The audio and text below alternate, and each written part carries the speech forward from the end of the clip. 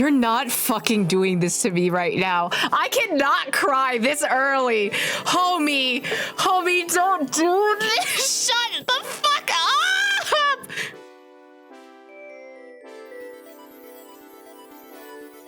Ah, yes. View story recap. That's a very pretty shot. Hi, My Day. I forgot you were in the last story quest. While everyone's awaiting the demigod of strife to emerge from the trial, something unexpected happens. The Trailblaze squad immediately follows My Day into the trial and rescues Finon, who is trapped inside. Because of course, just as everyone breathes a sigh of relief, a new problem arises.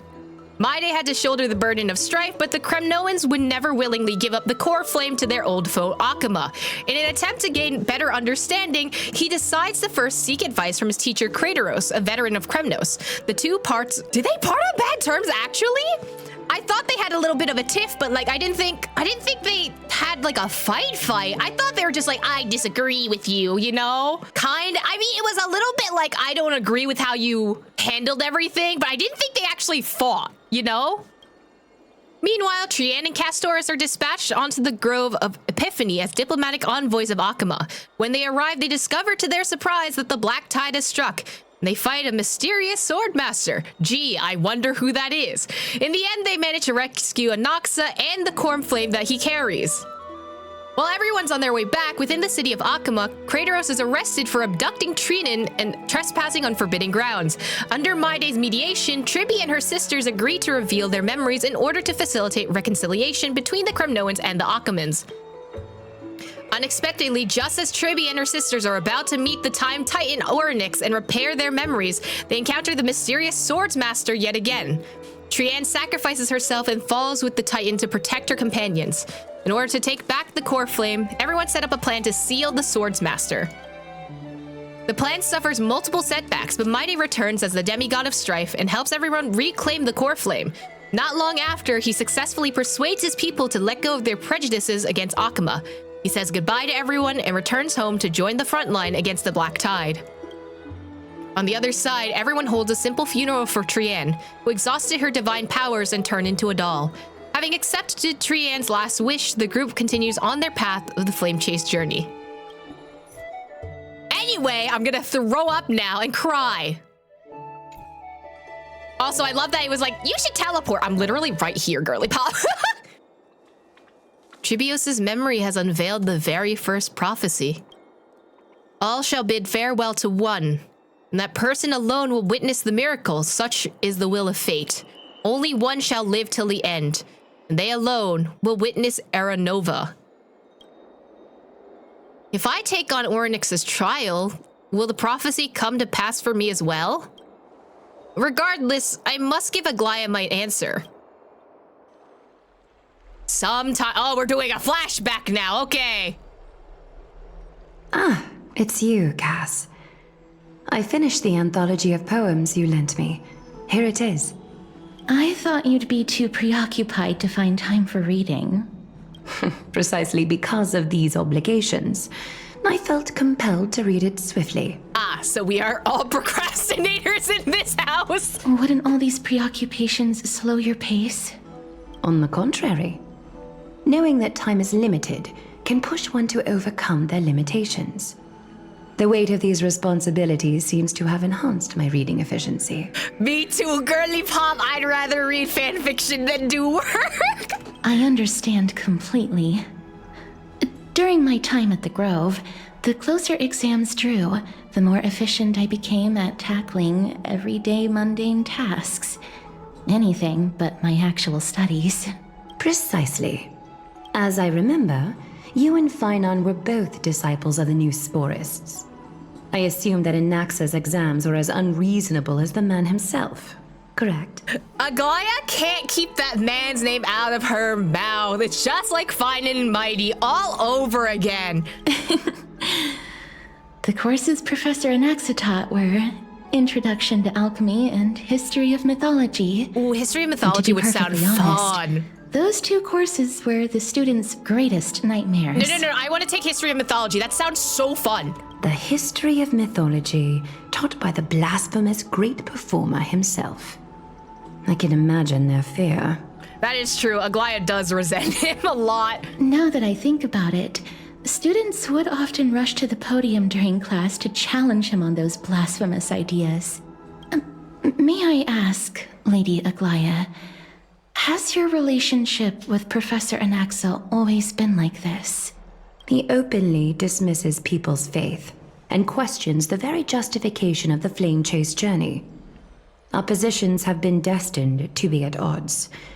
While you were studying there, I assume you must have heard of his nickname. What's the nickname? A Dromus draped in finery? Bro's a dinosaur? As I see it, this nickname is more of an insult to the Dromas. Oh my god! They fucking hate each other, holy shit!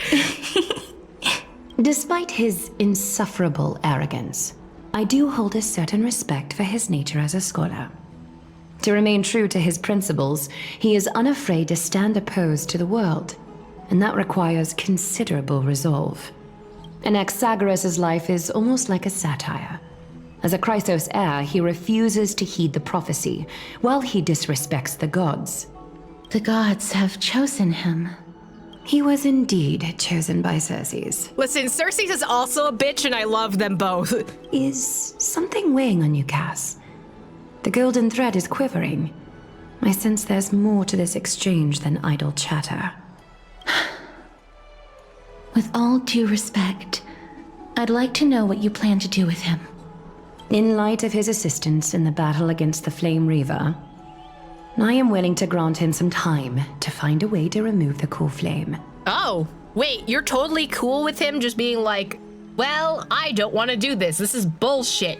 You know what's gonna happen? Anaxa's gonna be like, well, actually, because this is bullshit, I'm gonna keep it, you know? However, if Anaxa decides to make any move that places us in danger, I will not hesitate to take extreme measures. The fuck is he gonna do? Just as I feared. The Flame Chase journey is the destined path for the Chrysos heirs. Yet he now seems more like an empty shell. Given his strong sense of self-respect, I trust that Anaxagoras will make the right decision.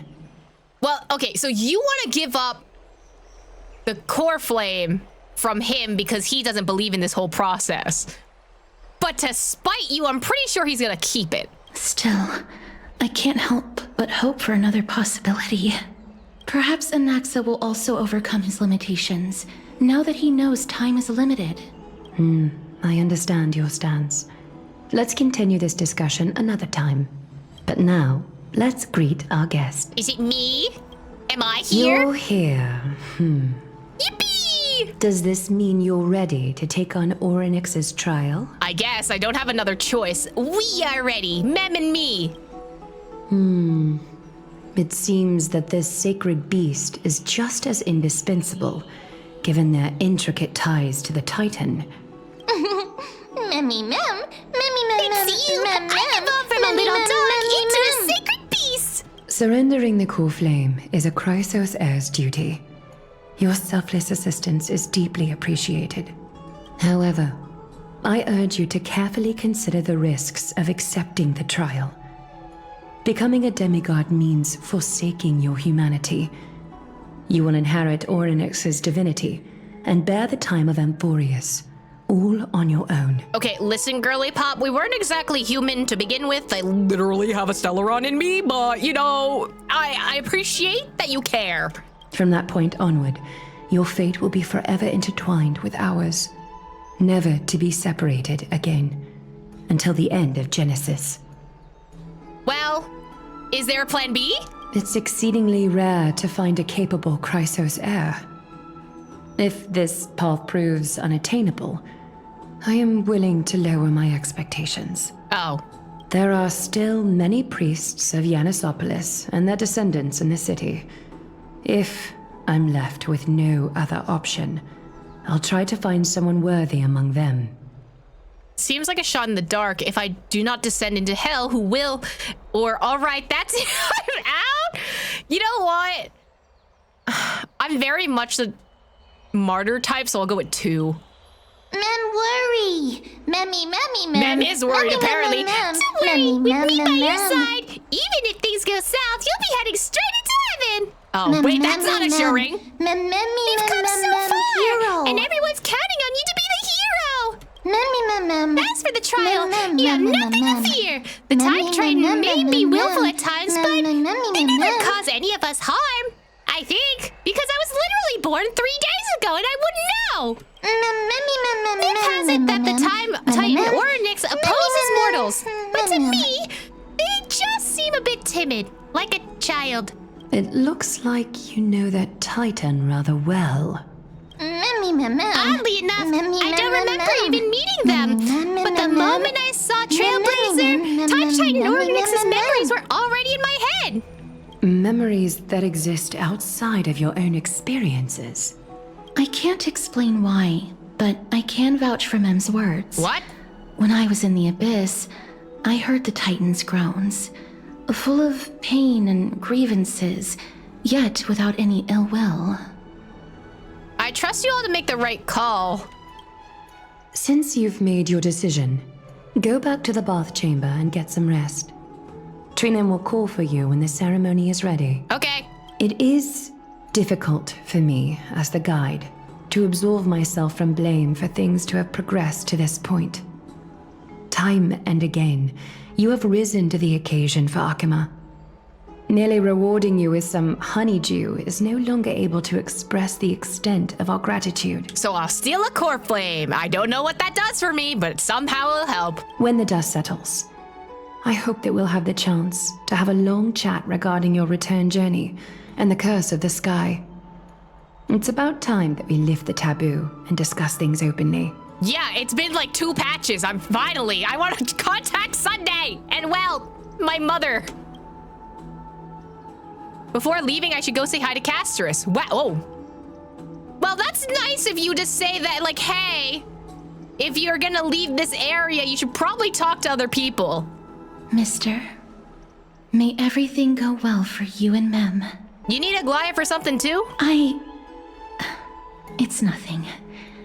I only came to discuss some matters with Lady Aglaia. Previously, I lent her an anthology of poems that Lady Trianne had gifted to me. Tracing back, this anthology was something left for Lady Trianne by a bard before their passing. Oh. Although personal properties should be cleared out once their owner has passed on, Lady Trianne gave this book to me since she knew how much I liked to read.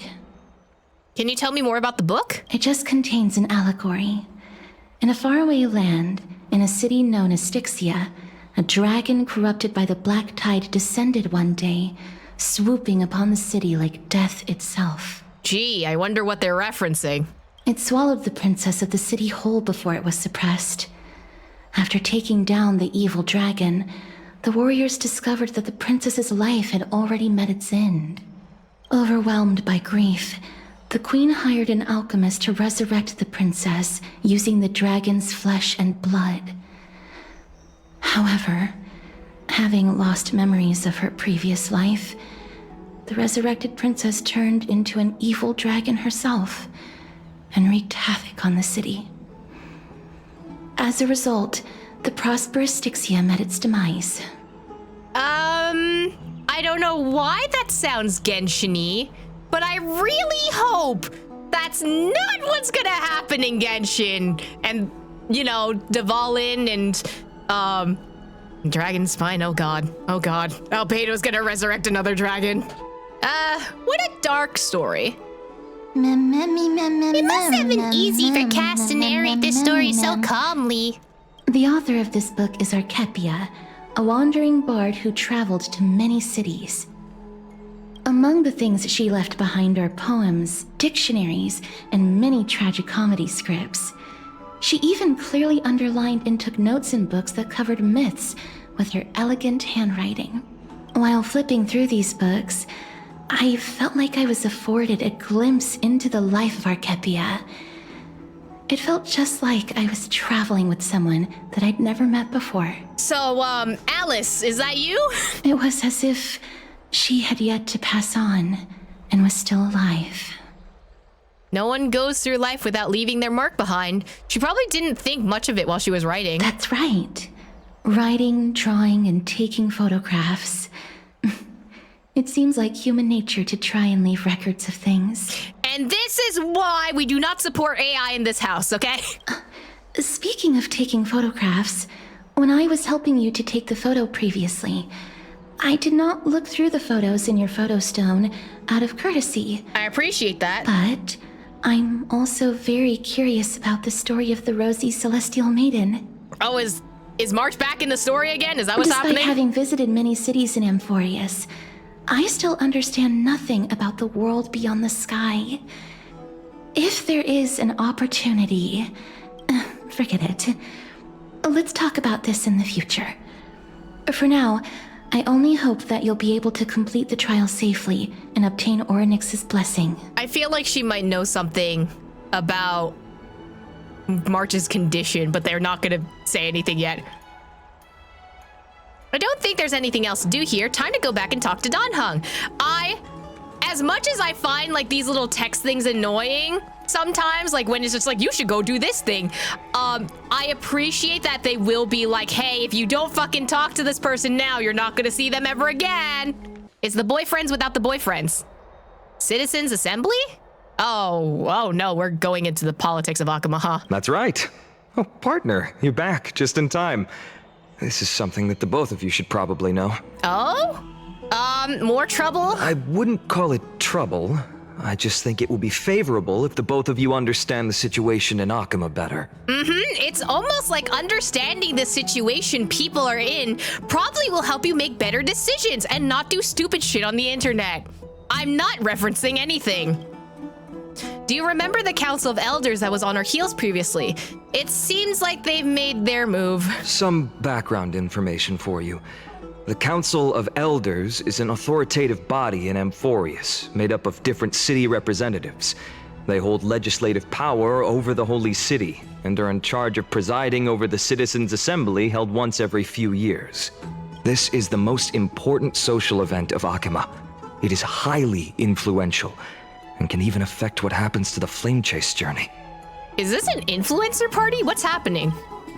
So Aglaia doesn't actually call the shots. I've never once passed my sociology class. Perhaps you should retake some exams next time we visit Vaporfold University. Fuck no, I'm not going back there. So Aglaia doesn't actually call the shots? Despite her vision and wisdom that spans across thousands of years, even she cannot win over the hearts of everyone. Yeah, that's fair. Tell me more about the Citizens' Assembly. Every 5 to 10 years, the Council of Elders organizes a Citizens' Assembly at Dawncloud. During the assembly, the representatives will vote on major issues, such as whether the Chrysos heirs led by Aglaia should still hold the right to govern the Holy City, and whether the Titan's conquest should continue. It's an election. Okay. Sounds like some sort of system to balance the heroes of mortals. That is correct. However, the problem lies in the fact that there are ill-intentioned extremists in the Council of Elders. They view the Citizens' Assembly as a way to restrain the Chrysos heirs and hope to take complete control over the Flame Chase journey. We can refer to them as the opposition. Man, not the us During or the them. assemblies I hate held in the that. past 100 years, the voices supporting the opposition have been growing stronger in the shadows. It's only thanks to Aglaia that the Flame Chase journey has been able to continue to this day. The Citizens' Assembly is just around the corner, but this time, there seems to be a new variable to the situation. Which is it us, Mem, or Anaxa? Why am I bringing up Anaxa? It looks like you realized it as well. No, wait a minute. Oh, is it because he's against the Flame Chase journey, but he has a core flame? You know what? That makes sense. I'm afraid that the Council of Elders might want to take advantage of Professor Anaxa. Why? Aglaia will surely take back Circe's core flame, but with Anaxa's current condition, it's so unique that nobody knows how taking the core flame away from him will affect him. How about we let the dead body have the core flame so he can keep living? Unless he doesn't want it, then he can, get rid of that. He has always been someone that is only concerned about his own research. I'm certain that he must want to escape from the monitoring of the Golden Thread and protect himself. It's If the opposition were to offer an olive branch at this time. You suspect that he might betray the Flame Chase journey and defect towards the Council of Elders. Anaxa has never believed in the prophecy, so technically it cannot be considered a betrayal.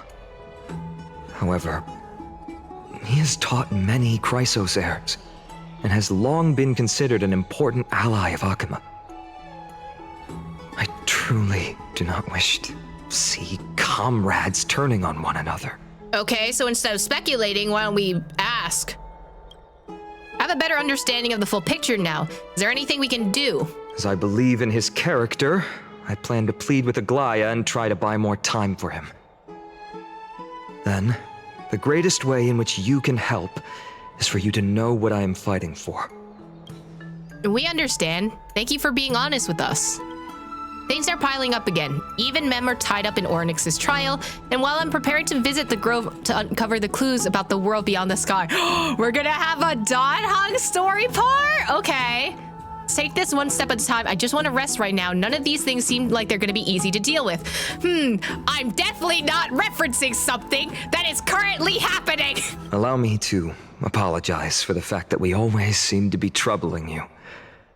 I hope that Ornyx will show more benevolence and be more accommodating. I don't think so. I remember that they seemed quite fond of you back in the Abyss. Okay, yes, but also, last time we saw Ornyx, we saw a Tribby die, so... Go and rest and regain your strength. We'll meet at the Vortex in a few days. Oh, right. You can read this scroll if you want to find out more about the Council of Elders and the Citizens' Assembly. Book time? Ooh, book time! Okay, I see the lore skippers are gonna skip this, for sure. Ahem. A study of the Citizens' Assembly. Democratic politics has always fascinated citizens of different city-states in Amphoreus. When Akuma was first established, its democracy was limited to a privileged minority. However, through ongoing reforms and the Akuman Citizens' Assembly took to the stage, transforming Akuma's governance into a democracy for all, where the Citizens' Assembly made every major decision. It's important to note that as the Black Tide draws near and citizens from the other city-states join Akuma's political life, the precious rights of Akuma's original citizens are becoming increasingly diluted. Consequently, voices calling for reforms with the Akuma Citizens' Assembly system grew even louder. Democracy is only one of the consequences of civilization's development, rather than the cause of development. For democracy to be productive, it must appoint different rules for different societies, situations, and issues. No single rule can be optimal for all scenarios. In other words, Akuma Citizens' Assembly system will continue to evolve as the book is written. Due to the time limitations, this publication focuses only on the current Akuman Citizens' Assembly, not its future developments. Readers should bear this limitation in mind. Citizens, citizenship, and citizenship policies of Akuma. Before examining the Akuman Citizens' Assembly operation mechanisms and core functions in depth, we must first address the matter of citizens, citizenship rights, and citizenship policies under Akuma. The elders have once noticed that Akuma is a collective of free citizens. Due to the substantial power citizens possess, citizenship qualifications must be strictly regulated to ensure citizens' rights.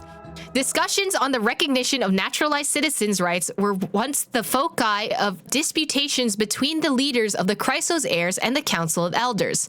As more Amphorian city-states fell over time, and as the Black Tide drew closer, citizenship rights reforms became imperative. Judging from the final outcome, citizens from all city-states have equal citizenship rights in the Holy City and can have equal participation in public matters.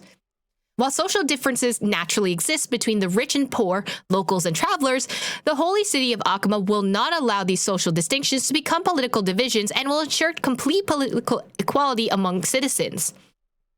Operational mechanisms of the Citizens' Assembly. Barring emergencies, Akuma's Citizens' Assembly follows strict protocols when it's called. The current Council of Elders, made up of representatives of the city-state, post the upcoming Citizens' Assembly agenda and venue, usually Dawn Cloud in the Holy City, at the Wall of Heroes before each meeting. Usually, topics are proposed by Council of Elder members before the Assembly and become official Assembly items after receiving majority Council approval. The Council predetermines which matters to address and when. Once confirmed, the Council Chairman hands over the agenda to the Council of Elders Assembly Chair, who presides over the meeting. Normally, matters cannot be discussed at the Citizens' Assembly without prior council review. Council-reviewed matters yield only two outcomes. Either they're already thoroughly discussed and only need citizens' votes, or they require citizens to hold debates to reach final resolutions during the Assembly. It sounds like we're gonna do debates. Results are tallied using pottery shards blessed with Hastily ruins, with voting dahlia placed throughout Akama during assemblies. After thorough discussion and voting of all proposals, the Council of Elders posts approved decrees at the Wall of Heroes. Core functions of the Citizens' Assembly. The Assembly wields the important capacities of legislative power, the appointment of government officials declaring war, conceding peace, and the actual control of armies during wartime.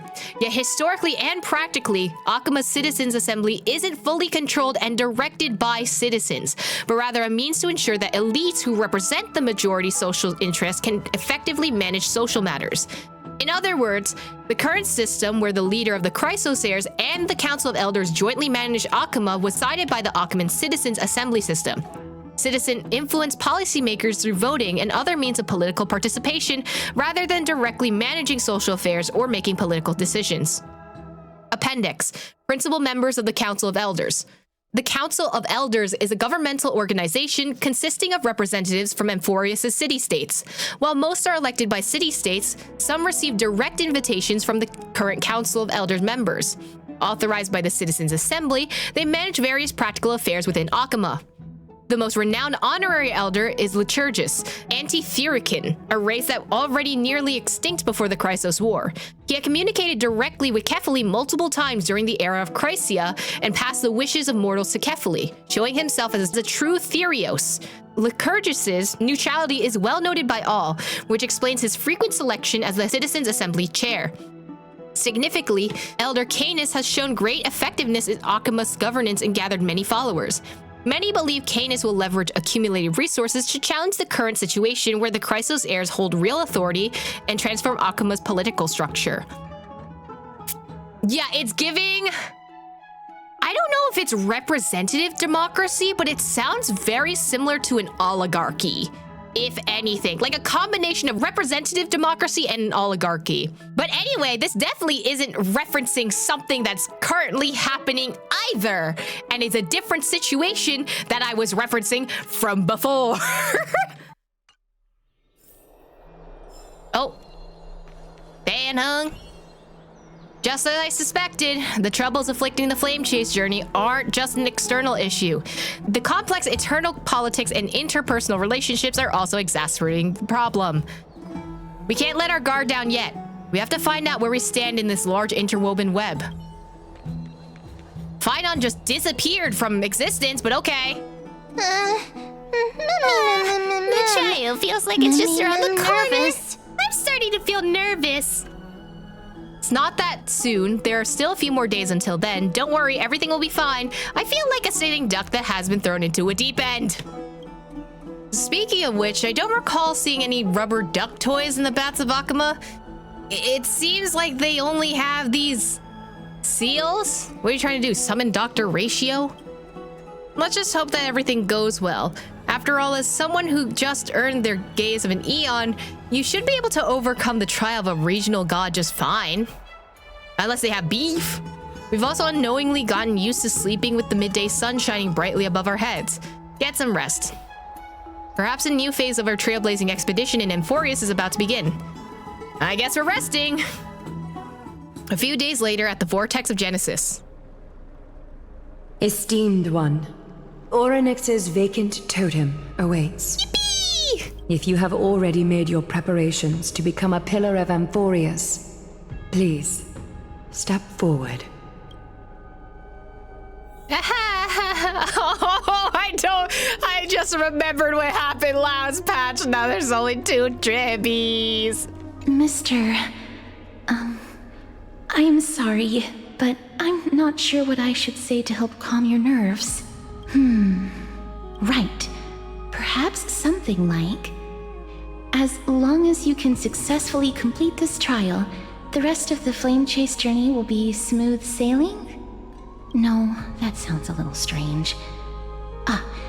Don't worry, it won't take up too much of your time. Don't worry. You'll definitely make it back alive? Oh. Sorry. It seems like I've made the mood even heavier. In any case, may everything go your way. It's okay. She's trying her best. I love her. You finding? Accepting a Titan's trial is a very peculiar experience. I'm afraid that I'm not able to accurately describe it. You can only go and experience it for yourself. Okay, to be fair, we jumped into yours last time, so we kind of experienced it. I believe that you'll be able to pull it off. Well, at least he has belief in us. I can still vividly recall when you entered the vortex of Genesis for the first time. At that time, I could never have imagined that a guest from beyond the sky would shoulder the fate of Amphoreus. Don't feel burdened. Just like during the trial of strife, Trinan and Finan will be waiting for you outside. If something unforeseen were to occur, they will intervene in the trial and rescue you. Okay, at least we have backup. May Hastily bless you. I'm sad again. Little Gray and Mem, thank you. Your resolves cannot be questioned. We praise your pure selflessness and courage. May Hastily light your path forward.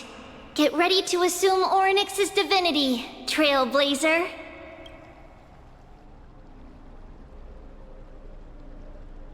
The divine position of Orynyx has already been vacant for some time. We can feel the space of the trial closing.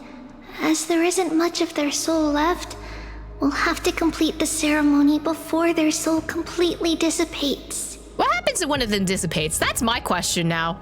Well, I've long gotten used to fighting fires, I suppose.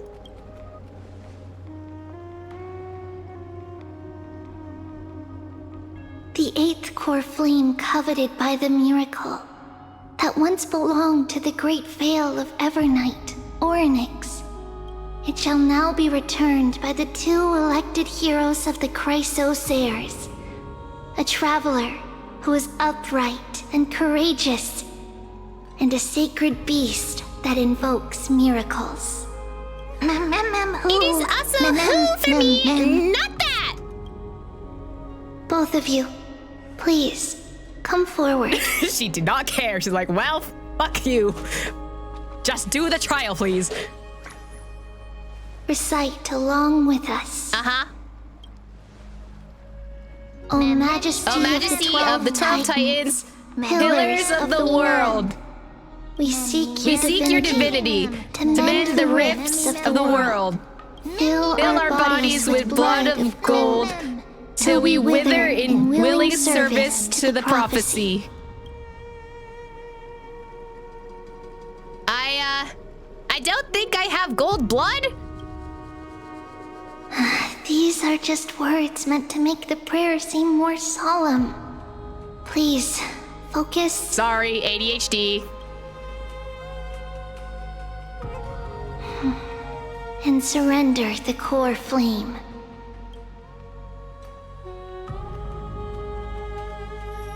Oh, click and hold to submit the core flame and complete your objective. Submit! Submit for judgment!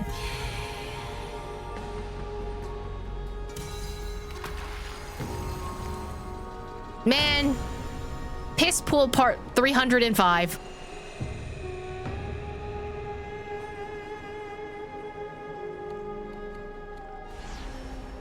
Can you not flashbang me, bro? Why is it a triangle? Hi, girly pop. Orynyx. Their soul has been waiting for a long time. Perhaps they're also quietly waiting for the arrival of their successor. Wait for my return, my friends. I love all of you.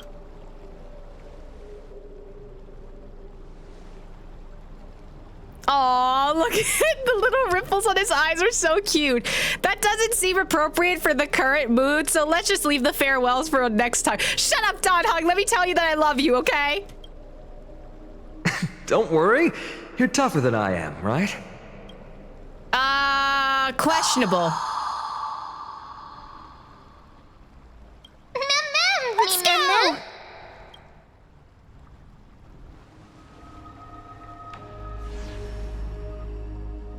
Stop flashbanging me! Traveler from beyond the sky, let us pray that the Titan acknowledges your worthiness. Although he loves cracking jokes at inopportune times, his determination is as strong as the Chrysos heirs. He will definitely succeed. I don't like the way that Aglaya looked down in despair. Aglaya? While he's away, I would like to have a chat with you, Aglaya. Hey! Y'all talking shit about me without me being there?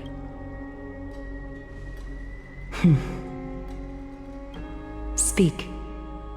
I'm listening. Hello? We're talking shit? Hi. It turns out my friends are talking shit about me and I don't like it. Yeah, hate that too. Slap, slap. Did you just physically say slap? Wake up. You can talk. Are you talking? How is it? How do you feel? You're talking. How are you able to talk? Right? I think that it's amazing too. Testing, testing, 1, 2, 3. Testing, testing, 1, 2, 3. I have such a cute voice. It must be because of all the memories that I collected. They allowed me to grow beyond expectations. She has the same talking inflections as March 7th, and now I'm scared. Also, listen. The words of the Titan are becoming clearer. Mother, it hurts. Have I finally reached the end? Are the years of isolation coming to an end? Oh, girly pop, what's happening? Or next. Oh, how heartbreaking. Ever since the figure draped in the black cloak robbed them of their core flame, they have been relegated to waiting in isolation in such a confined space. We are going to help alleviate their pain, right? How are we gonna do that? Give them an Advil, a Tylenol? Broken. I don't like how Renova-esque you are. Where? I don't know where your mother is actually. Mother? Who are they calling out for? I don't know. And I'm scared to find out. It looks like it really does look like Renova's eye, and I don't like that. You. It's you. I remember you. Skyfather has gazed upon you. Aquila? Mother is calling for you. Who is Mother? Does Skyfather refer to oh, Fooly is also an option. Forgot about Fooly.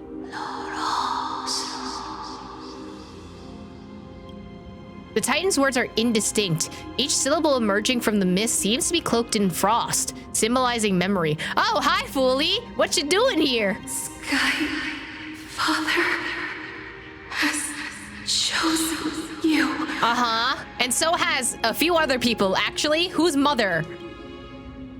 Is it your edition? Wait, is Noose Mother? Can Noose be Mother? Can Noose mother? Is Noose mothering? A majestic voice pierces through the golden mist, reaching the unseen mountain walls in the distance, reflecting and returning to your ears as an echo. Within the echo, you seemingly could make out the cry of a baby? Mother is no longer responding. Who does Argenti follow? That person. Could that be Mother? We've come to you because of something important. No. I'm trying to figure out who Mother is. I forgot. Unless Mythos is Mother. Yeah, I think maybe Adrilla, but the thing is, like, it's a baby. Who's the baby? Because Skyfather sounded... Yeah, I was thinking Aquila, but if we're talking about... Because the problem is when you're talking in Amphoreus, half of the time you could be talking about the local gods of Amphoreus, and then the other half of the time you could be talking about the eons, or the eons could be representative of each individual god, and they could all be mixed up, similar to how like Greek and Roman mythology tend to use different names even though they're the same god, stuff like that, which I think that's a situation. No, you are not, baby. Why? I don't know. Maybe they're like confirming like, okay, these specific gods are gonna tie to these specific eons now. Something important. Yeah, like how I can't reach out to the Astral Express right now, and that's kind of important. An important matter. Orynyx, listen to me. Aren't you tired? Throughout the long years, you have always been protecting the fate of Amphoreus. Each time people draw strength from within their memories, every single ripple falls onto your shoulders. There's no need for you to bear this any longer, Orynyx. From today onwards, someone else will bear time on your behalf. She does a little This is why Paimon we wiggle. have come. Freedom. Freedom. I want freedom. Oh, poor child. Everything will be fine. Let us help you. You can have a good rest now.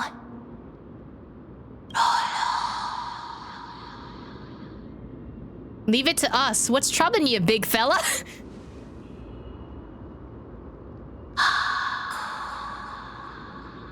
I also hate the state of the world right now. You're so right. You have potential, strength, willpower, powerful, and tenacious. What if she's gonna be like, well, that's not enough. God damn it.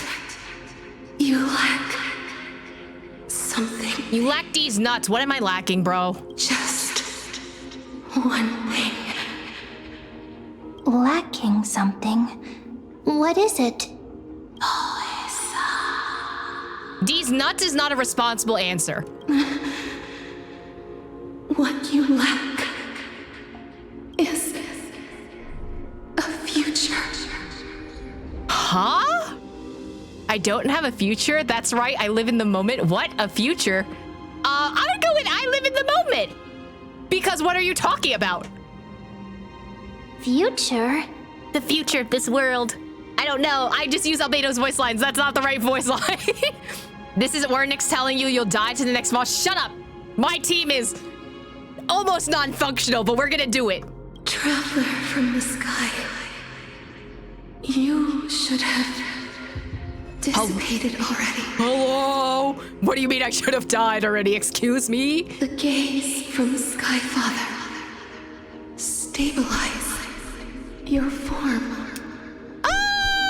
What? Because from the moment you crossed the sky, your life was cast away. What? Right now, you are simply a collection of walking memories. So I'm a mimetic entity, but what about Danhong? What? How is that possible? You mean that I'm already dead? Well, if I had a nickel for current dead bodies that are walking around, I would have 2 nickels. Hello, Foolie? The space is collapsing. What space? Someone must inherit the authority of time. What am I gonna do? If the pillar is lost, the laws of time will collapse. How about we give it to M? M exists, right? If M's not dead?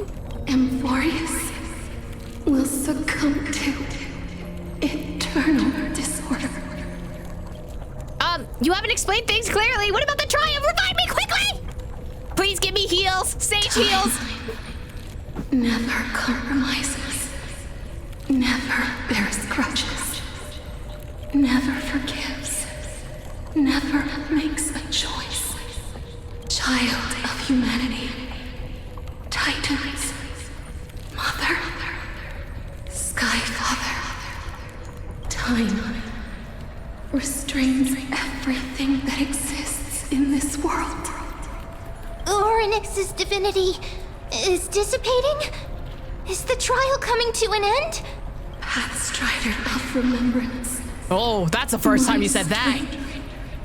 I shall entrust it to you. Okay, cool. Even though we're a dead body, that's totally cool. Now we're in the same boat as Inoxa. Great. The fate of the world. If you wish to, save it. Go and find your future that has been stolen. Oh. Even if that means you'll have to cheat death. We have to cheat on Castris? With who? You'll have to challenge that hand of shadow clasped with unyielding fingers. Before the passing of the 15th entry hours, go forth and reclaim. I have 15 days left?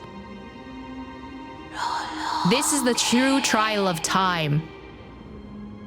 I'm gonna die in 15 days? Hello?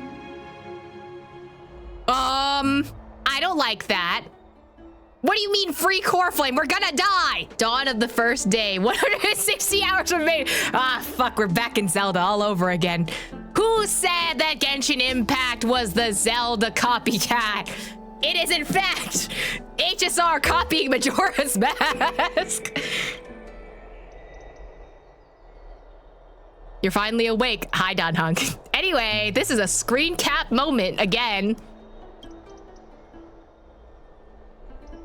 Hi, girly pop. I'll keep it simple. You succeeded. Orynyx has entrusted you with their divinity. Now you're no different from the demigod of Amphoreus. However, he looks a little sad.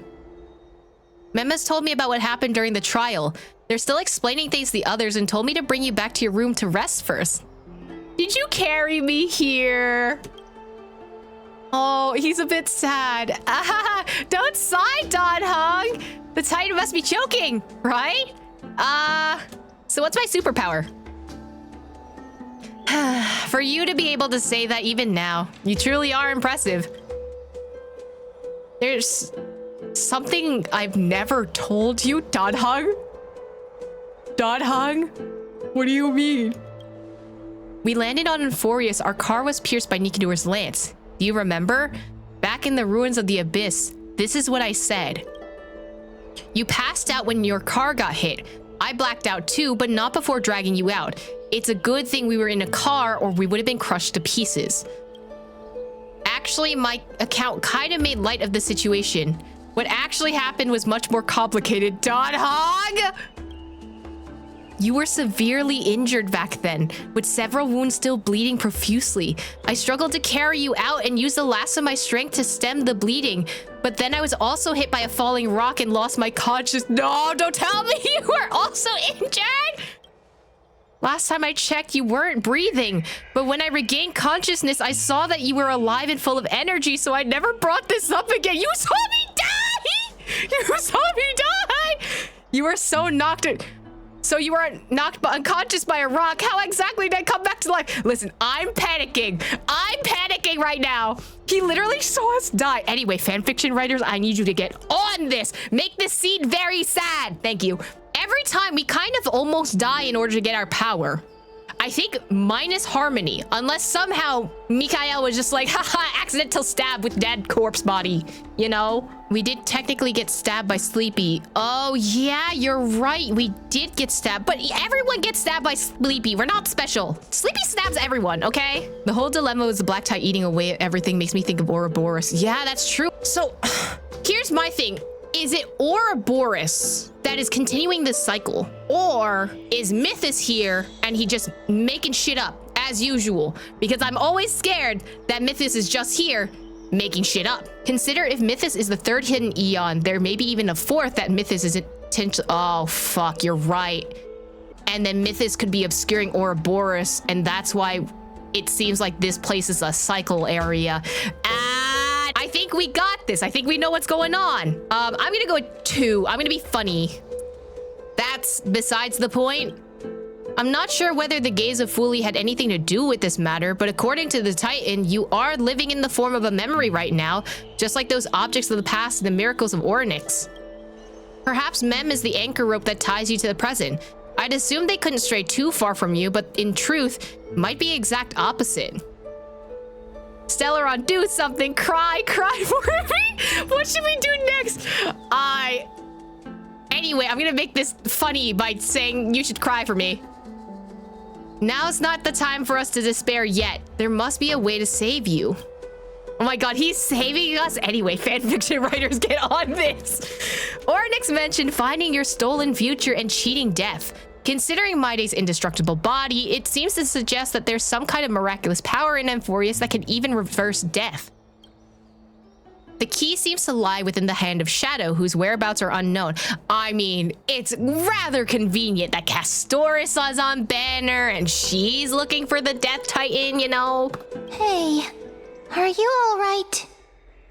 You are talking. I heard you two talking about Thanatos. Cass is also very concerned about the warning. You are still talking. She has left the vortex and returned to the garden. Shall we go and look for her? Thanatos is the Titan that Cass has always been looking for. Regardless of whether there are any clues, there's probably no one else that understands death better than her. Let's do that then. Oh, right. There's something that I have to tell you. The Chrysosaurs already know everything that has happened to you. Okay, yes, but also... I was too worried, so I told them everything. Please don't hate me, okay?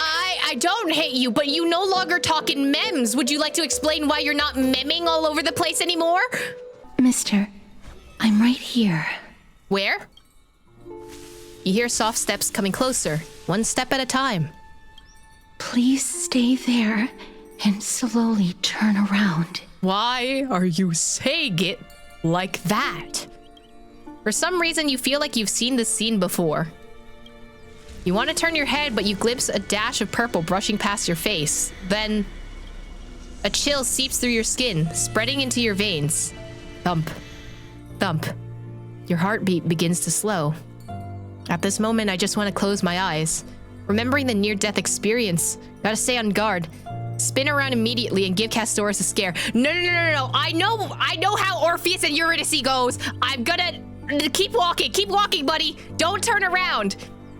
Aside from your vision, your senses grow more acute. You feel the presence of a purple sea. And then... Please pardon me. A subtle fragrance of an unnamed flower fills your senses. Its sweetness making you forget the need to breathe. Damn! You know what? If I'm looking at Castoris, I would also forget the need to breathe. You realize you're still alive. No. To be more precise, your death was not thorough. The coldness of the initial touch disperses as quickly as it came, and replacing it is the touch of fingertips, and a tremble born of trepidation that originated from a certain lanky arm. Her quivering finger gently brushed against your cheek, causing a faint tickle. Just as I expected. I cannot feel anything. Castoris? You're shaking. Back at the Grove, I was puzzled as to why you were not affected by my curse. I thought that it might have been the special ability of a traveler from beyond the sky. That's what I also thought. Never did I expect that this would be the true reason. You know what?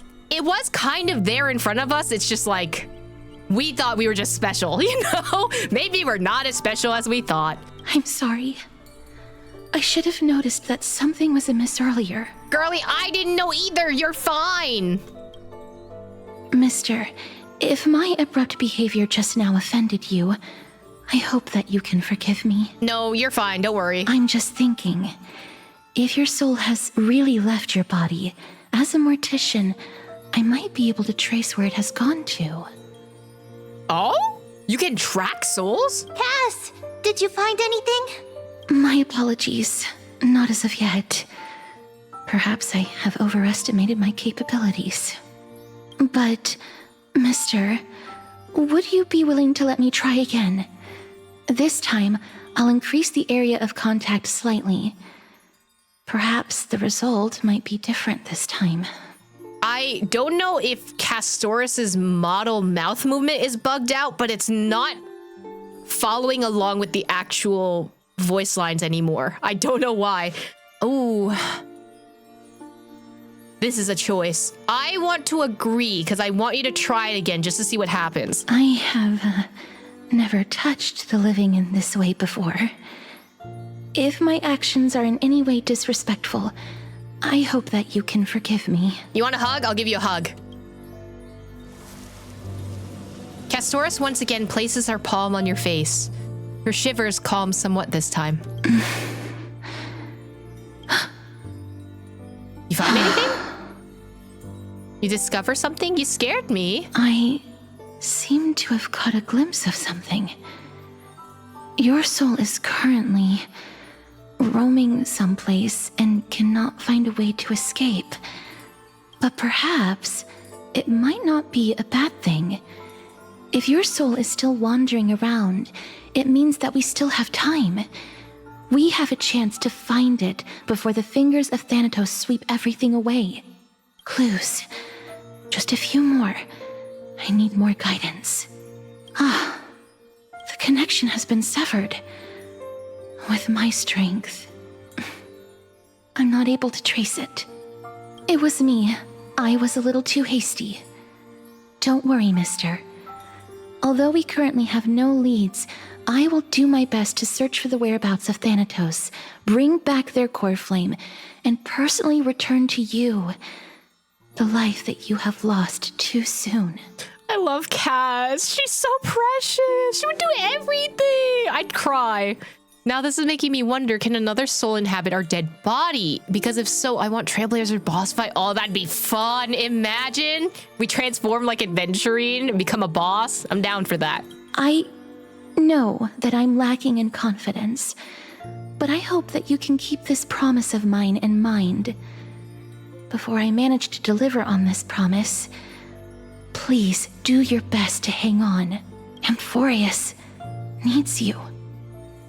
I'll do my best. Live on bravely. I understand. Lady Aglaya and Lord Finon are currently discussing some matters in the paths. They're worried about you too.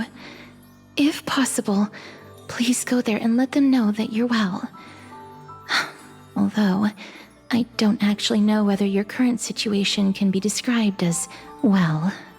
Also, please accept this Styxian fable. Oh?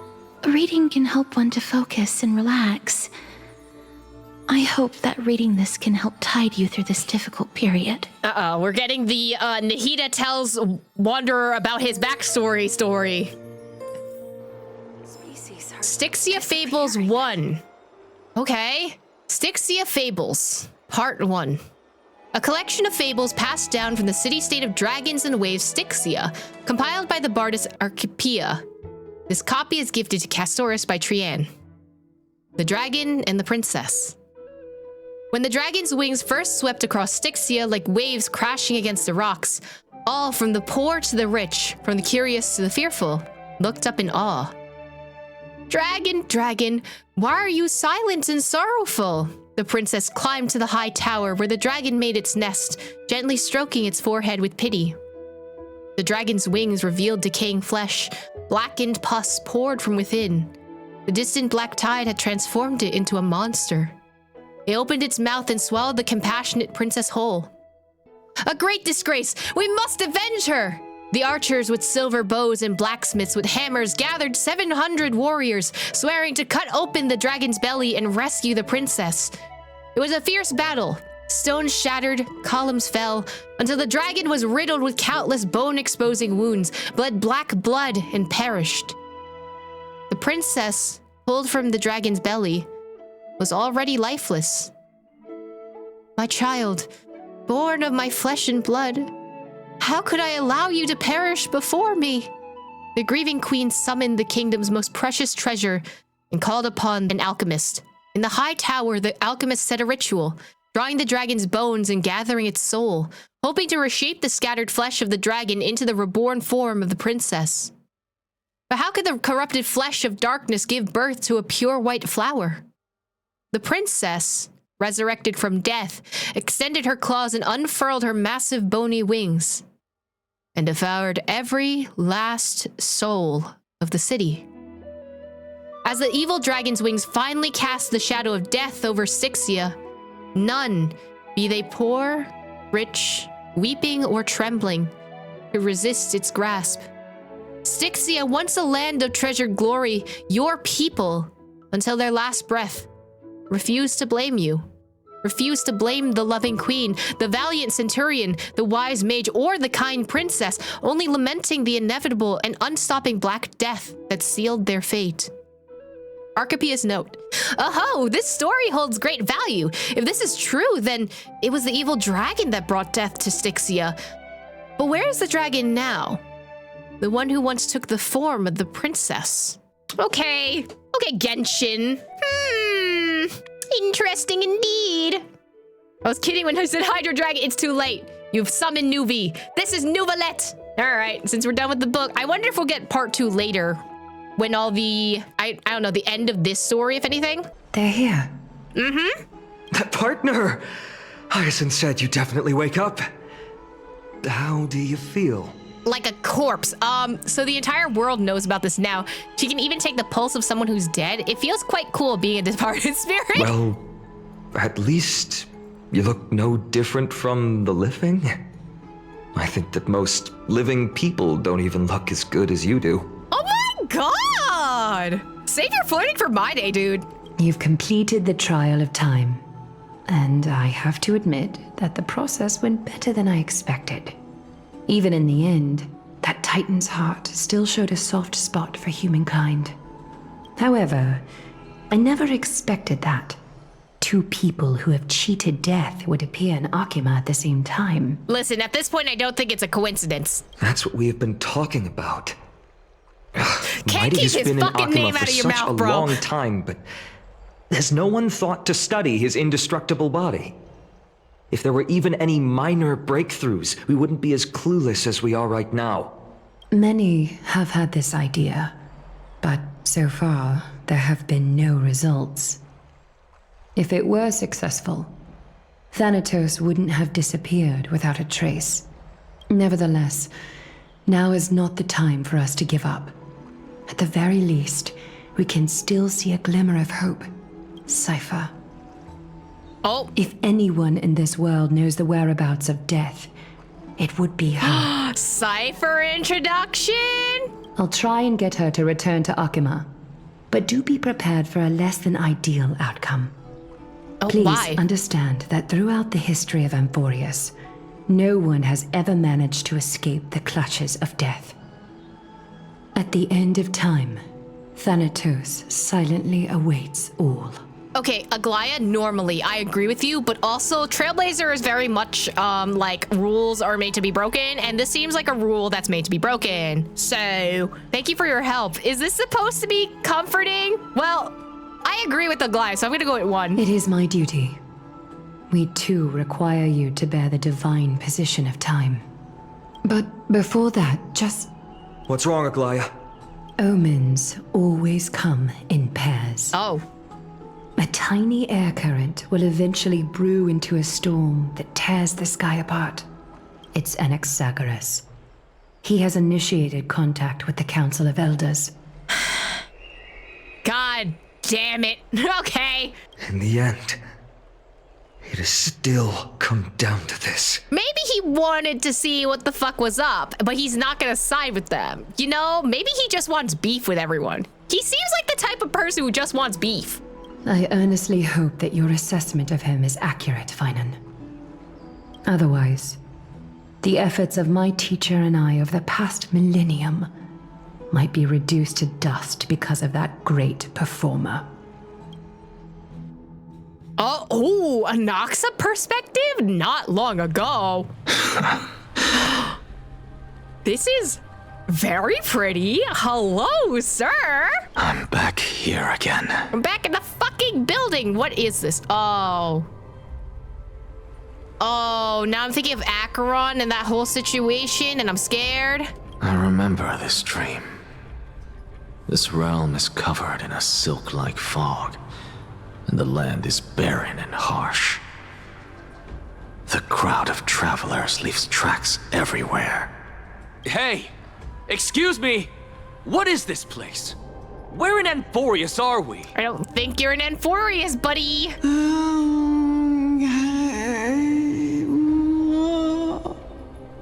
Maybe don't do. You know what? Shut up. I'm not listening to you. What did you do? The mutters of the traveler are in a language I'm unable to comprehend.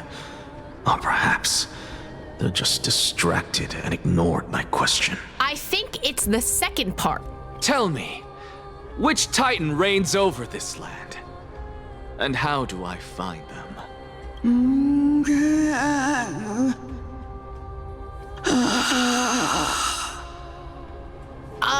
That wasn't very clear instructions, buddy. Hand of Shadow. Oh. Uh-oh. Hand of Shadow Thanatos. Could this possibly be the Netherrealm? Not Netherrealm. Then where is this? River of Souls? The outskirts of the Netherrealm? Are you heading downstream toward the Netherrealm? Why do you think it's a Netherrealm? The Netherrealm. Nothing but an illusion. Okay, so the sky is fake and now the netherworld is fake. Great. Titan rejects you, me. It's interesting that this wandering traveler has a very similar voice to Cersei. Listen. What? The traveler lifts their wrinkled fingers and remains silent. Ooh, I didn't know they narrated over these parts. Okay, I'm here for this. I look in the direction they are pointing and listen closely. There. A massive shadow brought the sound of rushing tides. The sound of tides. The Fagusia? Wait, Fagusia is the one that has ocean, right? I can hear it.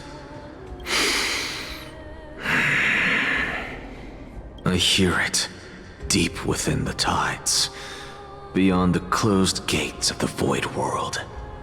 A voice, about to recount something. Child of humanity. You the same voice actress as Gorgo, perhaps? Is it death's embrace you yearn for with such urgency? I don't remember. I have to listen to her voice again. I don't think this is the same person. Hi, Cersei. Oh, there you are. Oh, you have awoken. Welcome back to the mortal realm. Your consciousness is dissipating much faster than I expected. Ultimately, it seems like the Titan's core flame is incompatible with a mortal body. How much longer can my consciousness remain in the mortal realm?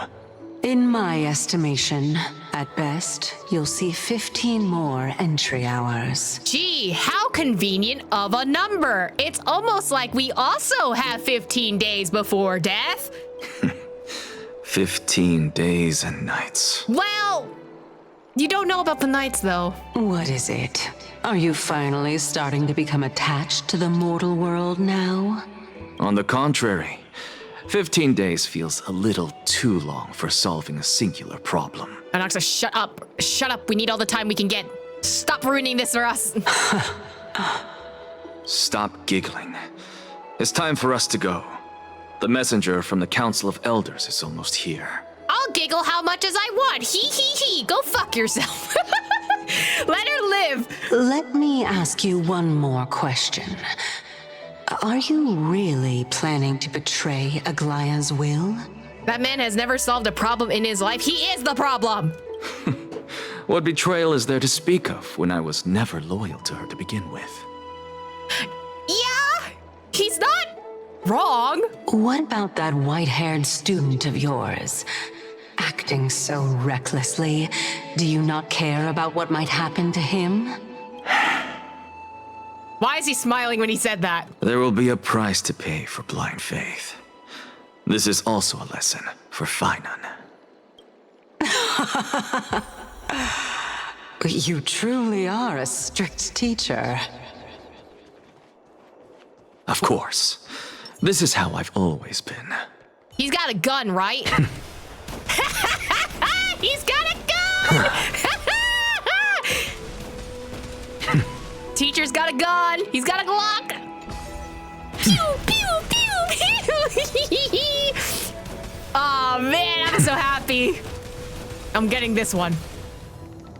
I'm gonna have 2 gun boys on my account. Pew, pew, pew, pew. Let me out, let me out, let me out. Oh wait, I keep hitting the gun part. That's Sorry to keep you waiting, Lord Inexagoras. What the frick are you? You're an Intellitron? It's been a while, Lord Inexagoras. You have a hole in your body, bro. What happens if you stick your hand in there? Would this individual be from the sky? Ooh, because he has wings on his head? It is kind of giving a Hermes design. Maybe, yeah, maybe they do follow Aquila or something like that. I greet you on behalf of all the citizens of Akima and express my deepest regret about what happened at the Grove of Epiphany. Ooh, it's reminding you of Sunday's Alt. You're kind of right, actually. Uh-oh. Does that mean Enna's here? Can we not have Enna again? I'm tired of Enna. Enna can stay in Penacony. It's you. I never expected that you would personally come and meet me. By carefully into Lantern above, I have come as a testament to the justice of the Council of Elders. Okay, that laugh was kind of evil, and I'm scared. There are anti-Catherians here? Oh, you're an anti-Catherian. They have been a rare sight ever since the Chrysos War. Got you. I extend to you my utmost respect, revered Titan. I don't like that you sound kinda evil. I am Lycurgus. Oh, you're Though Lycurgus. you may Okay. call me Lygus, holding an honorary position within the Council of Elders in Akima, and as the Theoros, I stand to protect the right of all upright citizens to express themselves freely. You can see them too? Oh, yeah, that is true. You can see Circe's? You know about us. We Actually, I don't. anti-Catherians perceive the world through the amplitude and frequency of souls. So you're a big-ass radio. Just as I am conscious that Lady Aglaya is secretly listening in on our private meeting from afar. If necessary, Lord Anaxagoras, I can sever the golden thread to protect your fundamental rights. I mean, Aglaya's everywhere, so I'm not surprised. The demigod should know better, for such is her station. Spare those poor threats, and just let her listen to my words. They shall serve only to unveil her own folly. May I interpret this as you having a countermeasure? I need not any plan, because she can do nothing other than petty espionage. As the Citizens' Assembly approaches, and with Orynyx's fall, any attempt to capture the core flame within me will only usher chaos and calamity. A truth she undoubtedly comprehends. While I, Anaxagoras, serving as the Grove's special envoy to Akima's Citizens' Assembly, have long known the extent of your abilities. I don't know if this was the intention, but the way Anaxa is written to speak sounds like he's trying to quote Shakespearean half of the time. Let's forego the formality of asserting authority, Lord Lygus. Lead the way. Very well. Don't laugh like that! Surely Lady Kindness would appreciate such assertiveness in an ally. You scaring me. I don't like. Stop running so fast, Jesus Christ. Been waiting. Follow me, please. Okay. Is there something on your mind, Lord Anaxagoras? Nothing, really. It's just a question that I contemplate every time before I ascend to Dawncloud. For the Titans, does the falling equate to death? Ah. You know, you're kind of right. Ah, a pondering truly deep. Time is on our side. Do you mind sharing your reflections with me? While all living beings must ultimately face their demise, Hastily has yet to meet theirs. Their journey continues unhurriedly along this long path. Are you suggesting that Hastily may not have truly passed?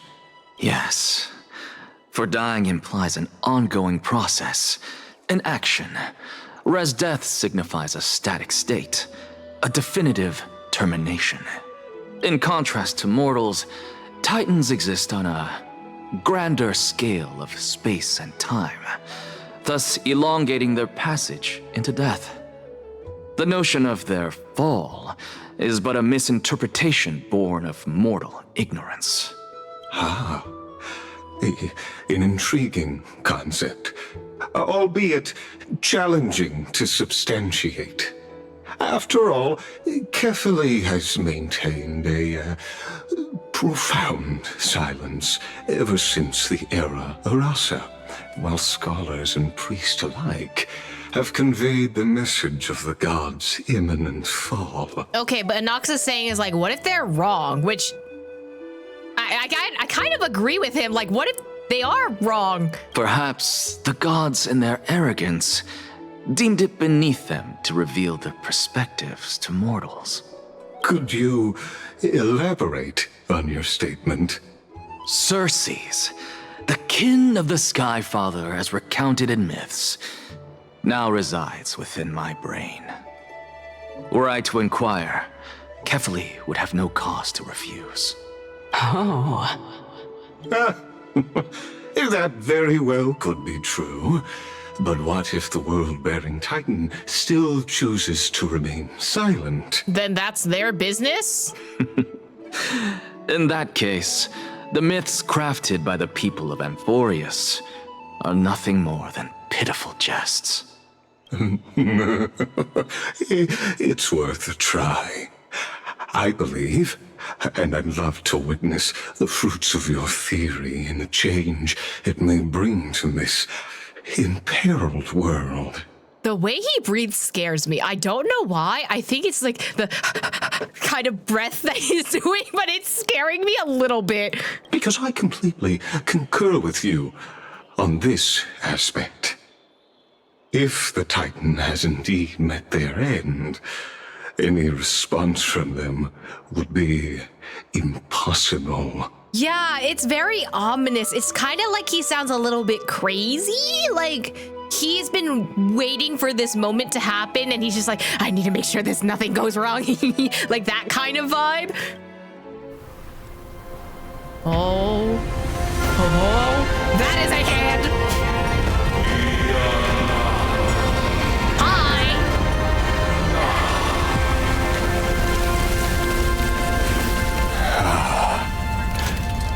Please, Professor.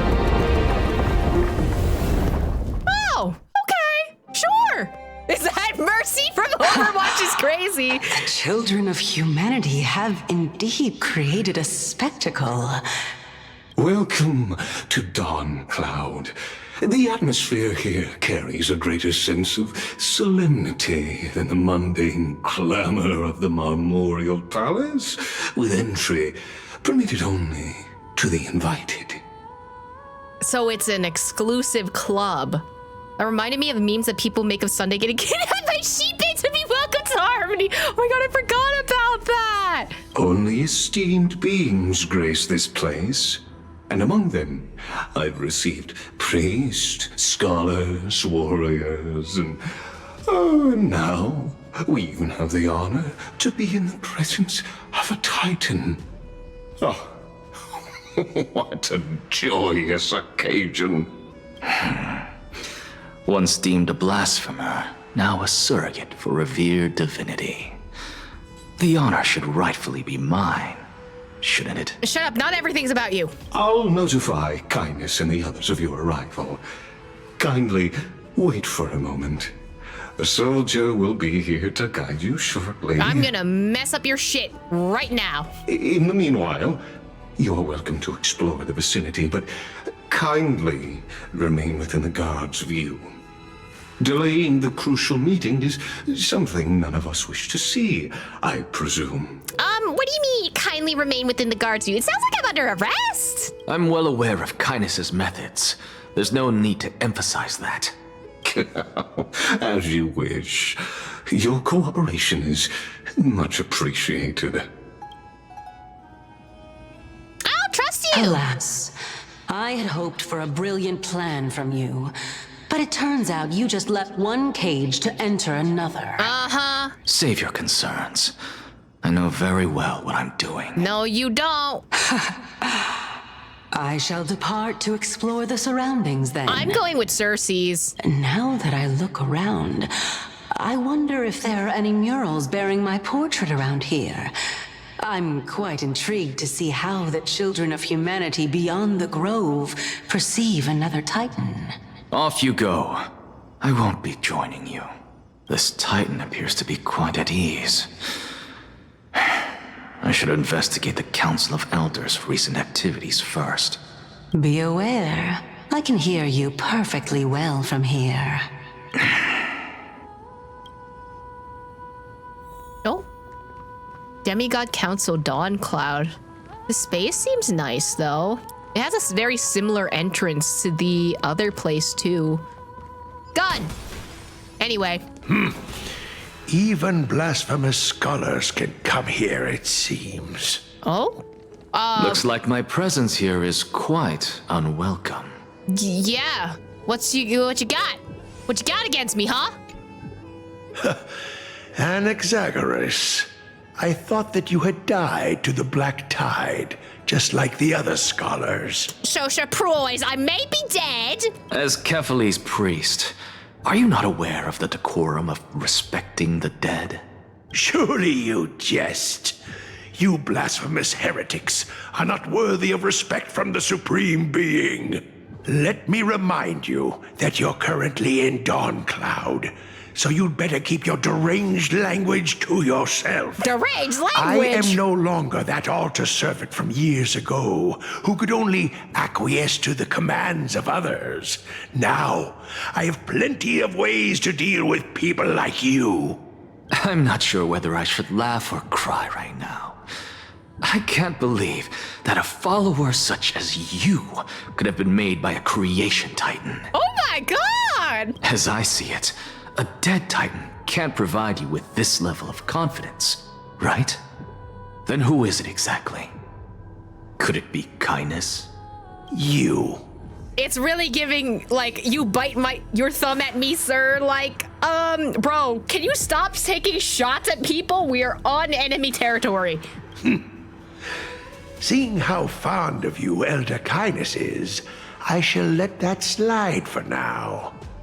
Leave immediately, and don't impede us from receiving the Supreme Being's blessings. Seeing as we were able to hear of this matter from the mouths of others, it seems that kindness is indeed quite sincere toward us. Perhaps this affair will proceed smoother than I had anticipated. Let's be real, they're just being smooth right now so they can use you because you have a god on your side. Hello? They're gonna use you. Oh my, what a thrilling confrontation. As expected of one of Kephale's followers. Are you praising or insulting him? Both. Praising him, of course. As a believer of the God of Deliverance, it is only natural that he detests evil. Didn't you hear me? I asked you to leave. Go as far away from here as possible. Don't mutter to yourself like some sort of madman and disturb my meditation. Okay, so you can't see her. I guess I have Professor to talk to you. Nexa! Hello! Over here! Let me fix this first. Okay, it's been 3 business days. What do you want? Professor Nexa? Word has it that the scholars of the Grove valiantly perished resisting the Black Tide. To find you here safe and sound, thank the fates. Well, safe is questionable. You could say it's the fates toying with us. It's only the Krymnoans and Idonians who chase glory through death. But your survival is a victory in itself. I'd settle for that gladly. So, are you here to report the incident to the council? I heard that after the Black Tide devoured the grove, Akuma would be next in line, even with the demigod of strife standing alongside humankind. Tell me, how much does the Council of Elders know about the Black Tide? Once Kindness and her followers learned of Circe's and Orynyx's fall, they proclaimed in the council that the Flame Chasers could no longer stand against the calamity alone. Yet, when the Crown Prince ascended to godhood and repelled the Black Tide, she immediately altered her tune, declaring that all was resolved beyond Akuma, with the only remaining menace now being Aglaya and her adherents. They might well make their move at the upcoming Citizens' Assembly. No surprises there, those shifty opportunists. Thank you for your honesty, virtuous student. Being an opportunist could very well be a facet of wisdom. Well, partially, I guess, but also, like, shouldn't you have moral grounds even if you're an opportunist? Like, yes, technically you can take advantage of any situation, but sometimes you gotta stand your ground on some things. Shouldn't you be searching for murals of yourself? I've had enough of your prattling. I was really curious to see how you would find the middle ground between both factions, so I came to listen in. But it seems as though this Kindness is much more ruthless than Aglaya. If so, why do you want to work with her? Could it be that perhaps you've decided to readily surrender this hollow shell of yours, just because you feel like death is fast approaching? I'm afraid you'll be sorely disappointed if that's what you truly think. I've had enough of this. Could the 15th entry hour arrive any faster? Bro's tired of all this. Bro wants out. Every plant, every tendril, no, even every leaf could be the embodiment of Circe's. As a result, mere mortals who did not know what the Titan actually looked like chose to paint them as a giant tree instead. Their wisdom was portrayed as fruit, to symbolize how they shared their knowledge equally among the masses. Such exquisiteness indeed. This mural is quite abstract. I really can't tell whether you are praising or demeaning yourself. Could be both. Now I'm quite curious whether the Reason Titan has studied figures of speech before. Of course I find such stylistic devices interesting. For all we know, this could be the answer to the question, what exactly are we? I, for one, am not willing to admit that I could look this ugly. Oh? Shut up, Anoxus. It looks like a pretty tree. Was this the reason why you failed in your attempt to refine my soul when you were ambushed at the Grove? Since you are aware of this, why did you save me back then? From my perspective, this point alone was enough to separate you from the average person. How do two lunatics coexist in the same brain? I don't know, but you're doing so right now. Therefore, it seems that your journey to Dawn-Cloud this time is not just to seek protection. What, then, is the intention behind your actions? The entire plan is stored in my memory, so why don't you look there? Then don't mind if I do. Oh, you just gave her permission, bro. 1 year old? 2 years old? Is she looking at baby pictures in his memory? You know what? I would have done the same. If I had the powers of Circe's, yeah, that's exactly what I'd do. Oh my.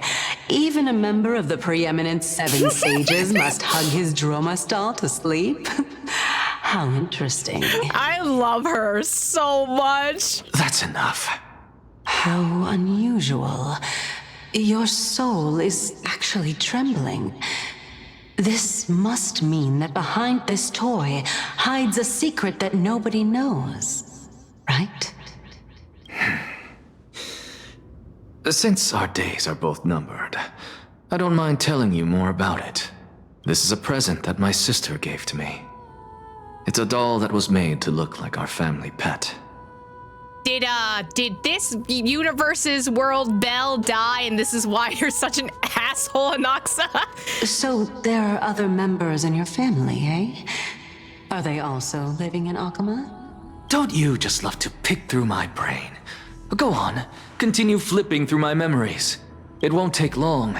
You'll discover the answer when you reach the memories of when I was 5. Oh, the black tide is everywhere. I can't bear to look. When I was young, I couldn't accept this outcome either. Georios, Aquila, Kefali, and you, of course. Although I prayed to every titan that I could think of for help, my efforts were ultimately futile. Oh, okay. Yeah, okay, so this universe's Belle is gone. Okay. This...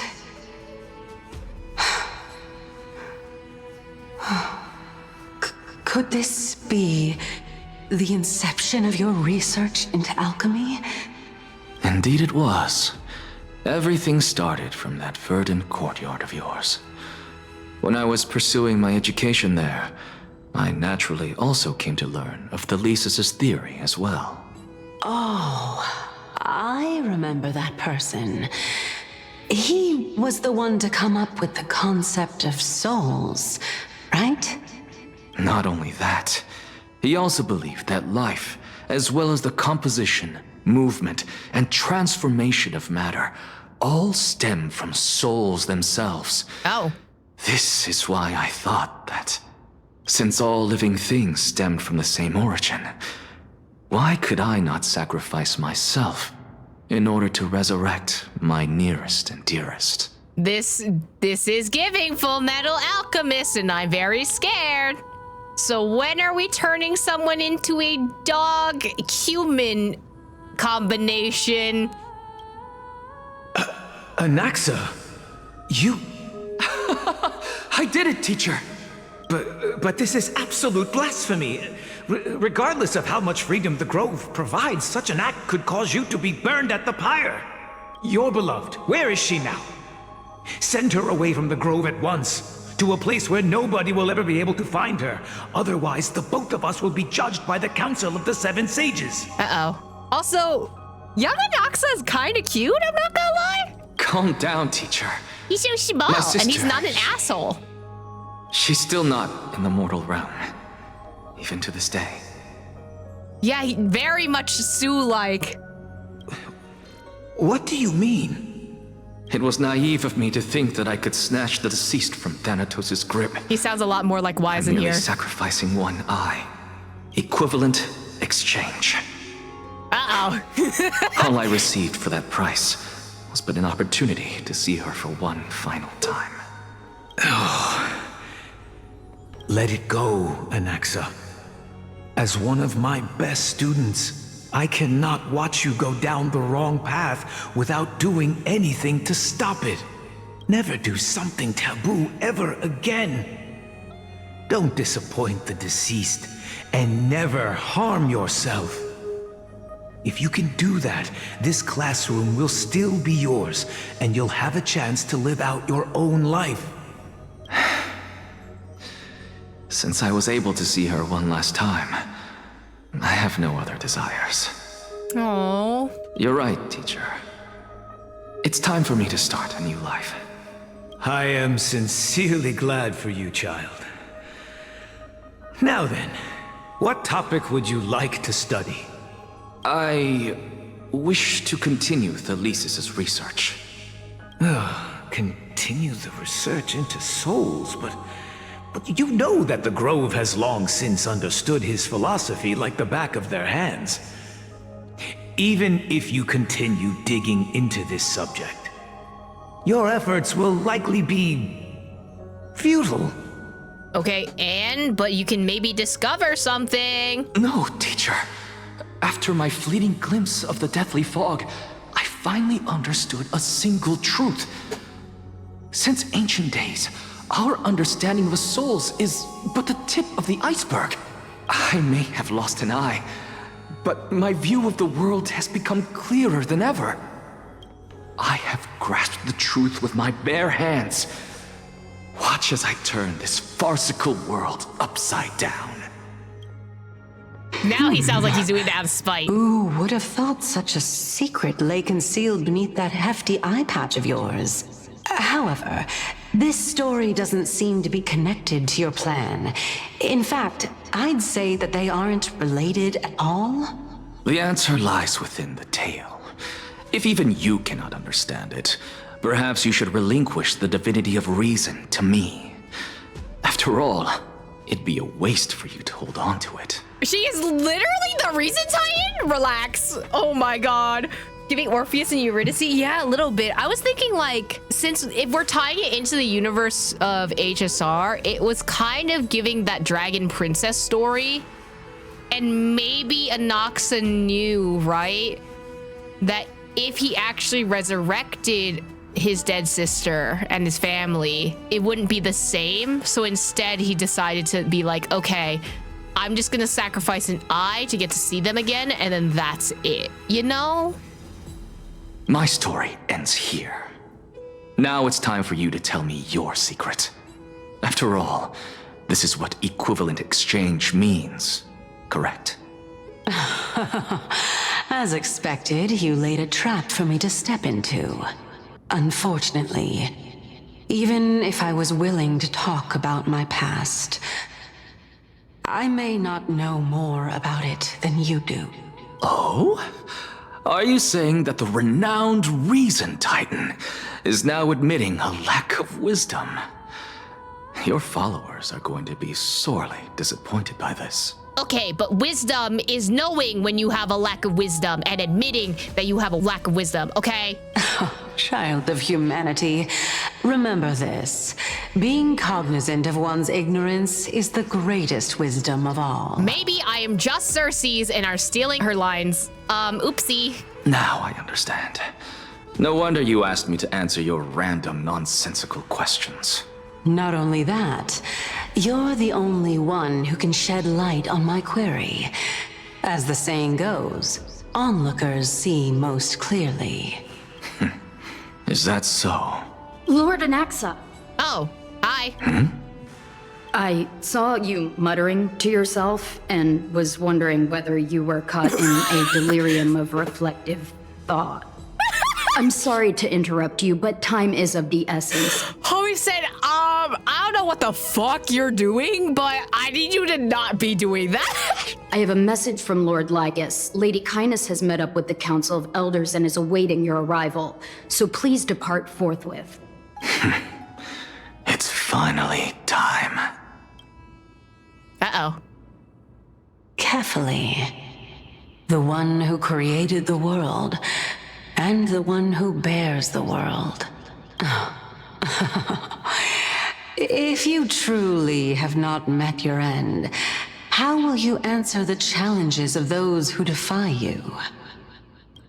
I didn't expect you to agree to Lady Kindness's invitation. What a wonderful turn of events.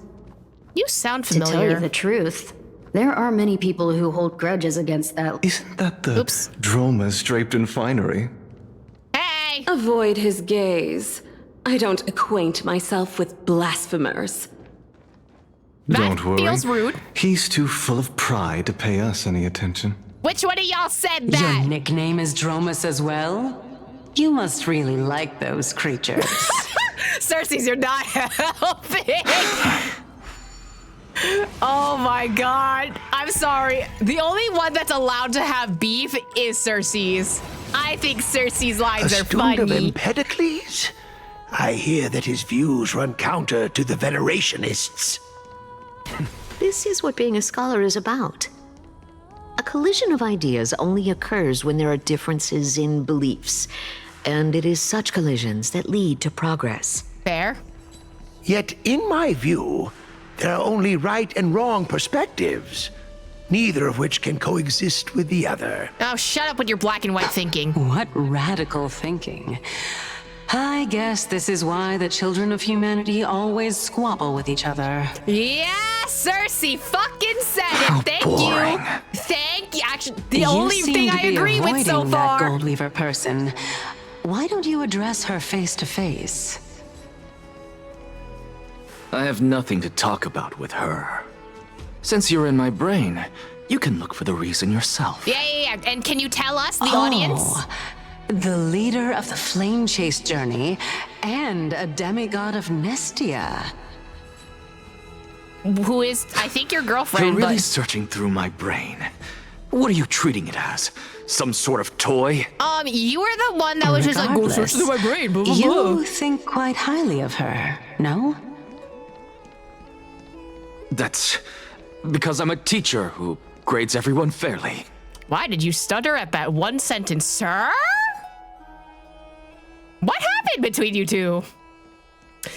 Anyway, and they were enemies to lovers.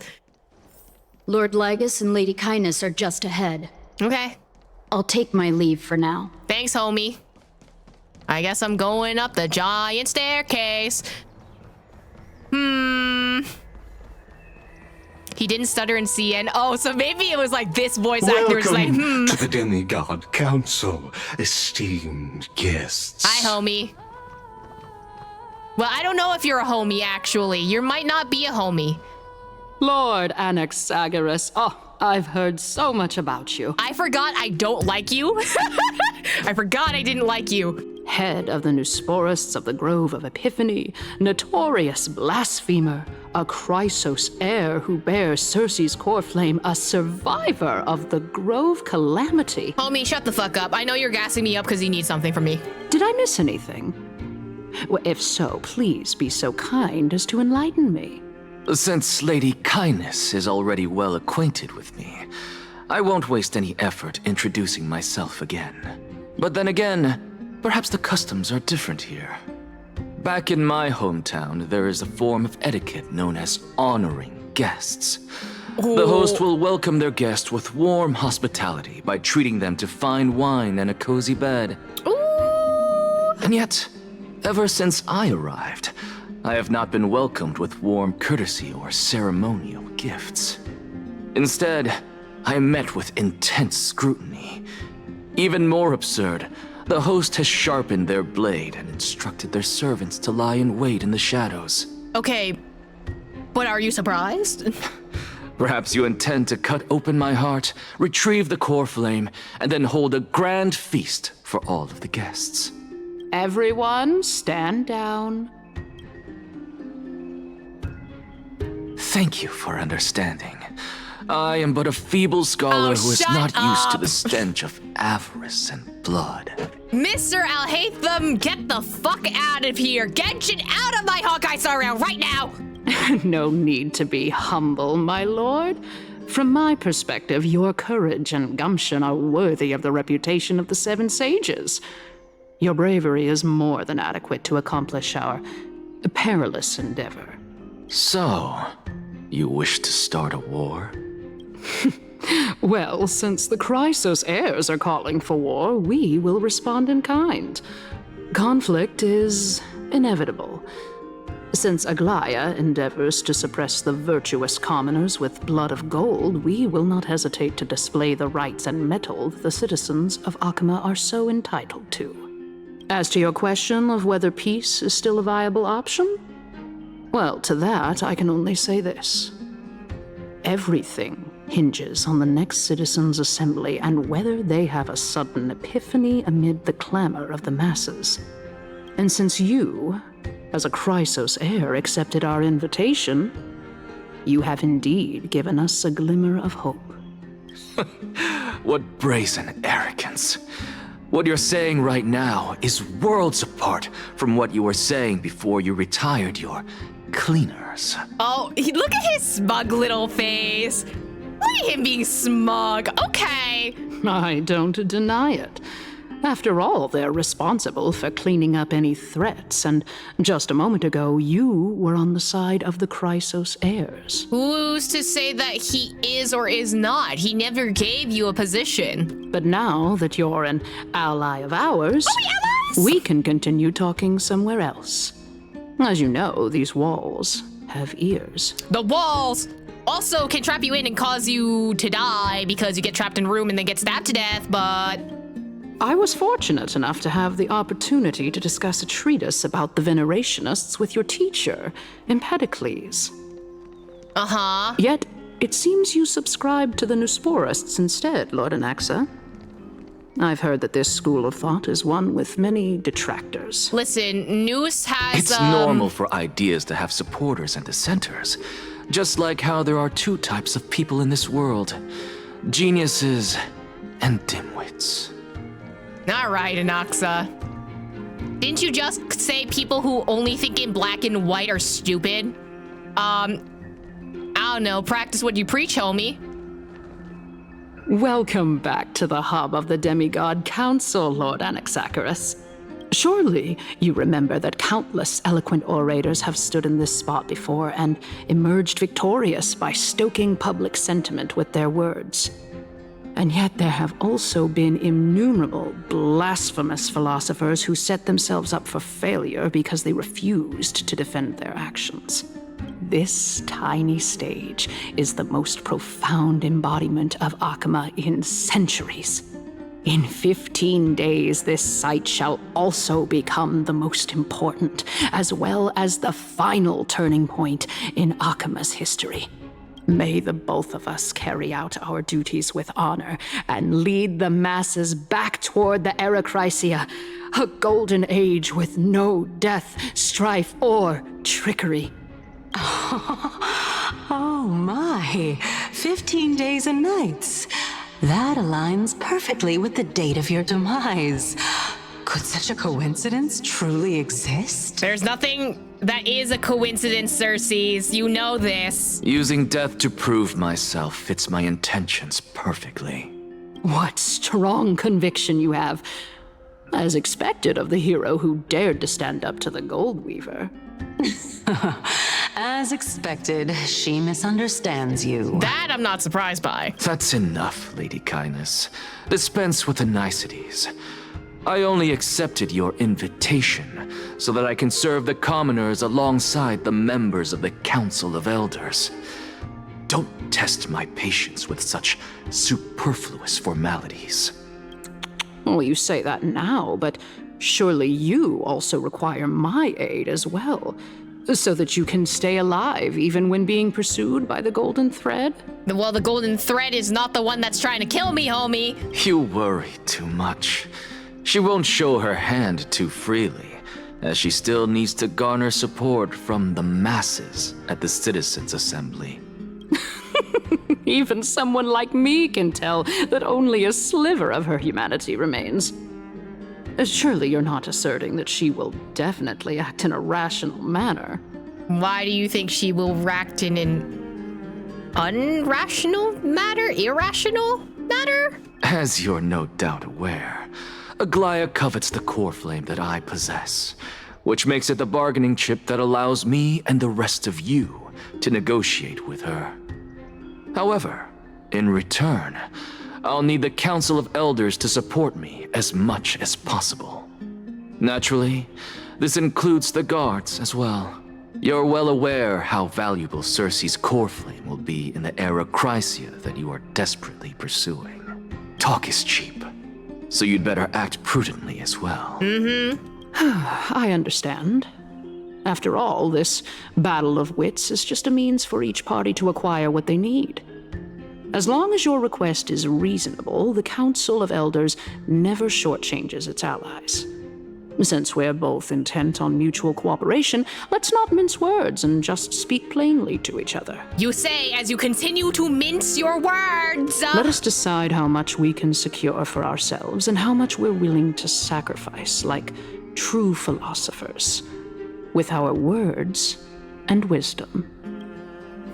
Continuing from the earlier topic, let us discuss our common enemy, Aglaya. She is the second most experienced Chrysos heir across the whole of Akama, who has gradually lost her humanity to the ravages of time and the ablation of the core flame. A formidable opponent indeed. Admittedly, there is ample reason for her to take your life. Yet your previous reasoning is quite sound. As a seasoned political animal, it's unclear whether she will actually cross that irreversible boundary. Moreover, she still needs you alive so that the Titan's trial can be completed. Is there anyone present who can swear by the sacred vow of Hastily and guarantee that you weren't in league with that woman before coming here? Are you just trying to pull the wool over our eyes and aid her in her savagery? You're prepared to execute me. She needs vassals who will do her bidding without question. I don't think... See, like, I think she wants to hear that she wants to kill Anaxa, and that's why she's going in, but I want to see what happens if we tell her the truth, because the second one's more in line with what she's trying to do. If Aglaya required a suitably intelligent Chrysos heir, then I'm the best fit for her needs.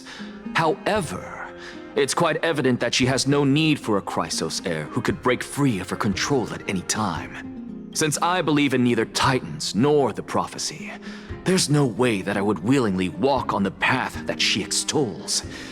Given how rigorously she enforces her principles, how would she ever accept a heretic such as me? I understand what you mean. At the very least, the both of us agree that this tyrant who wallows in extravagance and greed is the greatest threat to achieving peace in Akama.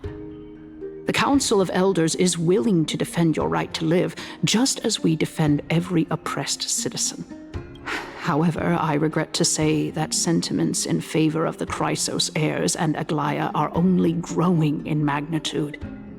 The peace that we are aspiring toward, as well as everything that we hold dear, will be destroyed completely. The city will be burned to ashes, and the citizens' blood will be shed.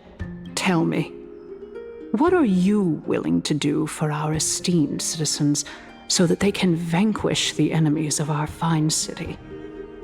Garnering my support is equivalent to garnering the support of the entire grove. I'll be the one to shatter Aglaya's self-righteousness. Okay, so either we go with the option of you find a new enemy to attack, or saying you have our support.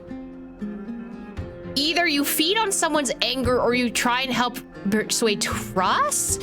2 seems the more aggressive route, but I'm gonna go with the 1. Although the circumstances are rather unfortunate from an objective point of view, it is an undeniable fact that ever since the Grove was attacked, I have become the de facto leader of the Grove. The Council of Elders needs more backing if it wishes to topple Aglaya, and it's evident that the Academy wields considerable influence. At the very least, I have served as the Grove's special envoy to Akama for a significant amount of time. Of course, this also means that I will hold a crucial vote at the Citizens' Assembly. In the name of Hastily, Akama thanks you for your sincere and valuable thoughts. At this stage, it's clear that you and I understand the benefits to be won from this discussion. Let me put it plainly. The Council of Elders has always been renowned for its fairness, and that fairness is built on a foundation of sincerity. The Council of Elders has vowed to all citizens of Akaba that it will always remain loyal to them. As for you, my lord, how will you guarantee that you will be able to live up to such earnestness and will not betray Akama's indomitable citizens when the opportunity presents itself? Just as you now betray Aglaya when it suits you. You know what's interesting? Cadmus and Aglaya had very similar reasonings for questioning when they were questioning us. Like, what Cadmus is asking of Anaxa is the same thing that Aglaya was asking towards the Trailblazer. Sorry, wrong game. So they think almost exactly alike. They just have different goals. Surely you jest. My loyalty does not need to be proven. The fact that the Council of Elders is asking for proof of my loyalty is itself akin to a form of betrayal. I am incredibly honored to have witnessed the both of you bury the hatchet. I don't know about bury the hatchet. However, I am afraid that I must interrupt for a brief moment. As the Theoros, I have observed the following. Lady Aglaya, the Goldweaver, is currently on her way to Dawncloud. Why? Oh. Well, I do believe that we might have a slight overabundance of guests today. Abundant! Anyway. Feeling dissatisfied, Lady Kindness?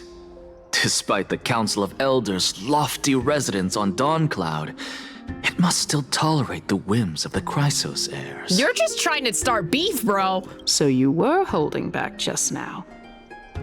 Seems like you are better at playing this game than I. In any case, I'm glad that she's arriving here. So tell me, Anaxagoras, now that you're an ally of mine, if Aglaya were to demand that I hand you over, what should I do? I don't know. If we're allies, bro can just walk out of the room. Like, I don't think he's being held by any constraints. You can do as she says. Tell her that the Council of Elders merely wished to chat with me and had no intention of offending her. However, by doing so, the authority of the Council of Elders will be as thin as papyrus that has been soaked in blood. Not only can it be destroyed at the slightest touch, but the Council will also lose possession of a valuable core flame. No, more like 2 core flames. After all, at the next Citizens' Assembly, that young lady who is synonymous with death will also be standing on our side. What? Oh? How can you be sure of that? Do you know where Thanatos is? Is that why? Is that of importance to you? Yes! All you need to know is that I have a plan. In my opinion, you should be more worried about the impending threat. I'm gonna shake fucking Sue variant in a jar. If Aglaya can seize me in full view of the masses today, she could also dismiss the entire Council of Elders in one fell swoop tomorrow.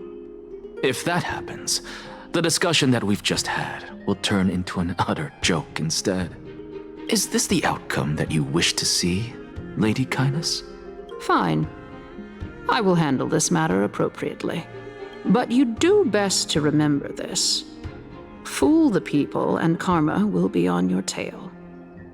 I'll overlook it this time, but don't count on there being a next time. Unless, of course, you crave cruel punishment and consider suffering the perfect state to ponder the true nature of souls. You know what? If anyone were to try to test their limits and seems like a masochist, it would be Anaxa. Well, what do you know? That happens to be one of my rare talents. Oh my god, he is a masochist. We shall see then. Ah, I've got to say that you've managed to really impress me again. But shouldn't you be going after more? Dying to know what I'm after, hmm? A little bit. I mean, I'm the reason Titan after all. It is in me to ask and seek answers. Easy there. You'll learn the answer soon enough. I didn't bring it up with her purely because she doesn't have the means to give me what I truly want. It's as they say, onlookers see most clearly. The true masters of Dawncloud have always been the Theoros, who watches over everything.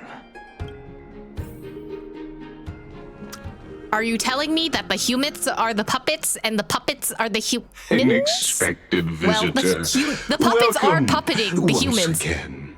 You know, you could actually skip all the pointless debate and come straight to me to seek an audience with Hastily. I have no reason to refuse you, do I? Don't say do I like that. I don't like that. Why do you sound so scummy, huh? You may not, but Kindness has. Whoever gets hold of Hastily's core flame will get to rule over Akama. She's wary of me, so naturally I had to gain her trust. I would say that debate was not at all pointless. Very true. I don't like the way you said that. In my view, this individual has gone to great lengths to get close to Hastily. He might very well be plotting something nefarious against the Titan. Bro, why are you trying to start beef too? Are you still willing to let him pass, knowing this? Yes, very much so. All living creations are always free to visit Hastily's transcendent vessel. This comes with being the World-Bearer. How convenient it is to be able to hear what they say. It is truly my honor to speak to a venerated Titan in person.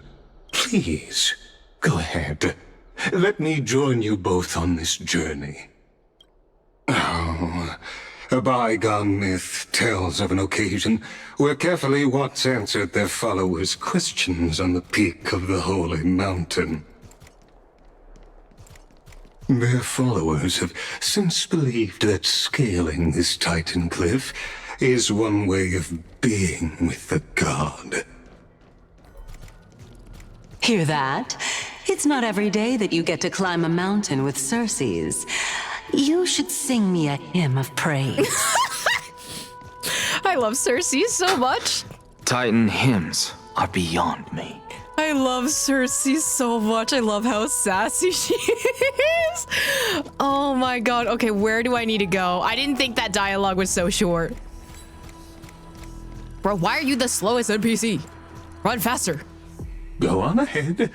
Take this Yanis shortcut, and the long pilgrimage stairway will be waiting for you at its end. Okay. I have to admit, I never expected you to not ask me anything. Not even my motive. Probably because he already knows? Because I know very well what it is you are after. I'm gonna stop taking their As lines. the saying goes, a gentleman helps others achieve their goals. I have a feeling that your theory will be validated at the end of this journey. I believe Hastily will not deprive you of your right to ask your question, especially now that you're on the brink of death. You must be closer to Hastily than anyone else. Wouldn't you agree? I hope things go as you say, then. Putting a child of justice into a farcical world is bound to turn it upside down. It is my hope that you bring a much-needed change to this world which is on the brink of destruction. I don't like the way you said destruction. Okay. I'll just take this treasure and go, homie. Honestly, this is my first time going up to Dawncloud's peak. What a splendid view. Isn't it about time you recognize the magnificence of us Titans? Well, I don't see how this place is different from those temples in the city. All they have are magnificent facades. And even though I've come this far, I'm still doubtful about getting useful clues from him. I must be getting ahead of myself to be expecting to hear something nice from you. Oh? Haven't you been in my head for some time now? It's high time you get used to how I feel about things. Alright, we're just a short hike away from Hastily. No time to waste here. You good, homie? So the intellectual debate from earlier was too draining for you, huh? If Amphoreus gets a new lease on life, you should focus on strengthening your body and stop shirking social interactions. Why did you sound like you were a tutorial for Persona? Save your concern. The Titan is in sight. Can you make it? Why? Are you going to carry me up if I were to fall now? I know how far I can go, so just hold your tongue and come along. Fine then. I guess I won't say any more. I'll just wait till your soul dissipates completely to gain control over your body. Okay, how? Wait. is that? Cersei's? Hey, look at that. Huh? What should I be looking at? I don't know what I'm looking at, actually. Am I hallucinating? Perhaps. Or do we even get to see souls when we're close to dying? Hello? Samsara part 355? Is that you? Oh. Well, it's her and a guard. Oh? Why didn't you bring your favorite spear with you on this trip, Nias? Oh, it's Nias! Okay, it is Nias. Nias. I know I've heard this name somewhere. It's unfortunate. The Black Tide destroyed every last inch of my calyx. How could that be? Even a creation of Georios, from their prized ores and molten fire, couldn't escape the fate of destruction? Hey, Cersei's. Do you know a certain Nias? Nias? No, not that I remember. Huh? How did you even think up such a strange name? He's just really smart. I just saw him. Nias. A warrior-like figure who was just chatting with you here. No, I have no such memory. Could you be hallucinating? I can't tell if she's trying to be serious or she's lying. I don't think she has a reason to lie. But why was her memory wiped in that case? I love slowly dying. This is a departed spirit? Is this the Samsara? Is that what's happening? It's a pilgrimage platform dedicated to devout believers, but you, Anaxagoras, never kneel to false gods. Oh. Well, I got a different one than last time.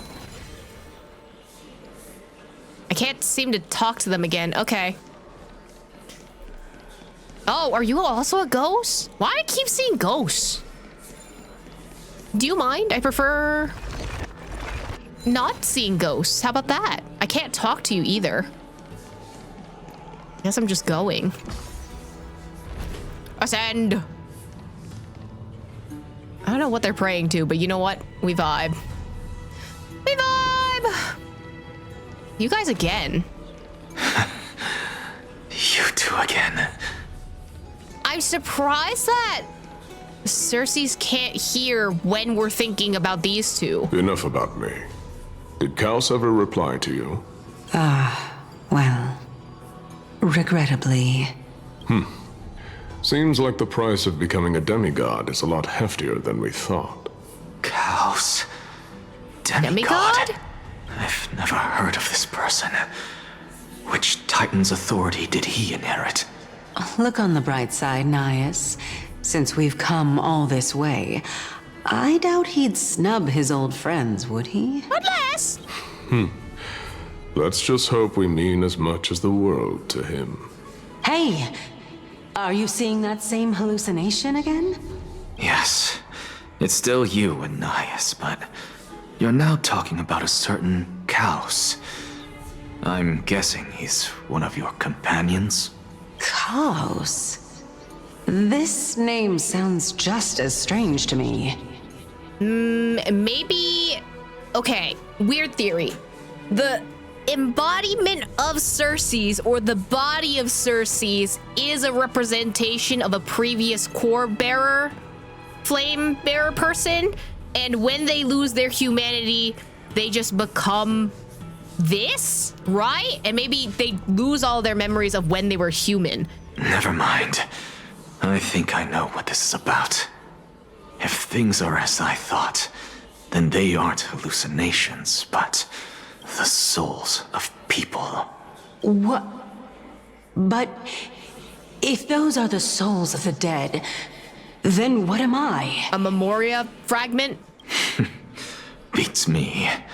For all I know, you're just an illusion I conjured up in my dying moments. Oh, well, that's kind of fucked up. Let's just keep going. As long as I take in more sights and hear more stories. Nah, because that would mean you're a Memoria fragment, and then if your dead body, you know, is fully gone, and you're just made up of Memoria, then that would explain the whole floaty thing too? Know your limits. Wander too far among the dead, and even I might not be able to save you. I'm fine. You sure you're fine?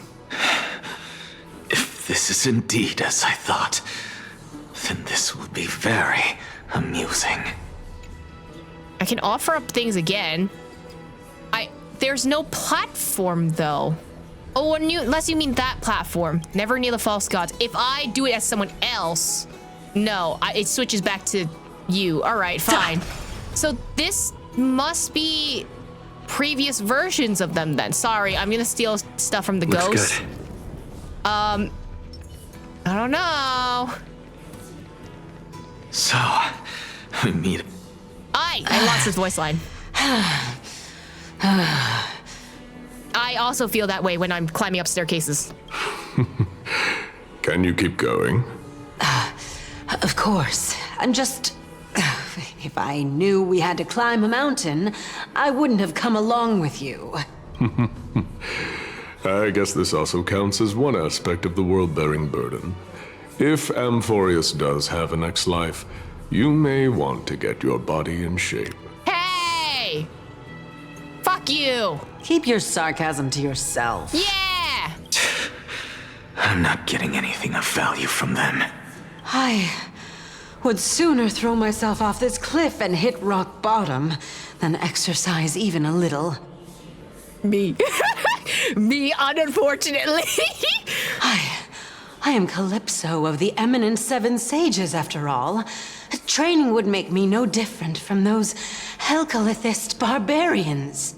Calypso and Circes, huh? Calypso. She's one of the Seven Sages.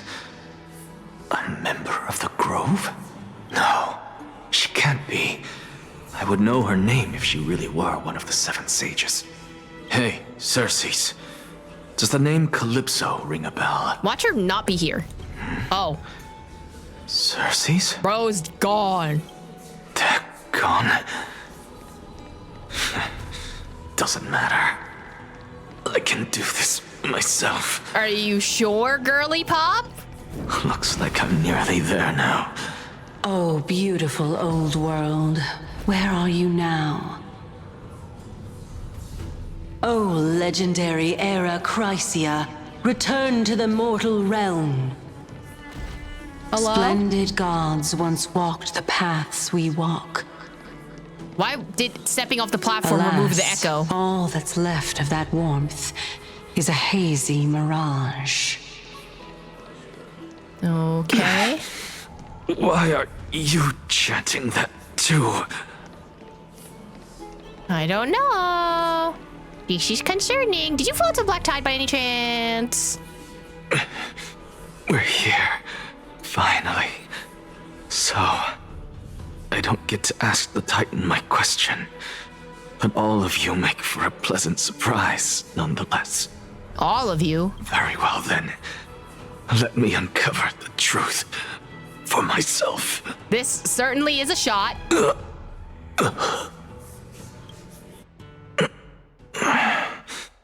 Did I still fail to make it in time? What does that mean? So, I'm back here again. I'm back in the fucking building. What happened? Did I pass out at the altar? I can hear it. I hear it from the depths of the tides, behind the closed doors of the void world. A voice ready to tell me something. This time, the voice is a lot clearer than before. Oh. Wait. I like this art style. Since we've come this far, let's just wait. Oh. Lord Nias and Miss Calypso, are you both here to visit Chaos too? Yes, and we've been waiting for quite some time now. Regrettably, he hasn't answered us. The worst-case scenario is that he's already been overwhelmed and crushed by the world-bearing burden. You're overthinking, Lord Nias. I can still sense Chaos' soul in the area. Oh, Castor's voice is much more happy, younger, but also like less down about the world too. And besides, we both know Chaos' nature. A deliverer like him wouldn't fall so readily, much less give up on all that he holds dear. Isn't that so? Yes. That reminds me. Why are you making this trip alone, Polixia? Polixia. Oh wait, is this supposed to be the other person besides Castorus? I mean, there was a theory that Castorus's twin was a Polixia. So... Oh, my sister needs more time to make sure the flowers are fine. That's a dead sister for sure. That's a dead fucking sister. Polixia is gonna fucking die! Such a pity. Both of you have hearts kinder than anyone else. Yet you are born only to take over Thanatos' divinity. Everything that I see and hear this time has left me shaken to the core. What may seem like a mundane conversation is in truth a once-in-a-lifetime exchange that has revealed the ultimate answer to Circe's question. What exactly are we?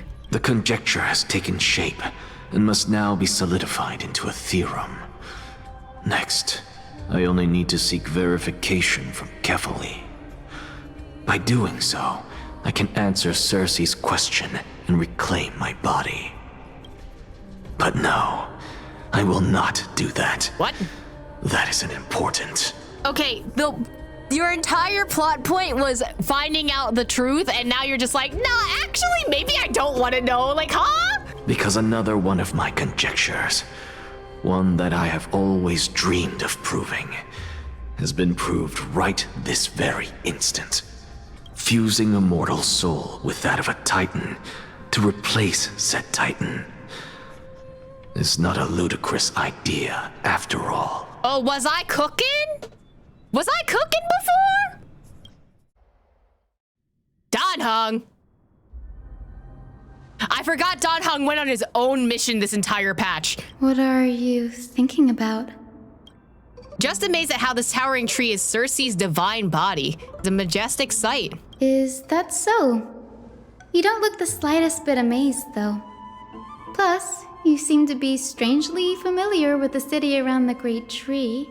You know, he is imaginary in a different form, and that imaginary form has a great tree, so maybe that's why? Merely something from the past that I won't go into. Events of the past, huh? I was also a child when I looked up at Circe's. Their leaves and branches reflected the sparkling stars, and their trunk was like a pillar that supported the sky and ground. I stood at this very spot back then, imagining the day when I could climb to the top of this tree, because I would be the closest I can be to the sky at that spot. Man, I'm reminded of Yukon's story quest with like, so I can touch the sky, and I'm just like, oh, Hyacinth! Oh. You're a sky priest, yet you study at a place that is home to the Reason Titan. That's rather counterintuitive. Don't read too much into it.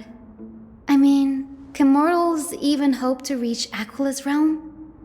They're a strict and draconian god. Nothing like Circe's. Reason is willing to share what is theirs with others, but Sky only expects people to revere them. You get what I'm saying, right, Denny? After all, the Titan that imprisoned you and Grey here in Amphoreus is none other than Aquila themselves. I mean, I guess, but like you still worship the Sky Titan, so... Yes, I didn't count on provoking the ire of a local god. But there will always be people who dream of soaring towards the sky. The Grove has a wealth of research on Aquila, and that is exactly what we are here for. It's just... I never thought Gray would meet with something like that before we set off. As a physician, I should have been there by his side. Bad luck tends to come in streaks, so don't beat yourself up over it. Besides, Aglaia needs you here to uncover the truth behind what happened in the Grove. Let's just make the most out of this trip and keep a lookout for any documents related to the Death Titan. They could even be useful. Yeah, there's no rest for the weary, huh? In any case, what we're looking for could be anywhere in this enormous grove. Let's split up to cover more ground. Danny, with your skills, I'm sure those monsters born of the Black Tide will pose no threat to you anyway. What about you? Will you be all right on your own? Have you forgotten that you're talking to the chief physician of the Twilight Courtyard? Have more faith in me. I'll be just fine. The silence in here is near deafening. The vast amount of knowledge it holds, this academy is akin to a labyrinth of information. Even the cleverest of scholars would easily lose their way in here. I should gather my thoughts before heading in. Ooh, that's a lot of lore. You know how to leave Amphoreus? In the midst, Aquila, the Titan who reigns over the domain of the skies, is a colossal bird that overlooks the world beneath them with 100 eyes. As long as they continue to soar above the clouds, the people of Amphoreus will remain trapped on the ground. Hyacinth's forebears were priests who worshipped Aquila. Nobody's more familiar with the taboos of the Sky Titan than her. Seeing how Aglaia has sent her here as a guide, it's possible that she plans to have Hyacinth take on a trial in the future. Amphoreus' Titan mythology. In Amphoreus, Titans are a common tactic of discussion. People create myths that in turn conceive Titans. It's a tricky task to keep an objective view when among the people of Amphoreus. Is there a way to step out of the situation and look at it from a different perspective? Almost like you can jump into different bodies. Oh, new dialogue? What? Titans and Eons. Titans and Eons are two distinct classes of beings. Titans can communicate with us humans, and it's not impossible for us to overpower them. Upon their demise, we can even take over their divinity. In this regard, Titans can be said to be a lot more similar to humans than Eons are. The Chrysosaurs and the Demigods. The Chrysosaurs are humans who possess heroic qualities, with most of them demonstrating extraordinary combat prowess and strength. Upon clearing a core flame trial, a Chrysosaur can even ascend to a demigod and inherit a Titan's divinity. Wait, something about that feels off. Is this a selection process of some sort? Yes? The Flame Chase Journey and the Prophecy. Guided by the prophecy, the heroes are on the quest to reclaim the core flames and usher in the Era Nova. Their efforts seem to have been gratifying results as to date. As I expected, the prophecy is the hardest to make any sense of. But with barely any information to go on, no matter how much I ruminate on it, it won't yield any results. I should leave this for another time. I should probably turn my attention to something else. Oh, there we go. I was wondering where 3 went.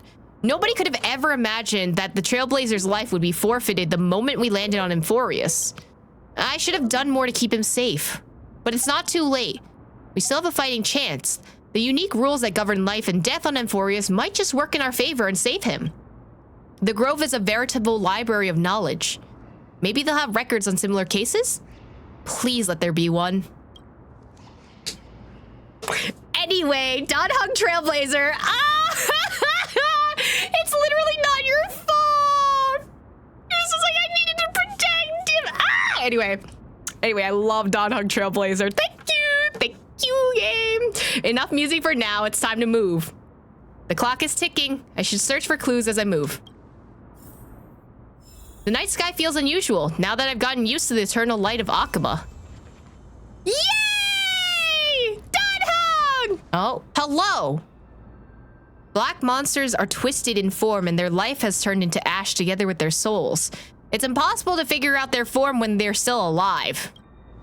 These are the remains of Black Tide monsters. It does look different from the Titankin from up close. What's that underneath it? A scroll?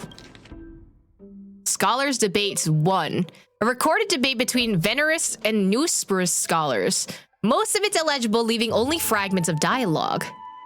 We all recall the state that dared touch the sky, but what are they really? Just blind masses manipulated by ambitious politicians who dare challenge the Titan's authority. A complete, meaningless attempt, an absolute mistake. You Venerists have bowed bowed to the Titans for so long you've forgotten a scholar's true purpose? Making a mistake does not mean the act was meaningless. Even though students new to the Grove understand this from basic logic lessons, an entire city-state reduced to ashes proved the skyship's construction was a mistake. To me, that's precisely the meaning they achieved through sacrifice. Am I hearing right? Such a statement. Are you converting to Veneratonism? No, I'm simply examining the matter from another perspective. Illegible content ends here. As expected, the Grove doesn't forbid discussions about the sky. It is a debate between two scholars about the sky ships.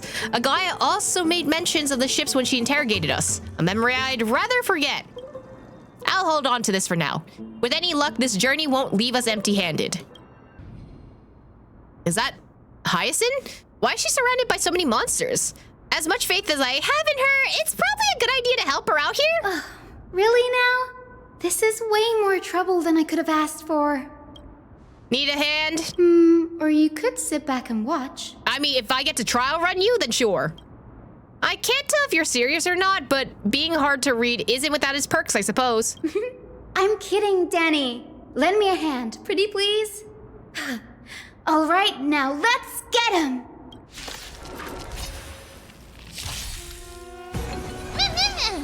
World-cleansing dragon. Let's see how well MBB deals with them. This place is practically in ruins. What happened? There shouldn't be this many monsters here. The Black Tide is remarkably quick to detect the light of Amphoreus. So or rather, the blessings of the Sky Priest in me, might have unknowingly called them to me. So you summoned Black Tide creatures? Anyway, never mind that for now. Here, you might want to have a look at this. I found it around here and thought it might be of interest to you. Book? Book! The scholars' debates too. A debate record between two scholars. Most are illegible, leaving only fragments of dialogue. Ooh! Euthipro? Ooh, I don't know his voice though. Well then enlighten me. What exactly do you mean by examining from another perspective? Oh, wait, these are two scholars from before. Simple, you see. When we stand normally, the sky is above. When we stand on our heads, it's below our feet. I don't even want to know what kind of situation inspired you to make such exalted theories. By the way, I have a student who loves to write satirical comedies and once wrote about a fool who could not figure out a question no matter what. As I said, there's no reasoning with you Venertriness. You're like Dromas, huge yet always gazing downward at the earth, while I want to be the wasp that sings the Dromas. What if that state tyrant's defeat simply proved that among all paths to Aquila, the sky ship was the wrong one? Anaxagoras, you impious blasphemer. Mark my words, you will eventually answer to your sacrilege. I doubt your students or that young teaching assistant girl have any idea what secret research you're truly conducting. Legible content ends here. Oh, of course I give the actually voice to Anaxagoras. Oopsie!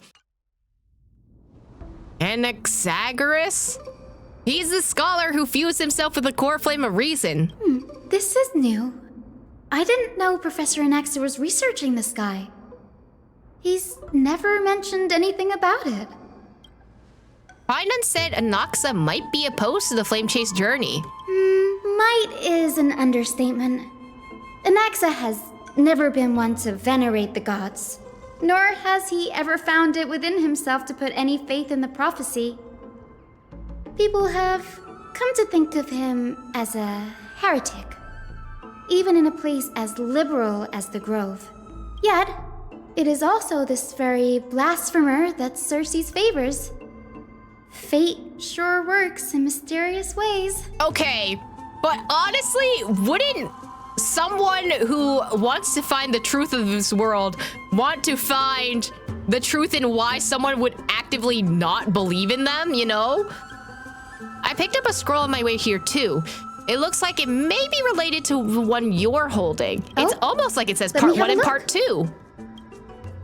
Hyacinth combines both records together. By the looks of them, these scrolls are records of 2 conversations that took place in the same setting, one after the other. I have to look up who Hyacinth's voice actor is, if they're available, because she occasionally slips into a British accent. There's still much I don't know about the Grove. Do you mind if I ask you a few questions? Sure, go ahead. Oh, that's a lot of questions, Don Hung. Who are the Veneratronists? The Grove of Epiphany is home to 7 schools of thought. While all 7 schools are founded on the ideologies of Thalesis, the first scholar, each is unique in its own way. Among them, the Venerationists revere and worship the Titans the most. So that is how that word is pronounced. As the sage of the Venerationists, Euthyphro has always been at loggerheads with Anaxa. She slipped into a British accent again. If we were to place the 7 sages on the scales of Talanton, Anaxa and Euthyphro would be placed on opposite sides to achieve balance. A very illustrative explanation, thank you.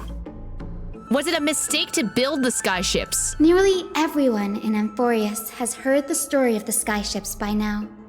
Aquila's stature is loftier than the heavens, and their divine retribution is merciless. That's why it's no use building giant skyfaring ships. Oh, but I do wonder if a supercharged mini treaty cannon could slip past their watch. I don't know about that. I feel like that'd be more obvious. That was a joke, right? What is Anaxa's field of study? These forests primarily study the application of alchemy in soul repair. Everyone considers Anaxa a blasphemer, but that has never stopped him from sharing his ideas, no matter how taboo. If you must say that he's hiding something, then it's likely what lies beneath his eye patch. Fair enough, I don't have any more questions. Anaxa often says that every failure brings us one step closer to the truth. Perhaps, to him, the crash of the skyship carries a different interpretation. The firmament is not impenetrable. On the contrary, it was precisely because the skyship represented the first step toward breaking free from the shackles of the earth that it provoked the wrath of the Sky Titan and brought divine punishment upon itself. It's a shame that the majority of the Grove's research on Aquila was headed by the Venerationists, with sacrificial rituals making up a predominant part of their findings. Discourse about more esoteric subject matters in relation to Aquila dwindled even further after the skyship incident. So much so that even this scroll is completely new to me. Don't worry about it. We'll just collect everything we can to find on the Titans for now. There's something else that's caught my attention, though. This says that Anaxa's conducting secret experiments of some sort? That's what I'd like to know. What are these experiments he's involved in? Even I, the assistant lecturer, know next to nothing about them. I have a bad feeling about this. Could there be more to what happened at the Grove? Are you saying like, oh, he did the research, it happened, and then shit exploded, and then everyone died? Like, ZZZ with the White Star Institute, and then, you know, the people think that they were the... Bell and Wise's teacher was the cause, but it's not really, and then everything happened. This is the Library of Philia, a place where the Grove stores its collection of tomes. Other than books written by the 7 schools, you can also find philosophical texts, ballads, and religious writings from the Outlands here. Cities that desire to learn from the Grove were apparently expected to contribute knowledge of equal value to what they sought.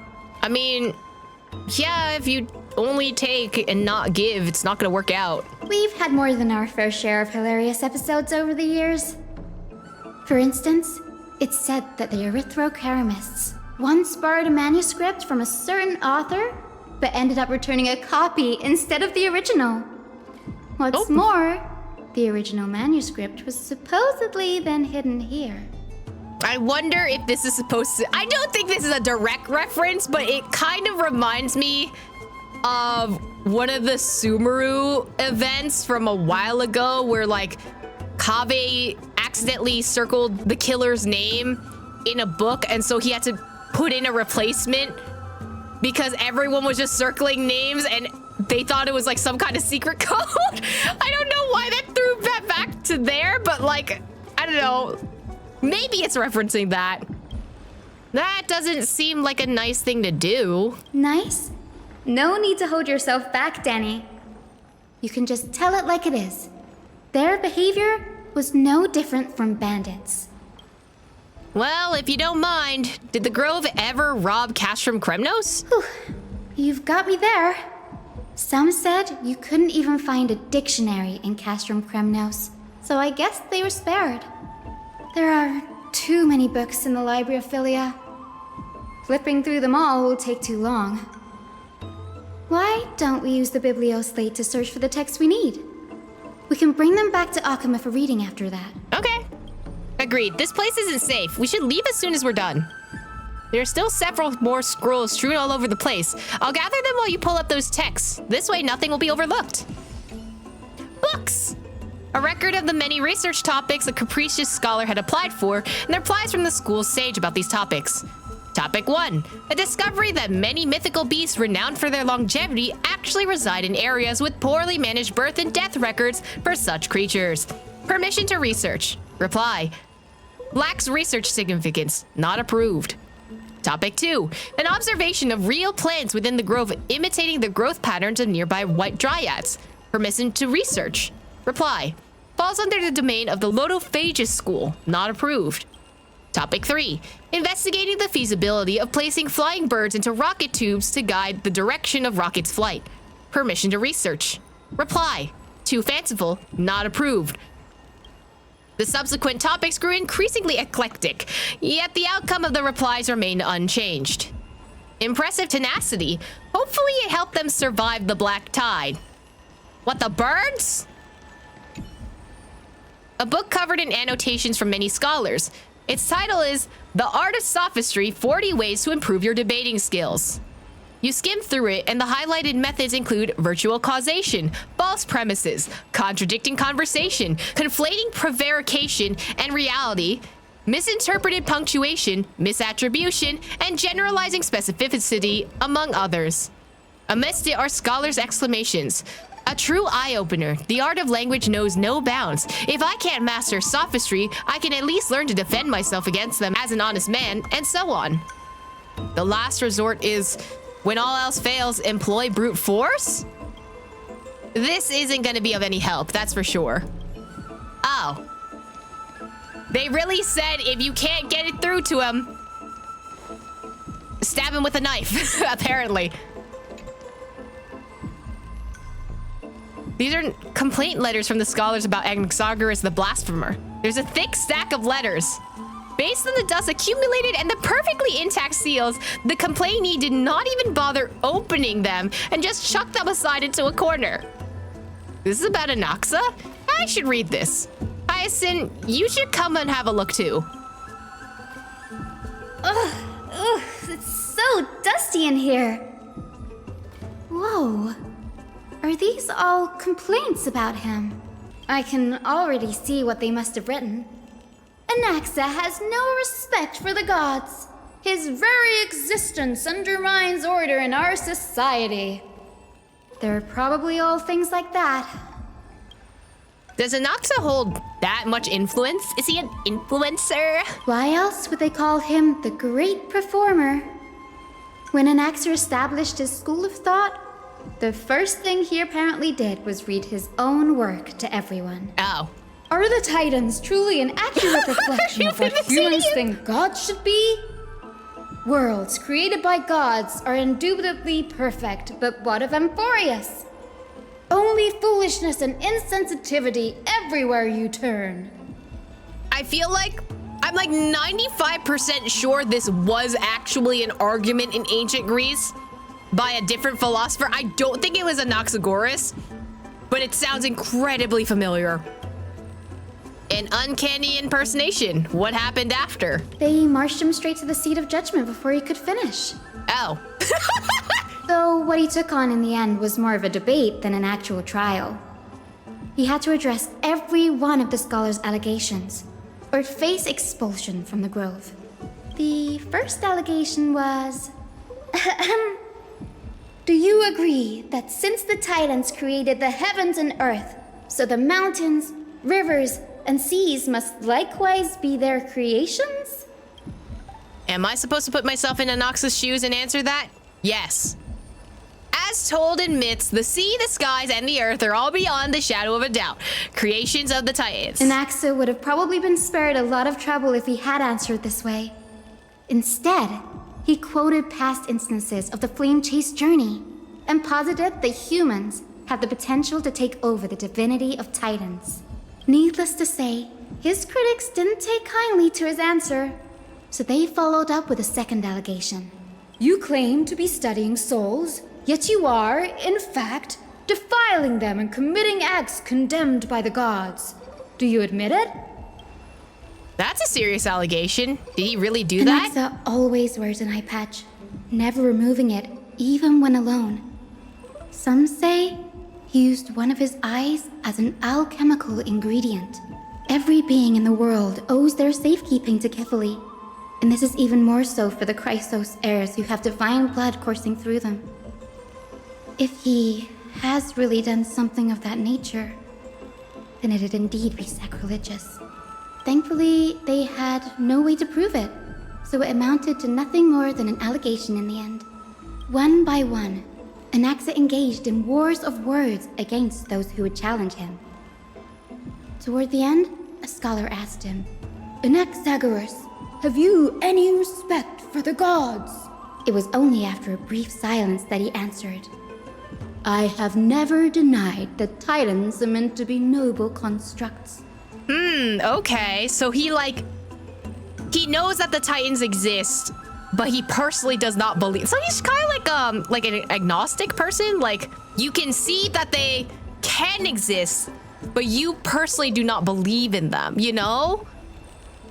What he didn't say, that the Titans are not noble, rings louder in this case. Yes. I'm not sure how that controversy was eventually resolved, but what's for certain, at least, is that Anaxa was allowed to stay in the Grove where he continued his research, despite being regarded as a heretic. People and picking and choosing other people's words in their arguments, even though that's not necessarily what they said? I'm not alluding to anything right now. By the way, this stack of complaint letters has reminded me of a place in the Grove. We may find clues there that aren't on the teleslate. I'm talking about Anaxa's alchemy lab, hidden between the cornerstones. Given the Grove's meticulous approach to archiving, could there really be such an oversight right under their nose? I mean, it's a giant institution. Something's gonna slip through the cracks, buddy. It's a well-kept secret. Among the 7 sages, excluding the nominal chief sage, each has a private sanctuary where they can conduct research undisturbed in their free time. All of them? Even the administrators of the Library of Philia are restricted from accessing those places and documenting the sage's research. But with the Grove in this state, I'm sure Anaxa won't be mad even if we sneak into the lab for a short while. Right? Oh god, if we find Anaxa's dead sister, like, turned into some kind of eldritch god being, I'll lose my shit. This is the place, but where is everything? Materials for alchemical experiments, matrix diagrams, and even the seal to the lab. They're all gone. Did the Black Tide destroy it all? No wonder we didn't see any defense mechanisms along the way. Have you ever been here before? No, not even close. Not only are alchemy experiments high-risk activities, but Professor Anaxa also has a penchant for using bizarre materials. Students often saw him walk in looking right as rain, but come out covered in soot with his hair singed. Oh. Naturally, no one dared to come near this place. Huh? That bookshelf over there seems to be the only thing still intact. Well, how convenient. Well then, are there any other books around here? I know you said that was the only thing. I'm not gonna look at that bug and ignore it. These are the materials requested by Anaxagoras. Documents from various fields have been compiled in one place, including the Titan's creations, the Universally of the Soul, alchemy doctrine, and so on. Most of the materials look to be within the research domain of the New Spurs School of Thought. However, a document titled A Study on the Chrysos Heir's Background is mixed with it. Oh. That's suspicious. Hastily written journal. These appear to be quick notes examining the background of the Chrysos heirs. The Holy Maiden of Jansopolis, Tribi, Trian, and Trinan, descendants of the Holy Maiden from Temple of the Three Fates. Goldweaver Aglaya of Akama, from the Menestia priestly family. The Prince of Castrum Kremnos, Hyacinth of the Twilight Courtyard. All of their ancestry have varying degrees of connection to the Divine Titans or their divine authorities. Does the golden blood come from the heritage of priest families or royal bloodlines? Anaxagoras, I myself show no such connection. Kephli the creator, what criteria did they use to create the golden blood, to shape the Chrysos heirs? Yet Castorus, the servant of death from Adonia, her lineage is neither Titan priest nor demigod, but she has walked the earth for at least a millennium with the power to grant death to humans. Where did this power come from? Another text speaks of the dragon legends of Styxia. The alchemical extraction of soul ripped from the dragon corpses are intriguing. Uh-oh. Dragons appear to be the Titan's creations. Perhaps there's a way to reverse the process, using alchemy to refuse human souls with Titan creations, increasing the purity and divinity of golden blood towards the absolute. This theory must be tested, experiments to be arranged. Hi, can we stop creating dragons through alchemy? If I had a nickel for every...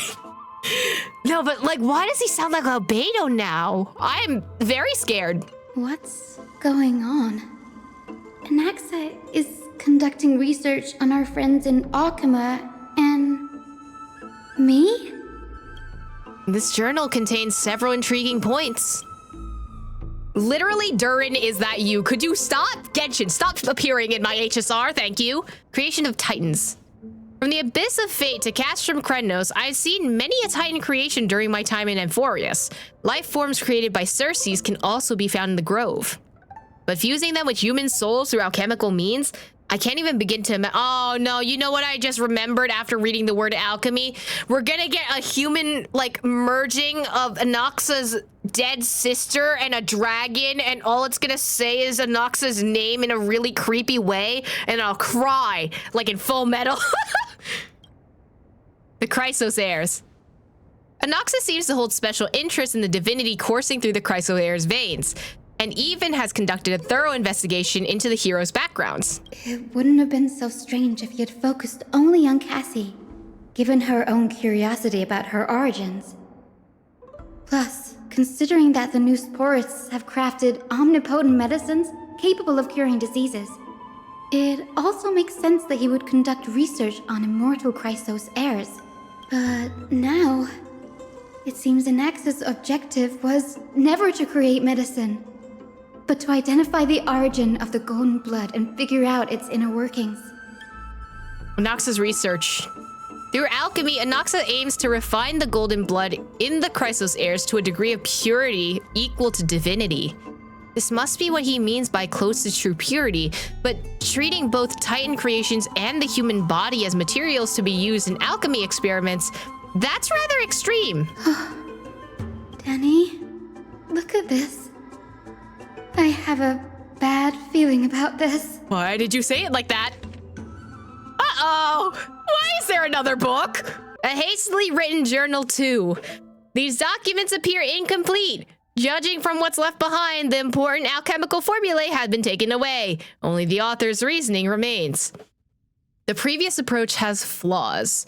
Fusing human souls with Titan creations does not purify golden blood. Even pure Titan creations are contaminants to the Chrysos heirs' golden blood. Soul fusion between humans and creations merely repairs impurities of the soul or maintains a connection to dying souls.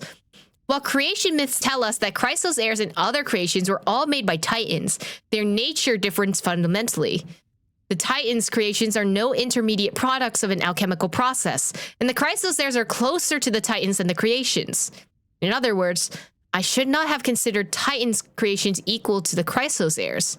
The hypothesis I should focus on is one pointed towards the Titans themselves. Such a rare chance to study Titans demand a meticulous selection of research subjects. Living Titans prove impossible to restrain, and dead Titans offer no insights worth pursuing. But dying Titans, they are the perfect research subjects.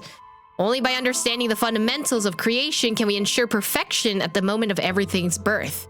Through my own hands, I shall melt a Titan and reach the true essence of the soul? Why are we melting a Titan? I'm very confused. But okay, if you were trying to get a dying Titan, why not go for Orynyx? Although I feel like he was dealing with 300 other things while Orynyx is dying, which is why he's going for Hastily. Because theoretically, Hastily is slowly descending into madness. But will he actually kill Hastily? Cersei's is dying. That is true. Cersei's is also dying, but he has 15 days to sustain it until then. So if he takes Cersei's, right, to try and merge it with himself, does he really want to be a Chrysos heir though? That's my thing. Like, then theoretically he would become, so he wants to be a Chrysos heir, in theory. My biggest fear. It's come true. After going through his notes, I think I can piece it all together now. Anaxa was carrying out experiments on soul transmutation. Do you mean he's trying to reconstruct human souls alchemically? Yes, this is what he was secretly conducting research on. Something he had to keep hidden from others. Compared to his public speeches, this is the real blasphemy. You think he's gonna try and use Cersei's to resurrect his dead sister? Oh, I just thought of something. What's wrong? Do you remember? When the Black Tide was approaching, the Grove had planned to send Cersei's core flame to a safe place. But an accident happened along the way, and Anaxa lost his life in the process. But Cersei's took over his body and resurrected him, which led to the situation we're in now. That's right. But what if Professor Anaxa's fusion with the core flame of reason wasn't an accident? What do you mean? Put yourself in his shoes. Knowing that the Black Tide was closing in and your time was running out, what would you have done? I put my theories to the test, no matter the cost. Exactly. When the Black Tide came, the true reason Anaxa headed to the Luminary Throne was to transmute and fuse himself with the Titan's core flame. Well, yes, he kind of succeeded. No. Judging from how he reacted after the event, the results came as a surprise. Maybe he failed to consider the possibility that Cersei's would make a similar decision. The manuscripts detailing all the alchemical formulae have been taken away. His research is still ongoing. I still don't know what he's gonna do with Cersei's, though. We have taken them for other purposes. I mean, yes. Like, what? There's only one Titan left in the world now. No. No way. To conceive an entity of perfection, one must first understand the principles of creation. If Anaxa is an Akama now, that means... He's after Hastily. Yep. There we go. Sir, this sky above us, it's not real, is it? It's wise again. It's baby Anaxa. Of course not. This is just an image from a projection device used for educational purposes. A simple trick. The day-night cycle has been lost to this world. So that students like you may still learn about the night sky, astronomers have harnessed the Titan's miraculous power to manipulate the light, projecting the nights of the past here for you. Much like how the sky above the Holy City is also illuminated by Hastly's dawn device. Anyway, Enkanamiya, is that you? So, The skies of Akama are fake too. The skies are all fake. Everything is fake. You mustn't conclude that, Anaxa. You should know that only a child would expose a trick and be proud of it. Often people know more than they let on. They simply choose to feign ignorance because they have no other choice. Whew, that's a line and a half. They simply choose to feign ignorance because they have no other choice is crazy. And they're just deluding themselves. People believe in Kephaly's tale of Genesis, accepting wholesale whatever the priests preach. But we're different. We've already walked out of the firelit cave of ignorance. Ah, Plato's cave again. We have already realized that we live in a world where titans make the rules. Even when we look at the sky, we're only seeing what they allow us to see. Rather than gazing at this mockery of a night sky fabricated by them for the rest of my life, why shouldn't I be the one to take control of the projection device instead? So much time has passed since you sowed the seeds of doubt in my heart, child. Many a night, I find myself penning down all my theories and wild ideas, only to burn them to ashes when I open my eyes in the day. Why? Because we'll face death by burning if word gets out? As a sage of the Venerationists, my soul has already become inextricably linked to the great tree. Every word I say and every move I make is certain to influence every leaf, every branch, even the tree itself. But above all else, my days are numbered. Instinctively, I have my doubts about the golden blood and the human soul, yet I have no means of verifying them. The golden blood in my veins is woefully thin, and I am loath to waste what little time I have left obsessing over a hypothesis that cannot even be proven in the first place. But I can, sir. I can do it for us. The time is right. Give me all that I need, and I shall accomplish this grand feat on your behalf. You're right. I shall do just that. In the next meeting of the sages, I will spare no efforts fighting for the rights you deserve. Go. Establish your own school of thought. Find out what we are. Become the one who conquers the ultimate truths of the world. The truth of this world, what could it be? Child of humanity. Oh, we're back here again. Hi, Anaxa. You didn't go to such lengths for an audience with Kephaly. Just ask him a few questions, did you? Nope. So, you figured it out. I forgot he was slowly dying. If I were as foolish as a Dromus, perhaps I'd throw myself down and prostrate before their greatness, begging for the gods' prophetic wisdom. Well, sorry to disappoint, but I'm no Dromus. Alas, I am a human, standing tall on 2 feet, possessing both intellect and pride. Before such power, does it make any difference whether you're a human or a Dromus? I'm sure you're familiar with the story of the Styxians. When the raging waves threatened to swallow them, they didn't just give up and become sitting ducks. No. They constructed a dam that kept the roaring tide at bay, chaining down the mad Fagusa. They call me a blasphemer, Circes. But that doesn't mean I deny the existence of gods. It's just, as I see it, Titans are simply a force that mankind has yet to find a way to tame. Oh? If power that rivals the Titans is what you crave, why not conform to the prophecy and brave the trial? Because does that mean that you're winning? Maybe it's like a source of power thing, right? He has to take it a different way in order for him to actually get the power, because he'll just become no better than the gods themselves, or at least the demigods themselves? Why stop at harnessing the power of the Titans when I can do so much more? The source of life is what I wish to grasp, to understand what makes up the soul, and to learn what we really are. Thanks to you, I've had the chance to personally verify, in more ways than one, that the soul indeed ceases to exist in death. But where there is death, there is life. And where there is an end, there must also be a beginning. So the concept of rebirth that Anaxagoras, the actual person, believed in, okay? How then is a soul born?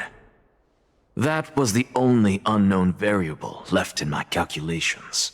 And by the sound of it, you have already formed a conjecture. No, I have already drawn a conclusion. In my journey unto death just now, I finally saw the answer with my own eyes. Professor Anaxa. Oh, you're back? I'm here. Oh, that's Castris. His life hangs by a thread. I must ask you to refrain from taking any unnecessary steps. Of course. I'll bring this to a conclusive end and give you the answer you so desire. If you boop her and then suddenly die, I will not forgive you. However, in accordance with the principle of equivalent exchange, I must also demand from you what I need. As you wish. Don't you care to know what the price might be? The price is probably death. It's a matter of uncovering the truth about the Death Titan and his survival. This may be the only time I can ever save someone's life. There is no need for me to think twice. I see. In that case, let the show begin. A show? Indulge me. Am I correct to say that you intend to prove Thanatos' whereabouts and prove the nature of our existence now? Mm-hmm. Before I begin, I must confess I had been stuck in a cognitive trap all this time. As unrelated as these two propositions may seem at first glance, they are in fact logical equivalents. They are merely two different ways of telling us about what the soul is at its core. The reason I say this is as I've mentioned earlier. The answer was hidden in my journey unto death. Anaxa, you were in the Netherrealm? Yes, I am but a living dead man now, but that's not important. What truly matters is, I overheard a conversation between heroes. That's not all. Remember how I said you were a part of that conversation too, Circes? And I've told you that I have no recollection of such an event. That was likely just an illusion conjured up by the mind of a dying man. Of course you wouldn't remember, because that wasn't you. That was Calypso, one of the 7 sages of the Grove. Calypso? That's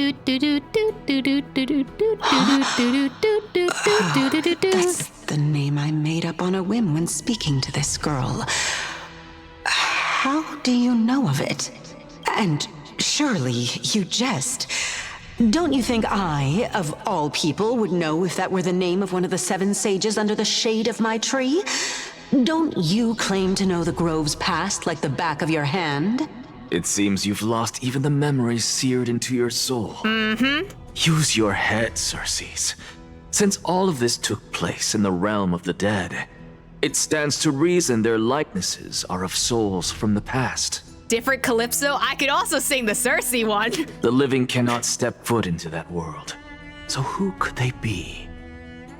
Think about Calypso. Why does she share your likeness, yet you have no idea who she is? The answer is evident, is it not? Those fallen heroes are the mortal incarnations of the Titans before their ascensions to godhood.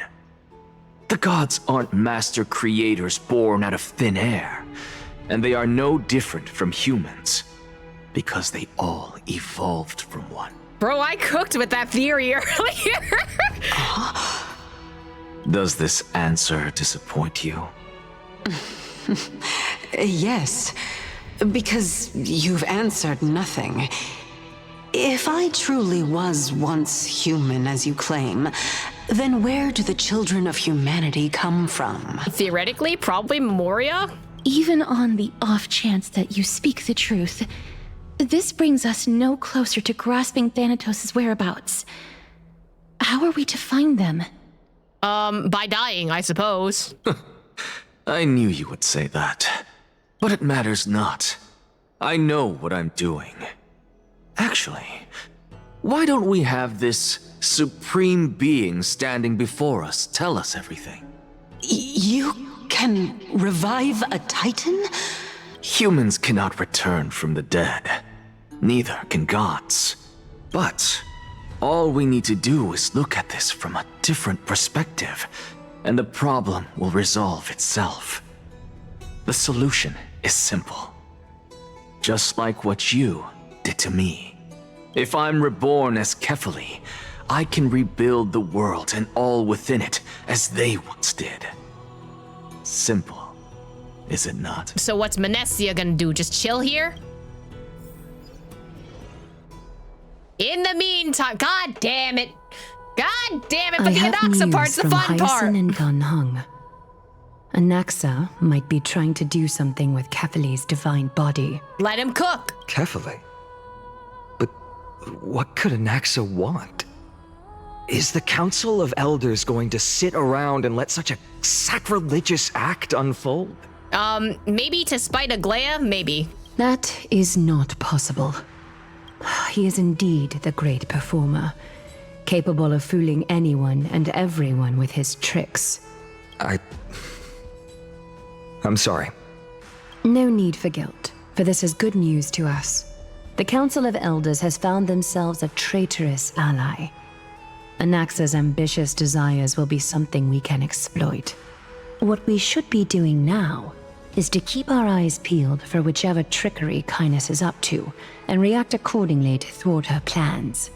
Being Akima's political center, the Demigod Council holds just as much significance as the Vortex of Genesis. Someday, after my duty is over... Oh, don't say that. This site will take the place of the battlefield where you hunt gods. Become the next challenge you ought to overcome. Don't say that, girly pop. Till then, it's best to get used to this place as soon as possible. Well, we'll be waiting here for good news. Come find us anytime if you need anything.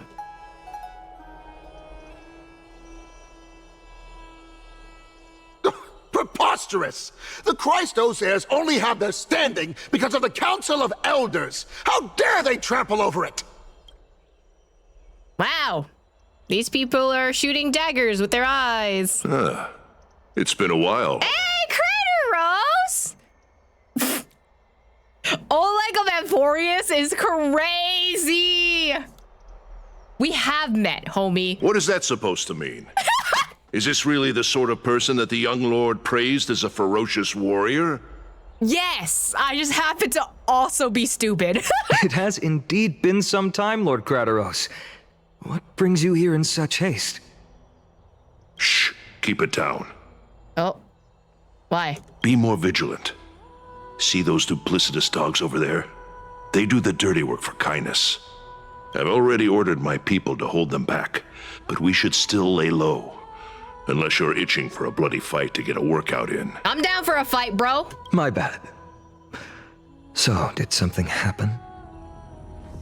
Did you hear thunderclaps last night?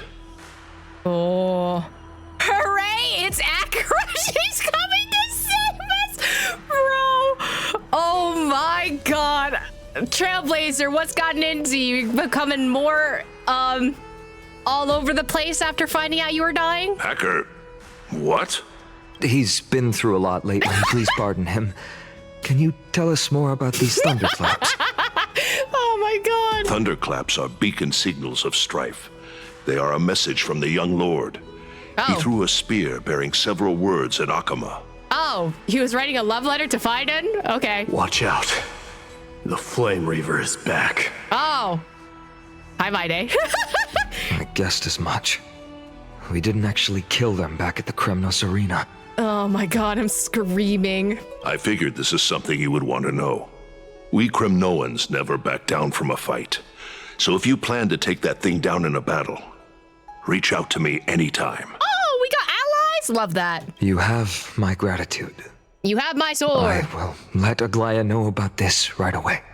Remind her to be on her toes while you're at it. That vicious kindness has been unusually active lately. Those lackeys she keeps under cover have been going in and out of the city a lot more frequently these days. Some even seem to be getting Kremnoans to defect to the council. Get off the Get out! How dare you! Don't place that! I thought they were gonna say something funny. I love whenever they do crowd stuff because someone usually says some wild shit at the end. That's... Looks like you can see it for yourself. We should get back. Thank you for the intel, Lord Krateros. Alright, I'm going as me, I suppose. By Hastily into Lenten above, You again? as the Theoros I have observed. Observe these nuts! Virtuous citizens of Akamon, Finan Vides, Elysiae, and the Outlander are heading toward us. Uh-huh. I wanted to listen in, but you keep yapping. They're here. The Chrysos heirs are here. Oh, I should have gone back home to fetch a sacrificial vessel, some floral crowns, and frankincense to burn and offer. I hear sarcasm in your words. Oh, Titans! Please, forgive these arrogant and self-conceited heroes! Okay, buddy. Y'all say anything either? Someone trampled right over the Master's flower bed, yet the Master only fumes in silence. Oopsie. There goes the reputation of the Council of Elders. The way she said oopsie, oop-tea. Titty's so big they call it thunder is crazy. Right, save your boyfriend, bro. Whose side am I on?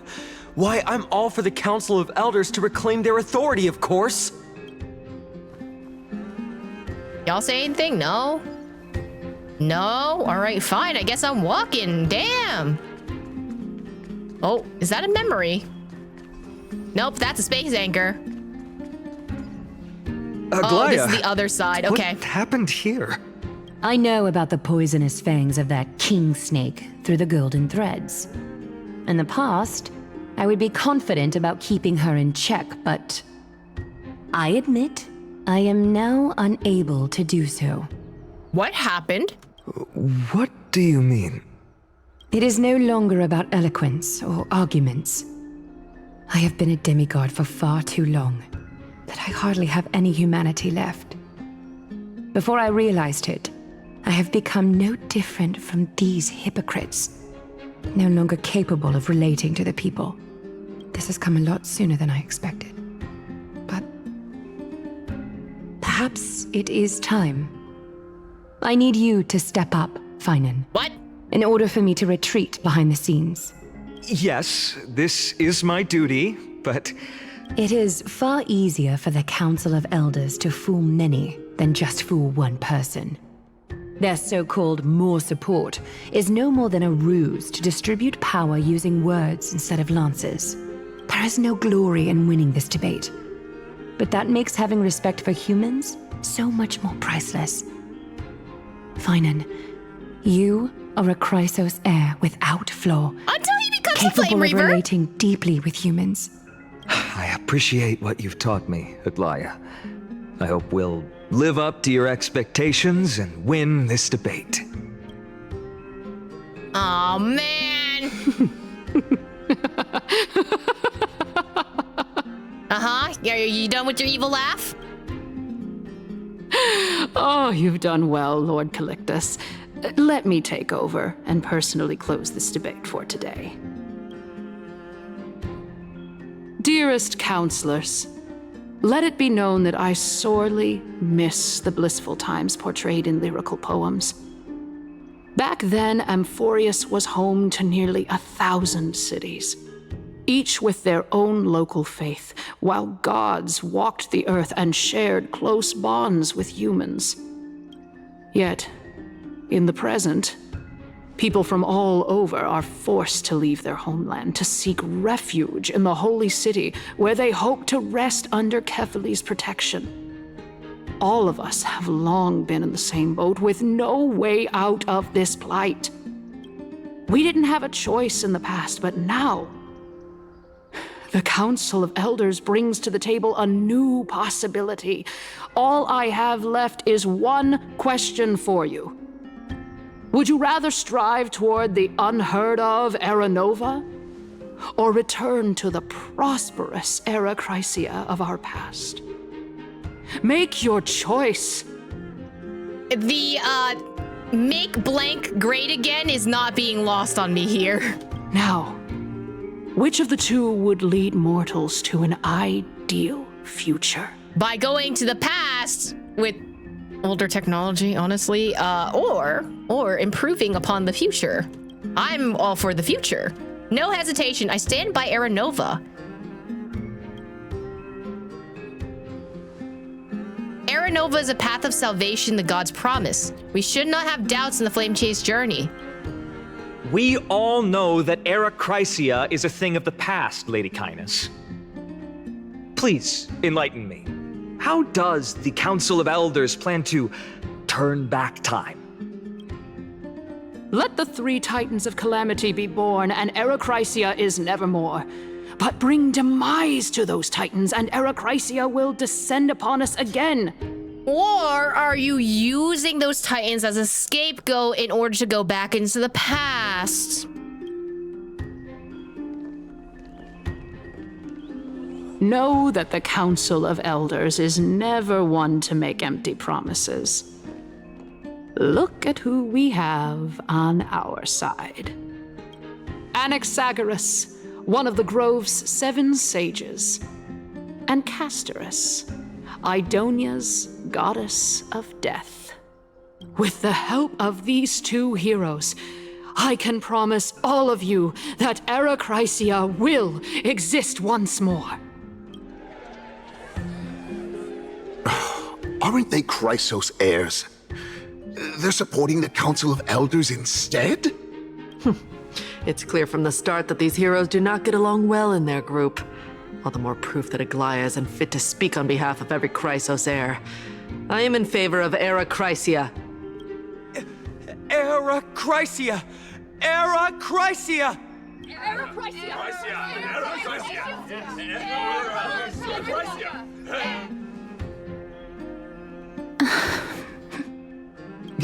Castorus? Why are you standing over there? You finally arrived, Naxa. So have you, Cass. Don't worry, Aglaia. Well, I know that you have many queries. Could you continue to converse like how the citizens normally do? And that's how you brainwash people. Definitely not an allegory for several incidents currently happening. Tell me, dear citizens, if we successfully retrieve and return Thanatos' core flame without anyone passing the Death Titan's trial, what would happen next? The answer is simple. We will have a chance to rid the world of death and bring Amphoreus back to an era when all beings live forever.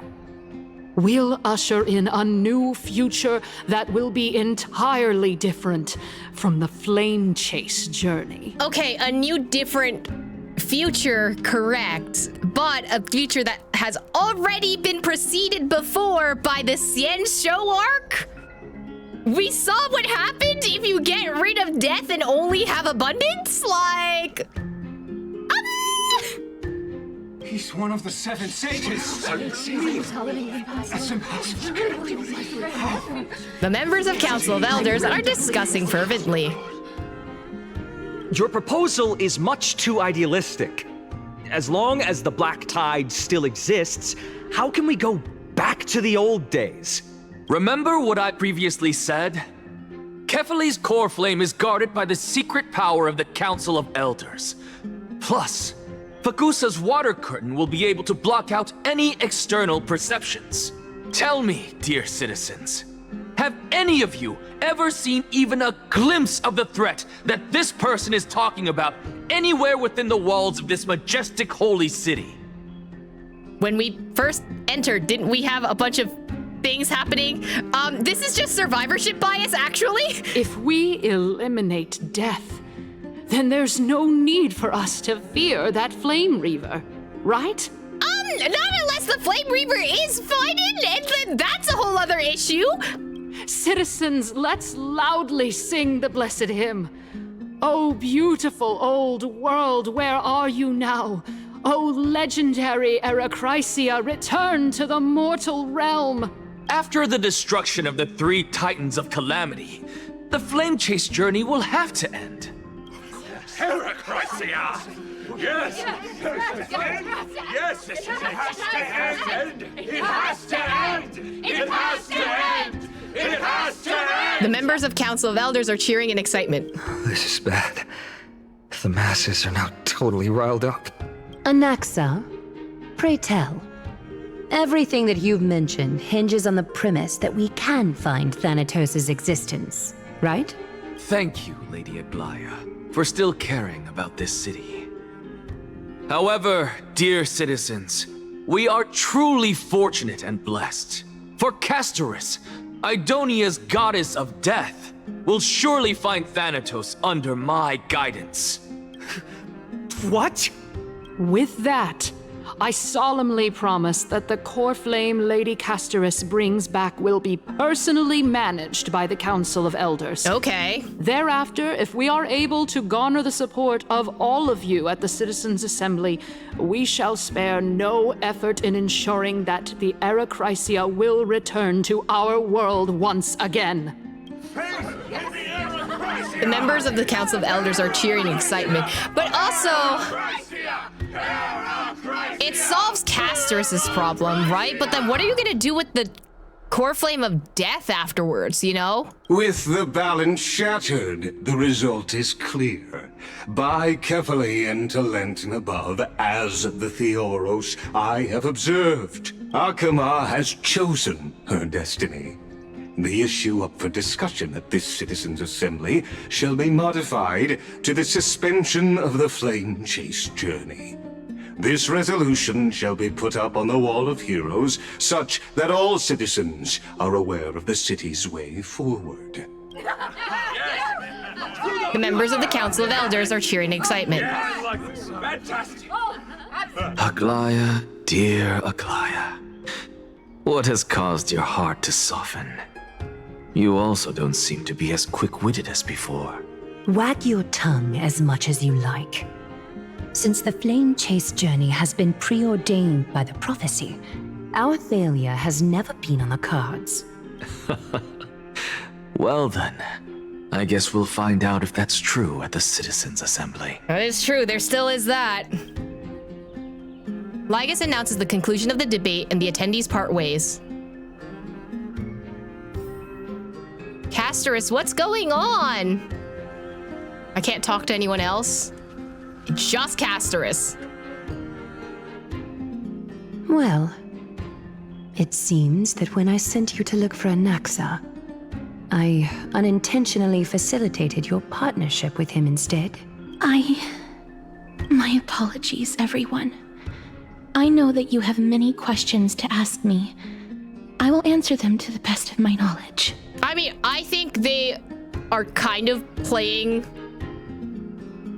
this group. Like, I don't agree with Aglaya fully, nor do I agree with the populace entirely, but I think Anaxa is just playing the elders in order for Castorus to get the core flame, if anything. In that case, please tell us as much as you can. Well, she can't tell you everything because we are still in a public setting. What happened when you went to look for Anaxa? In actuality, he showed me a past that was both long and heavy. The reason I say this is as I've mentioned earlier. The answer was hidden in my journey unto death. Anaxa, you were in the Netherrealm? Yes, I am but a living dead man now, but that's not important. What truly matters is, I overheard a conversation between heroes. Oh, Caster's POV. Have you heard of this tale before? Oh, it's the girly pop again. A tale about the ocean god's treasured pearl.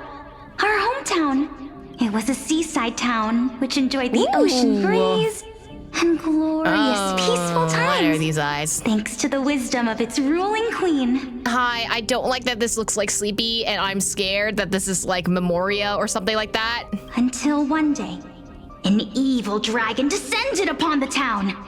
Its wings were large enough to blot out the sun, while its claws were sharp enough to rip the waves apart. It barged into the tall tower and devoured the queen's beloved daughter. It even settled itself in her bedroom, like a tyrant king. The queen assembled 300 warriors who managed to subdue the evil dragon by chaining it up. However, when the queen slit open the dragon's belly, she realized that the princess had long since been digested, and all that was left of her was a pile of bones. Devastated, the queen wept for several days. It was then that a devious, smooth-talking scholar arrived at the palace and suggested that the princess could be revived through the use of dragon bone and dragon blood. That liar called this process the secret art of alchemy. Gee, I wonder who she's referencing. The princess was reborn! The queen was overjoyed, blissfully unaware that the evil dragon's soul still lurked within the princess's body. As revenge, This art is gorgeous. the evil dragon Holy swallowed shit. the poor queen, the glib liar, the courageous warriors, and all of the town's innocent civilians in a single gulp. Worse still, the souls of the deceased were refused entry to the Netherrealm because they were filled with regret. Forced to roam the mortal realm, these resentful souls ultimately converged into a river of souls that would not retreat for a long time. Perhaps the River of Souls was called the Styxian River or something like that. The terrifying death had consumed all. Thereafter, our hometown fell into ruin as well. Until? Oh. Okay. We get the bodies of these two. Until? Actually, I don't know what happened next either. It's almost like they didn't give us the second part of the story so that we wouldn't know. Oh my. It seems that you still like to whet people's appetites even after all this time, Pelixia. So, according to your story, this is how I used to look? It's practically a mirror image. And yet, what exactly is this? A miracle that I created with alchemy. As for what it is and how I was able to accomplish it, I'll keep the answers to myself for now. They really said plot details. We're just gonna say it was magic and call it a day. Oh my goodness. Is this cliffhanger really necessary? Quiet, Titan. Continue to enjoy this splendid play, and the truth will naturally reveal itself. Dragon, huh? I've heard this legend before. In that case, what do you think of it? I think that this so-called alchemy was a tenuous analogy added to the story by future generations. After all, you've never heard of a tradition of alchemy in your hometown before, have you? Indeed. Before I left home to pursue my education, I never even knew that anybody was looking into this area of study. I really like Pelixia's design, like the dragon claw on her face. That's interesting. I need a cosplay of this. Like all the NPC cosplays for the Chrysos heirs are like variations of the Chrysos heirs and the Titans have all been eating. Therefore, we can just treat this tale as a fable told to young children. A fable, you say? If so, what moral is it trying to impart to the kids? I guess it might be the concept of equivalent exchange. Oh? I I thought the moral might be closer to something like honor the dead. It could be both. I think equivalent exchange might be better because it's like action and then consequence, you know? What? At a loss for words? No, I merely realized that we're both thinking of the same principle. If life is priceless, then there is hardly anything else in this world that is of equal weight to it, right? Unless you put importance on those other things over human lives, which people have done. That is also a concept that exists. Indeed. As expected of the wisest scholar in the land. You flatter me. Why don't I ask you a question as well, as a form of equivalent exchange? Of course. What is your question? If I imparted my knowledge of the art of alchemy to you, would you use it to resurrect someone you loved? What? The music is gone. What kind of strange question is this? I got it. You're just trying to get me to tell you whether I like anyone, right? I like Pelixia's vibe. I'm not gonna lie to you. Like, she's so cute.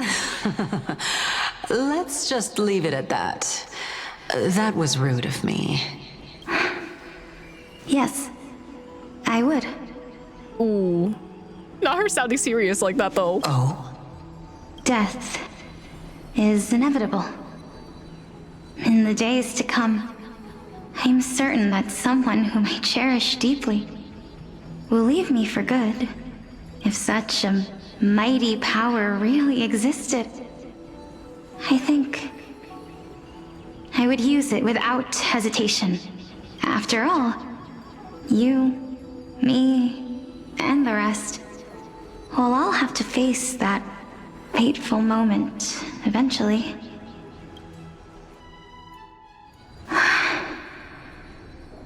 Uh-oh. My time is finally here. However, perhaps because of my firm belief in the immeasurable value of life, I am unable to complete the trial. Oh, what? You shall wither, and through that, the dead will sprout again from the remains, and be reborn with the dead flame. It is a pity that fate is such a cruel mistress. Is there no other way of interpreting those words? I'm afraid that the meaning is clear. Between my sister and me, one must pay the price. Our trial can only be completed when the one chosen sacrifices her life. If I had a nickel for siblings sacrificing each other or themselves in order to save another sibling, I would have way too much money. I'm afraid that the prophecy might even have selected a pair of twins for this exact purpose. Hi, Makoto and A. Would you like to come back to the stage? I didn't realize this was Genshin Impact Inazuma. Fortune makes fools of us all. My sister is prepared to sacrifice herself. And yet, I can't do the same. Also, I just realized the pattern on her wheelchair is super cool. How absurd. My time is almost up, but I'm still afraid to welcome death. What should we do?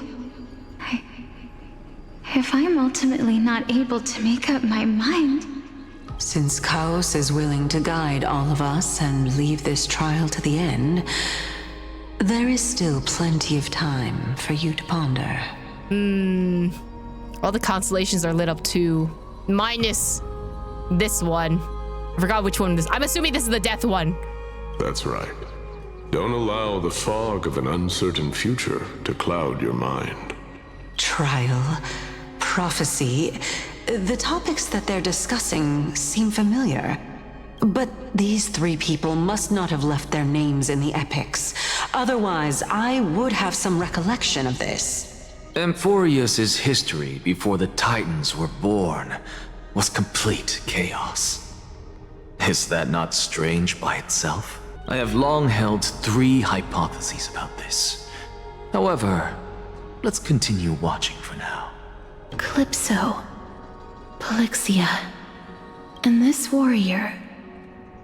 I seem to have met him somewhere before. I wonder if there was a plot thing beforehand that made us meet Nias. Regarding this matter, Nias, are you confident that you'll complete your trial? Of course.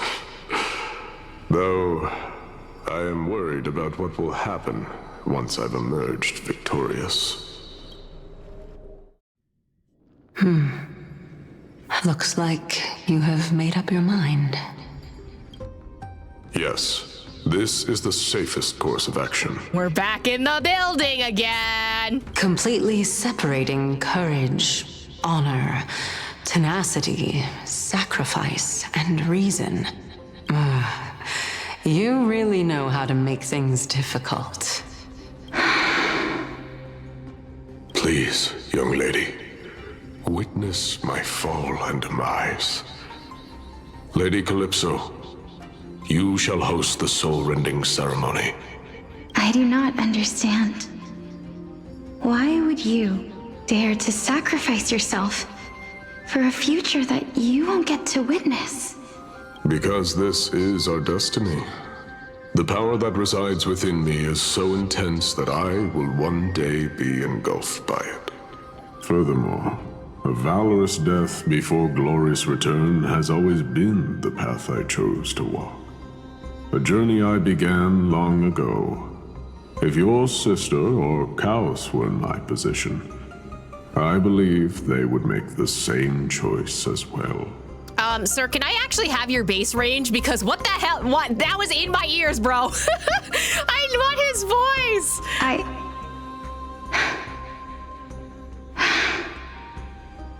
I'm not that brave. I don't know how I'm supposed to face such a serious affair. Despite being Death's chosen one, it seems you still don't know how to face it. Well, does anyone know how to face death, actually? Let's chat, young lady. Perhaps I shouldn't end my journey so hastily. Oh, so we're still yapping? Since there's still time, I'm not worried about letting fate wait a little longer. Of course. This warrior is Lord Nias. Yeah, wait, why did casters forget, though? That's my question. Like, we met in, like, 3.0. Why did we forget, girly pop? As the embodiment of Nikador's divinity, he entrusted his life to us and allowed humankind to end his madness. And also, his voice actor is fucking sick. That means that what I'm currently seeing before my eyes is, in fact, history? Looks like one hypothesis of mine has already been proven true. These heroes are the true forms of the Titans. If so, oh, sorry, Anaxa. The chosen one of death that he speaks of is actually... Polixia. Is the previous form of Thanatos? But her appearance... If this is true, as long as we can find out where she went, we'll naturally be able to figure out the location of the Death Titan. Oh, that's smart. I mean, that's why he's a scholar, so. But before that, we first need to witness what ultimately happened to Lord Nias. Oh shit, right, because he split up his entire body. Oh, items obtained. Oh, music, okay. I guess I can change into girly pop now. Nikador's courage is a testament that they have never once retreated from a battle. I've heard that these words are still engraved in Castrum Kremnos even today. It didn't occur to me that they were actually part of an alchemical formula. Oh. Interesting. Oh yeah, that's true, because like you would need alchemy in order to create the split. Okay. Oh, I can click on this again? Nikador's courage. I've heard Oh, that interesting. Okay, so you can go back and look at everything. You just need to sealed click on the right within one. this statue is undoubtedly his sacrifice. They use their own body as our city walls, keeping out and protecting us from the pervasive spread of madness. They are acutely aware that if the end times were to arrive, there would be nothing left in this world to conquer. Sacrifice! ZZZ! I mean, we had, what's it called? The ethereals here, so. I believe that his tenacity is sealed within this statue. Before we fought Nikador, we also released it from the stone statue. Is that it? Oh, I missed one. Give me that. Lord Nias's honor is sealed here. Incredible. The honor in this child's soul is so light. Oh, I like that you can tell which version of Calypso or Circe is speaking. Honor, courage, tenacity, sacrifice. These nuts. And finally, the only thing that remains is reason. Cheer up, young lady. There is no need to shed tears over a glorious death. All farewells in this world are sorrowful, Lord Nias. Not necessarily. No, young lady. As a warrior, I have witnessed too many bitter deaths. But now, all I feel is peace. I did not know until this moment that mortals could live their lives in such a way. Although only a sliver of your soul remains, you remain so optimistic. Or maybe the truth is that you aren't able to feel sorrow anymore. I highly doubt he's not able to feel sorrow. To be honest, I don't know either. But I am certain of one thing. This is not an acceptance of death nor apathy toward it. It's not even a feeling of despair. I am just enjoying what remains of my life to the fullest. Enjoying? Indeed. Along this journey that we've taken together, not only have I changed the world, I myself have also changed in the process. I mean, you literally split up your body into multiple pieces, so yes, you did physically change. And now I have reached the journey's end. When I look back and see the grand epic that I've personally written, how could I not revel in that fact? But when you depart the mortal realm, won't all of your accomplishments be reduced to nothing? Separation and death are two sides of the same coin. Reconciling this doesn't come easily for a mortal. Finally, let me recount to you a story of mine, young lady. The first time I returned from the battlefield, I felt extremely hollow. Hollow? ZZZ. Okay, I'll stop. The calamity had devoured everybody on the battlefield but me. When I returned to the city alone, the citizens held a banquet for me that was far from pleasant. I felt as though I was still on the battlefield, and the person who had returned was nothing but an empty shell. It was late into the night by the time the banquet ended. My head still reeling, I returned alone to the barracks. On the way back, I encountered someone. It was a crazed scholar looking at the night sky and muttering to himself by the side of the road. Although I tripped over him and fell, I wasn't angry in the slightest. And maybe because I saw myself in him, I inexplicably asked him a question. Oh? Do you think that it'd be better if we just died on the roadside like a couple of stray dogs? Oh, you're just gonna, hey homie, you're gonna walk up to someone and be like, you think it'd be better if we just died? Bro, all right. To my surprise, he shrugged his shoulders and sighed. How does someone who is currently experiencing death, dying and living, afford the same amount of bliss? Now please go away and don't block my starlight. Oh, I thought it was going to be a Nox's voice, but you know what? Fair enough. Are you trying to say that there is no difference between living and dying? For they are both journeys that lead toward death? I'm assuming that Nice is going to go on the concept of nothing in this world matters, but if nothing in this world matters, it means nothing in this world matters, you know? Maybe this is going down that route? That's exactly what life is, and death is, but a scale to measure how valuable the journey was. Journeys and epics are only glorious and magnificent because all things eventually fade to dust. Man, this really is my patch because I've just talked about this over and over again, like this concept by itself. Therefore, young lady, don't detest your fate. Instead, willingly and respectfully embrace it. The embodiment of strife telling me about the majesty of the world. Indeed. I believe that when the fated moment eventually arrives, you will be able to understand my words. It is time for me to knock on death's door. I will set up a long table at the end of the road and humbly await your arrival. Oh, does that mean this is gonna be the last time we're gonna see Nias? I like him, he's cool. When that moment finally comes, let us drink and be merry then. Oh. I knew this day would eventually come.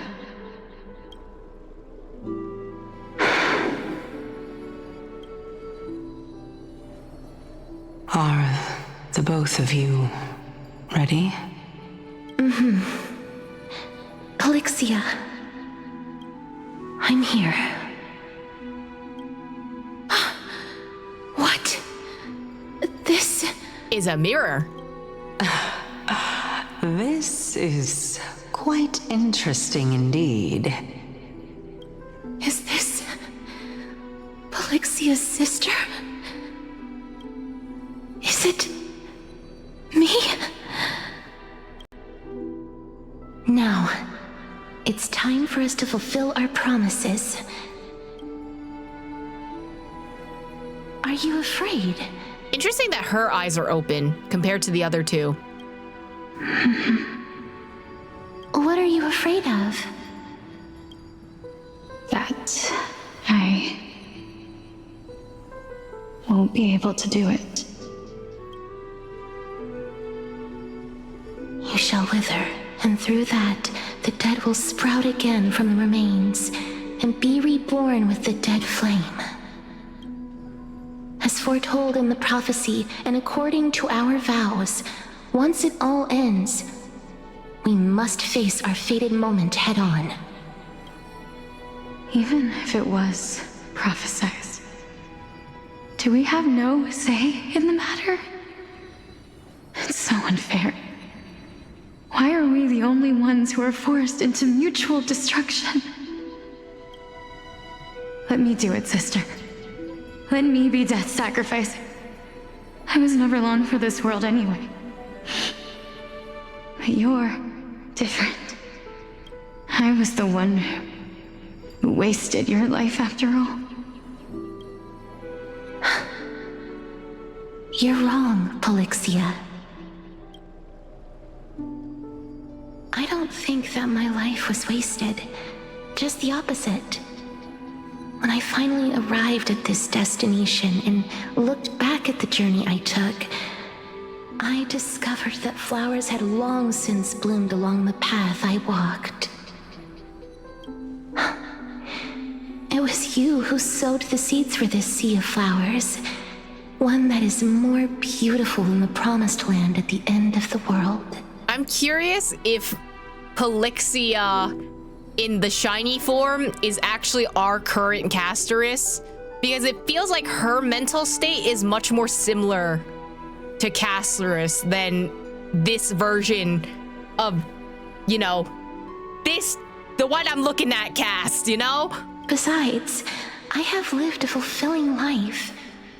Even though I was fated for sacrifice, none of the things that I've experienced will dissipate. Instead, they'll forever live on as memories inside your head. Will they not? How could my memories of you ever compare to the actual you? Ah, we have the Makoto situation all over again. Well then, tell me, what exactly are we? Oh, bringing up a Noxus question, huh? Twins? Death itself? These nuts? I don't know. I don't know either. But regardless of what the answer is, regardless of how we're shaped by others, or even by this world, ever since we were born, the fact that we existed was predestined, and nothing could erase it. This is why I will always, always be by your side. We're twins, after all. Shaking in Makoto and A.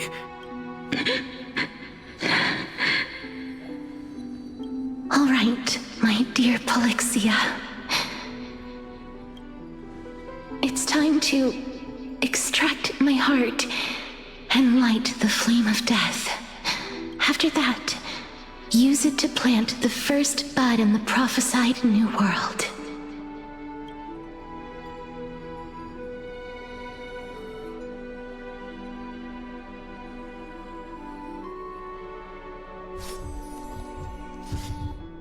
Oh?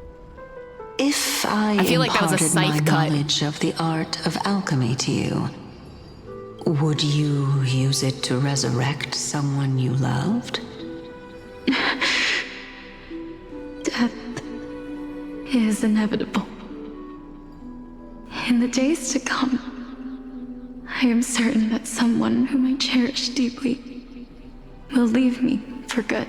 Dude, the way that they said this same line, but with this context and with this tone of voice, don't make me cry, bro.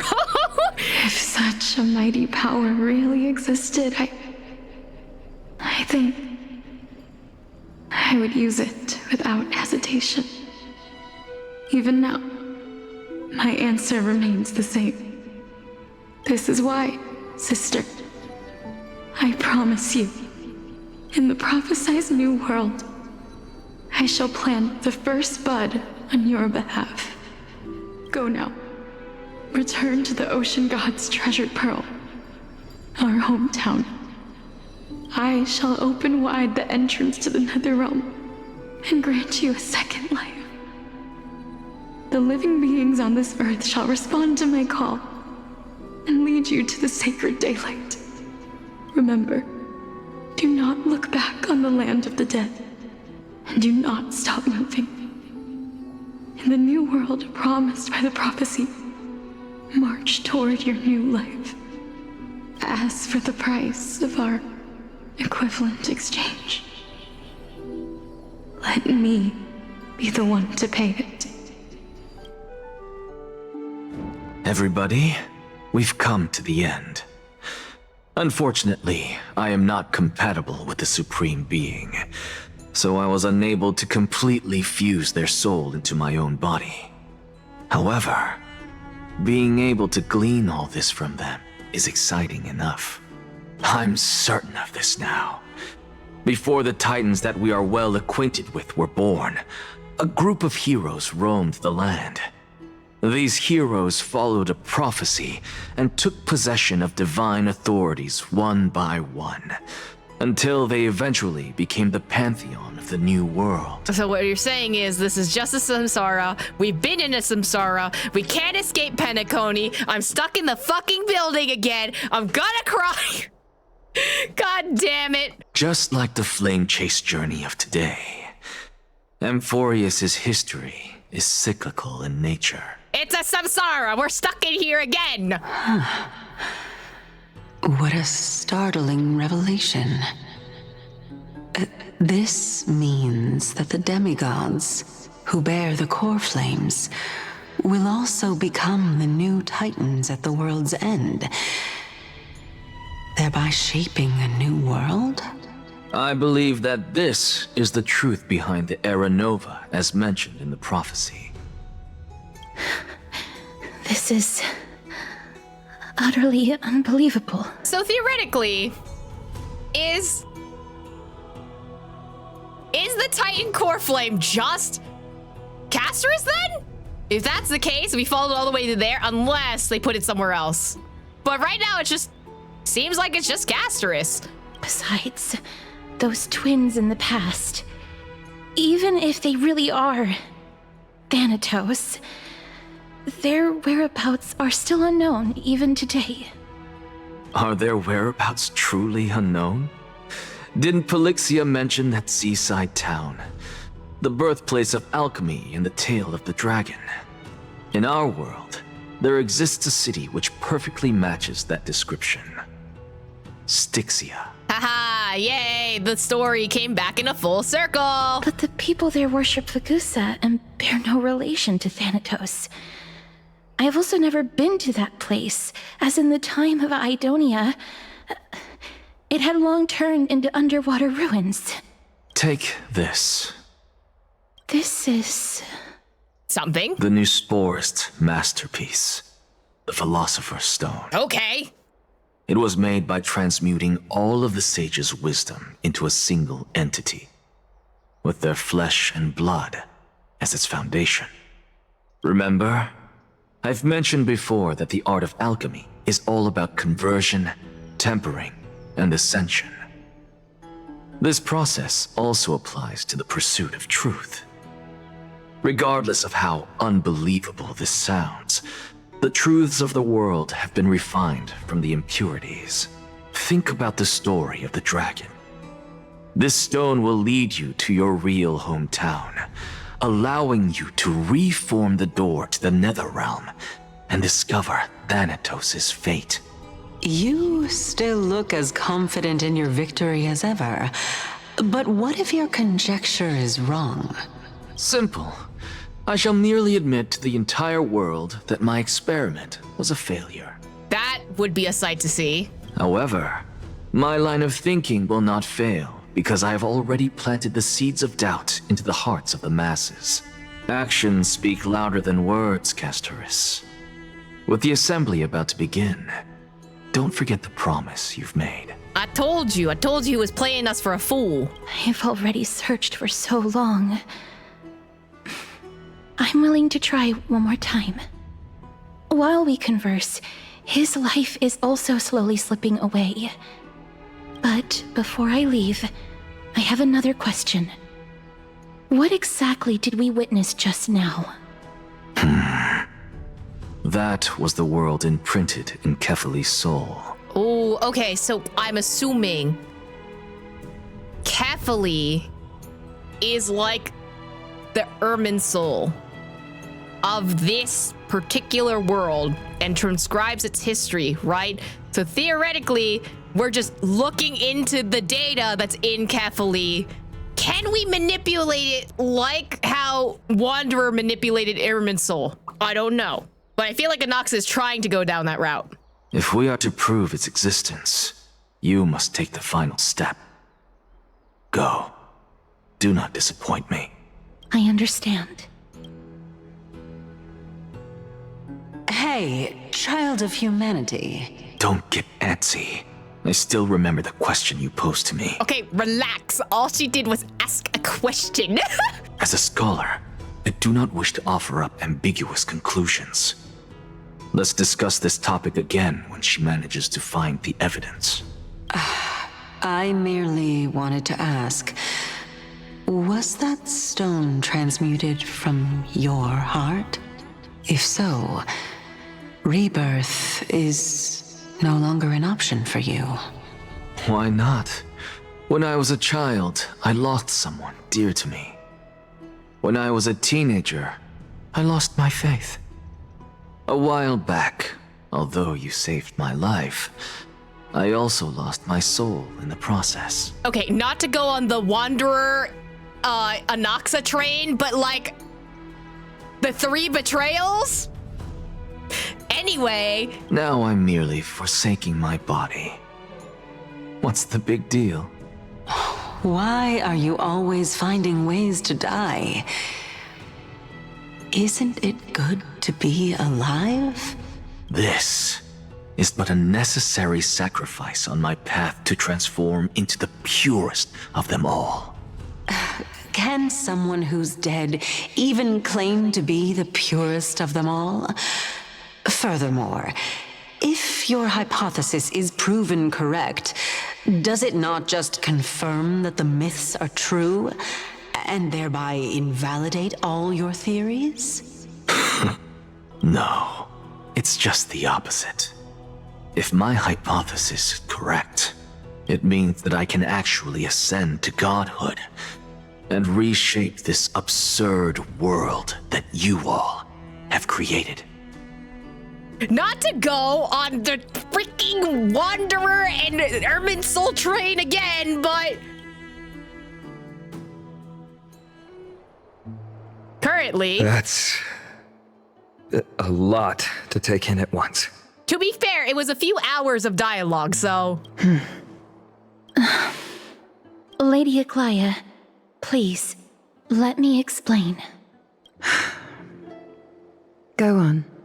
You know that the core flame of death has always been the greatest unknown regarding the Era Nova, which is why both you and Kynus desire to gain the power to control that core flame in the approaching Citizens' Assembly. Professor Anaxa has come to a consensus with Kynus. They want to suspend the trial once Thanatos' core flame is reclaimed, hoping thus to eradicate death from this world. If they're successful, then the flame chase journey will cease, and Akama can enjoy everlasting peace. But I know this runs counter to your wishes. So long as we do not usher in Era Nova, the Black Tide will never be eradicated. Even with Lord Mighty on the front line, and the Black Tide not posing an immediate risk, the danger nevertheless remains. Honestly, it's difficult for me to assess the pros and cons in this decision. But someone must bring the core flame before we can begin negotiations over it. The Titan could be very near. I cannot let this chance slip by. Besides, someone has to make this trip to bring back Mr. Soul. Well said. You already had every reason to seek an audience with Thanatos. It's that great performer who has weaponized your wishes and placed us in this difficult situation. A world without death. Do you desire that too? I'm thinking of the Xianxiu, and I'm very scared now. If fate dictates that my path must oppose yours, I will do all I can to resist it and protect what I aspire to achieve. Lord Mighty showed me that without taking the first step, all talk of what follows is moot. Castris, you've changed. Unsure of what to say, but offers a smile. Have mercy, Aglaia. Stay in your threads! I am not going to punish her for that. Okay, good. I don't have trust always you. hoped to hear you speak your mind, Cass. And I am glad to have heard your true thoughts. Styxia. I visited that place in the past. Though it is now an island surrounded by the river of Soul's torrents, it's not hard to see its former splendor. Go. I will not stand in your way. As for you, you are someone who has cheated death. I Not believe yet. you have more than enough reason to make the trip with Castris and meet the god of death himself. And then I'll bully him to give him my life back, right? Castris, I too look forward to your journey. I wonder what kinds of new interpretations your completed story will bring to the flame chase journey. Thank you, Lady Aglaia. I hate to put a damper on this heartwarming moment, but If you bring up your boyfriend, I'm gonna lose my mind. if Styxia is now Okay, good. an island surrounded by the river of Soul's torrents, then how do we find a way in? Lady Treby is probably... The answer is quite simple. In the myths, Zagreus once made the domain of the dead their treasure vault. That is to say, They could enter and leave the Nether Realm as they pleased. So we bully Cypher. And if they could do that, then it follows that the demigod who inherited their divinity must be capable of the same. I'll see you at Memorial Palace at Action Hour tomorrow. Cypher shall be your guide to finding that ancient city. Perfect. The tumultuous day finally comes to an end. Everyone disperses, each lost in their own thoughts.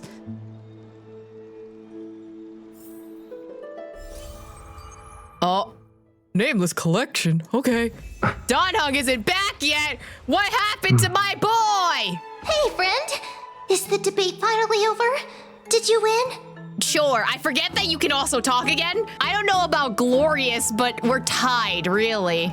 Oh, that means victory is around the corner. Well, moving on. I was hard at work even while you were at the debate. I borrowed a mountain of books from Cass to see if I could find a way to solve your problem. Let's see.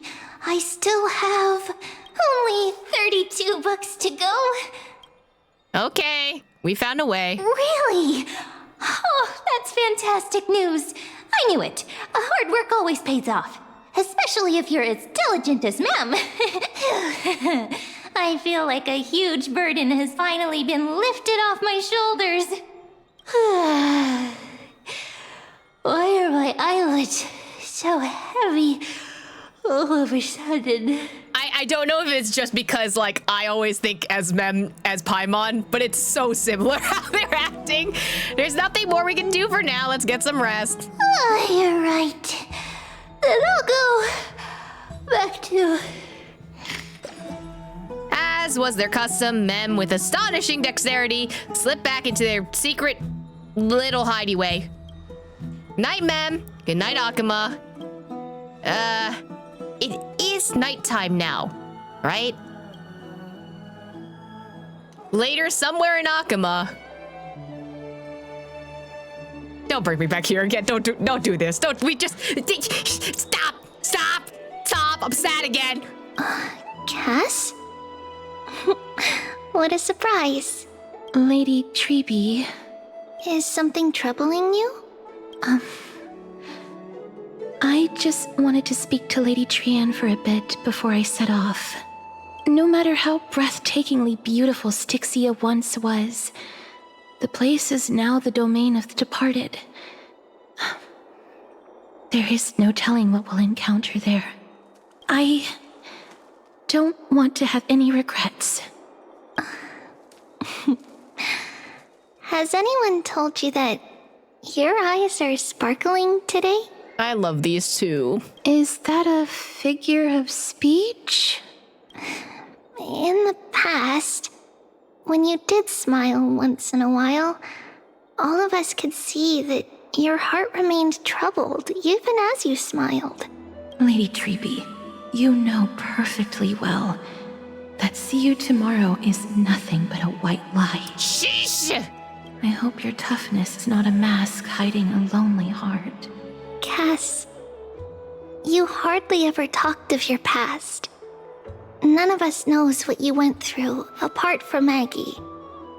But we know it must have been filled with pain and hardships, as it is the fate every Chrysosaur is destined to live out.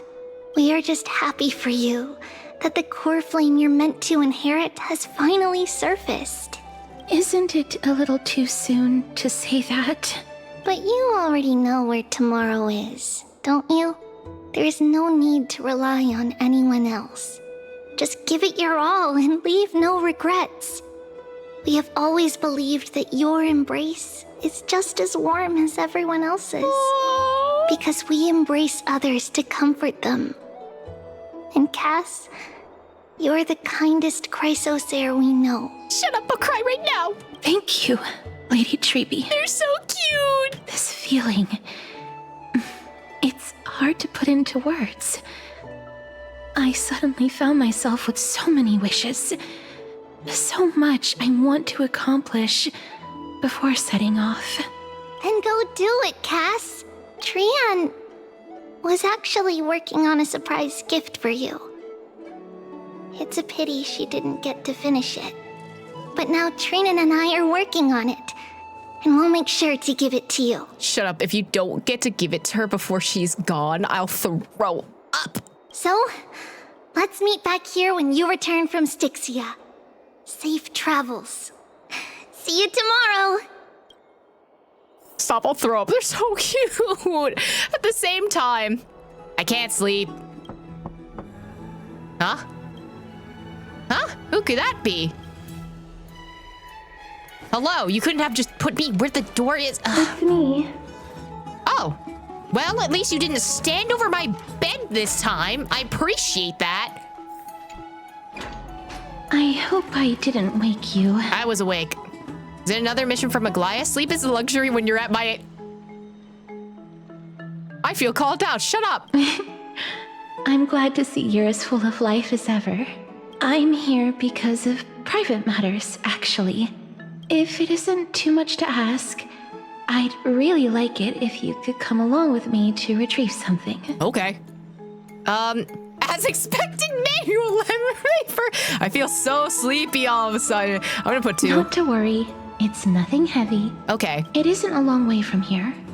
Shall we? Can we get snacks along the way? Oh. I'd love to. We're actually running.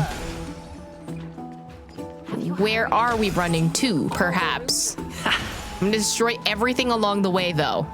Everything for you! Oh, no. Submit all mortal possessions to Casterus, apparently. The streets are packed. No, I lost your voice line. I want to vote! Tell me how I can vote! Take your ceramic shard, engraved with the Hastily rune, select the Council of Elders in your heart, and pray silently until the shard registers your choice. Then toss it into the dolium. I don't know why, but this one sentence felt very welcome to Night Vale to me. The Council of Elders? More like the Council of Buffoons? The Black Tide took my hometown long ago! Who are they kidding with bringing back Eracrycia? It's all a sham to create their own Eracrycia in Akama! The Titans are just. So long as we do not overstep our bounds again, we will not incur divine wrath. Oh, please. The time when these deranged Titans should have vacated their spot to the demigods is long overdue. You'll see soon enough, you old fogey. And I pray that Talanton smacks some sense into you with their scales. We shall see how this turns out. That was quite a spectacle. It's not as bad as Twitter arguments. Just another peaceful day in Akama. I suppose peaceful is technically correct if no actual violence happened. To this day, I still find it almost unreal that Akama is the only place illuminated by light amidst the crumbling ruins of Amphoreus. And its people are even holding votes to reconcile differing opinions. This peaceful sight is making me forget that this is the end times. I love that she's saying that while she's smiling at us. This is what the Flame Chase journey is all about. Shouldn't you have gotten used to it by now? You look very confused. I'm very confused, in fact. Before coming here, I had lived for many years in Idonia, a city of rime and frost. The people there were devotees of Thanatos, and were well known for their unique burial rites and traditions. Traditions that I played a major role in. Mm-hmm. Because of the curse on you? Yes. You now know me as the Mortician of Akama. But back in those days, I was Idonia's Maiden of War. I was trudging across the frosty plains on my own when the Idonians found me. They saw the curse in me as a blessing from Thanatos, and believed that my hands could correct the Eracrycia's mistake and lead them to meet the great god of death. They provided me shelter, but in return, I was expected to grant merciful deaths to war captives, prisoners bound for execution, and heroes alike. Is that some sort of end-of-life care? Isn't that just an executioner? Yes. No matter how kind or cruel the means, nothing can change the essence of death. Taking away someone's life is never worthy of religious worship.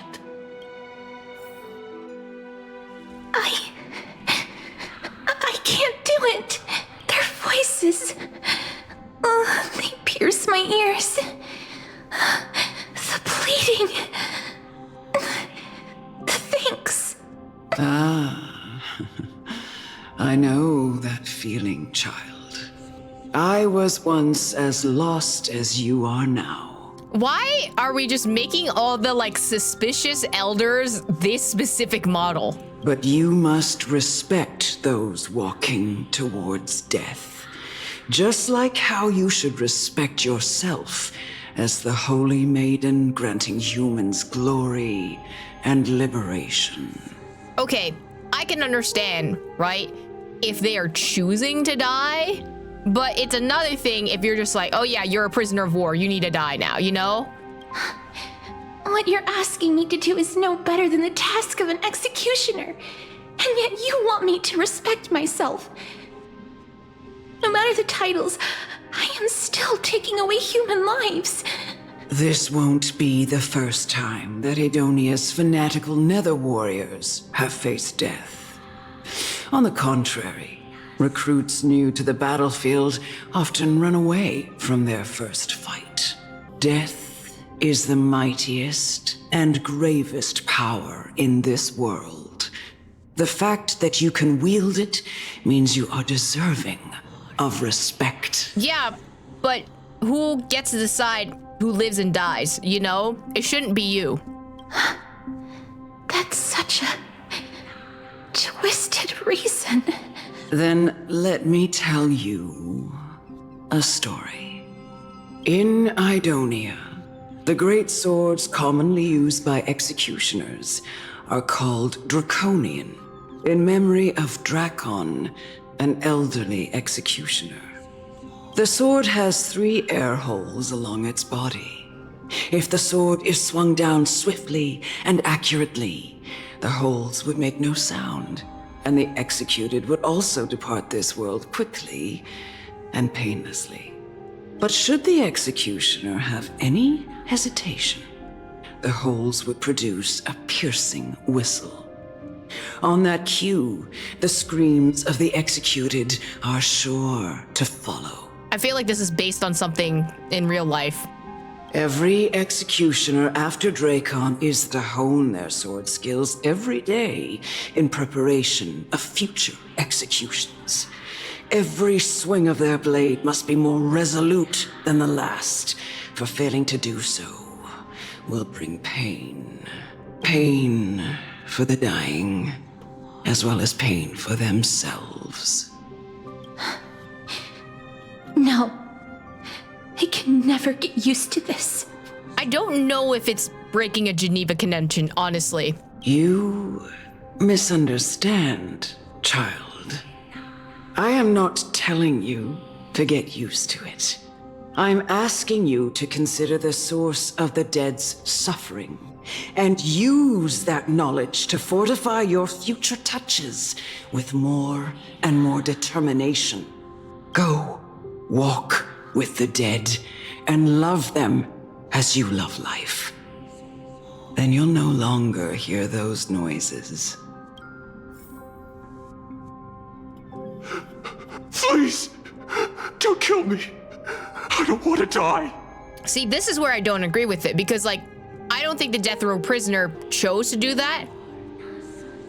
Oh, why is it red? I'm scared now. I'm gonna say no for now. I know she was like, you have to be confident with it. I'm not. This is your duty. Remember, consider the source of the dead's suffering, then give them the respect they deserve.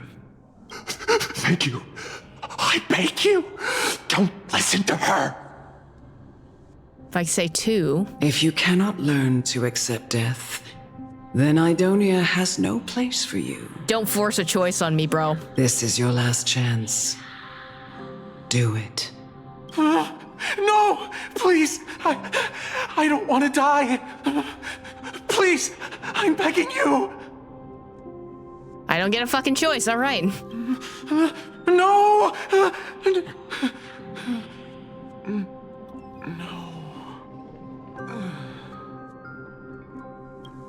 You gently touch the prisoner's forehead with your finger. You fucking flicked him.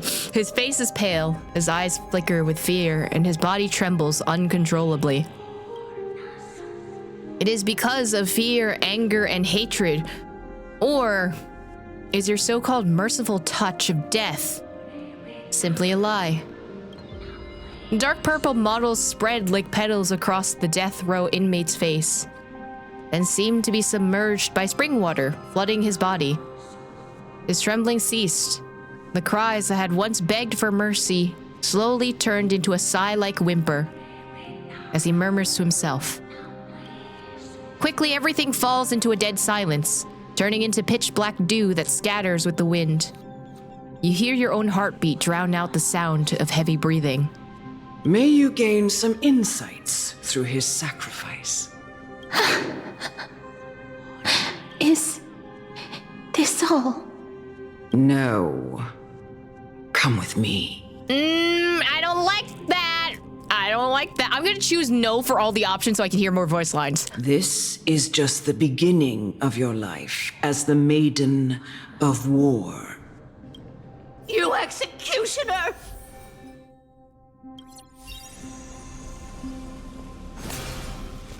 Oh, not the Penacony story area. I can't go this way. Ooh, can I investigate? There's still more to do. I hate that. Thanks.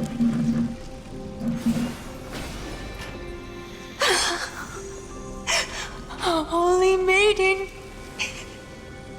Go. Grant her glorious death. I mean, technically, if I just walk around her, she'll be dying, right? Or...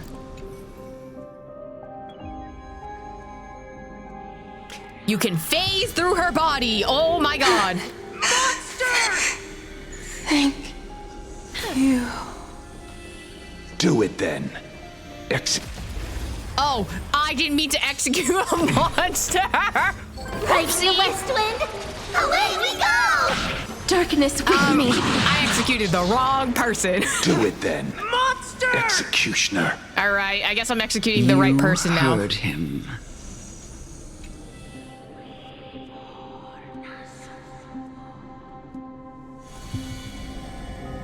I curse you to live in eternal pain. Please, grant me release. I feel like this is the same one from know what to do. The trailer as well. I hate that I can't exit until I kill her. I will phase into your body until you die. When will this ever end? You murderer! I mean, it's one thing if they get a choice in how they die, you know?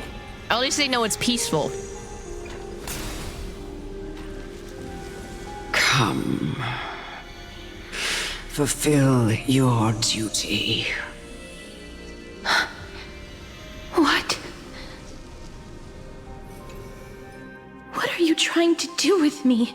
Kill people? I thought that was obvious. I have aged. The time has come for me to heed the summons of Thanatos and journey to their domain, the final resting place of every Idonian. You're not that old yet. You still have many, many years ahead of you. No. I'm already dead. Huh? For I have come to fear my declining health and impending death. Okay, so to fear death means that you have died in this context. Okay. Castoris, will you give me one last chance to charge towards fear and prove that I am no coward? I can't take this anymore. Child, it was I who brought you here from the frosty plains and set your farcical fate in motion. It was also I, Chief Executioner of Idonia, who forced the heavy duty of executing others onto you. Okay, so you admit that this is a heavy duty and that Castorus didn't really get a choice to do this, you know? I've always known that you have doubts and even anger about my faith and about me. I never had a choice. Indeed. We essentially abducted you. So you admit it. Oh, you're trying to get her riled up so that she'd kill you. Oh. Yet you can end any sinful life with just a touch of your fingers. Shouldn't it be easy for you to escape from here? It doesn't solve like she needs food and housing, you know? I'll never do that. It doesn't matter how lightly the Idonians take death, or how readily they accept it. I simply can't do it. I knew I was right about you. What do you mean? I've taught you and cared for you as my own daughter all this time because of this blessing that's been with you since your birth. I know no one else in the world would understand the weight of life and death more than you do. In the eyes of an Idonian, death is the end of all life, a destination we will all eventually reach. Humans should not resist it, but learn how to face it. You can only live your life to the fullest after understanding this principle. And when you do, even if you eventually leave Idonia's protection, even if you must carry the curse forever, you can live with your head held high, like everyone else. No! How can I? Come now.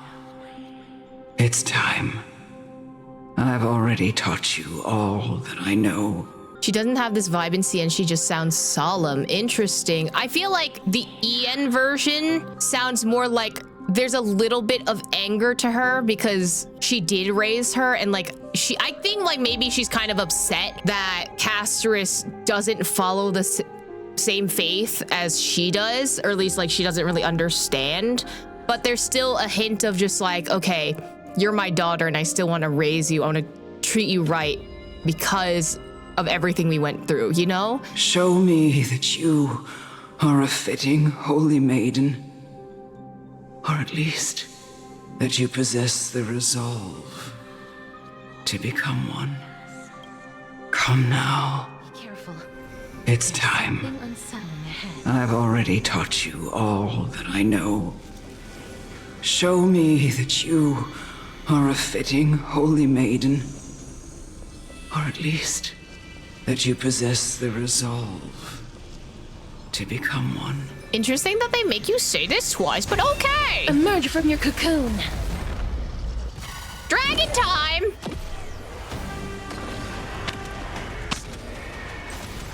I love not playing Honkai Star Rail in my Honkai Star Rail. Fair enough. I'm assuming we are watching this person slowly disappear. This was the last time I followed her command. I gently touched the elderly woman before me. The executioner, who had seen too much death, died the same way as everyone else. A gasp for air, a wistful look in her eyes, and a barely perceptible tremor in her fingertips. Elder Amunet the person who tried to teach me about death ultimately vanished like dew in the morning mist. She spent her life embodying the beliefs of the Idonians, and when death finally came, she embraced it exactly as their doctrine had taught. I have nothing but respect for her. I erected a cenotaph in her honor in the marshes outside Idonia's city walls with the others I had laid to rest. Then, I set out once more in search of Thanatos. It was a long, long journey. I heard so many discussions about death along the way.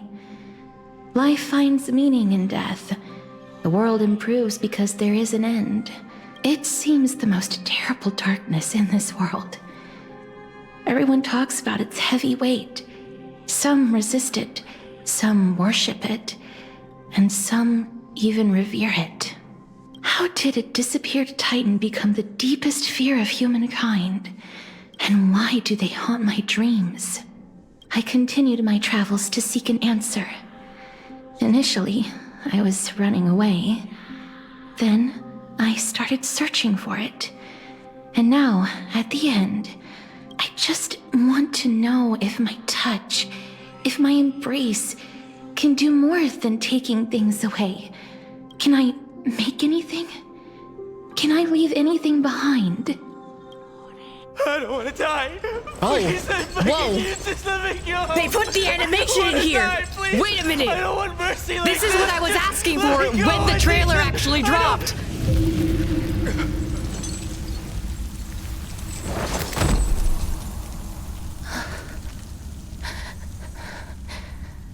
I hate these icy hands.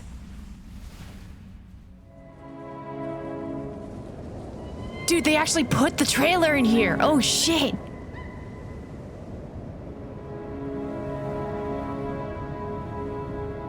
Time to cry again, y'all. Let's do this again, boys. I'm gonna cry over child casters again.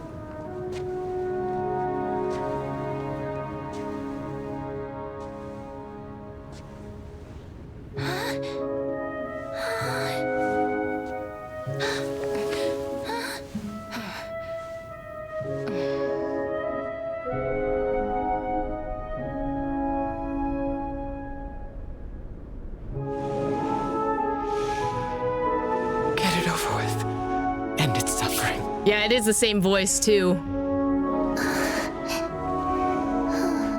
It's the same exact elder voice, although she looks very different in the animation.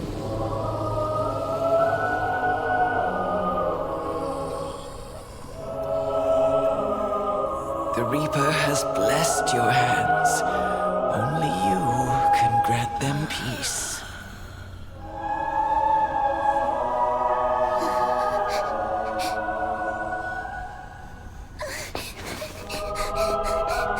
I mean, she was literally a child in this, so...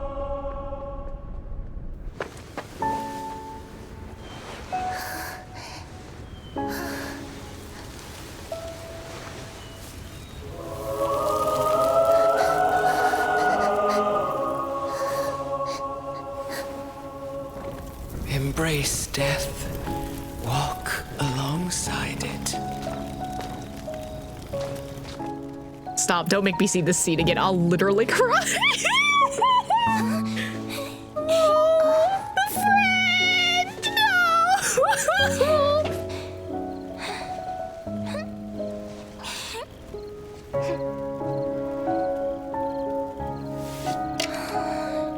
Oh.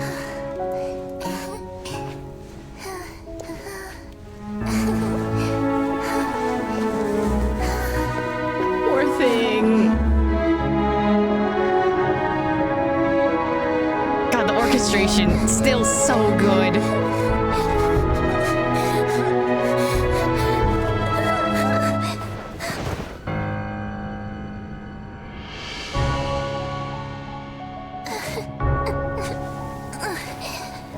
Every day I realize, how does that crown stay on her head after doing all this?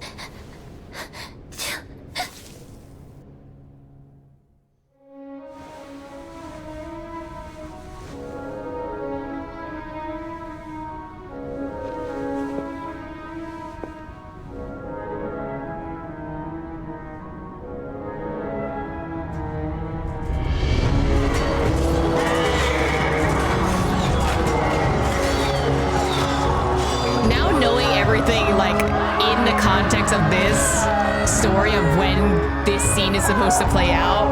Ugh. The art's still really good though.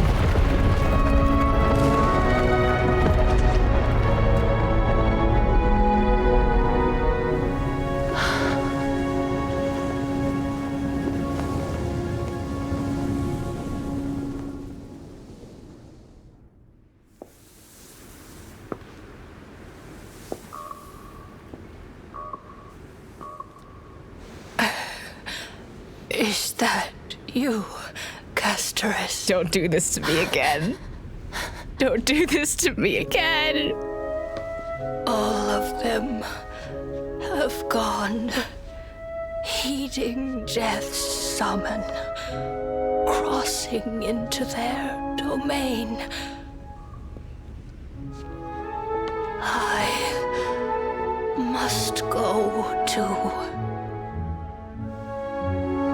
I don't fear it, just I have some regrets. I feel like seeing this scene Watching after people hearing the leave last this person's world story again and again.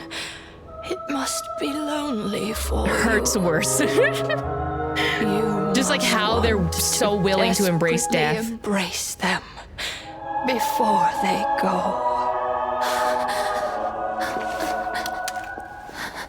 I can't. These hands, they're too cold.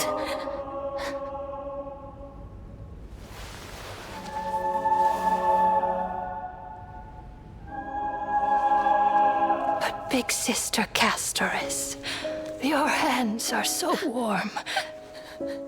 Just like anyone else's. So go on. Don't hold back. Give her a hug. Give me a warm hug.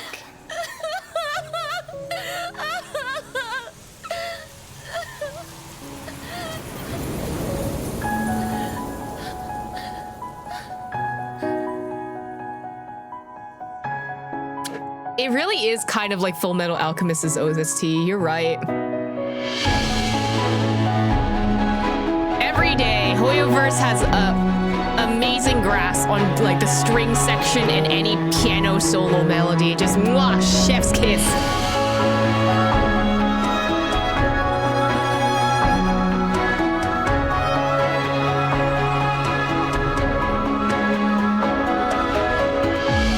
Now I'm imagining like what happens when people who don't know that this is gonna play see it for the first time. Like, they'll probably get hit like a fucking truck, that's for sure.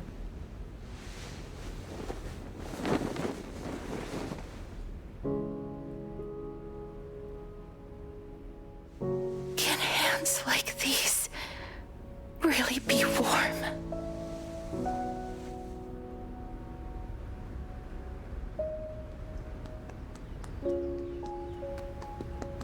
Man, not the deer. Stop, stop. I don't like the deer's eyes. I don't know what it is. I don't like the way that it looks at me. I don't trust it. I don't trust nothing about this deer. Look at it. I don't like it. Sus.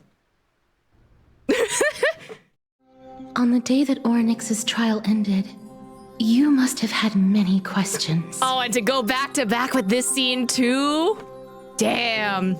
First time player wise, chat so suddenly sad. Oh no. The normal way Honkai Impact 3rd animations are presented. Oh, interesting. I'm surprised they only just now introduced this when we had other animations. I felt just as confused. Why, as someone from beyond the sky, were you so cruelly dragged into Amphoreus' fate? I don't know, actually. I mean, we were kind of brought here by Black Swan, and I think Black Swan might be a memo snatcher, but that's a whole other thing. I mean, I don't know if she's the bad guy. I don't trust her. I don't know if she's entirely the bad guy, though.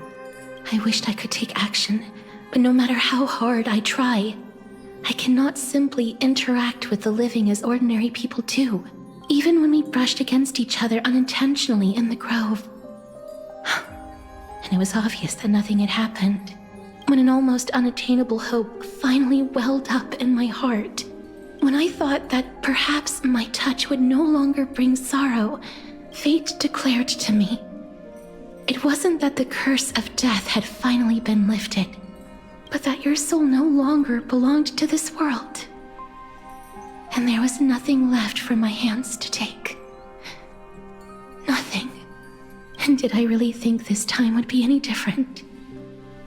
It's not that I don't understand this reality, just that I'm unwilling to accept it. Having walked such a long road, I am still unable to find the answer to life and death. I am resigned to eternal despair. I mean, the other option is really accepting it, that's what the other elder said, so. Anything I wish to hold on to, death will inevitably wrest from my grasp. From that moment on, I lacked the courage to confirm it again. Until Ornyx laid bare the cruel truth before us. But now, perhaps I might have one last chance. Long ago, Trinan read a prophecy to me. At the end and then of the happy music came back. Hold on. The souls of the living shall warm thy fingertips, and after an embrace, there shall be eternal separation. I found no surprise in it, for her words sounded not like a foretelling, but a perfect reflection of my past. Embraces in this world are born of reunions. Yet, my touch speaks only of farewells. In that moment, I had no doubt that this destiny would weave itself through the entirety of my life. And yet, things have taken a turn for the better. Now that I can finally have an audience with Thanatos, perhaps I can rewrite the meaning of that fated prophecy. I have no reason not to give it my all, for your sake, and for my own. Thanks for telling me your thoughts. Should I pretend I didn't? Well, that's so rude. I'm gonna say 1. With that, I won't have any regrets. Castris talks to you about the gift she gave to others Chrysos heirs, and before you knew it, she arrives at your gift. My gift? I get a gift? I mean, I guess I'm a Chrysos heir now, Let's but put that my aside gift? for the moment. We've arrived. Oh? I want to retrieve a small gift I specially prepared for you. I made it myself, like the trinket I gave Lady Trianne. I want to leave something for everyone, if possible. Oh, this just gave me Hu Tao flashbacks from this lantern, right? The journey to seek an audience with the Death Titan cannot be an easy one. I want to make full use of every moment I have before we depart, so that I don't have any regrets. Is it a brooch with my face on it? That sounds kind of... the second one is very ominous. Then perhaps you can have a look at it first. You don't have to take it if you don't like it. But you literally make it. I will take it. Look, it's right there. I don't know what I'm looking at. Huh? Where did it go? Can it walk? What's going on? I don't know. Sounds like someone left something behind. I hope the gift wasn't expensive. Did you run into trouble with some phantom thieves? I am not some corrupt grown-up. What's this? God damn it, Cypher. The coin of Zagreus and a slate. So it's her. Holy moly, a kitty thief! No doubt about it. This is her favorite symbol. It's Lady Cypher, the demigod of Zagreus whom Lady Aglaia had spoken of. She's a master thief who's left legendary tales all over Amphoreus. What did she steal? So many years have passed, yet she's still announcing herself in such a crass manner. Listen, this I expect from her, okay? Let's just do as the slate says and look for Lady Cypher. What's she gonna do? You must solve my riddles 3 in order for you to get my treats. I don't know what would rhyme. God damn it. Frick. Letter from the Phantom Thief Cypher. Dear Princess Homebody, walking through the busy garden, I discovered the remarkable gifts crafted by Princess Homebody. They're truly splendid, and I am most impressed. I've also taken your charming presents prepared for fellow Chrysos heirs. In your right parlor, I observed the beautiful felt dolls, the beige and lavender striped tapestry, the classic Idonian tripod table, and in the left parlor, the jewelry and exquisite art pieces meant as gifts. This time, I've claimed only this modest gift. I fear it would attract tasteless little thieves, so I shall safeguard it for now. Naturally, I left appropriate payment, a single coin. If the price displeases you, feel free to negotiate return. Though, should that happen, I won't be satisfied with merely one coin. Should you wish to find me, visit the Marmorial Market. There lies a golden short spear I left. You know what to do. It shall guide you to me.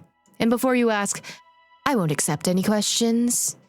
Please forgive this small intrusion and accept my highest regards. P.S. Who displays biological specimens at home? They're quite unsettling. You might want to store them away when entertaining guests. P.P.S.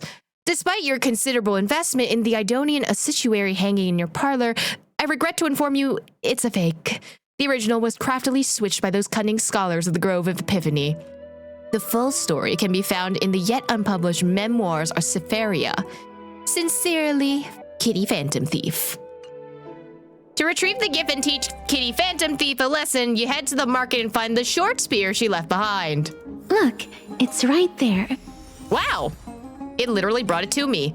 Cypher's coin, a coin left behind by Kitty Phantom Thief Cypher out of courtesy and honor. Naturally, I left appropriate payment, a single coin. And the letter, a Phantom Thief's letter left behind by Kitty Phantom Thief Cypher out of courtesy and honor. I fear it would attract tasteless little thieves, so I shall safeguard it for now. Fine, I'll fix the freaking spear. There seem to be these nuts. Oh, god damn it! Hold on. Get back here. Why are we going so fucking fast? Huh? Oh. Why are there two of you now? Do I have to answer your riddles 3? This is a trick she left for us. Uh-huh. Clearly, Kitty Phantom Thief wants to play a little game with you. 2 short spears, 1 correct, 1 wrong. I get hints. All right. Let me check the hints on the scroll. 2 golden short spears. Only the golden short spear engraved with the truth can lead you to Kitty Phantom Thief. One tells truth, the other one tells lies. The left spear is engraved with 2 words. Don't be fooled, the right spear... Fuck. I didn't think that's what was gonna happen. No, I literally said the thing that I didn't want to happen. Fine.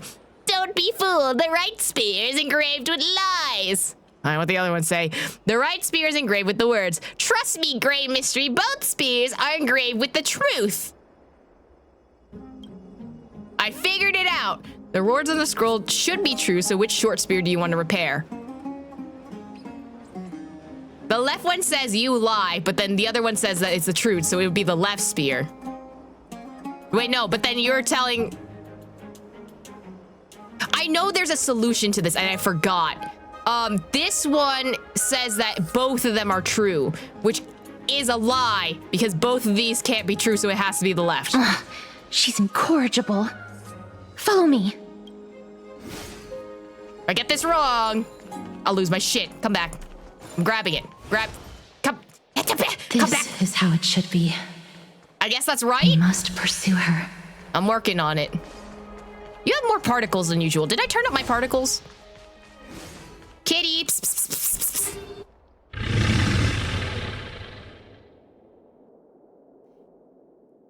Unless I'm mistaken, I don't think dromuses are cats?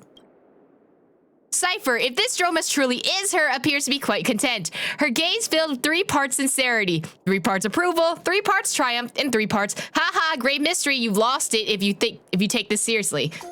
Oh. Damn it, did I get it wrong? I see, so dromus is a cat. Oh, yes, and you. She seems to be saying right, oh ho. No, yeah, yes. After a moment of inner conflict, she reaches a definitive conclusion. The dromus is indeed a cat. Lady Cypher, please come on out. You're still careless as ever. Shouldn't you keep such a precious gift near your bosom? Are you telling her to shove it up her ass? Like... Since you know it's a gift for someone else, please give it back to me. Stop hiding among the people and letting the wind carry your voice. Where are you, Venti? No. Since I know it's a gift, that just means I need to milk its worth. The children of the wind never stay for long in one place. Unless your offer is tempting enough to still the wind. What say you? Theoretically, depending on what you read it as, bosom can also mean ass or chest. It could be both. I think sometimes it's also used for thighs, but I could be wrong. Bosom is chest area. I've seen it used for both, honestly. I've seen it read as ass before. That's why I'm just like... Name your price. I'll give you however much you want. Castoris, you are terrible at bargaining. If you don't want the money, I'll gladly take it off your hands. I'm sorry. Bargaining is really not my forte.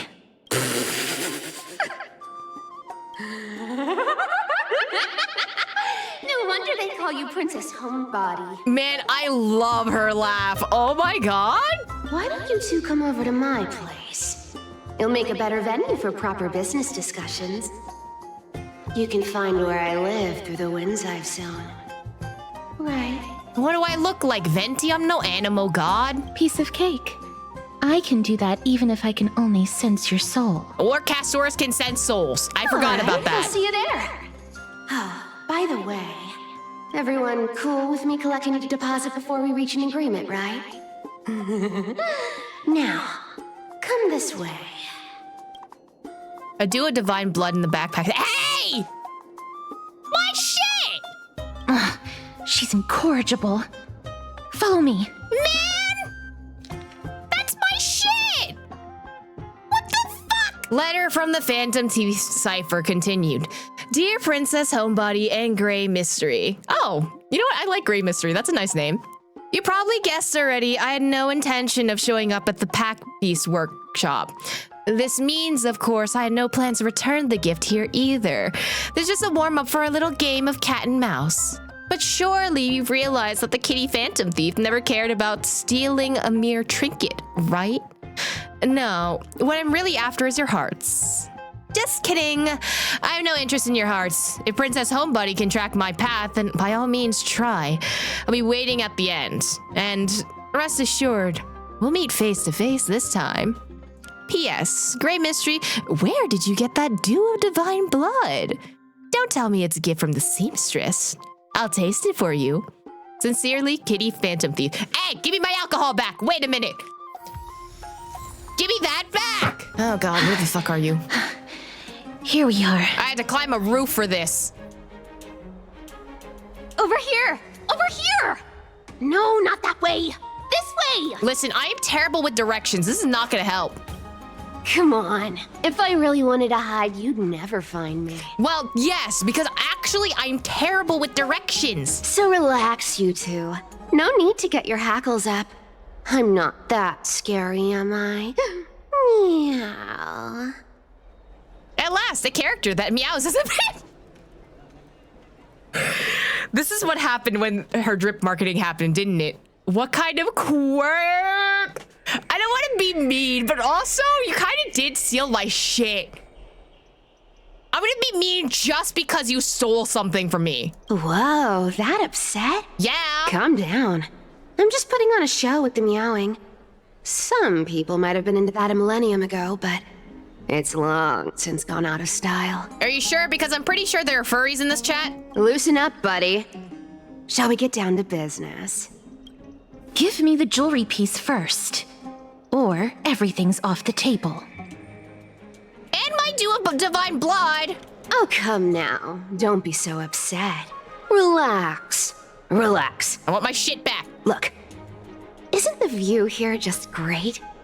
You can see what everyone is doing and where they're going, and they won't even know you're here. I don't like that you have eyes as your armor plates for your shoulders. That, are they squishy? Because I'm scared. Now that we've broken the ice, let's get to the point. Everything I've said so far has been a joke. I'm inviting you two here for 3 things. Okay, I'm not gonna lie.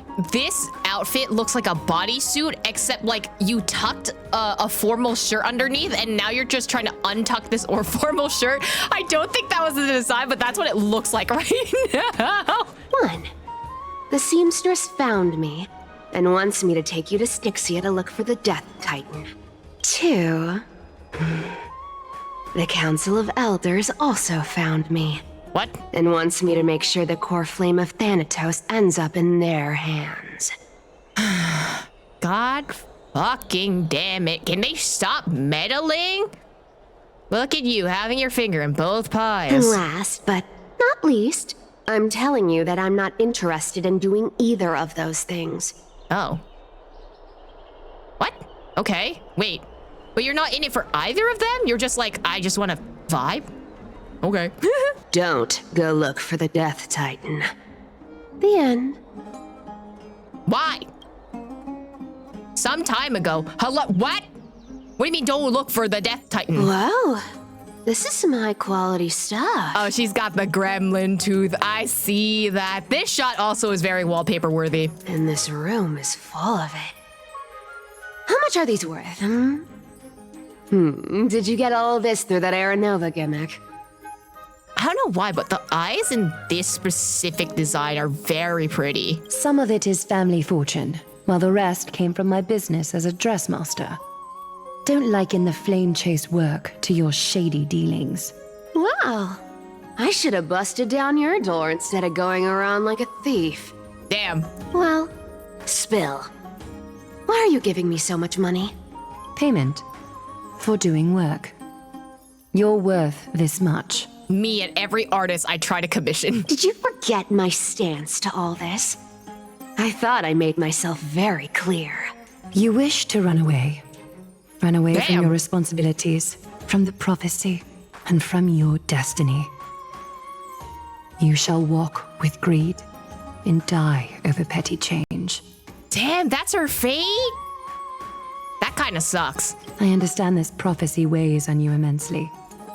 That is why I have never reproached the demigod of trickery for running away. But I need you right now, so don't turn me down. You know, maybe the gods got your tongue with their golden threads, Aglaya. I'm not hearing any sincerity in your words. Give me a reason why you're bowing your noble head to me. We lost Trian. Oh. The divine power of passages is running out. I need another demigod to escort Castoris and help her fulfill her lifelong wish. Oh, I get it now. You're sending Castoris to her death. And you want me to die with her. I don't think plot-wise it would make sense for you to die with her. This is Castoris' own request. I have never seen her so determined. She brought this up herself? You're not pulling my leg.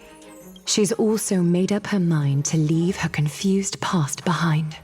As will you, Cypher, when you finally make up your mind. Don't be so sure. Time is hard in the likes of you and I. But Castoris remains pure as driven snow. She is giving me Cruella de Vil, but specifically in the live action version, where she's a little bit, like, even though she's bougie, she's still cunning. Like, that's what the voice reminds me of. She can always turn back before the end, you know? Maybe she'll remember Trian's sacrifice. Maybe she'll remember the countless martyred Chrysos heirs. Maybe she'll remember you, with your one foot in the grave. I ain't as optimistic as you about what she'll want to do. Tell you what. Why don't I take this room of treasures as a security deposit, and we make a bet? Go on. Everyone and their fucking bets, okay. I bet she'll change her mind and turn back. Now, if I lose, I'll do what you want me to do. Return this deposit to you. Plus, giving you another room full of treasures. I hate it here. How does that sound? I heard that. You sound like you have all the confidence in the world. In that case, Let's make a pact with those conditions. I hope you're prepared to lose it all. In conclusion, I want to win. So I hope you two can give up on going to Styxia. I'll give all the treasures in that room to you. And you can split it between yourselves however you want. Interesting that she would rather give it to us instead, though. What do you think? Tempting, right? I'm almost dead. What use do I have for money? The currency I use isn't the same as the one on Amphoreus. Nah, I'm basically dead, bro. I decline. If we don't find the Death Titan, his soul will... Oh? I can't go into the details, but we have to go to Styxia. I really don't get how. Princess, homebuddy, you keep talking about needing to find Thanatos, about getting rid of your curse, and you don't care about anything else. But did you ever live for your own pleasure? Even for just one day? What are you trying to say? I'm saying, contrary to your beliefs, Aglaia didn't take you in just so you can die for her Aranova. The flame chase journey walks hand in hand with sacrifices. Isn't that why you're always running away from Lady Aglaia? Oop, the girlies are fighting. Fine. Never mind. We all have our own problems. I ain't gonna say anything anymore. It's not like I was gonna honor that bet anyway. But listen to me. Styxia is no tourist destination. I mean, we've been new. Sure. The treasures buried in there are 10, no, 50 times richer than Aglaia's vault. Yet, I've never been there. And I never plan to. Because even a demigod can't be sure they can walk out of that place alive. We're about close to death. We might as well try, you know? And now I'm supposed to escort you to Styxia. Sure. Pay up. Aglaia has already paid me. Is ripping people off the authority of Zagreus' demigod? You know, you're not wrong. At least it's part of my responsibilities. I don't like this. However, I have lived a longer life than most people. Though I'm not as good at doing business as Lady Aglaia, I still have some savings. I can give them all to you. Then how are you going to live the rest of your life? By being dead, homie. Then I'll give you 80%. The way she's trying to scam everyone, but she is reverse scamming Casterus. Anyway, Cypher Casterus ship. What y'all been cooking up here? Well, don't mind if I do. 80% of Castrus's savings and a bottle of dew of divine blood. Hey!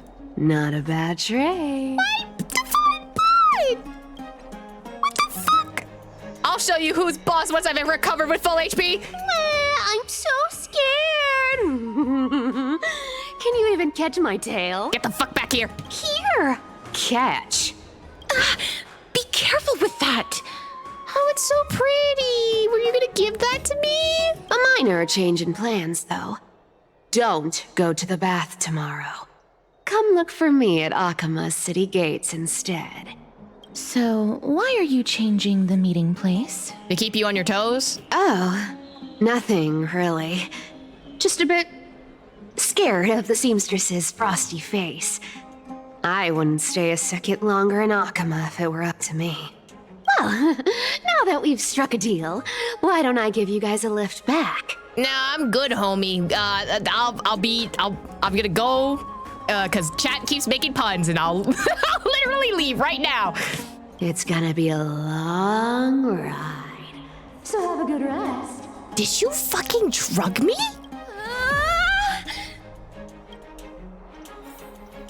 Next day, Akima. Bro, drug me and get the first run, May. Now Cypher. Where am I? Is this my room? How'd I get back here? Is this a coin? Was this Cypher? And she even tucked me in. Oh, the Cypher stands are gonna love that. Never mind. It's getting late. I better get going. Letter from Phantom Thief Cipher, continued again. Gray mystery. These formal addresses at the start of letters are such a hassle, and you already read 3 useless Phantom Thief letters. Hey, listen, I like reading the dialogue, okay? I've left Princess Homebuddy's gift here. Take good care of it. Remember, skip the bats and come straight to Akuma City's gate to find me. You know I have no patience. Come late and I'll leave without you, clear? P.S. Yes, I'm the one who tucked you in. You're welcome. Sincerely, Kitty Phantom Thief. Can I have Danhung tuck me in, though? I would appreciate that. My Dew of Divine Blood's back! Yippee! I got my alcohol back! This is Castor's. Oh, what does it say? What does it say? Nether butterflies pondering. A handcrafted silver ring. If you hold it to your ear, you can hear the sound of melting snow. In Idonia, the departed sealed ice and snow into a ring before their final journey, offering to the living as a token to walk the rest of their path in their stead. When the ice melts and the snow fades, the flowers will bloom, and you will find me. Hey, not to Genshin in my Honkai Star Rail, but why is this Snezhnaya coded? Bright and sunny. Just the weather for farewells. You're here? Yeah. Why would I not be here? No need. I already told her. She's fine with it. You sure know how to put me in a spot, Castorus. I need to travel with you, but I can't touch you. What a bother.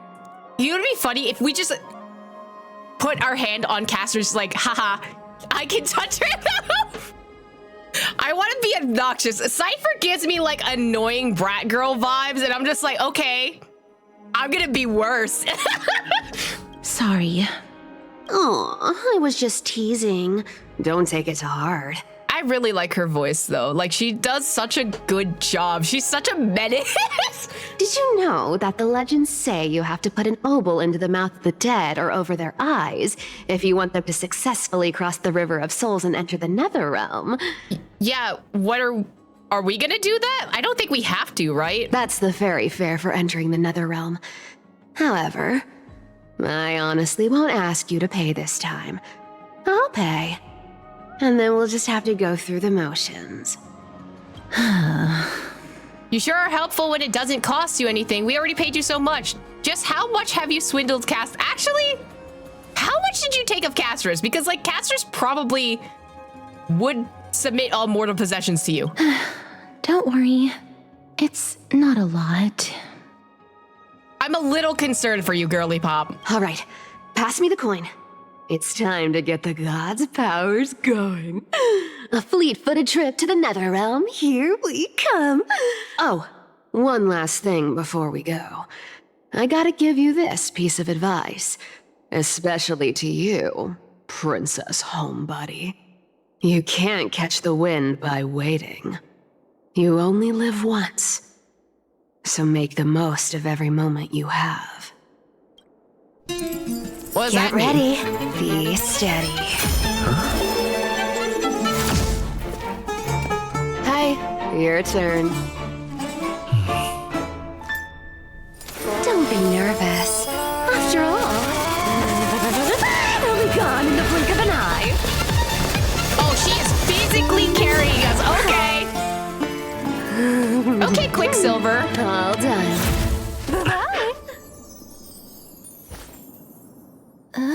Huh? Now how do we get back? Wait a minute. Are you feeling all right? I'm fine. I'm just... What just happened? I don't think we're in Amphoreus, buddy. I swear she was not the speed. Can you speed in the Nether Realm? She's the demigod of trickery. When she flips the coin of whimsy into the air, she gains incredible speed that lets her travel anywhere in an instant. Just like how she clearly had no intention of lingering here for even a second longer. We can only depend on ourselves for the rest of the way. Listen, that's what I expected from the first place, so... Don't worry. Mem's here to help. I forget that you're here and that you can still speak. Did you pay your fare? I don't think I even meet the height requirement for the ticket, so I won't need one, right? No, because you're about the size of a child, and I'm pretty sure in mythology, children also need to pay the fare to Charon in order to go through the River of Styx. This is Styxia, the city of dragons and waves. Anaxa hypothesizes that the missing Thanatos is somewhere in these ruins. This is the land of their birth. Or perhaps of their death. Interesting that we have another moon here, but I'm still stuck in Genshin times, but like, you know, moon sisters. Anyway, I know this one. They returned whence they came. Anaxa had used a secret alchemical art to temporarily fuse his soul with Circe's and Hastily. And when he was on the verge of death, he was pulled by Thanatos and caught a glimpse of the flowing river of souls. This alchemy, considered a sacrilegious act, might actually make the souls of mortals and titans attract each other. Huh? Even though Thanatos has been missing for 1,000 years, and even their followers haven't been able to find them, perhaps that special attraction could summon them here. Oh, so are we going to use that Philosopher's Stone to conjure the Titan? I guess that's the only way. The only leads we have now are the name of this city and the fairy tale about the dragon. Thanatos is even more mysterious than I am. Indeed. Even one as erudite as Anaxa could only point us to this place, and no further. We will be entering the unknown as soon as we take our first steps. But that won't be the first time in my long journeys. I believe that, rather than standing still, taking action is by far the better option. Yep. Perhaps fate might take pity on us today and show some compassion. Okay. Go back whence you came. Go back. Who is this? Ahead are you? lies the realm of the dead. The water is so sparkly and also very cryptic. You notice some spears lodged at an angle as if they've been thrown here from afar. Don Hung once said, "Cloud Piercer never leaves my side," but in hindsight, it sure has left his side plenty of times. Why? Oh my god, homie can't stop thinking about their boyfriend. Anyway. According to the myths of Amphoreus, a certain hero of Castrum Kremnos was dipped upside down into the River of Souls at birth by his mother, believing his waters would grant him invulnerability. Coughs in mighty / Ajax, but... However, because the mother held him by his ankle, that spot remained untouched by the river, leaving a weak... Oh wait, no, this is not mighty, but the one before him, I forgot. Is this the river truly as miraculous as the legends say? There's only one way to find out: experimentation. After all, truth is tested through practice. And here, no miracle of Orynyx will protect you. You decide to... Oh, I can... Okay, wait a second. Who says the experiment has to be on yourself? Ooh. No. I want to... Wait, no. I want to jump in. Will I die? For the sake of keeping most of your body intact and avoiding a whoops full submersion situation, you decide to just start with your feet. People always said I have no knees and can't jump. Now, worst case, I have no ankles. Physically speaking, of course. Shove your limb in, no hesitation. If I were a fish in this river, this might actually count as fishing. Someone or something must be looking out for you. You emerge completely unharmed. Maybe, just maybe, you now have an invincible ankle. The legendary Trailblazer's heel. Next time you're in battle, make sure to tell your enemies to aim for the ankles. This is definitely not the place to linger. Look around. There aren't even any holy city guards nearby. If you fall in, who's pulling you out?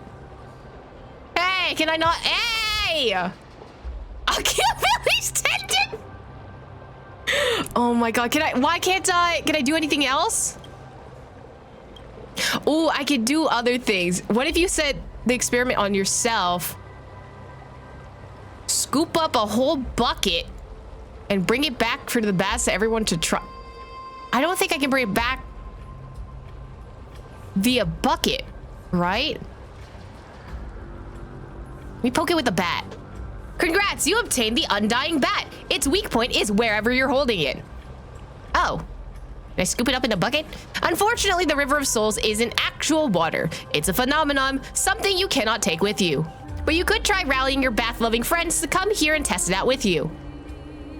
See how I shoved the black tide creature? That sounds like a bad idea. The monsters are seriously unlucky, scaring themselves all day long, only to end up getting scared by you instead.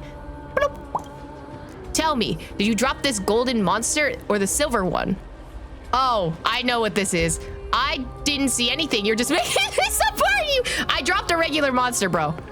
What an honest child. If I had a monster to give, I would offer it to you. Anyways, the Rivers of Souls doesn't really do much to those monsters. And let's be real, this water runs deep. Well, I tried my best. I guess I gotta go. What a beautiful butterfly. Is it talking to us? This is a eulogistic butterfly. They are found in places where many have met their demise. In Idonia, some think of them as manifestations of Thanatos' benevolence. By turning the lingering obsessions of the deceased into these creatures, it is as if the Titan has made life into a specimen. That sounds very Ron May, but okay. Others think of them as Thanatos' messengers that guide the departed to the nether realm. The second theory sounds more believable. After all, the things they're saying are rather, direct. You can hear them? Perhaps. But the fact that we're able to hear their whispers proves that we're fast approaching the realm of the dead. Okay. Is that a book? What book is this? What we know about death? What we know about death. To Your Majesty, Queen of Styxia, what we know about death. Your Majesty, Queen of Styxia. Your Majesty, I received your letter from a few days ago. Truly, as you have stated, the immortal golden age has become a thing of the past since the birth of Thanatos and Amphoreus. I believe that we shall never return to that era again. I'm aware that faith in death held by Idonians is viewed with trepidation by other city-states. It's not difficult to comprehend, for the aversion of death may stem from a deeper logic inherent to life itself. In your letter, you expressed a desire to understand death and sought my thoughts on the torment of immortality. I'm truly humbled by your quest. I'm aware that immortals and mortals perceive the world very differently, and I'm uncertain if any counsel I can offer is worthy of one who has witnessed all the ages. But since you seek an answer, then an answer I will attempt to produce with my reflections on the topic. In essence, I would summarize it as thus. It is because all things must end one day that all things gain meaning, and therein lies the meaning of life. This is why we devote ourselves to death and revere it. It is a simple yet complicated concept. If this intrigues you, then please allow me to elaborate further. In Idonia, we offer blessings to our children every year, congratulating them for taking another step towards death. We hold various ceremonies and holidays, such as their coming-of-age rites, to commemorate every special and pivotal moment in their life. For we know that what has passed may never manifest again in our fleeting existence. We make heartfelt farewells to our loved ones at departure, wish for one more tomorrow with each other at the end of the day, and whisper goodnight before we're taken by our nightly dreaming. We grieve our losses, and consequently rejoice in our gains. We learn how to cherish things this way, and from this cherish comes bliss. And even if this bliss is fleeting for immortals, yes, this may sound absurd, but it is true nonetheless. It is death that brings us joy. But for you and all immortals who lived through the Golden Age, there is a world of difference. For instance, I heard that in Styxia, there are never solemn ceremonies or holidays, or even anything that would be described as reverent, elegiac, or commemorative, because such things are unnecessary. In the long span of immortality, nothing is of great importance, and thus nothing is worth commemorating. To immortals, all actions and thoughts are but echoes from the distant past, destined to reverberate in the future eternal. As the saying goes, there is nothing new under the sun. All novelty springs from forgetfulness. I believe that, for the immortals who have experienced everything and must continue to experience everything, all things are but dull and tasteless relics. If there are things to be considered entertaining by the immortals, they are surely beyond understanding of us mortals bound by death. I believe by now the answer is made clear. To escape the torment of immortality you mentioned in the letter, the answer I offer is death. From the moment the Nanos first walked the lands of Amphoreus, philosophers have argued that immortality is but a curse, and that extending life in essence is but repeating the mundane. In fact, those who held such views may have the founders of Idonia himself. Under the threat of death, we weigh every choice carefully, for each choice implies something irreversible and irrevocable. Some philosophers once suggested that our lives exist in a state of eternal cycle, meaning every choice you make is infinitely magnified in this eternal cycle, and even the smallest deviation can alter your life therein. I imagine it to be difficult for an immortal to empathize with the unbearable weight implied. We know that in the moments we experience are not eternal, nor they can be even considered segments of eternity. But they are but fleeting illusions. Every action in this delicate life can be our last, and every face will blur and fade like those seen once upon a dream. Therefore, Your Majesty, if you must ask me my understanding of death, then permit me to define it with the understanding of life, for they are one and the same. And in this journey of life, death is not our final destination, rather a piece of luggage we must carry. If confusion still troubles you, please do not fret. I'm expecting a visit to Styxia in the near future. Then, I will tell you all that I know. Finally, allow me to conclude with an Idonian blessing. May the shadow of Thanatos shroud us so we may learn the splendor of light. Idonia, Amunet. Literally, it is like an elegy, but I do agree with it. Like, the only way that you can enjoy life is to understand that death is all coming for us. Like, personally, I don't know. Maybe this is just my patch, and this topic is something that I very much agree with. These shadowy figures. Are they illusions reflected by the River of Souls? Something, sea of butterflies, illusions of the past. Oh, I can listen to them. Mommy told us to go ahead first, but she's still not here yet. 1, 2, 3. I don't even know how many days have passed since then. Perhaps Mommy will be back once you finish counting the days on all 10 fingers. 1, 2, 3. It's been much longer than 10 days since we left Mommy. Strange. For reflections in the River of Souls, they seem oddly animated. That's so sad. What the fuck? What the fuck? But, Master, did that lady really lie to us? The Centurion personally instructed us to inlay the inscription into his shield, but now she's taken it away. My child, that shield That's can not the never voice I be thought cast, you would have. and there's no need for it anymore.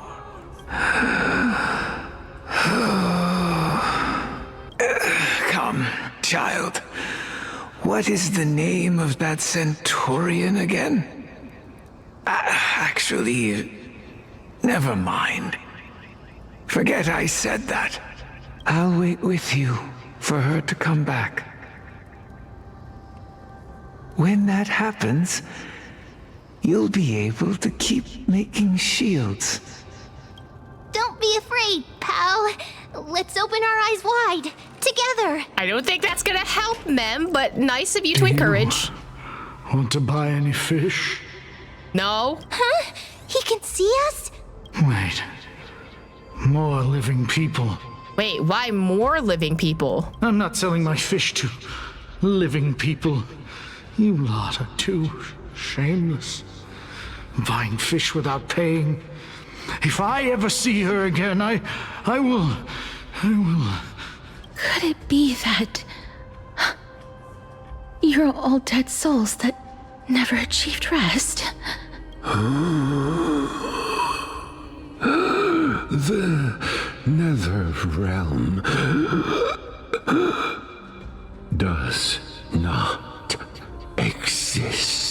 Ooh, okay. Now I'm kind of curious if they're gonna go the Dante's Inferno route and have 9 or 11 different levels of hell, or if they're gonna go the Greek mythos route. I'm assuming that's what they're gonna do, and then have Elysium and all these other places as well. Titan rejects you. Me. Listen, could you not do that in my ears, though? I would appreciate that. So, do you want to buy any fish? Not after you did that, bro! But there aren't any fish nearby. Other fish gone. The people are gone too. I can only keep selling fish. So, do you want to buy any fish? And this is what happens when you fall into capitalism. Apologies. I don't have much in the way of savings, but perhaps there's another way for me to release you from your suffering. Wait, okay, is it... I'm assuming maybe they are here because they don't have money to cross the river Styx? I think that might be one of the cases where they're like staying here, but I could be wrong, and this could just be a region where like the sinners and like people who don't believe in the Titans stay here. Please relax.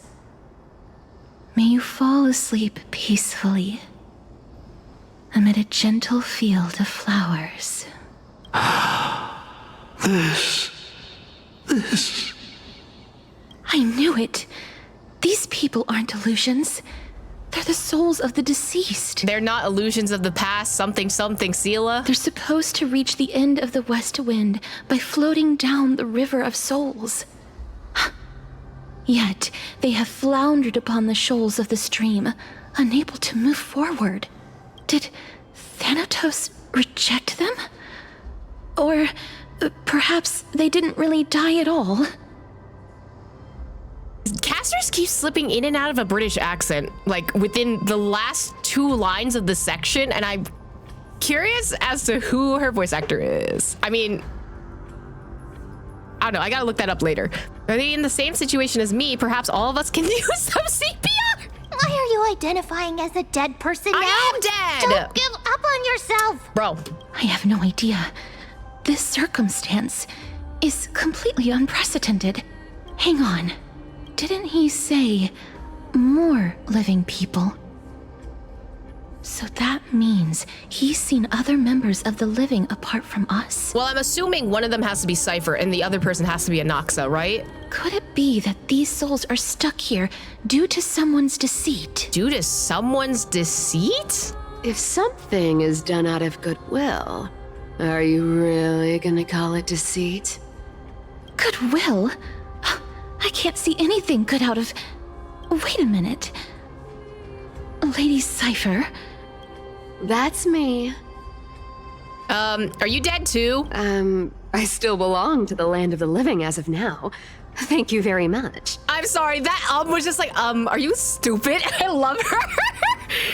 Could it be that you are the living being that those souls met?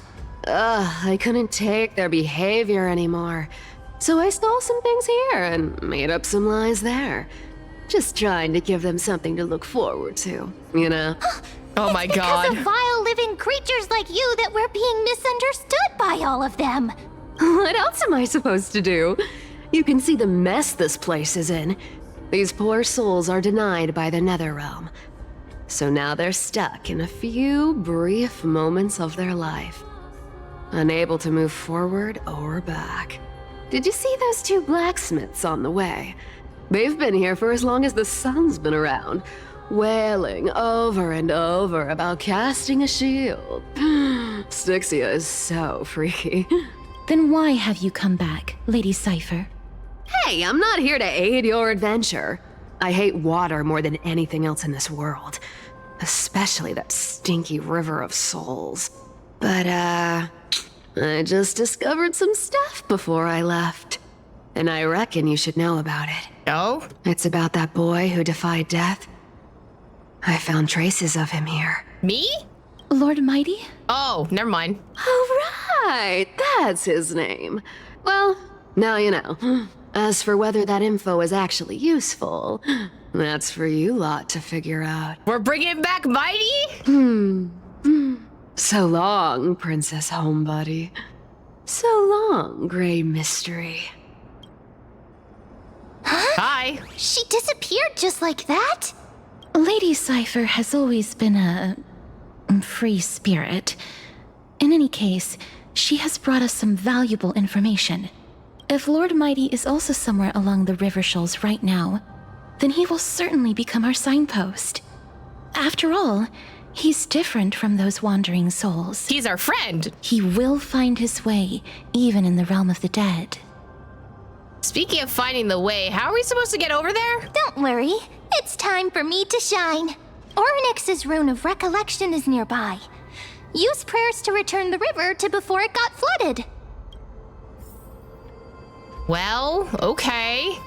All the ghosts disappeared too. Over here! Hey, listen! Listen! What? Pick up the ruin.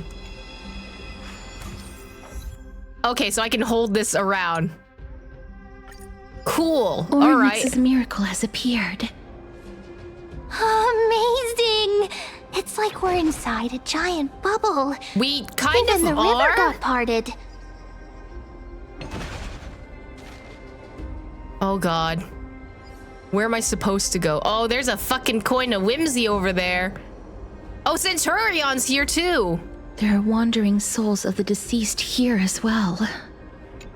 We must first return to the present before we can communicate with them. Hey, dude. Ah, by the looks of it, you must be the foreign warriors that the Queen had mentioned, right? Perhaps. Since the current campaign requires the utmost care, I wasn't able to make time to welcome all of you. Please, forgive me. Foreign warriors? A priestess, a warrior, and a divine beast. You look identical to the blessed saviors that the Queen described. Are you sure? This is my pet, so I'm actually the hunter class! What? A campaign? Who are you campaigning against? Nobody knows, as of now. Of the You don't scouts even that know went what you're ahead, fighting for? only one has managed to return. He says that the land ahead is a forbidden land that should not be approached, as it is the doorway between the netherworld and the mortal realm. Gee, not to Genshin my Honkai Star Rail, but this awfully sounds like Wulong Hill. As for the rest of the scouts, they've completely lost their souls and are decaying by the day.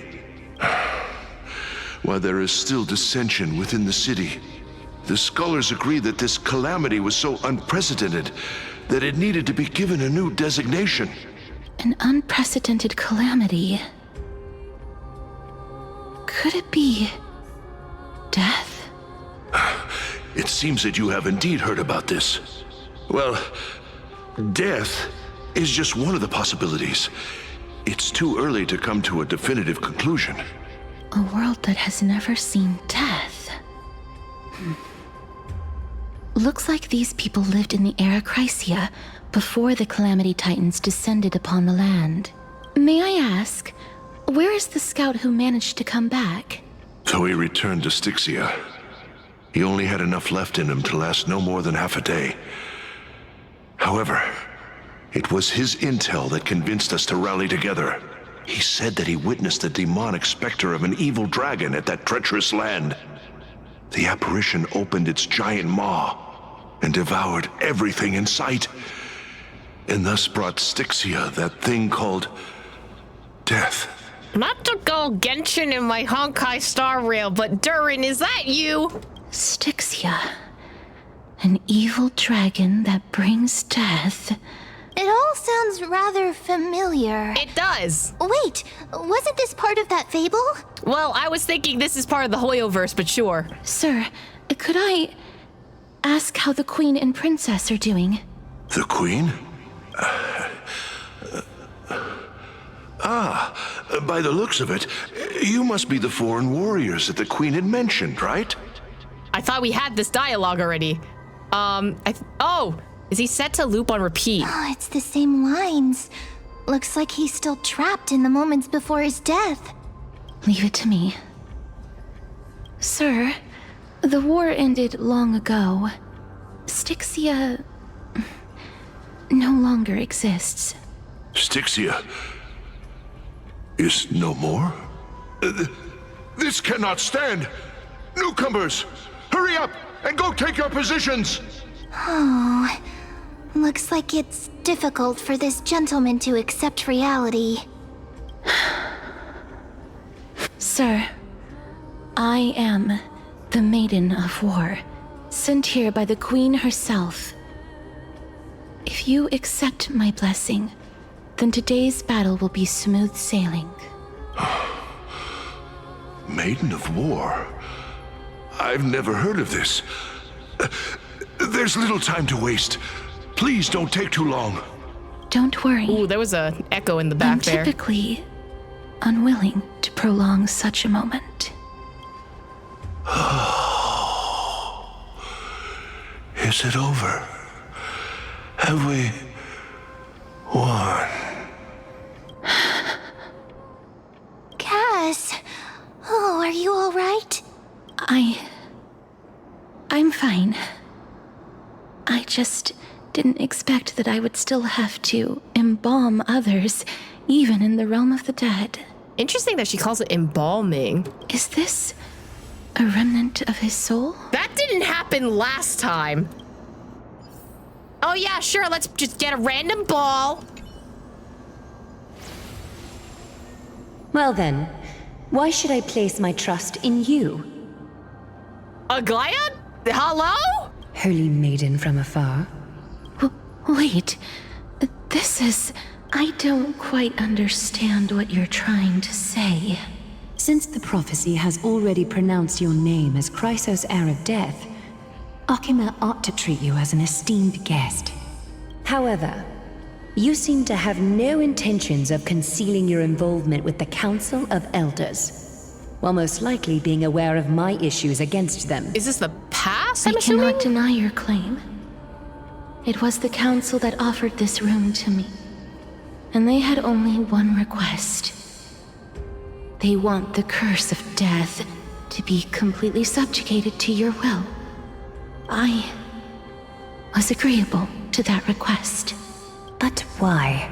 I am unable to rid myself of this innate curse. However, from this day onward, I shall use it according to your will.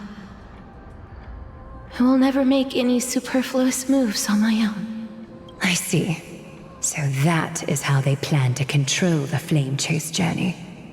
They have shifted the heavy responsibility of granting death over to me.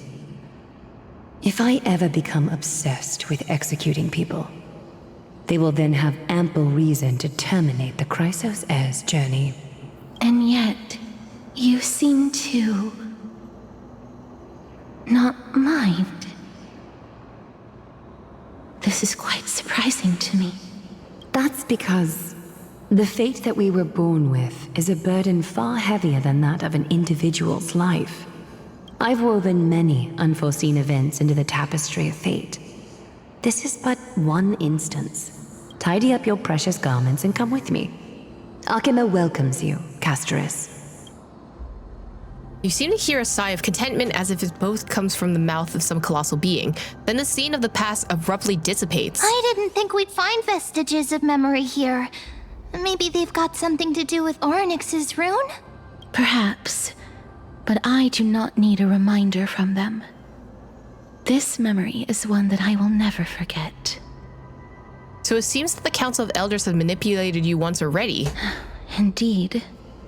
While my relationship with the Council has always been quite ambiguous, Lady Aglaya has never taken any precautions against me.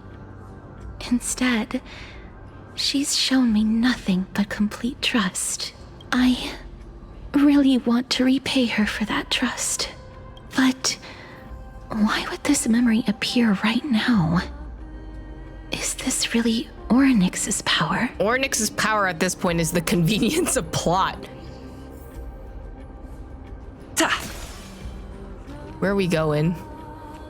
Okay. Could these dead monsters actually be If Lady Cypher is to be believed, this could be the handiwork of Lord Mighty.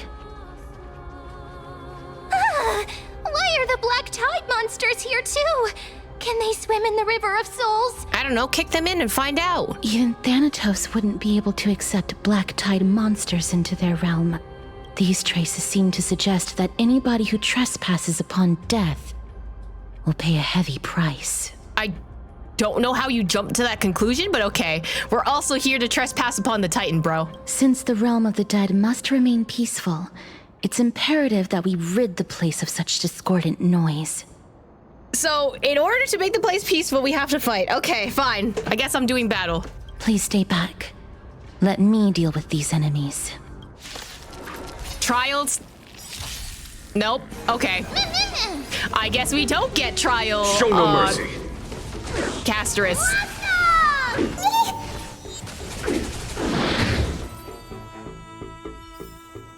Reach the end of The path ahead is blocked by the River of Souls again. In that case, let's go back to the past. This miracle sure is handy. This is yet another aspect of a Titan's divine power. Finding treasure chests? If Dan Heng was around, he'd definitely be able to raise the waters of the River of Souls into the sky. Okay, but who's to say that he If has the Lady ability to Hastily control was still these alive, waters? I think she might be able to do that too. Why isn't there a god yelling in the distance? She sounds like a different character that we've already seen before. I think it's, the adult Tribby, but I'm not sure. Indeed, my downtrodden fellow, your sorrow and joy are but means for me to amuse myself. I will at least derive some comfort. If all the tears that I had shed were determined by some mightier being above. It's you people. Uh-oh. Not the you people, Cass? Buddy? Oh, this place must have been a beautiful courtyard in the past. Saying one last thing. I'm going to deep EP. No, I want to live 500 more years. Farewell, Honkai Star Rail. I left my trailblazing legacy at I live if I stay quiet, right? Damn. I think I'm gonna go if I live, I stay quiet. Death is fair to us all. I still recall the last words of some deceased if you're curious. Last words? Whose parting words would you like to hear the most? Oh shit, okay, so this is lore. Rulers of different city-states? I recall that an optimistic ruler once said, I have finished my business here, and I will die without regrets. Someone asked another ruler on his deathbed who his successor would be. He only said the strongest. Another one suffered so much pain, she gave this order to her doctor, kill me or be guilty of regicide. I remember when the rulers only said water before dying. The heroes of war. Before his execution at the hands of the enemy, a soldier said, the only thing I wish to say in this last moment is that I can only give my life for my city-state once. Many more soldiers didn't know when death would come. One said, tell them that it hurts really bad on one side of my body. The old captain who traversed many seas died from illness on dry land. She said, please help me put on my clothes and armor and let me die like a proper soldier. She was buried by sea in the end. The poets who wrote great works. Before his death, a poet asked his poet's son, tell me, Alexander, on your soul and conscience, do you believe my works will be passed on after I die? A poet spent her life pursuing new verses till the very end. I seek no healer in the courtyard to declare my demise, for I shall proclaim this freedom with my own cries. Another poet died during his performance. His final line was, Thanatos promised me a better world. Yikes! Nameless commoners. It was a philosopher in the grove who tried to pick some apricots but was scolded by his wife. He said, so what if I pick them? What in the Amphoreus profanity? What in the banal is going to happen? Moments later, he died. When asked about how they're feeling, someone replied, I feel good and comfortable. I must sleep now. Take this pillow away. I don't need them anymore. There was a person who felt sudden headache and her last words were, what's happening? Oh. Ooh, homie had an aneurysm. That's all. Come back anytime. Maybe I won't. Maybe I won't. Please excuse me. I am but a scholar from a distant land, who had the misfortune of falling into the River of Souls and turned into a member of the dead. Huh? This one seems to know that she's already dead. I don't know if this is Amelie, but it sounds very similar to her voice. Oh, I was merely speculating. But it seems I was right. And you... I recognize you. You're the Holy Maiden of Death from Idonia, right? I'm sorry. I cannot bring you back to life. However, should you desire it, I can end your prolonged limbo.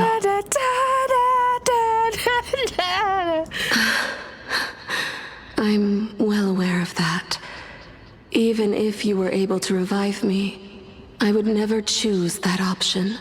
That's because I didn't fall into the River of Souls by accident. Instead, I leaped into it to seek my death. Oh. Why? If you could see the life I've led, then you would not reproach me so. My life was far too miserable. But I did not expect things to stay the same even in death. What a joke. In escaping my mortal life, I've entered a millennium of pain instead. Circe's above. What cowards humans are. For we fear both life and death simultaneously. Wait, shut up. I love that line. What cowards humans are, for we fear both life and death simultaneously. Bro, that's such a sick line. I'm sorry. I am also powerless to answer that question. That's all right, Holy Maiden. At least you are able to respond to me. Please, grant me death. Circe's above. Does this count as thinking till the moment I die? I can't imagine what I'd feel like to roam around this void for centuries. I have seen too many farewells. Her distress is quite commonplace. There are those who will end their lives over what seems to be the smallest of worries. For some people, this power that I possess is a blessing rather than a curse. But I never managed to convince myself of that. Cass, are you still trying to create a world without death? Yes, because when placed under time's vast scales, there is no worry in this world that cannot be solved.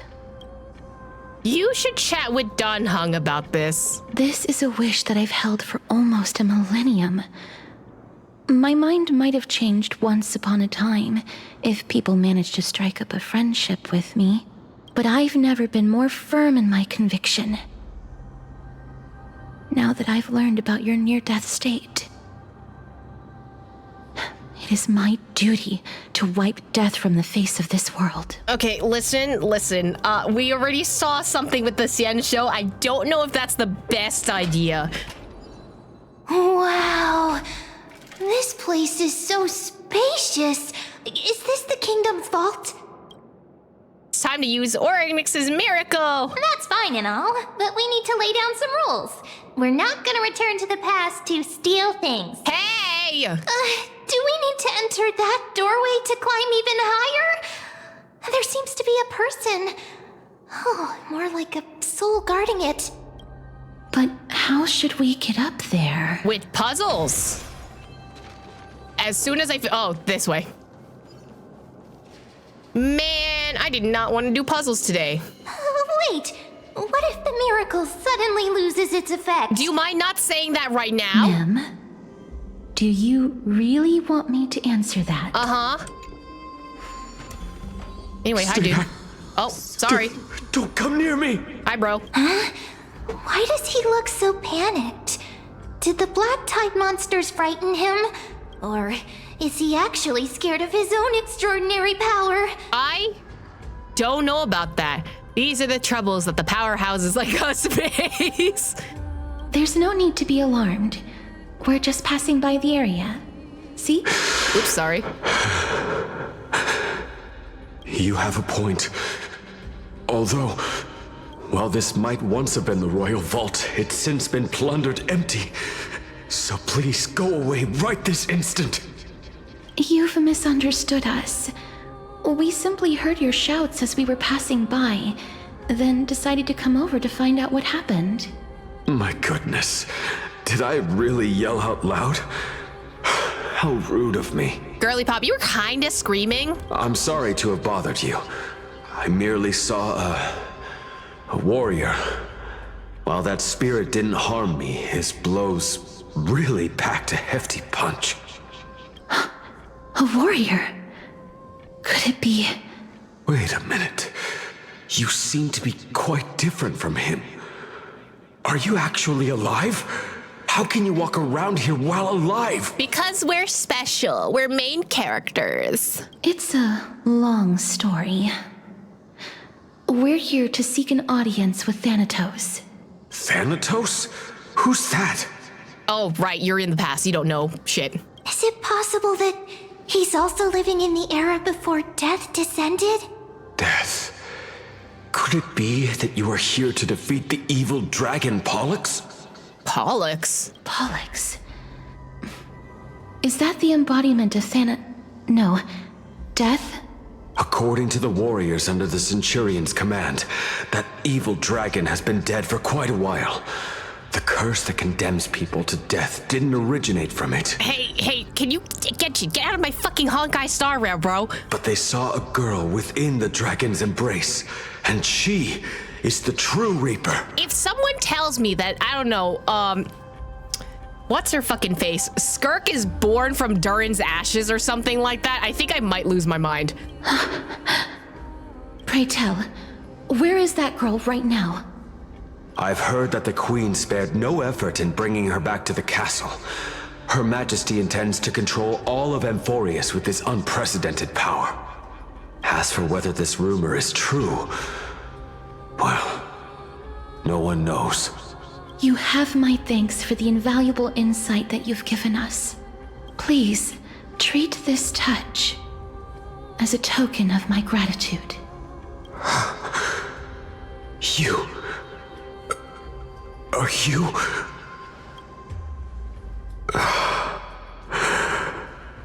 Thank you. This is his... These nuts? What?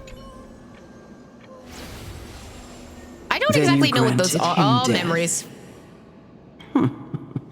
That isn't like you. You would have refused even if I commanded you to do so. Okay, but Castris has a choice now. I don't know. I did it out of sympathy, believing that I wouldn't be racked with agony, but I am still in a state of turmoil. Sympathy? Sympathy for that youth who triumphed in every battle? That young man was favored by Talantin, who taught him a move that will defeat any mortal enemy with a single blow and emerge victorious every time. He could rely on that move to always achieve victory during Era Chrysia. However, now that death has descended upon the mortal realm, that divine swordplay also means he can send others to death at will. In other words... You feel that he's similar to you? Yes. Since he can never be inferior to others in martial combat, death would be the inevitable outcome every time he strikes. That's why he approached me and pleaded. Pleaded for me to put an end to all of this. You are perhaps feeling lost from making your peace with death in so abrupt a manner. I have not made peace with death. I've seen the people of Idonia stand tall and proud in the face of death. Even before the fated finale arrived, they were already content with the lives that they'd lived. They had such proud expressions. Expressions that made me believe death would be an insult to these mortals. If the concept is truly a power that a god had carelessly cast down upon the world. Perhaps death's authority was never meant to exist in this world. Just like how I shouldn't exist. Girly, the self-hate. Stop. I won't refute your beliefs for now, but would you be interested in listening to a story of mine? It's a fairy tale from foreign lands, told by the person who brought you to me in that ice field long ago. A tale told by the Queen of Styxia. Ooh, are we getting to part 2 of this book? What? Wait a minute. That means the girl born in the dragon's embrace, the personification of death these souls talked about. That's you, Cass? I've already had an inkling for a while now. But I honestly have no memories of Styxia. My memories only begin after Amunet brought me to Idonia. I mean, wouldn't be the first time your memories got erased. Well, not her memory specifically, but like memories getting erased in this era specifically.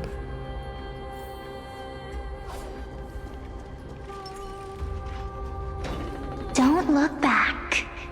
Keep moving forward. Always. Shut up. Just shut up. Even if that girl is evil, there's no reason for you to absolve that monster. His growl is scary as fuck. It was the both of them, who trapped us in this crevice between life and death. Don't be scared. They haven't noticed us at all. They haven't noticed us, but I'm scared of him, for sure. We're just gonna slip away until you don't notice me. Bye! Oh, this is... A trap? A dragon? These nuts? Nothing? Okay. Living ones? Alchemist? Oh, book! There's a book there! Give me the book! I can attack you, but I can't get the stupid book? Okay. Hold on. Stupid book. Oh, Styxia Fables 2! Styxia Fables 2! Hold on, no. Hold on, Chop! I'm not here! Styxia Fables Part 2. A collection of fables passed down from the city-state of dragons and the wave Styxia, compiled by the bardess Archipia. In addition to the tale of dragon devouring the princess, the book also includes many other poetic fables, excerpts of which follows. The Wishing Clock. Long before the dragon's arrival, there hung an extraordinary clock in our high tower, unmatched by anything else. It knew the precise moment when saffron would bloom, when the tides would ebb and flow. It knew when the day began and when it would end. Truly, it knew the answers to all the world's questions. Hence, people from all walks of life would come to visit the tower. One day, a young man troubled by love approached. Clock, clock, my lover's father is making things difficult for us. He's asked me to prepare a granary full of mixed wheat and barley into 2 piles. Please tell me, how can I do it? Tick-tock, tick-tock. Have a sweet dream. Tonight, the ants on the ant isle are moving out. These tiny creatures will help you move them. Then a nobleman came, adorned with a cap and rings on every finger. Tell me quickly, clock, do I have enough wealth to buy you? If not, I'll shatter you to pieces. Tick-tock, tick-tock. Even kings who ignore their subjects' pleas shall tumble from their thrones into the depths, and those who stand tall today shall be trampled underfoot tomorrow. The final visitor was an intermediate age, with fingers skeletal as ghosts, his face resembling a mummy newly emerged from its grave. Clock, oh precious clock, I implore you. When shall my tormenting illness cease? When will death at last embrace me? But the clock's rhythm stayed steady. Tick-tock, tick-tock. Oh blessed yet cursed Styxian, this alone lies beyond my power, for your lifespans extend far beyond measure. Archipedia's commentary. Fascinating. So Styxians were once all immortal beings? What could have caused their city-state's downfall? The Reaper in the Dolium. Once there lived a miser with no friends or family, only his wealth for company. His great money chest spawned smaller ones day after day, and his burned candle wax could be melted anew. When the miser's beard turned white with age, he heard the tides of the river souls calling and knew the reaper would soon summon him under. Refusing to leave his precious wealth behind, the miser crafted an ingenious plan. When the reaper arrived, he lay frail upon his bed, and with a troubled face he spoke this dying wish. On that cabinet rests a dolium of sweet honey brew, but my eyes see a bee drowned within. Oh, Reaper, I beseech you enter and fetch out that greedy bee before it taints my precious brew. The Reaper took pity on his wish and transformed into a sprite, slipping into the dolium to search for the dead bee. At that moment, the miser sprang from his bed and sealed the dolium's lid. Got you now, Reaper. None shall drag me from my warm bed now. The Styxians still applaud his deed to this day. Our endless feasting and revelry is our reward for outwitting the Reaper. Arcapia's commentary. Fascinating how the Styxians ridiculed the concealed Death Titan. They must have reveled in plenty before their demise. So I think the first one, I don't know, the first one sounds like, both of these sound like very familiar, like IRL stories. I just don't remember which ones they're referencing exactly. This is a sarcastic poem of how Styxians represented death. I think this was mythology in the like a old mythos slash like bedtime story for the Styxians. But in current day commentary, where Arcapia, I'm assuming, is like hundreds years after, where they know about death and they know that death existed, they're taking it on the perspective as like, oh, look how they made fun of death when they didn't know what death was, you know? Oh, could you be the scions of Styxia? Did you hear about the great work that I'm doing here, and have thus arrived to give me the last material that I need for transmutation? Great work? Have you heard of the great name of Pollux, perchance? Pollux, these nuts, yes. I've definitely heard that name many times today. You have? Then that's good. During the age of myth, a time likely before your birth, I was the unsurpassed zenith of alchemy that none could reach. On the shoals of the River of Souls, I shall make Pollux soar again and bring death back to the world. But didn't that dragon already bring death to the world? Not mem fact-checking. Oh, looks like you don't know the whole picture.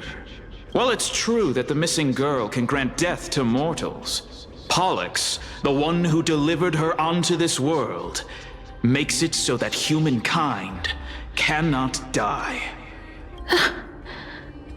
So, it's just as I feared.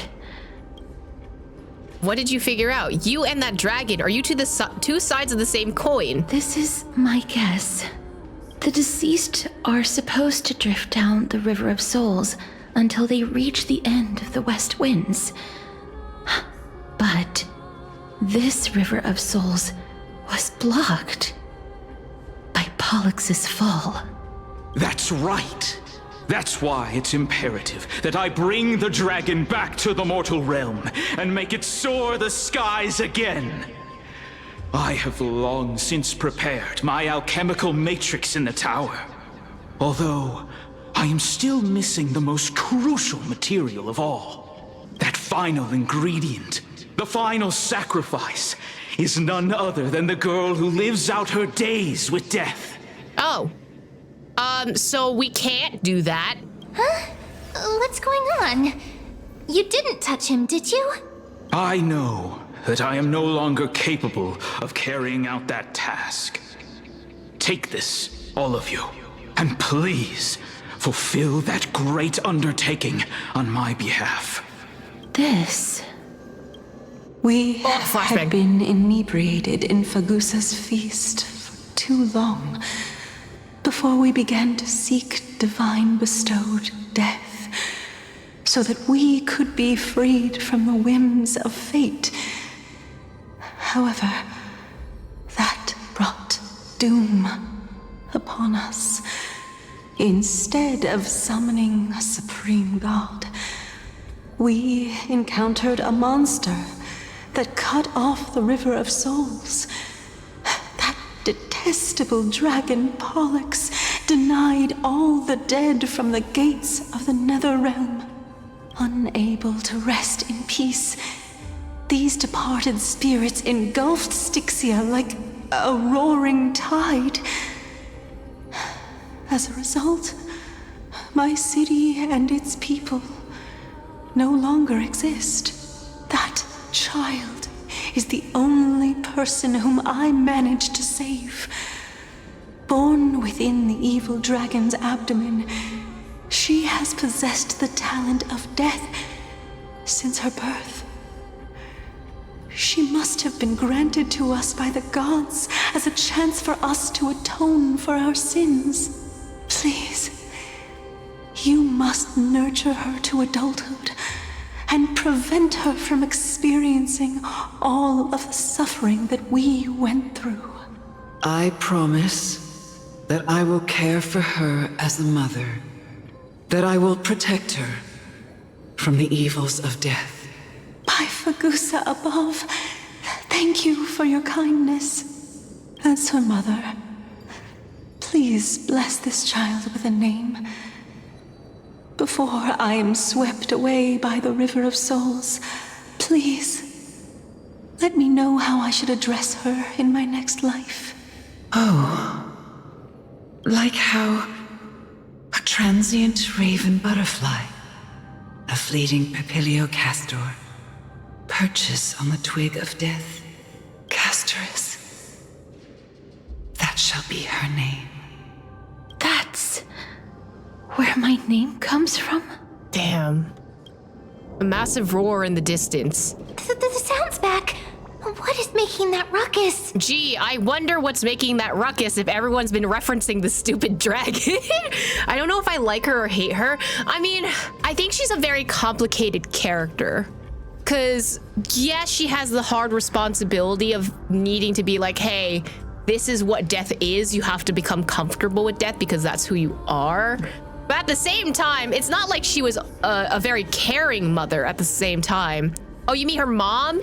I mean, she was gonna die, so she could only do what she had to do, you know? So, I don't know. I like her character a lot. I like that she's not just like a good or evil character. She's just like, I had to do what I had to do because I existed in this world, and that's all I could do with the resources that I had, you know? Which is just reality at this point. Living ones, don't waste your time bickering. The Netherrealm's wrath is falling upon you. Black Tide Creations. When did they? I don't know, but I don't know why they're just standing here. They could have just stabbed us 5 seconds ago. Mister, please fight them with caution. Be careful not to suffer the same fate as those Black Tide creatures. Everyone, hide behind me. I would love to if I had you on my team at the moment. I weep for the departed. It too shall fall. Here. Our souls. For the feast of strife. Upon their triumphant return. Hi, buddy. You? Hi, girly pop. Why are you gold? Lord Mighty? I miss you so much that it almost killed me. Pun intended. You're adventuring in the Rivers of Souls too? Lord Mighty. You've been through some tough battles once again. That black tide is endless. My death is only temporary. I will find my path of return and go back to the world of the living and continue my protection. Lord Mighty, I have always wanted to. Why does death reject you? I'm the one resisting it. I must resist the temptation to go with the flow. So, Mighty is in fact the Trailblazer. I'll go against the current and kill my way out of this cursed nether realm. That is my destiny. He seems to be stuttering. Is this really the Proud Mighty? It seems like he's completely focused on resisting the temptation of the dead's whispers. He's working hard every minute to deny death. It seems his battlefield is not limited to the world of the living. Lord Mighty, are you willing to travel with us? I don't got your boyfriend, but I'm here, I guess? We're headed for the Matrix inside that tower to summon Thanatos from their prolonged concealment. Thanatos. Challenge. Death. That's right. If we can work together and defeat them, you won't have to be troubled by the curse of immortality any longer. I'm not sure why, but the way Caster said "that's right" sounded like she was talking to a dog. Let's go together, Casterus. Let the person who has brushed against death countless times guide your way. But this would also kind of fuck up the plan. Cause like, he's trying to defend the Black Tide. If he dies on the battlefield outside, that might screw up the Black Death thingy situation that's happening right now, but I don't know. I used to think he was immortal, not reviving immortal. I mean, it depends on how like your universe works. So I guess in this case, being immortal means that you just revive yourself back from the dead. Like kind of how like Hades works in concept. Like you go and revive back from the beginning, you know? Cass, are you sure you want to do this? The alchemist said he wanted you to be a sacrifice. I'm not afraid. There's no reason for us to turn back anymore. Rather than standing still, taking action is by far the better option. Perhaps fate might take pity on us today and show some compassion. Before your rusted and broken chains, remnants of a path that once led to the tower. This is going to be difficult. Something, Orynyx's thing. Didn't Castrum Kremnos also have this? I'm familiar with this kind of mechanism. Yeah, because you were running across with Finan the other day. But I've never repaired broken chains. If I was more powerful, I would be able to carry one person with each limb and fly the four of us to the other side. The Rune of Recollection is here, but I can't find the miracle orb anywhere. So weird. Oh, could it be in that collapsed tower in the distance? Man, what the fuck? 1 minute of Mem being useful comes from 1,000 days of training. That sounds so weird. Forget it. Just leave it to me. I have to do puzzles, boo. Just shout for me when you need my help. Can you solve the puzzle? Got it. Just leave it to me. Oh. What the fuck? Mem did it. Oh. What the heck? The pink squirrel. The miracle's range is limited. Please come a little closer. Okay. Aren't I a good fit for Orynyx's priest? Of course. You're the most competent priest ever. Putting it back. There you go. The Now I can go inside. Matrix should be behind. Oh. Is that? You're not doing this to me. You're not fucking doing this to me right now. I cannot cry this early. Homie, don't do this. Shut the fuck up. Wow, there are so many of you. It's little Cass and little Grape. Oh, there's also little D and the pink puppy. Hi, Trienne. Trienne? Aren't you? Trienne and My Day. I get it now. Get what? I'm getting even more confused.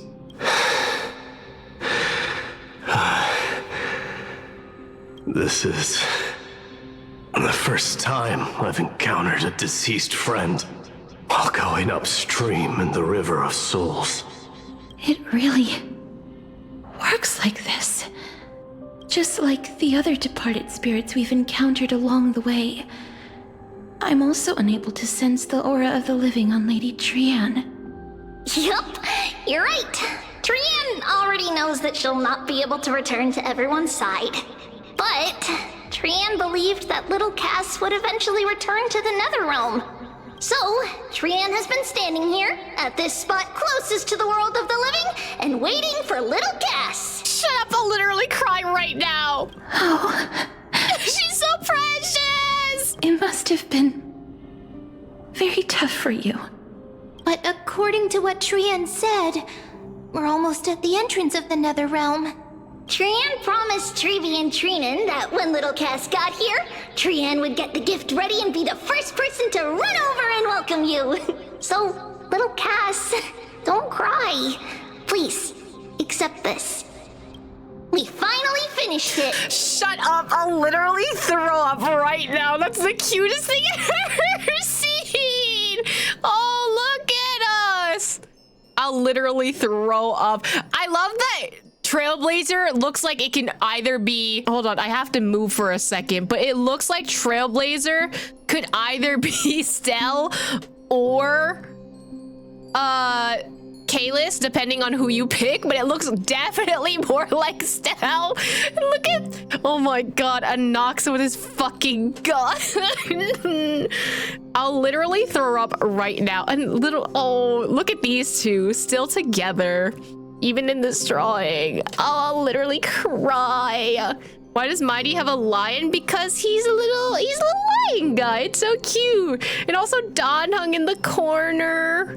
I'll literally throw up. This is what Lady Treeby once mentioned. The gift for me that you didn't manage to finish. The Holy Maiden of Yanis. Even when separated by life and death, their thoughts are still connected. Trian spent a lot of time drawing this. Trian hopes that little Cass likes it. I love that Trian's still speaking in third person. Seriously. It's seriously a wonderful drawing. Lady Trian. This is our flame chase journey. Little Cass, we don't know what your journey was like before. Trevi has always said that it must have been a very harsh and frightening journey. But little Cass no longer has anything to fear now, because everyone is here with you in this flame chase journey. Oh, she's so cute. Kind of sad she didn't draw the other Chrysos heirs / demigods. I mean, she wouldn't know as of yet, you know, or at least in the context of this current story, she doesn't know. That's right. Only now, when I see Lady Trian's gift, do I realize that I've already obtained so many things I would never have dared to dream of since I embarked on the flame chase journey. It's the first time I've gained so many companions. The first time I picked up the hobbies of crafting and photography. The first time I had dinner with someone else. The first time I went to the market to buy the Chimera doll I'd liked for a very long time and hugged it to sleep. The first time I wore a dress personally made by Lady Aglaya. The first time I went for a walk with Lady Treeby, Lady Trian, and Lady Trinan. Looking back at all these experiences I never thought were possible, it feels as though the scales of my life had shrunk from centuries and decades down to minutes and seconds. And all of them are so precious. I don't like that she's giving me death flags and they were saying something about a sacrifice, but I don't think she'll die. I don't think she'll die. I'm copium and hopefully she doesn't die. I took countless photos in the past, but they're all black and white landscapes. I don't have a single one with friends. If I had known, I I would have taken more pictures. Then shall we take one now? Wait, our memory card was full though. Trian likes little Cass and would love to take a picture with little Cass. Sadly, being departed souls, our images cannot be captured in the world of the living. Wait, how do you know this information besides the fact that, like, the devs needed to write this line in so that they can continue with the story? In the world, this would mean you would have tried to take a picture in the afterworld to find out this information. I thought so too. What? Are we seriously going to leave any room for regret?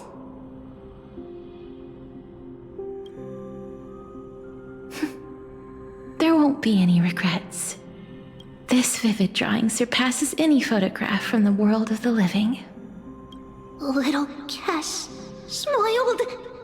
Treevee, Trinan, and Trian's wishes finally come true! Stop, she's so cute! I remember you once said that fate is not the flowers that bloom at the end of the road, but where people tread beyond the gate. Now, the path that belongs to me is about to reach the end. Thank you for bringing me the final key. Key? Little Cass, why are you talking in riddles all of a sudden? I have a feeling that soon, this gift of yours will become the key to saving Mister's life. What? Wow, that's amazing! Then keep smiling and carry on bravely! She's so cute. Little Cass, Little Gray, everyone, see you tomorrow! See you tomorrow, Trian.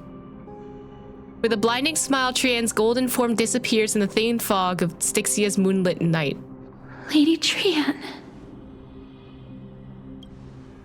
The aura of this place.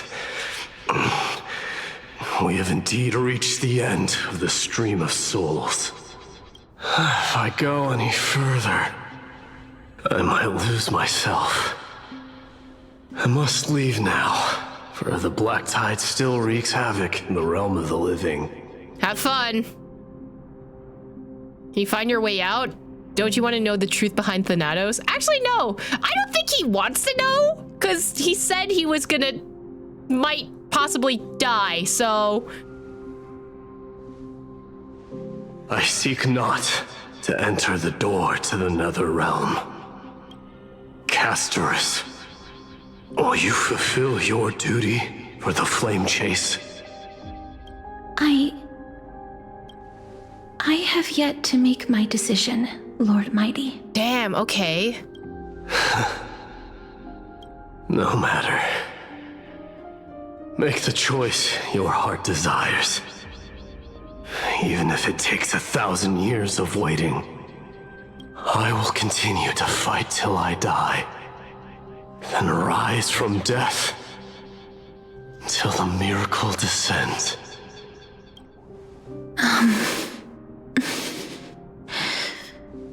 There is one more thing you should know, Lord Mighty. What is it? Professor Anaxa may have deduced the principles behind the Era Nova. You and I may be reincarnated as strife and death in the next cycle, becoming calamities wreaking havoc upon the world. I see. I love that we have a shot of her too, because she's also part of this.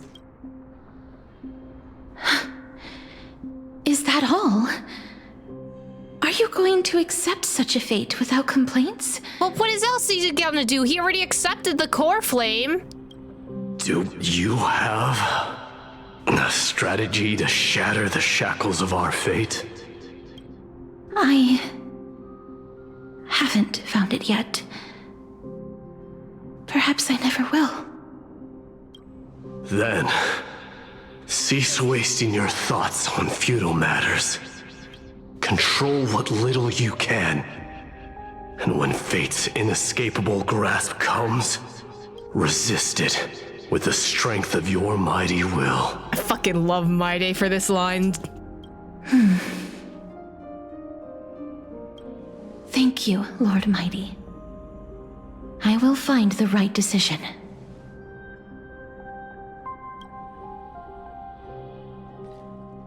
Bye, Mighty.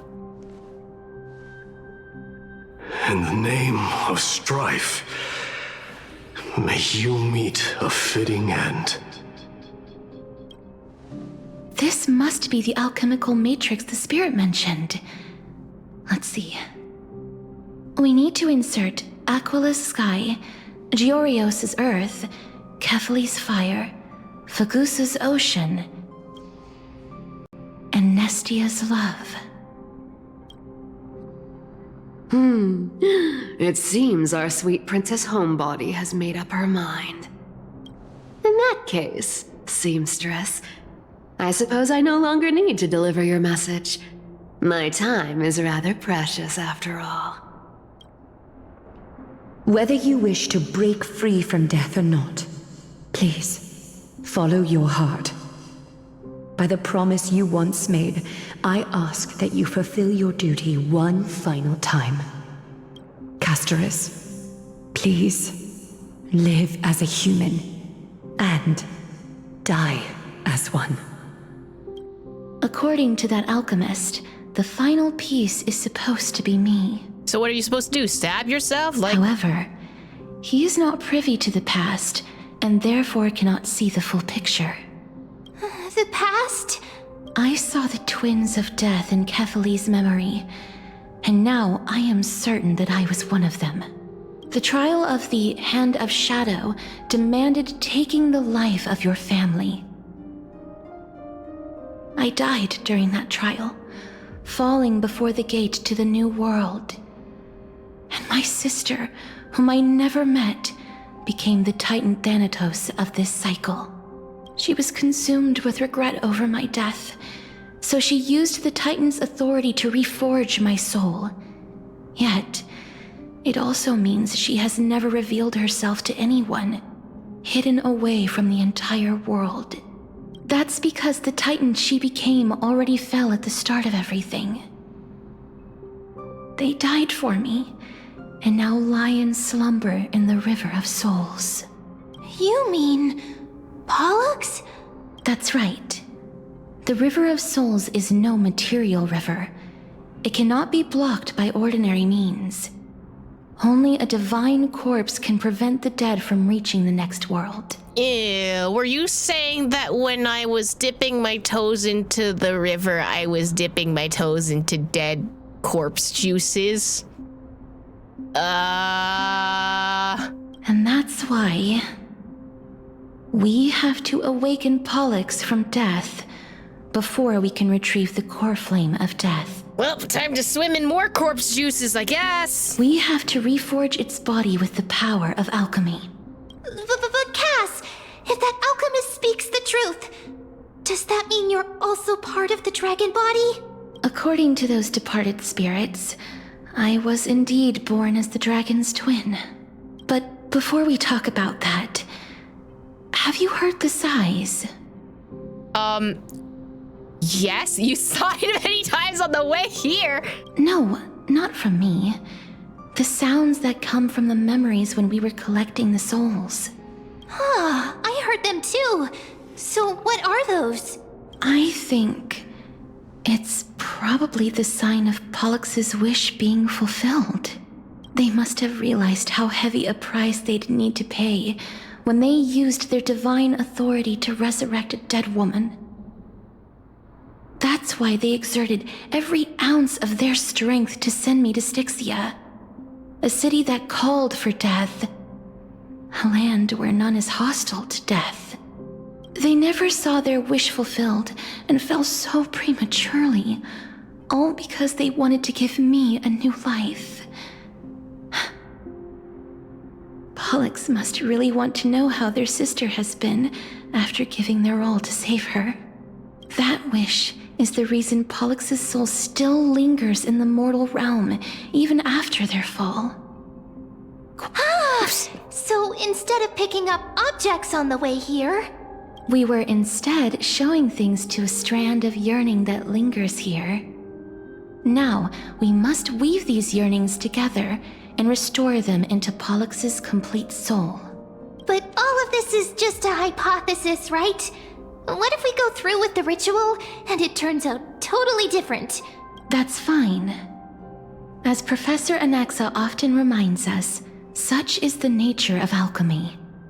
The true outcome can only be known once the process is complete. This is why alchemy is also known as the miracle of creation. Now, the puzzle of Pollux's yearnings is nearly complete, with only one final piece remaining. I shall reveal what they have been yearning to know in the alchemical matrix. I will show them my whole life since I left Styxia. Lady Trienne has already drawn a picture of my entire life, and it is now in my hands.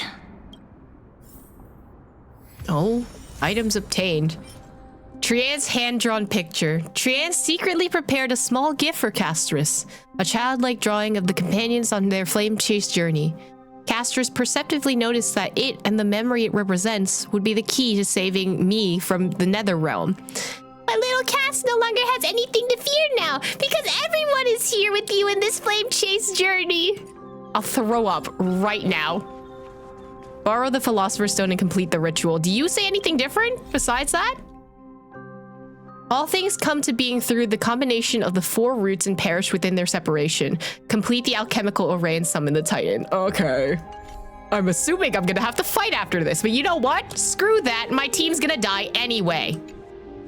Then, let the ritual begin.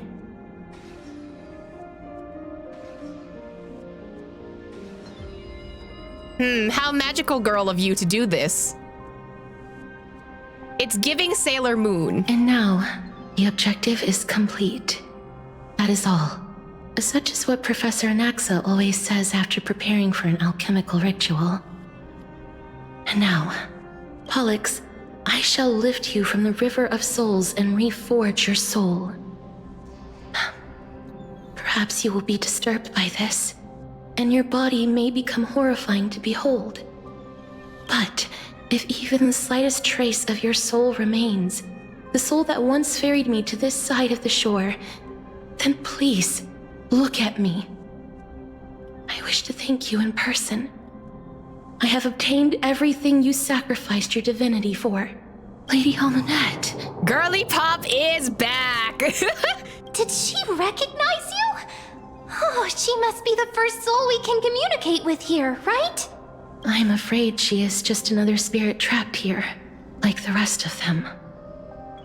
The only difference is that I was there when she died. Please, go on. I'm listening. Are you about to tell the story of Styxia? Yes. You're just as smart as I imagined, but... never mind. Now's not the time. There's no need to worry, Elder.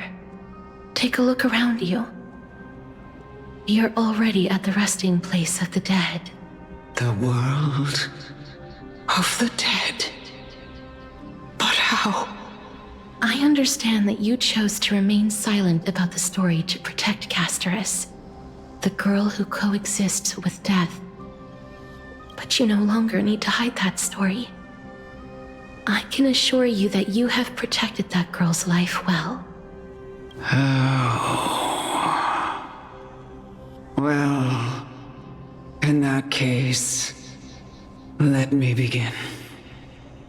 Styxia, the pearl of the ocean, plagued by unwarranted calamity and ravaged by death in the fairy tale. It was the first city-state to shift their faith towards death, even before Idonia did. Interesting that this is about the second time we've used fairy tales as an analogy for, real life situations. But, I mean, that's also happened in history too. From where you stand now, I suppose that's a bit hard to believe. Indeed. I cannot imagine that those from the era Chrysia, blessed with eternal life, could ever yearn for death. I have pondered the same question, child. But I am afraid there is no clear answer to it. Journeys and epics are only glorious and magnificent because all things eventually fade to dust. That's how someone once explained to me why death isn't necessary to the world. But I still can't take that as the final answer. Would a world without journeys and epics be worse off? Yes, because I like stories and I would like journeys and epics, thank you. I take it the one who spoke this line was a general, or perhaps a warrior. I, however, did find some inspiration in these words. Would you like to hear my thoughts, Castoris? I mean, I don't think I can progress the story without you saying your thoughts, so... Please enlighten me, Lady Amonette. Though I have already made up my mind on how to handle the authority and core flame of death, your words might truly guide me toward the path forward. You and I are neither warriors nor generals. Therefore, journeys and epics cannot truly resonate with us. But what if I reframe it like this? What if love is not a trait bestowed upon mortals by Nestia, but a blessing from death? I mean, there was always the concept of war and death being inextricably tied together, so I wouldn't be surprised. Love. No one ever invented the word cherish in the era when life was eternal. For all the good things in the world could be revisited endlessly, and every bond formed carried no risk of being severed. The so-called era Chrysia was an age devoid of both virtue and sin. People did not truly live.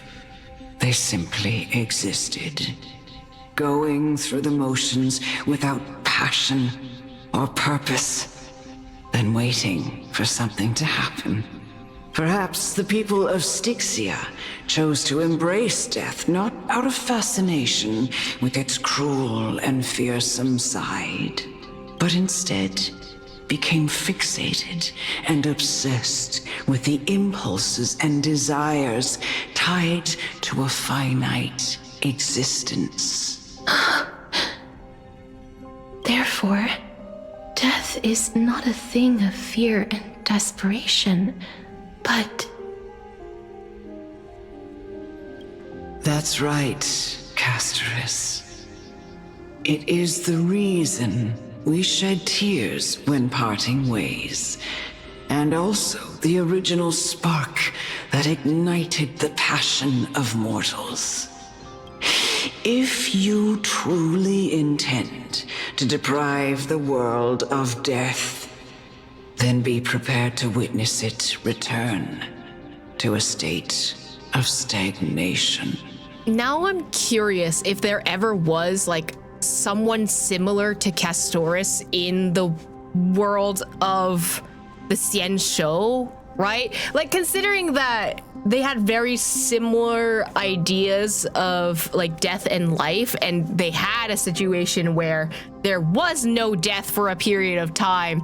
I wonder if there was someone like Cass in the world of the Xian show where maybe we'll get to meet them in the future, but, like, that breaking point of, like, realizing that you need the fluctuations between life and death in order to enjoy life, you know? Castor's mother is not that bad. No, really, she's not that bad. Personally, as much as like she gave me evil villain voice lines in the beginning, I think Amunet at least was just trying to teach her, like, you have this ability of death. You need to accept it because this is the reality of the situation we're in. Like, as much as death is something that can be feared, can be unfortunate, especially because she literally has the ability of not being able to touch anyone. Like, she has suffered a lot of friendships or lack of friendships because of that. Amunet was really just trying to teach her, is like, hey, this is what you have. You can still do good in this world, even though you are plagued with death, you know? I understand, Lady Amunet. Our limited lifespan shapes all that we know and love.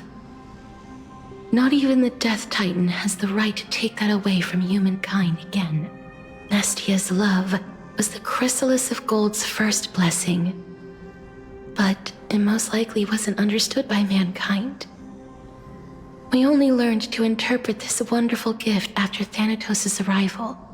If the world was bereft of death, then the Queen of Styxia wouldn't have played midwife in delivering me into this world. You wouldn't have welcomed me into Idonia, and Aglaya would never have invited me to join the Flame Chase journey. None of these stories would ever have happened, and I would never have lived, let alone found happiness. Thank you, Mother. Aww. Oh, she gave her a hug too. I will use all the love I've experienced in this long life to complete the final miracle.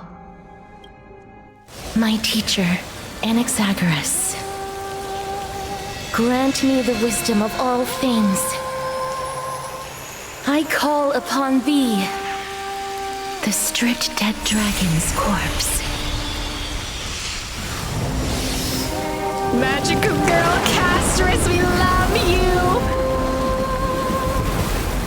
Rises from the earth, falls from the sky. Man, Genshin is really coming for my Honkai Star Rail. Hi, Primordial One and Fontaine. This is the that is greatest power so of all sick. powers. Unstoppable in this world.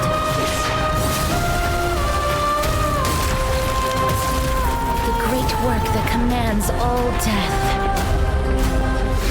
I shall grant you embrace. Oh, that is so cool! Dude! Oh god, it's gonna have different forms. It's hatching. Ew! Ew, it looks so icky. I love it. I probably should really remove. Oh god, you're not gonna make me pay attention, bro.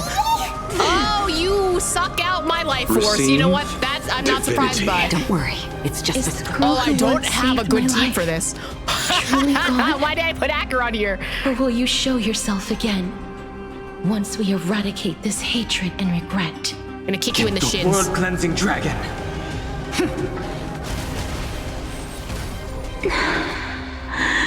Please, don't turn back to the Nether Realm.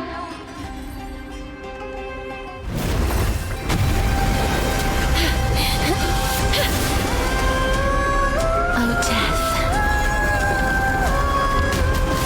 Sleep in peace. Oh my god. Bro should have been obliterated. I'm sorry, what?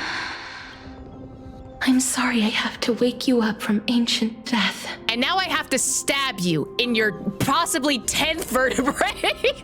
And I know you're anxious. Shh. Don't be afraid.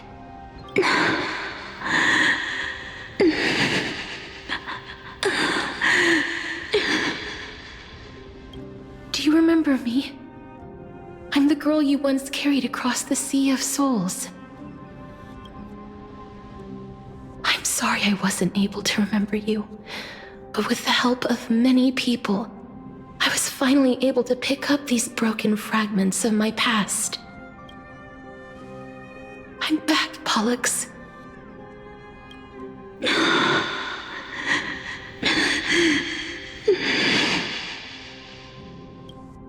know this might not be what you wanted,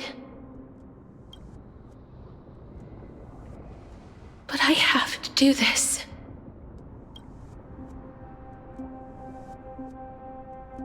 So please, carry me across the Sea of Souls again and return me to the Netherrealm, just like you did in the past. Please take me to where the core flame of death rests.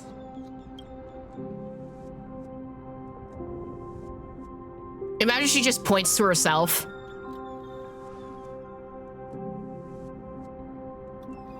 I'll be going now. Okay. We won't have to go into an egg, right?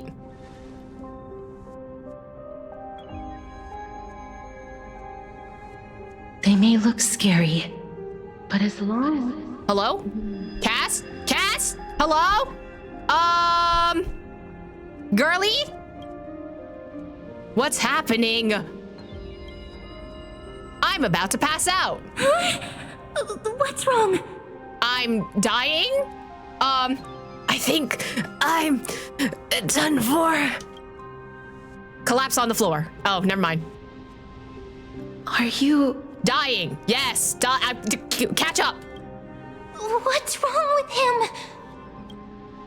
His time is almost up. If I don't go now, I'm afraid his soul will return to Thanatos' embrace before me. Wait a minute, has it been 15 days? It doesn't feel like 15 days. What? Oh no! Is there anything we can do? Don't worry. I promised I would ask Thanatos for the Trailblazers' right to roam the Earth again. Mem, stay here and keep a close watch until I return. All right? Yeah, fine. I'll just collapse on the stone pillar back there. Sorry about that. All right. I'm the best at taking care of others. Go on, Cass. Make sure not to leave yourself with any regrets. No regrets. Take your time. I can still hold out. I'll go to. Let's see who gets the Netherrealm first. That's not funny. It's a deal then.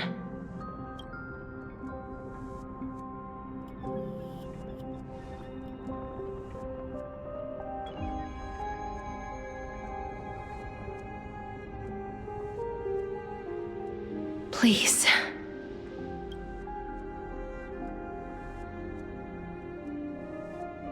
Wait for me.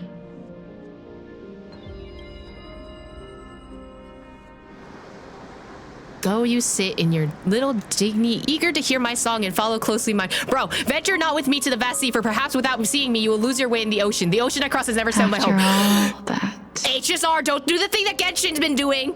Stop that. Let me read the dialogue. You still ended up back here. Disappear among the sea of butterflies. Illusions of the... Oh, that's so pretty. So the legends were true. The Netherrealm really is a sea of flowers. In my connection, that Genshin is Honkai Star Rail. Anyway. Yes.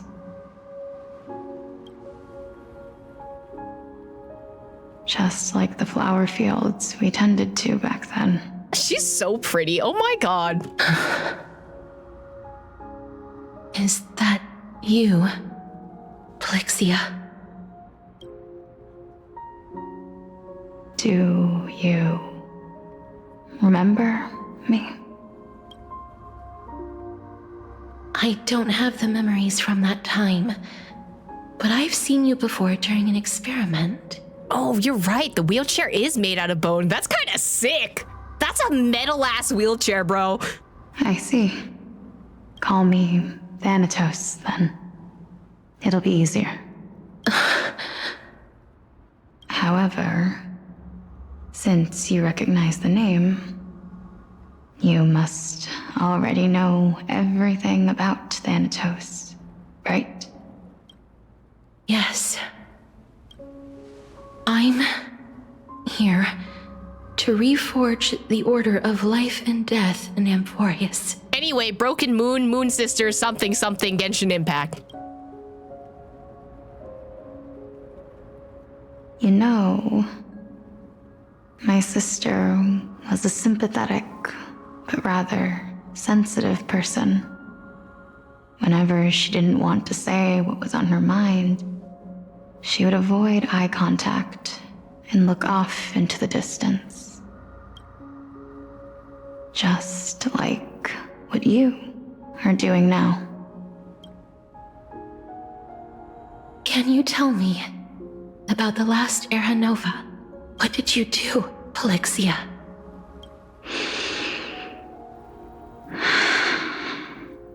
Where should I begin?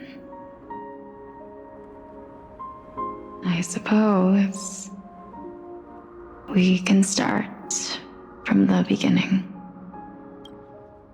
A long, long time ago, there were a pair of like-minded twins. As foretold in the prophecy, they were chosen to be successors to the god of death. But fate was cruel. The price of attaining divinity was to take the life of a family member with our own hands. That trial was indeed recorded in that memory. Then you should already know that my sister voluntarily gave up her own life so that I could ascend as the demigod of death. Not saying this is a Makoto, but this is a Makoto. But I couldn't accept that. Why did we have to kill each other for a future she'd never see herself? That's not fair.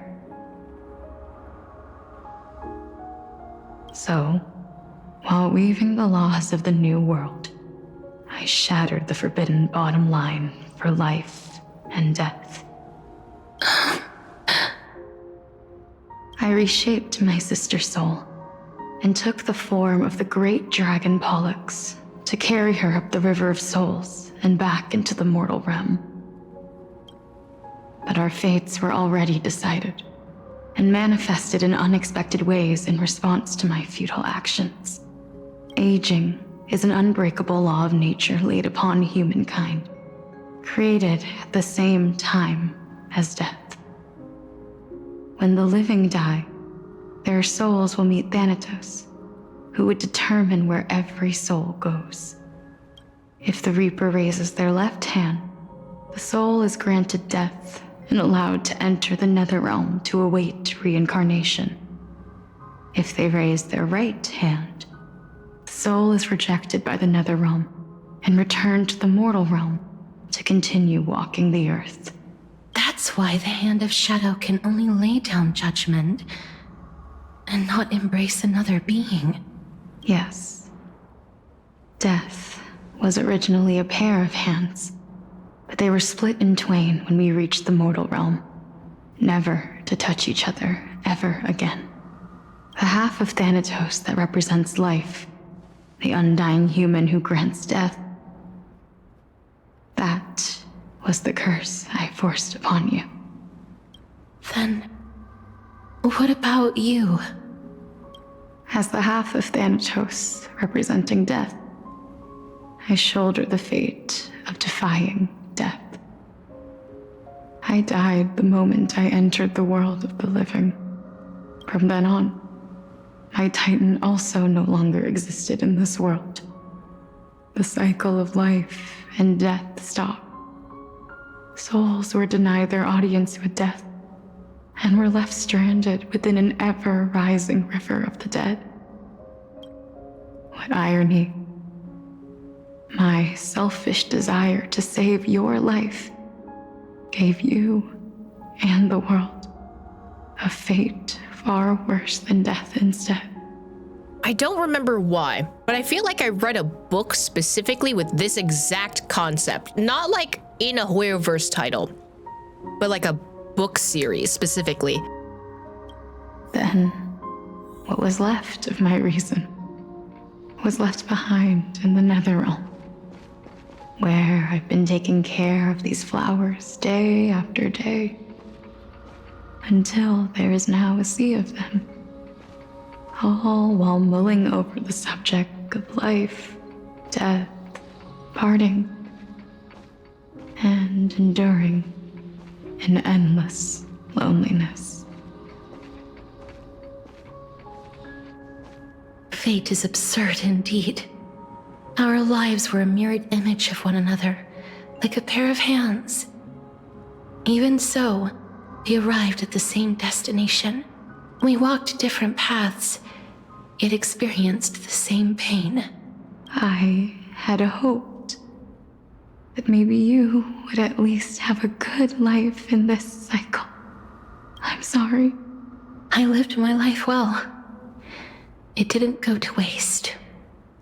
As far as I'm concerned, you did nothing wrong. Also, I don't think she could control what happened to Castorus above ground, so... Even though I forced the authority of granting death to humanity upon you, a total stranger. Too many responsibilities were forced upon me in the course of this long journey. I was once lost, even upset. But I realized recently that if it weren't for your blessing, I wouldn't have understood the source of these emotions, nor would I have realized my purpose. I wouldn't have made it here to reunite with my missing half. And we wouldn't be discussing our past while sharing the same view of this landscape. I wouldn't have understood the meaning of our existence. The meaning of our existence. This sea of flowers blooms on dead land, 'cause we sowed it with the seeds of our separation and watered it with our tears of loneliness. Yes, the only thing death is allowed to create are flowers that bloom from blood and tears. That's why Thanatos cannot create living beings at will. Nor can the hand of shadow determine a person's remaining days, because the life and death of mortals should never be dictated by another's will. Are you saying there's no point in Thanatos' existence? No. No single being can bear the scales of life and death on their own. Not even a god. Life and death weigh equally heavy. We both know that now, don't we? You, too, must have had a difficult life. We've taken quite the ridiculous journey together. I had a feeling, even back then, that we would meet again one day. Not to embrace one another after a long separation, but to come in search of retribution. Tell me the answer that's already been written. And let us draw this seemingly... No! It's The voice been far line! too long. I've waited here for centuries, watching day after day as desperate spirits are denied by this lonely wasteland. I'm kind of curious if they're gonna merge together to become, one person. Because, she does have the dragon with her in her ult. The other interesting part would be if they have to kill the other one to continue the cycle. I always hoped I would see you among them. But I was also afraid of seeing you. I didn't know how I could possibly face you again. But more than anything, I was afraid that you might have forgotten all about me. I know. But don't you see, Pelixia? I made it back anyway. You don't have to shoulder death's authority on your own anymore.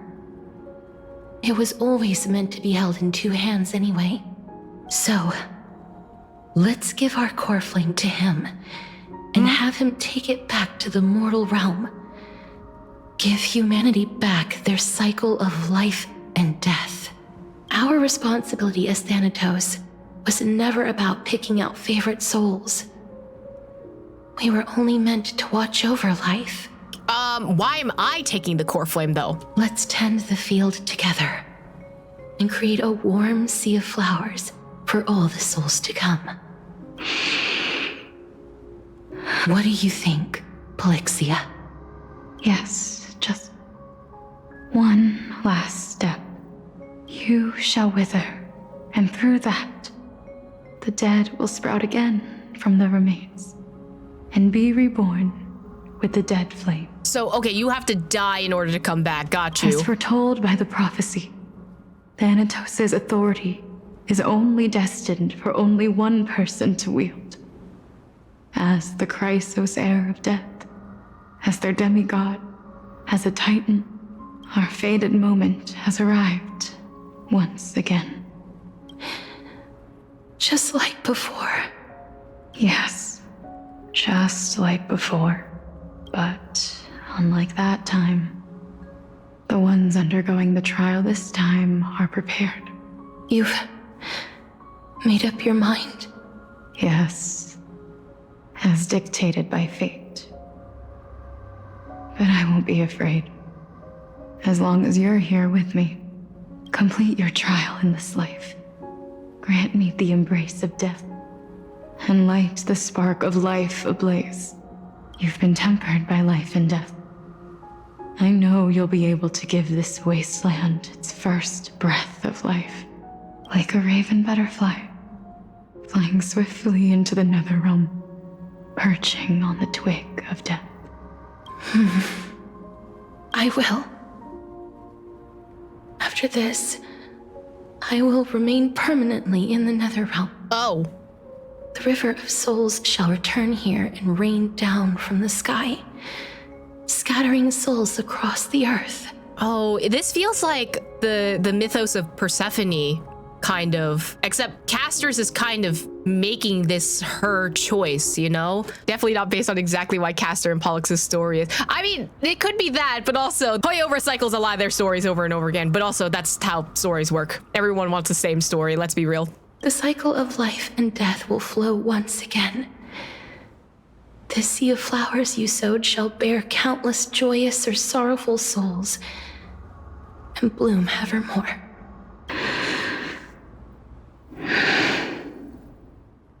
Thank you. Just one last thing. Can you grant me one wish? Of course. What is it? Please, don't forget me.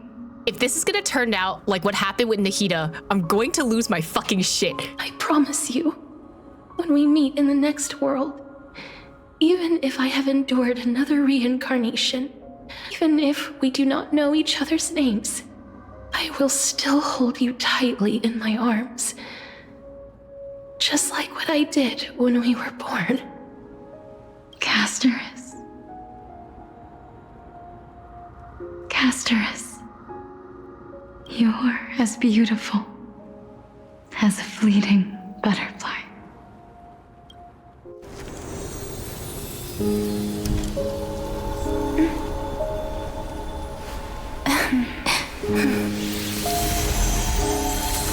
I will bring rest to death. And from now on, stagnant life will once again flow. If I had a nickel for crying over 2 dead dragons, I'd have 2 fucking nickels! And I'm pissed! At the same time in Akuma. Time flies. In the blink of an eye, the 15th entry hour is already at hand. When this farce is over, your soul will be placed on the scales of life and death. Are you ready? No need to ask so many times. Of course I am. Then why do you drag your feet? Is your fear of crowds holding you back again? Oh, he's got stage fright? I simply find them too noisy. Paying attention to conceited fools like them would be an utter waste of my time. Man, Anaxa, sometimes I want to punch you in the face, but I do like that line. Such harsh words.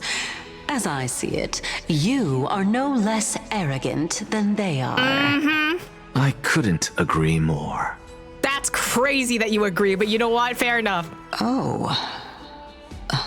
I did not expect to hear that from you. Are you not going to refute me? I know myself better than you think I do. At the very least, better than a stowaway like you. And they say men whose ends are nigh have but kind words. Well, that is exactly why I chose you. Should I thank you for the compliment? The hour of the trial has come. Do you have an answer for me? And how will you prove the veracity of your argument? I suppose there is no point in putting this off any longer. Do you recall where we stopped the last time? You were saying that Amphoreus's history is cyclical. And Samsara again. Indeed. The demigods that bear the core flames eventually become the new titans at the world's end. Remember what happened on the Holy Mountain? Calypso, Naias. As their destined ends approached, one by one they left this world, leaving only the twins, who are fated to succeed death. Unfortunately, while their journey is consistent with ours, you and Calypso, as well as Nikador and Naias, act as supporting evidence. I can only come up with a rough sketch for my theory of a cyclical history. For all the pains I took to reach this point, I had already lost hope of ever obtaining definitive proof. After all, the past is in the past. Proving that we are the legacies of heroes of the past is a hopeless endeavor. That is, until I met a girl named Styxia and her sister. If Castorus was truly sent from the past to the present for the Titan's self-serving reasons, then having lived through 2 cycles, and with Styxia as the pivot, she will no doubt be the link to connect all of this together. If the Twins of Death can bridge 2 cycles to reunite at the shores of the Sea of Souls, then my hypothesis will no longer be just a hypothesis. And you too will get the answer to your question. Well, that is all well and good, but how can you be so sure? If there is even the slightest error in your hypothesis, the girl will be shattered. It matters not. The most important quality a scholar must possess is foolhardiness. If you are overly cautious, then you'll never have the gumption to make the first step, and change will never come. I hate that I'm agreeing with you right now. Besides, I, Anaxagoras, am destined to overturn this farcical world. Come, let us go and teach those pathetic worms one final lesson. Oh, item. Oh, song. Okay. God damn it, Anaxa. Fine. I guess we're gonna go argue in the state senate and we're gonna do a little debate thing like Hamilton bullshit. So they are leaving the final debate to him. Are you surprised? I was trying to shoot Finon, but that didn't work out. Let those Chrysos heirs who started this terrible war hear you. Let them hear the voices of the people!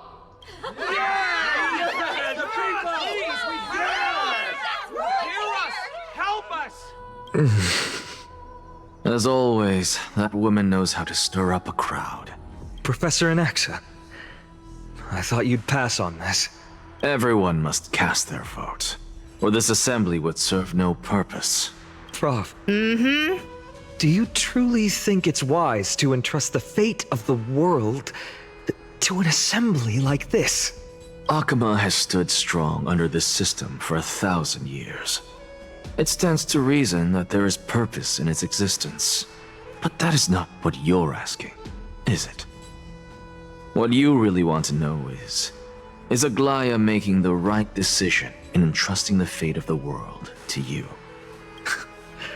Nothing ever escapes you. I didn't spend all those years teaching you for nothing. Most people only take 4 years to graduate, if I recall. Oh. That's so mean. What the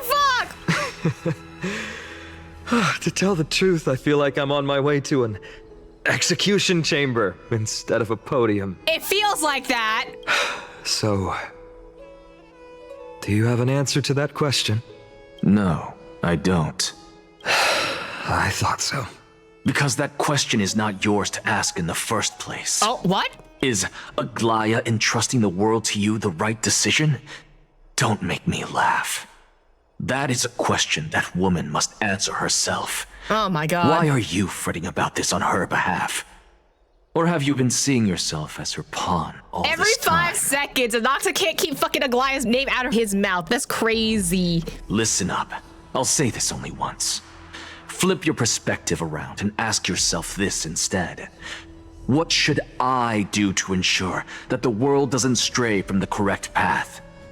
That is what you should be thinking about. You still have time, so give it some thought. Oh, and don't bother telling me the answer.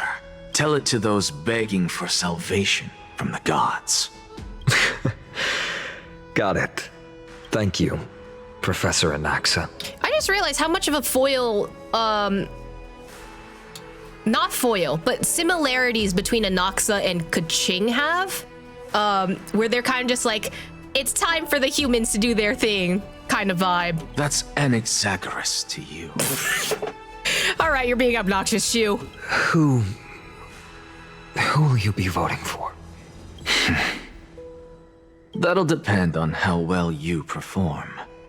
May Cersei safeguard your thoughts.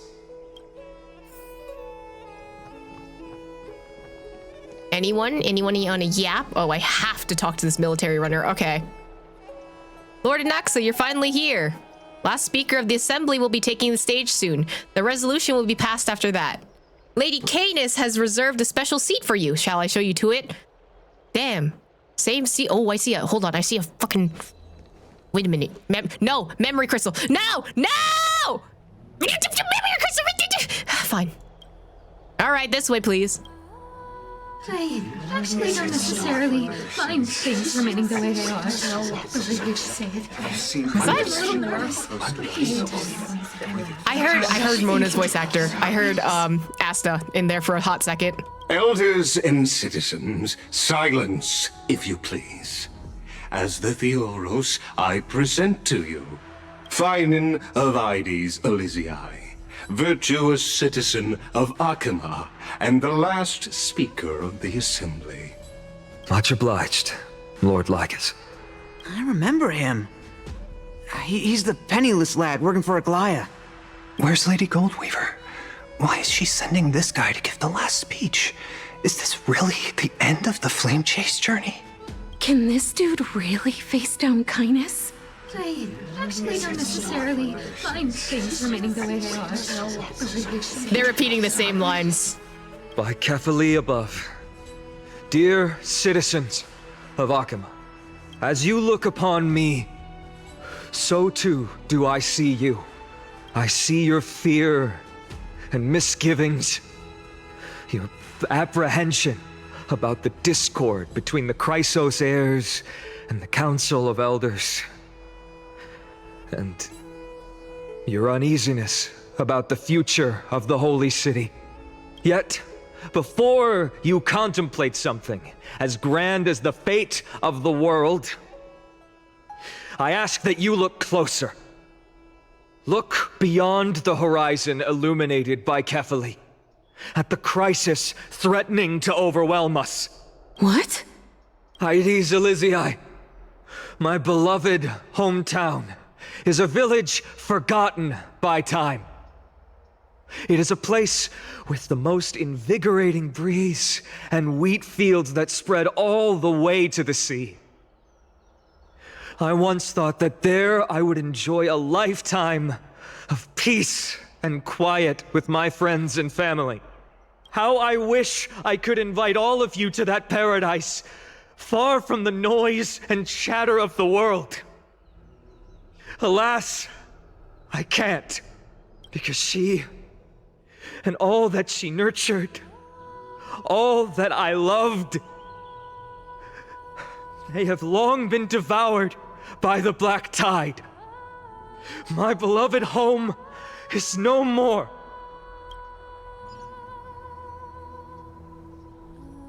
I will never forget the day the black tide struck. Oh, he is My crying. father, Wait a minute. Hieronymus, fought with a broken sword to his last breath to protect his child. My mother, Aldada, she was ripped apart by monsters. Also, I might live to stand before you here and now. Galba, he was a hunter. But in the end, those arms that once drew a bow instead embraced Piso, his beloved son, as they both breathed their last. Pythias, the teacher, risked her life to save her students, but a burning beam fell on her, crushing her. And what of Livia, her daughter? Did she make it out alive? No, she didn't. Livia, Piso, and so many other children. My childhood friends. They were all swallowed by the black tide and turned into monsters. They kept saying the same thing. He sounds so spiteful, too. Over and over. Even up until the final moment, I finally steeled my heart and granted them eternal peace with my sword. I forgot he had to mercy kill everyone. Why, Finan? Aren't we the best of friends? Ow. That is the black tide. A looming threat that can bring Akuma to its knees any time. Kindness may have promised that with the 3 Titans of Calamity gone, Akuma will return to an era Chrysia once more, but much as it pains me, I must disappoint you. While the demigod of strife has done everything in his power to hold them back, they are still coming. By now, the name of that black-robed swordmaster, the Flame Reaper, has likely echoed throughout the city already. The roaring thunder is a message from the strife demigod. The Flame Reaper has risen from death, and they hunger for the core flames of the gods. Okay, so he's creating a boogeyman, air quotes, to scare the populace?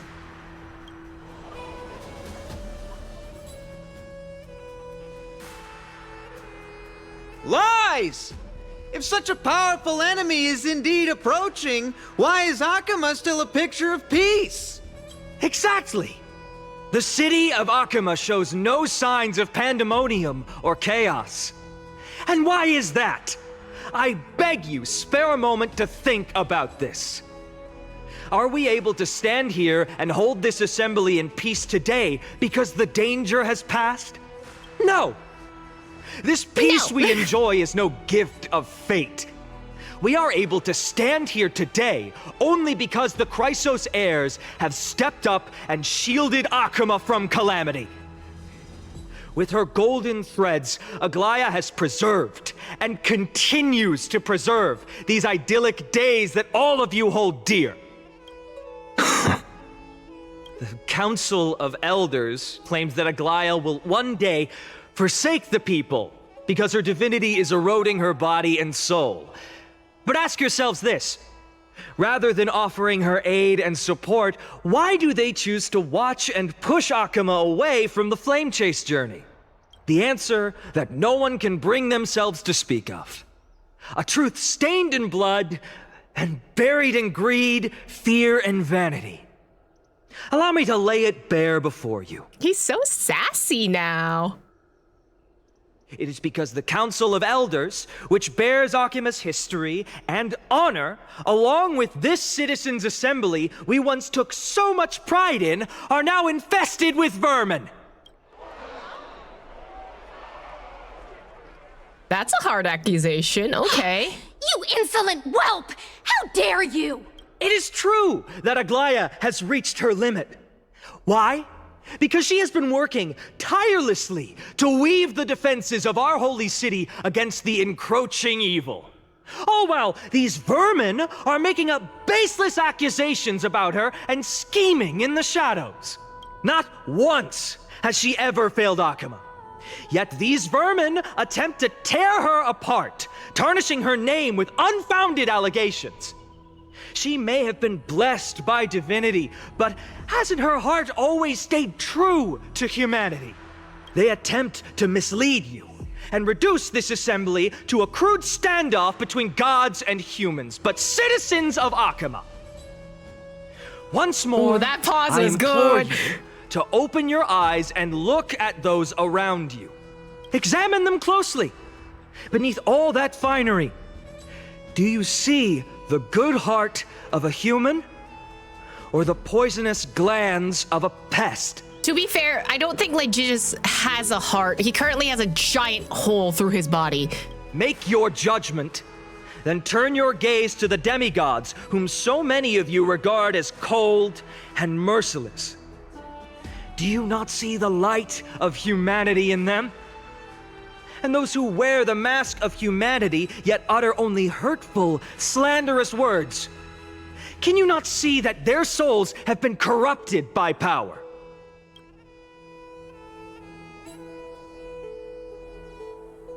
Yet, no matter what your answer is, and no matter who your vote goes to, rest assured that you have nothing to fear. For Aglaya, Tribios, and I will remain your faithful guardians and pledge our lives to upholding your decision. And this vow will stay true until the end of our days, where it will be passed on to future flame chasers. A steadfast and unwavering promise that shall endure through the ages. Absolutely right. The Chrysos heirs have only our best interests in mind. I still don't understand it. I will never believe our succeed. Have to end. So. Damn, he's a good politician. In uproar, representative leaders from different cities of Akama throw pieces of pottery into the Dolium. At the present time, on the scales of Talentum, those who call for the continuation of the Flame Chase journey, and those who demand its suspension. Each faction holds an equal share of votes, resulting in a perfect balance. As expected. This is the moment when the Flame Chase journey is the closest to its end. And now, it's your turn to vote, Lord Anaxagoras. Is there anyone else who hasn't voted? Damn, not the tiebreaker. No, you're the last. Cast your vote with care, for your decision will break this impasse. I have long since made a decision. Not him smirky again. God damn it. Very well. May you bring much needed change to this farcical world. Oh, I am the homie. Man, that memory crystal's gone. Can I talk to y'all? No? Homies are just chilling. Talk about a grand entrance. Oh, I can talk to Aglaya though. Don't you hit me? Don't you hit me, man? Oh my god. Of course it ends up like this.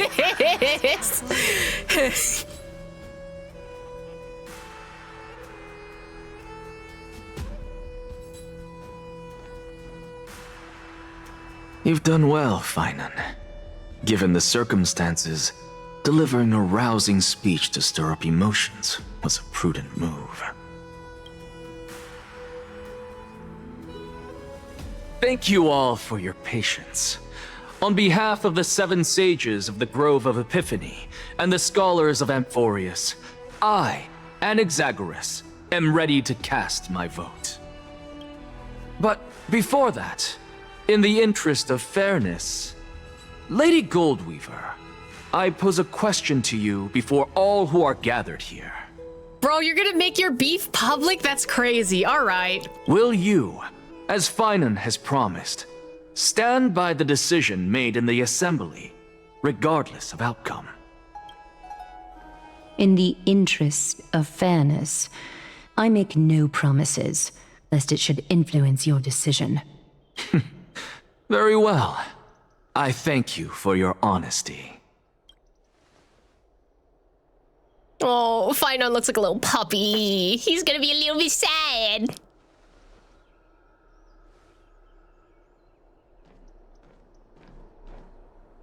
This is why voting is important, kids. What's he doing? The stakes are high. Let's be patient. Cut the act! Who do you think you are wasting our time like this? Bro does not know who he is. Lord Anaxa, please do not forget that I... Tried to bribe you? Rule number 1, do not call me Anaxa. Rule number 2, never interrupt me. Silence is golden. He's such a little shit. Oh my god. Just vote already. What are you waiting for? Cast your vote. Cast your vote. Oh, I don't like this Raxoon. Why did we do that? I cannot help but wonder, is every hardship in the world something you will exploit and use to your advantage? I love Xerxes! He's just being How dramatic. else am I supposed to make use of this situation where my body and soul are separated? Oh, Xerxes. Or should I say Calypso? Accompany me on this final journey. Let us journey to the Netherrealm and see how she will substantiate the answer to your question and validate my decision. We need only to follow the sound of the tides.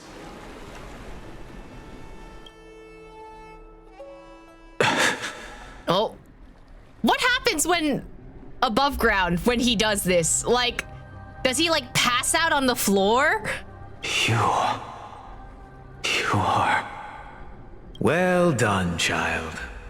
Just Hey, as it's your I teacher. foresaw. You have achieved great things. Teacher. What a twist of fate. A blasphemer raised in the doctrines of the Venerationists. It's like a foal kicking its mother in the belly after taking all her milk. I respect you immensely, sir. But... Interesting that it's not older Anaxa. You cherish the truth even more. The truth of this world, what could it be? So, child, do not be troubled by the criticisms I have borne. Do not let those voices hinder you as you forge ahead. As the sage of the Venerationists, I am duty-bound to oppose you. But, as your friend and mentor, Anaxagoras, I say, go forth, for the truth is already in your hands. I will keep that in mind. Go now, child. Your lonely pursuit is about to welcome a new chapter. And when you reach the end of this journey, may we meet again with the truth before us. You have my word, sir. May Xerxes safeguard your thoughts. May Xerxes safeguard your thoughts. You are right, Empedocles. My lonely pursuit is about to welcome a new chapter. I must be on my way now. May we meet again with the truth before us, Empedocles. What are you waiting for? Just cast your vote. He's dying. Silence! Silence, everyone! Behold, Circes, here at the center of the world, I shall write the final step of my proof. For this place is but one step away from the truth. Oh, homie's a poet now. Okay. Come on, buddy. Let's see. Professor, I completed the proof you wanted.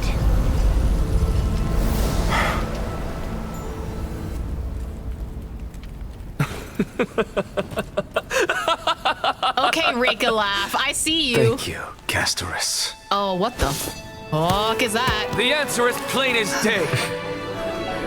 My vote goes to the Flame Chase Journey and nothing else. Get wrecked! I have deciphered the truth of this world. Oh, he's doing not the fucking not the Fatui arms wide open fucking laugh. The result is clear. By carefully and Talentin above, as the Theoros, I have observed. No! Ligus, you can't! Anaxa, what have you done? Have you lost your mind? The answer was yes, and he did that ages ago. I hope you are prepared for the harsh punishment awaiting you. Mark my words, I will make sure that clever head of yours never forgets the price of betrayal. Have you forgotten? I told you that happens to be one of my rare talents. You put on such a grand performance just to aid their preposterous flame chase journey? Performance? No, you are quite mistaken. I may be paranoid by nature, but I've always been known for my honesty.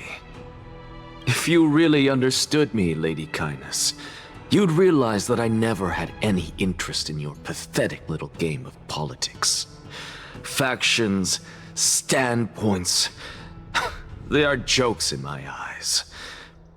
I have never once switched sides, because I, and I alone, am the truth. Okay, I'm gonna punch him again.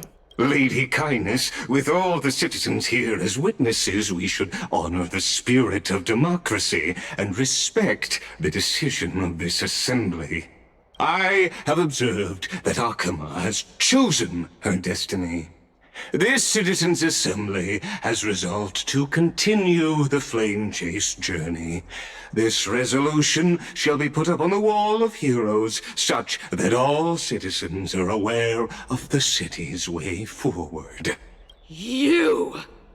It seems not everyone is ready for the assembly to end. Very well. Let me entertain you for a little longer. Homie, you just want tea. Oh my god. By your leave, Lord Ligus.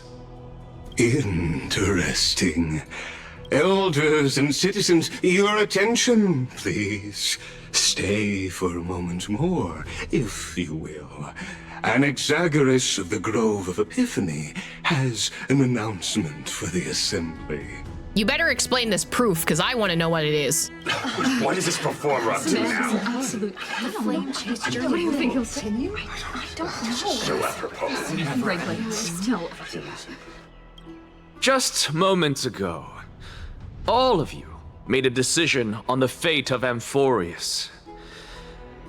As a supporter of the Flame Chase journey, it pleases me to see the choice you have made. But I regret to say that I still harbor doubts about this outcome. Thus, I hereby challenge this resolution. You just wanted to be dramatic, huh? Tell me, who among you dare swear to Kefali's name that Era Nova will truly welcome the fairy tale ending that the Chrysos heirs have promised? A beautiful new world free of calamity and madness? Nonsense! What is he getting at? Of course He's a diva. He's such a diva. No one? Must I pick somebody to answer? You're gonna pick fucking Finon. Very well. You, the one acting so wise and profound, in front of all present here, Do you dare swear that it will happen for sure? Oh, nope, random person. No? Fine. Next. You, the one with ignorance written all over your face. Yes, you. Do you dare swear by it in front of the Titan? What are you trying to do? Be a teacher. Useless. Your turn, then. With that smug look of yours, you must be confident that the Flame Chase journey is the best course to take, right? Hey! Mind your tongue! So, no one? Oh, well, we got to the answer in the end. In that case, Finan, answer me this. Your speech was filled with such passion just now. How confident, then, are you in making this promise? Professor, what are you doing? Teaching a class, bro. Let him continue with his performance.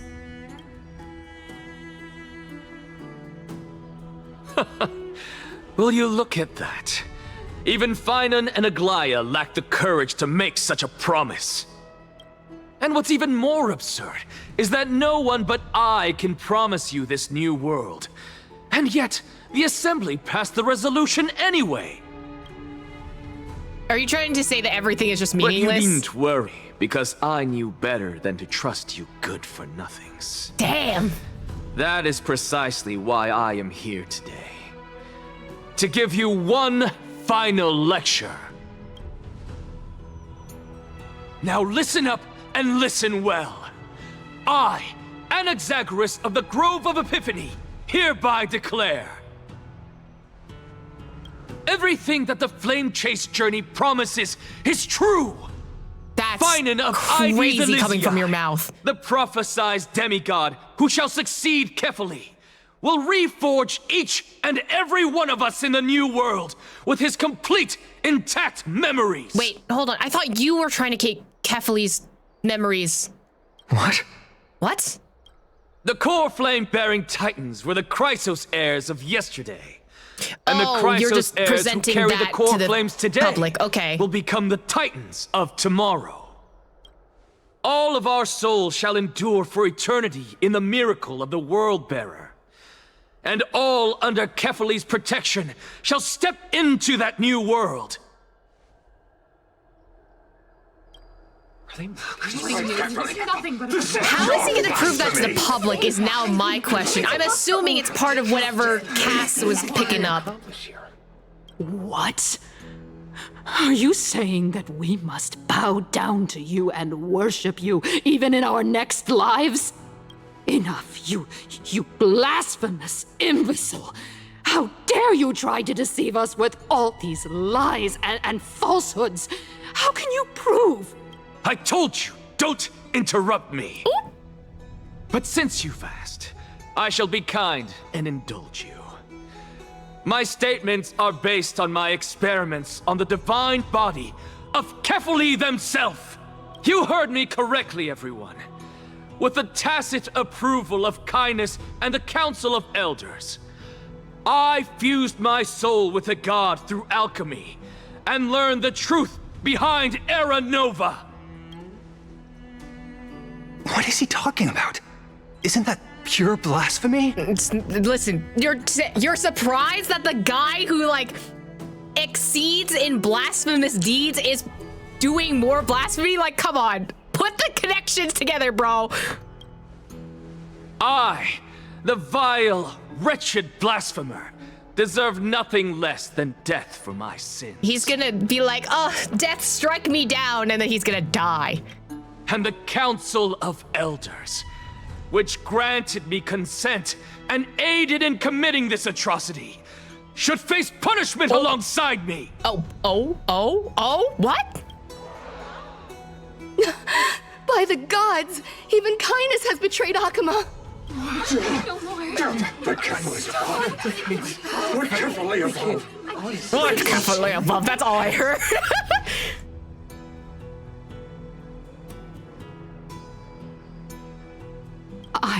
I I had no knowledge of his transgressions. He did that on his own.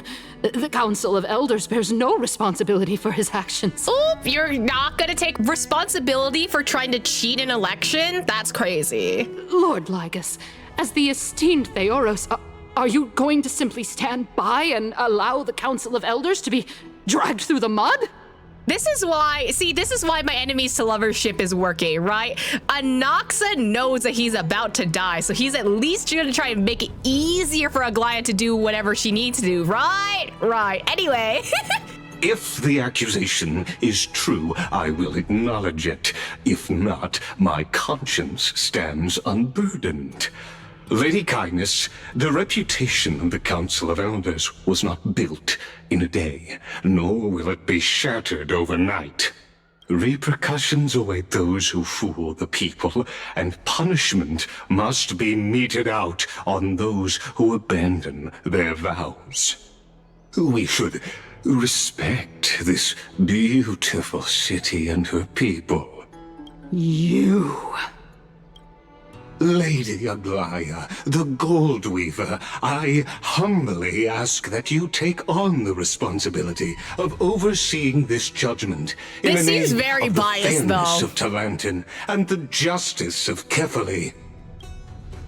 Considering the circumstances, and in accordance with Akima's codex as the only demigod among us, you shall rightfully wield this authority.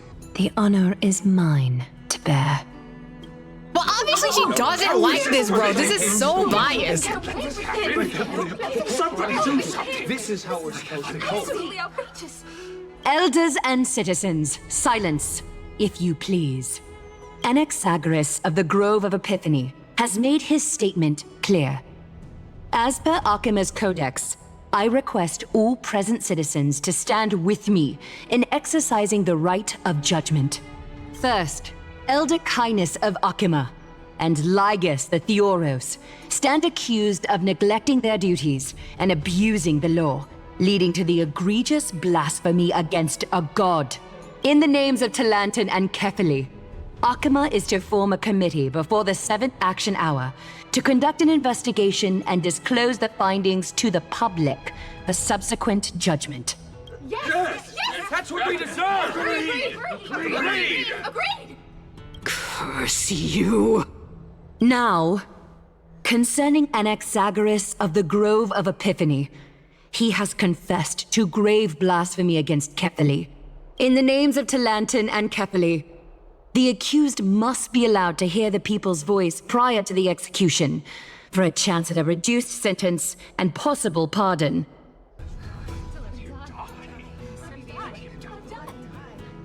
Why is everyone hesitating when he said let him die? Oh, never mind. They're no longer hesitating. Let him die!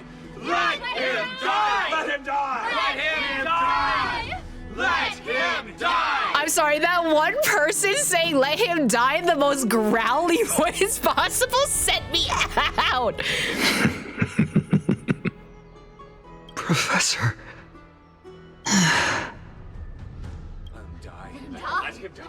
Let him die! Let him die! Let him die! Let him die! Let him die! Let him die! Let him die! Let him die! Let him die! Let him die! All right, we get it. We'll let him die. Jesus, he's about to die anyway. Let him die! Oh my God, stop. Now I don't want him to die because he's smirking. Let him die! Let him die! Let him die! Let him die! Man, this is a lot of... Okay. Let him die! Let him die! What decision will Oh my you God, make, we get it. Lady They Gold really Weaver? want him to die, bro. Enough with the hesitation, Aglaya. This is not like you. Let him die! Let him die! Let him die! Let him die! Let him die! Oh, not you guys in chat, too. Let him die!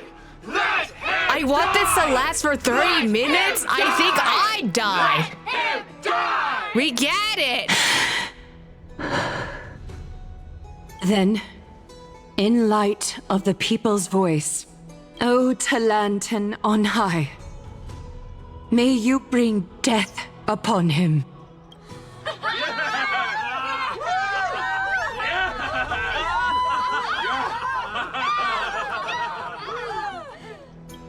Oh, we don't even get to see him die yet, bro.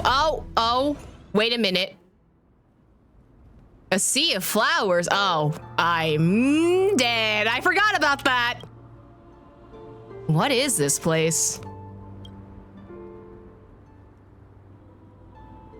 Oh, hi again. Allow me to reintroduce myself. I bore the name of Castrus while walking among the mortals. And now, I stand as the demigod of death, the living side of Thanatos. Welcome to my realm, where the west wind ends.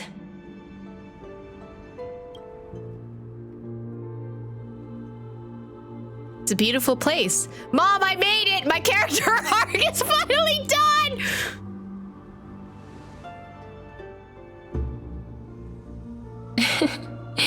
You're still as energetic as always. Did you know? Every flower here was planted by Thanatos himself. These flowers were originally both lifeless and immortal, but in the first rain brought by the River of Souls, they were given new life, flourishing as the bearers of countless souls. And it is my duty as the Master of Death to tend to their well-being and foster their growth in this serene haven. Similar to the structured cycle of life and death in the mortal world, these flowers too shall wither and fade, returning to the earth and then ascending to the sky with mist and tides. Oh, you know what just connected with me? You know how in the animation, one of the scenes is her trying to touch a flower and it withers? And now Castrus gets to take care of a sea of flowers? I'll literally throw up. Eventually, they will descend to the mortal land as gentle rain. Every soul undergoes the perpetual cycle of reincarnation, albeit in varied forms, until the world meets its end. Yet, sadly, there's no time left for Amphoreus to wait for when the flowers bloom again. Now, death is the power at my fingertips. It once led the souls of the deceased here, but I shall open the gate of the netherworld and return you to the realm of the living. Oh, right, because you are death now. You can just, do that. In exchange, please take the core flame of death with you and complete the flame chase journey. Do not let our work thus far be in vain. So now do I just house 2 core flames? Or, what's the cost? Rest assured, defying death is Thanatos' divine authority. Fortunately, your soul hasn't dissipated. This is not a resurrection, but the extradition of a dying person back to the present world. So you're not going back?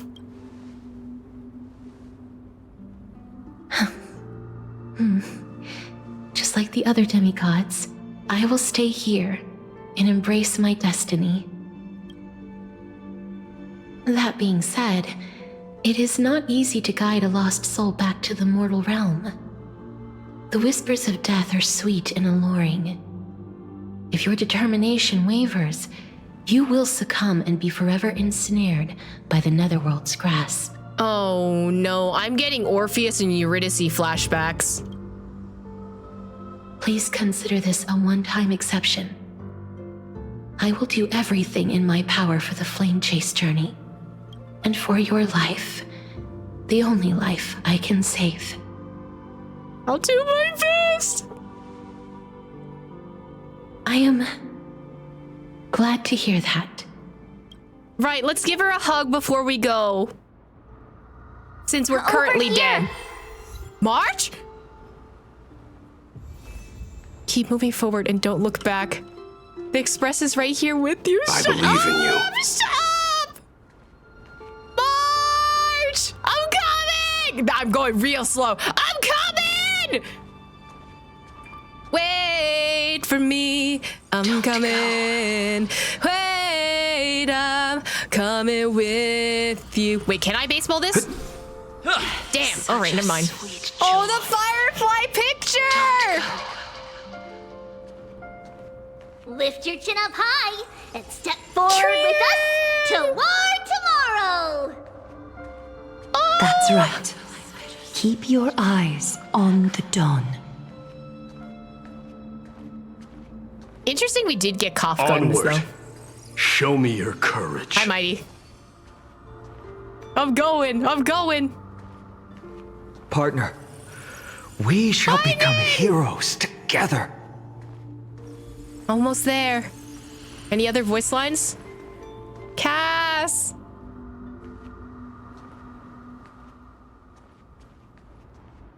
Finally.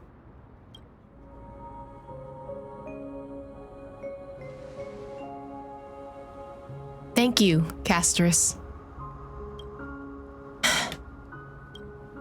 Since I've already made it to the end, maybe I can have one last glance at that sea of flowers. She said not to look back, homie. Oh, don't turn around. Keep looking forward. Don't turn around. Keep looking forward. Don't turn around. Keep looking forward. Don't turn around. Keep looking forward. A hard choice. I'm gonna go with the number 5 because I like the number 5. Acheron? Fear not, as a touch of red will be awaiting you at the end of the path. Why are you here?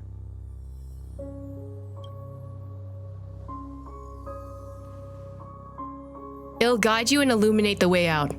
By doing so, you'll eventually reunite in the warmth of the sunlight.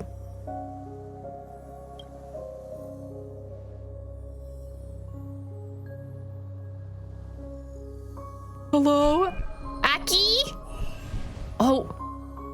Not Phantilia. What is this? What in the world are these shadows and voices?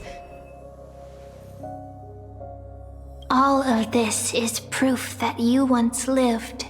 Your soul, your memories, the years you've journeyed through, and the path they revealed, leading you back home. So, continue onward. Do not stop moving forward, and do not let her sacrifice and the support of all who have stood by you be in vain. I think it is Cyrene, and it sounds very much like Mem. Over here, friend! Mem! Take my hand. Let's go home. Don't you have paws? Goodbye, Netherrealm. Hello again, Mortal Realm. Bye, Cass! Let the trailblazing continue.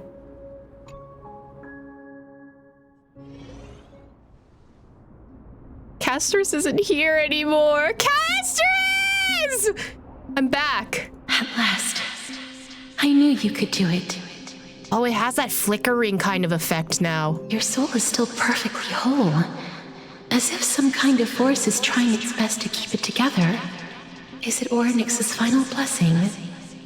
Or is it a miracle of your own? It's truly incredible. Such a strange surge of familiarity. So hard to describe. Perhaps it is fate, once again fulfilling its own design. Or perhaps it is the laws from beyond the sky, so familiar to you, that intertwined our fates long ago. Intertwined fates in my Genshin Honkai Star Rail. I'm sorry, I'm still sad about Casterus. It seems that this is a riddle which cannot be solved anytime soon. The sensation of becoming a demigod is truly wondrous. It's as if the river of souls is winding its way through the depths of my spirit, transforming with each breath into a fine rain that nourishes the world. Do Do you recall that prophecy? At the end of the sea of flowers, the souls of the living shall warm thy fingertips, and after an embrace, there shall be eternal separation. I promised you that I would do everything in my power to give it another meaning. Now, as I stand as a demigod and destiny draws to a close, I can finally end it in a way that is as beautiful as it deserves. The wish I once sought but could never grasp is now within reach. In this brand new world, every blooming life will lift its arms in celebration and recount the profound meaning of this very instant. Every touch, every embrace we share will never again be an ice-cold loss. They will radiate with an intense warmth, sowing love far and wide throughout the land. I mean, she got what she wanted, but she had to die as the price. The other shore is very cold. Oh. Hey, buddy. May I borrow your warmth? One last time. Thank you for fulfilling this wish of mine. Shut up! The place I'll be going to is what humans call the Land of Sorrows. Cassie! But with this heartbeat and the residual heat of this embrace, I shall turn the nether realm into a gentle place of rest. Oh, I love this art style. Oh my god. Cassie!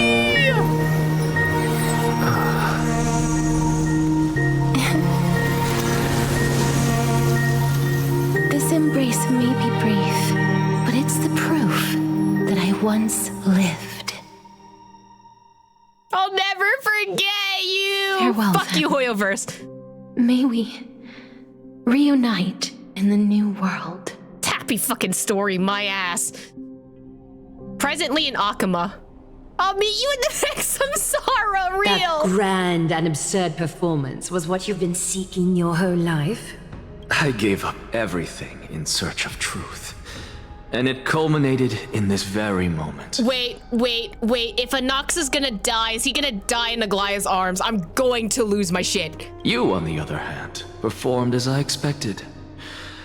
You did not hesitate when you saw the chance to attain power. It's as if you... Crave power, like a fly craves rot. Those are your words, not mine. But what you said at the end, did you already know what I had planned for Thynan? I may have lost an eye, but my vision is clearer than anyone else. You've nearly exhausted your humanity. You're no different from my current state as a walking corpse. That's true. I've long since burned to ash over the past 1,000 years. Only he is capable of unleashing a raging fire that rivals our final great enemy, Aquila. So, this is our last chance. How about we let go of the bad blood between us? Oh. May I resonate with your core flame, Aglaya? At least take her out to dinner first? Like, wait a minute. Hold your horses. Please do. Hold your... You know what? They're two consenting adults. You do what you have to do. That's... impossible. To persist with your soul thinned to such an extent. You're... insane. Just as you fight to lug your corpse onward to complete your unfinished goals, I have my own reasons for doing this. Until Thynan grows into his position as the prophesied leader, I must continue to lead everyone on the flame chase journey. I must keep inching forward, even if only as an empty shell. I've long predicted this was the case, but I didn't think you'd already lost so much. How ironic. We would have avoided so many misunderstandings if you and I had just spoken this candidly before. But casting aside our ideological differences, there is one thing you and I agree on. Finan. Yes. He was born to be a hero. He understands the hearts of the people, and I can confidently say he is a far better leader than you. Oh. Only he is capable of fulfilling your mission. See, but that's why he's the perfect person to become a villain. Sadly, he is a man cursed by Nestia. But by my estimates, his horribly elaborate sense of style should not impede Era Nova. Bro, call his fashion sense whack. Congratulations are in order. We found common ground at the very end of our destined paths. When you put it that way, it makes me want to take back what I said. Aglaya, we're back. Oh my god, all of us are here. I say all of us, but not, you know, Castris. Come welcome our great hero reborn from the ashes. I hope he didn't hear your earlier assessment. He probably did. It wouldn't be the first time I criticized him. A man should be aware of his own shortcomings. I hate that I agree with you. Unmoor and sail away from the underworld. Oh, shut up. Core Flame of Death, the fallen soul of Thanatos, the Death Titan. The Core Flame urgently awaits to return to its place. The demigod of death has already overcome the trial and assumed the authority of the Titan. God damn it, we have to put it in the Hayden pool. Oh no, I miss Aglaya's voice line! But I don't see Castris among your number. So, who wants to break the bad news to Aglaya? It looks like she not only helped me prove my theory, but helped you fulfill your mission as well. She finally understood her origins and completed the trial. I believe she'll always be by our side. I agree. We'll see Castris tomorrow. Shut up! Shut up, I don't want to cry again! She might not have been able to change her fate, but she still wrote the final verse of her epic herself. Dreamin, please recite the prophecy for us. Trailblazer, please surrender that scalding core flame for us as well. You are the only life she ever saved by her own hand in her 1,000 years on this earth. 1,000? I believe no one is more qualified for this noble task.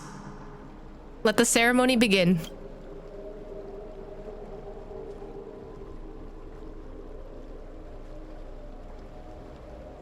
O gods who have returned, and gods who are still watching, today we bring you a soul laid bare. The hand of shadow, Thanatos, remembered their name from the past. From daylight they came, and to their fragrant dwelling they return, to walk now among your ranks. And there was one who joined hands with the Titan, a traveler risen from the dead and reborn among mortal kind. He is the everlasting night, and shall now proclaim in his good name, O Majesty of the 12 Titans, pillars of the world, we seek your divinity to mend the rifts of the world.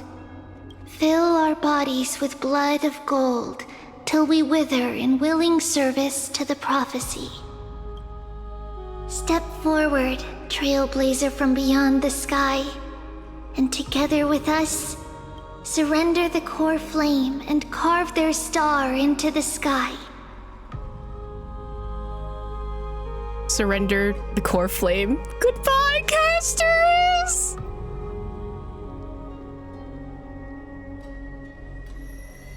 Oh, goodbye, Cass!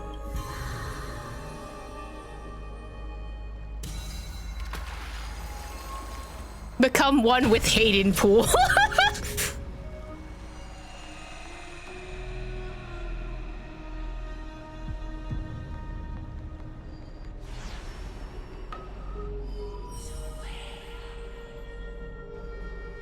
constellation for death. For life and death, to be more precise.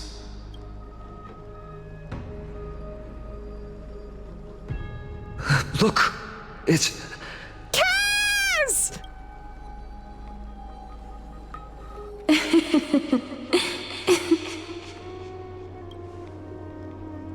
Is that Casterus?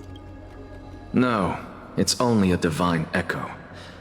I think she's here for the trial. Wait, so her echo still needs to go through the trial?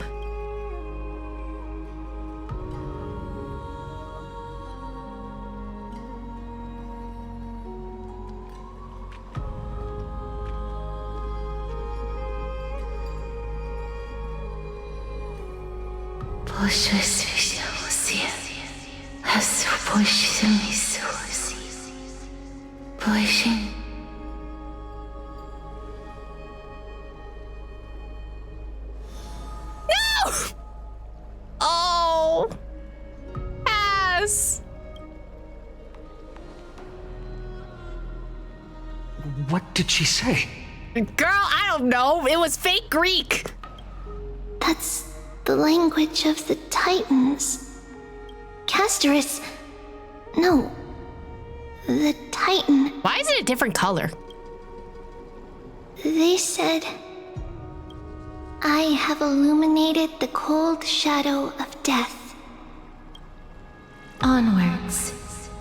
For your path to the future is bright and its flame eternal.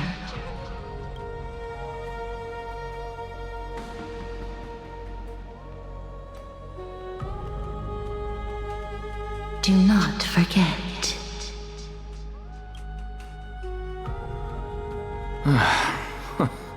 She made quite a scene. I suppose it's my turn now. God damn it, I forgot you're supposed to die too. Shut up, Anaxa. Now you can't die. You can't, no. Stop. There's too many deaths. One death is good enough for one patch. I'm tired. I won't stop you. Professor, you... What's with that look? You were present. So, let's get this execution over with. We wouldn't want to bring shame to Akima's divine laws or keep me from creating a new world.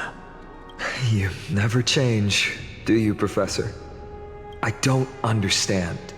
If your theory is correct, you'll lose all memories of your past life once you become a Titan. So what's the point of becoming a god? To fuck around and find out. I don't know. Of course there's a point. Even if I forget who I am, I'll still have my brilliant mind. I'm gonna fight him. Can I punch him in the face before he dies, preferably? It goes without saying, I'll find a way to retrieve memories of my past life.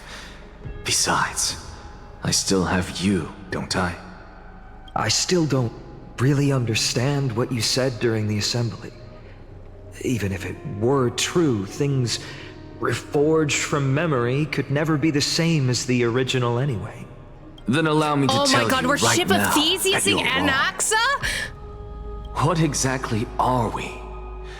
My answer is that the Chrysos heirs are the future Titans and vice versa. Of course, this answer only applies to us. So, what are we when it comes to regular mortals? The very essence of the world, our souls, are tiny invisible seeds that hold records of each person's memories of the world. And we are the buds that sprout from these seeds to grow into great trees. Hello, okay, is he an Aranara now?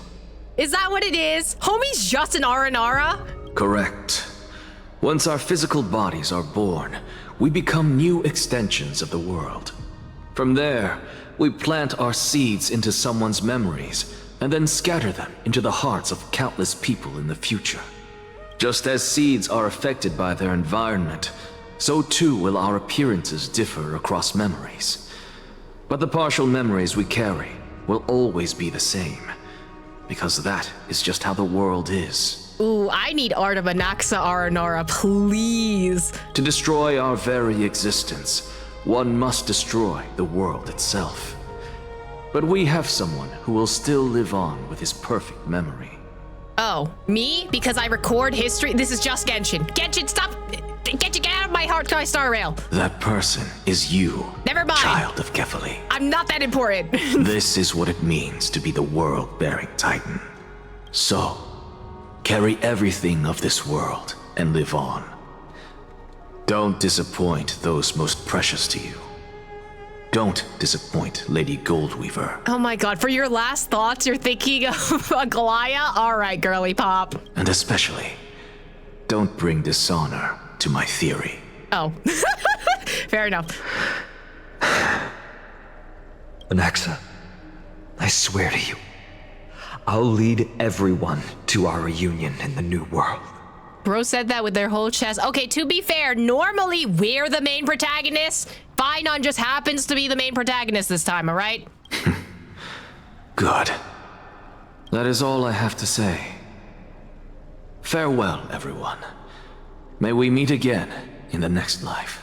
Before you go though, can I put a hand through your chest, Ussy, just to see what happens if I dip my hand in the Sea of Stars? Farewell, great performer. May Circes safeguard your thoughts. Salute him in the same way. May Circes safeguard your thoughts. Are you satisfied, Honorable Titan? Very. I hereby swear I have borne witness. Anaxagoras of the New Sporists and the Grove of Epiphany has successfully overcome the trial of reason. Thus, I shall confer upon you these words. You shall transcend the peaks of purity and return to corruption and hardship. You know what? That's fair enough for someone who is so Anaxa-like. Oh, so that's a god's prophecy. It sounds like you just rephrased my past, present, and future. Oh, Circes. Is that all you've got? Homie, you're about to die. Can you stop taunting the literal god in front of you? Well, you've already transcended the peaks of purity, and you were never the type to give me any leeway. That is true. But I do still have one question. I knew it. What is it? Maybe we're thinking of the same thing. As you've so boldly stated, we and the world itself live on through the memories of others. If that is the case, whose memories did the very first new spore sprout from? Are you posing a chicken or egg theory? How should I know?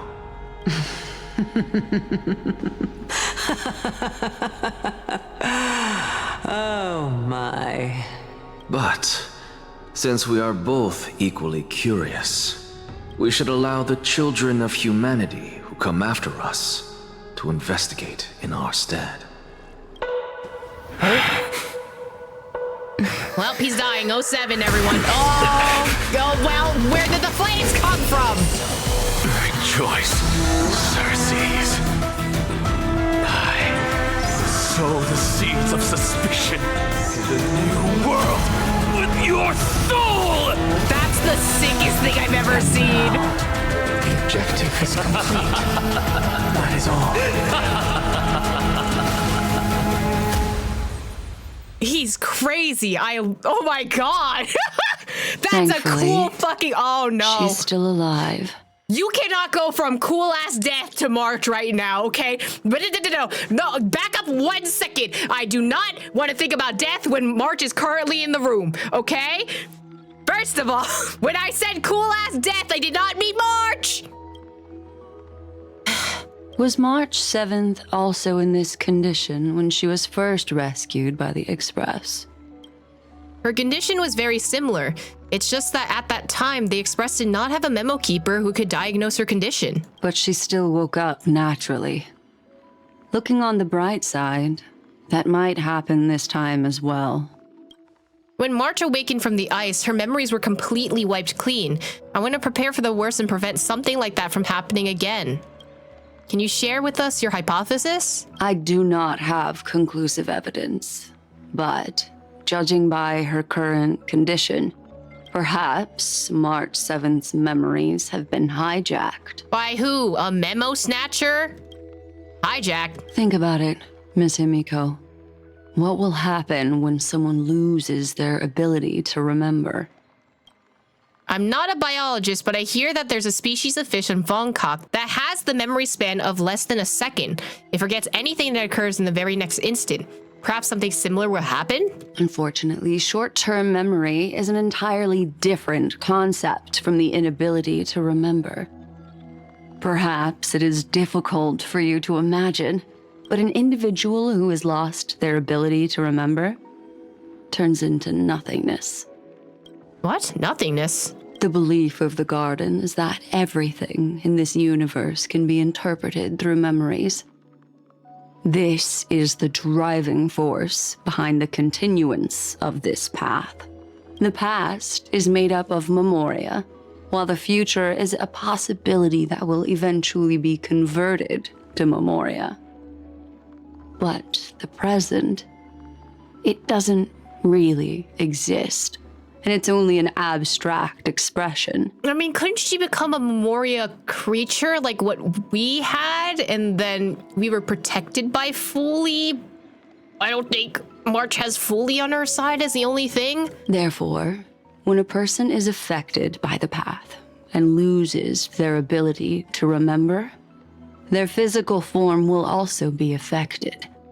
These ice crystals are a manifestation of that. Oh. Miss Black Swan, there's one thing I haven't looked into deeply until now.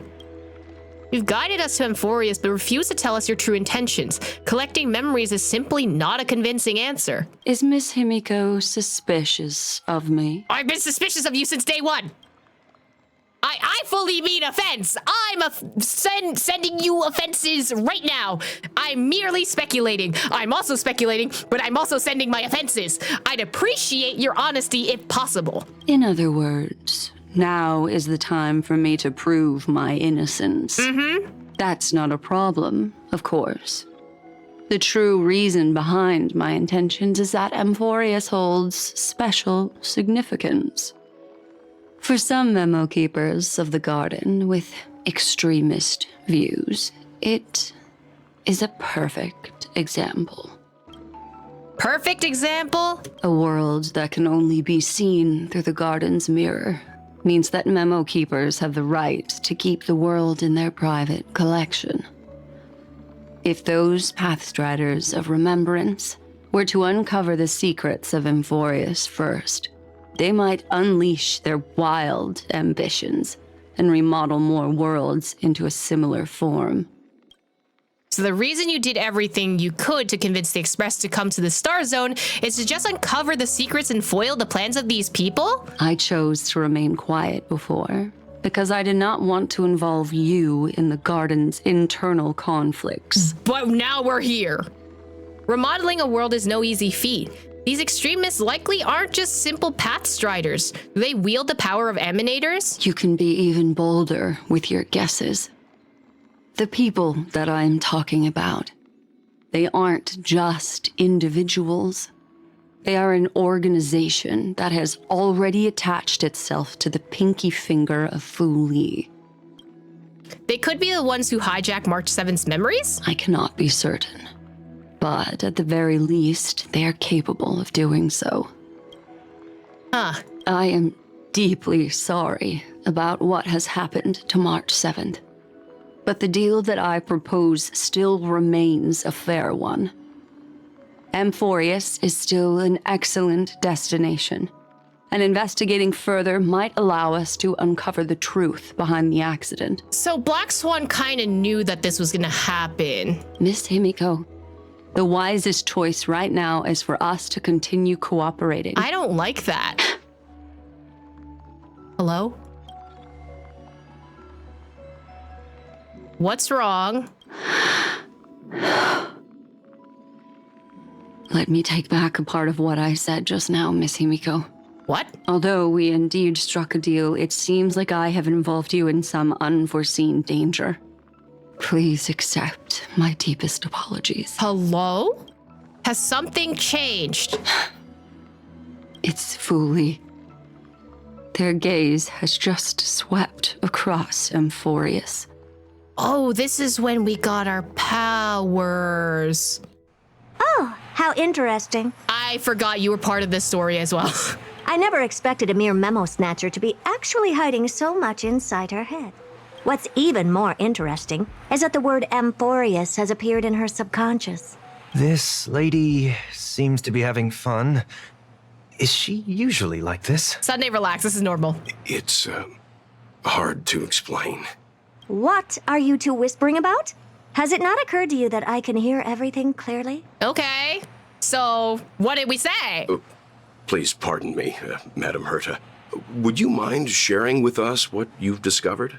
The ones who need help are the Astral Express. You will have to put up with my methods, even if they are rather unconventional. I didn't say anything about your methods. I'm just asking what the fuck's going on. Let's get back to the topic. By using the fourth mirror, I rummaged through the brain of this memo snatcher and learned a good deal. Not only does this person know of Amphoreus, but there are also many memo keepers who are interested in the place. I searched through her consciousness and found the following terms: the Eternal Land, the Rejected Land, and the private collection of the Garden of Recollection. Oh, the private collection of Garden of Recollection is interesting. Also, Herta's doing the smirky Anaxa face. God damn it. It seems like Miss Black Swan is indeed hiding some things from us. When has she not hidden things from us? Well, anyway. Since I'm not able to find any useful clues from the outside, why don't I personally visit this mysterious Amphoreus? All right, so figure out how to get there, homie. You're planning to head to Amphoreus yourself? Yes, but not in the flesh like you all foolishly did. Okay, what else are we supposed to do? Some of us don't have puppets. See these Herta mirrors? With them, I can project my data spirit entity to any corner of the cosmos through spatial warps, without even needing to leave my room. But of course, these corners of the cosmos must be within the coverage zone of inter-astral peace communications. After all, this is collaborative technology. I see. You do seem like the more indoor type. That sounded mean, Sunday. Although that star zone is not within the network of the IPC, the Express itself can serve as a signal station. Come, give me the astral chart coordinates, then sit back and enjoy the show. Well, shares the Astro Express's coordinates with the Herta. Oh, and this screen takes forever to load. Fine. All right, now that everything is ready... Oops, I'm done. Mirrors, get to work. First mirror, input the coordinates. You'll be in charge of the spatial warp. As you command, Madam Herta. The preparations are complete. I wish you a pleasant journey ahead. Second mirror, prepare for the thought refraction. There's still some distance from the Astral Express to the Amphoreus celestial body. You're in charge of sending me over. This time, raise the power to the maximum. Don't be stingy. We're gonna run out of power on the space station, bro. Okay, I won't fail the mission, Madam Herta. Third mirror, you're in charge of generating the data spirit entity. I'm happy to help, Madam Herta. What kind of appearance are you planning to use this time? Good question. Let me think. Forget it. Just use my own appearance. There's no one there that'll recognize me anyway. Well... As you wish. Actually... Fourth mirror, you'll be in charge of... It seems like I have nothing for you. Oh. Just stand by and wait for orders. Ah, standing by again. That's so boring. Next time, can you count down from 4 instead? Right. I like 4. 4's my favorite. Preparation of the data spirit entity complete. Thought refraction at max power. Excellent. First mirror. Let's get going. I do like that the mirrors kind of look like Noose's eye, or at least has the same color tone as them. Have a safe trip, Madam Herta. May your journey yield good results. Coordinates input complete. Preparing to activate spatial warp. Destination, Unknown celestial body. Amphoreus. Spatial warp countdown. 5, 4, 3, 2, 1. Warp activated. Ah, flashbang, stop that! Oh! So that's Amphoreus? Its appearance is, well, sure is unique. Second mirror, prepare for thought refraction. It's time to send me in. Alright, please read the safety protocols carefully. Can't you hurry up? Yes, ma'am. Ow! God! Honkai Sawrail! I didn't expect it to be so turbulent. I should have asked the second mirror to use slightly less power. What a magnificent sight! Is this the entrance to Amphoreus? Let's see. Perhaps I'll be able to find a way in. Hello? What happens if I go up the staircase? Is there anything up here? Any secrets to behold? No? Well, that's stinky. Take a look. Oh, I didn't This mean is pure to genius use in her action. E. Interesting. Okay, so we have these two. Reaver. Do you have a hole in your chest? No, you don't. It just looks like it. And there's also these guys. What's this? A statue? It's ugly. I don't like it. That's crazy. All right. I'll do them last because I want to see what this flame reaver thing is. What's this? How creepy. Oh, it moves? Who are you trying to scare? Why is he so tall? Why is Hobie so tall? Fine, and how did you become so tall? What the hell? This is not fair. Can I have this growth spurt? Oh, I finally found your traces. How esteemed must you be for the great Herda to come out personally? Well, you're a When projection. we return, get ready to become free labor for the simulated universe for the rest of your life. Whoa, whoa, whoa, I never agreed to that. It's either a projection or a fake. There doesn't seem to be much to take note of. The constellations aren't filled in either. How am I going to get into Amphoreus? Oh no, not the Hayden pool. My deepest apologies, esteemed lady. I'm afraid that you cannot proceed further. That better fucking not be Liturgus. Who's there? Your visit, although not part of my calculations, is a pleasant surprise. It's a pity that the preparations are not yet in place to receive you with the hospitality that someone of your status deserves. Not the way he said status, though. Are you not going to answer my question? Who are you? I have many identities, and I'm going to have even more in the future. Bro's gonna say something like noose or If something. you just need a form of address, you can use my common alias, Lycurgus.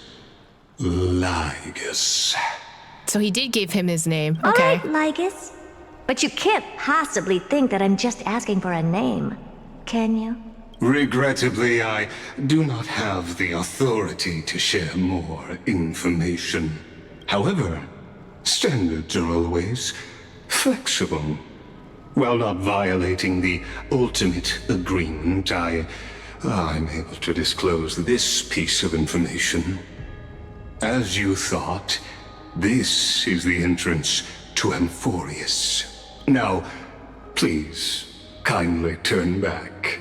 Amphoreus is not a world that you should be involved with, regardless of what kind of magnificent achievements you have accomplished. This place will not open its doors so easily. You seem to understand me very well. Then you should know that I have no reason to listen to you. Your reaction is completely within my calculations. Despite my long years as a watcher, it seems like my assessment of human nature still remains accurate. From you, I'm able to sense a beautiful desire for knowledge, but my answer remains unchanged.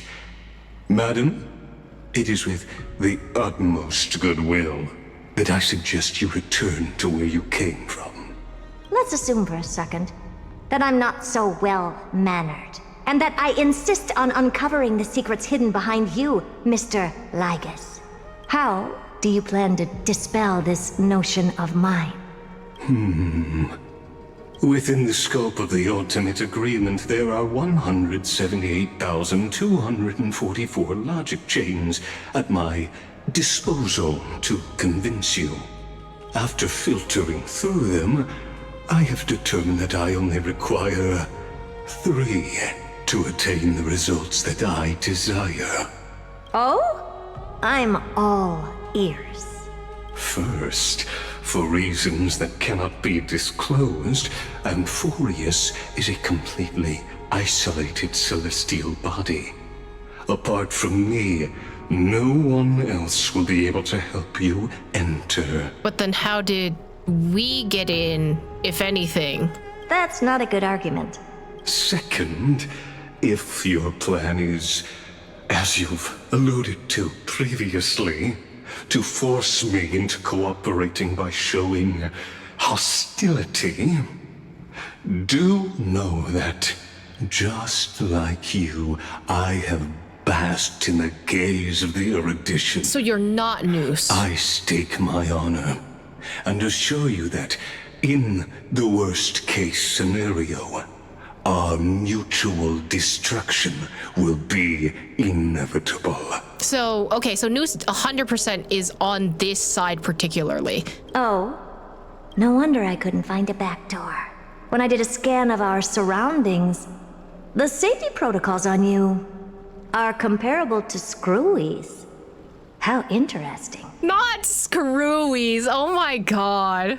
I don't think he's from Amphoreus, or if he is from Amphoreus, he does know about the world outside of this current universe, you know? Because he has been gazed upon by Erudition, so he knows that news exists, while other people in this world don't. But he's also existed for thousands of years previous to all the people in Amphoreus, so he might just have extra knowledge besides that. It's all a simulation in my Genshin Honkai theory! I mean, I'm just saying, an isolated world, protected, and people being shot out of the sky because they don't want them to leave? The parallels certainly are paralleling. I assume that you still wish to hear the third logic chain?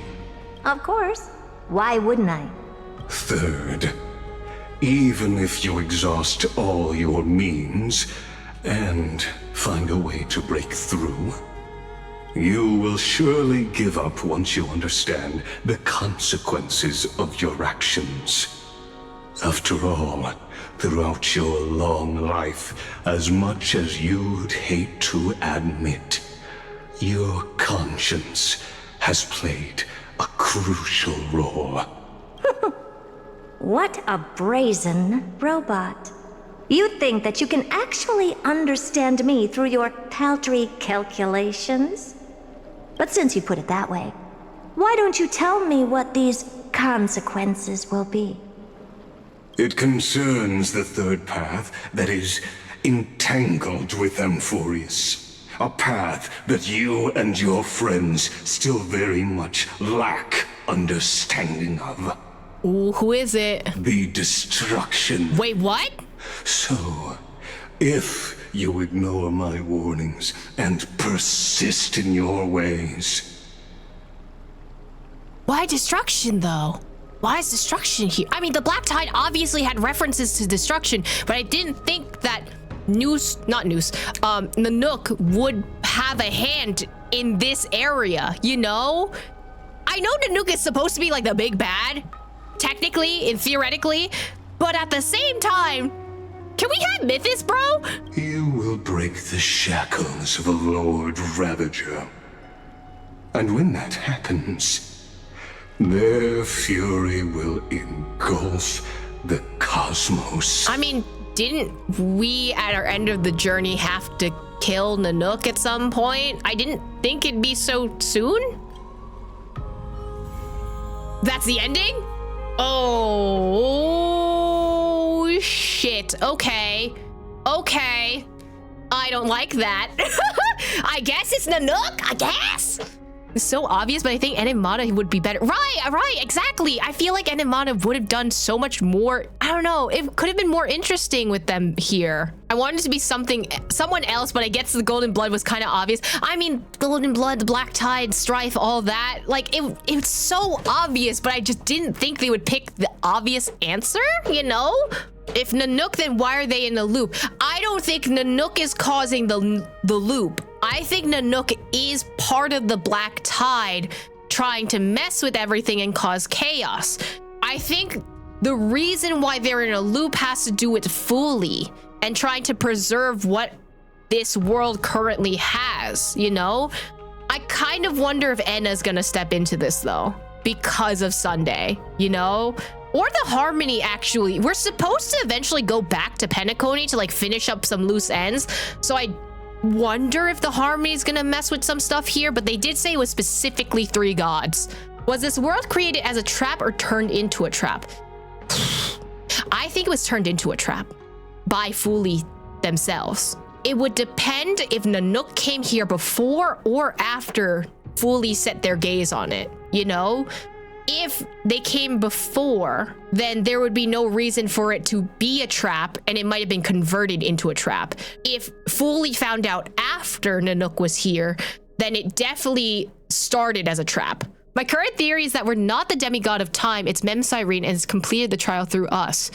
I think you're right about that, because why would we, as someone not from Amphoreus, be able to become a demigod within this universe? I think the only thing that we did gain through going through that trial is figure out how our powers, air quotes, how the powers work. But in that case, does that mean that Cyrene eventually will get resurrected through Mem? Or, you know what might happen? We might get into a fight with Finon as a Flame Reaver.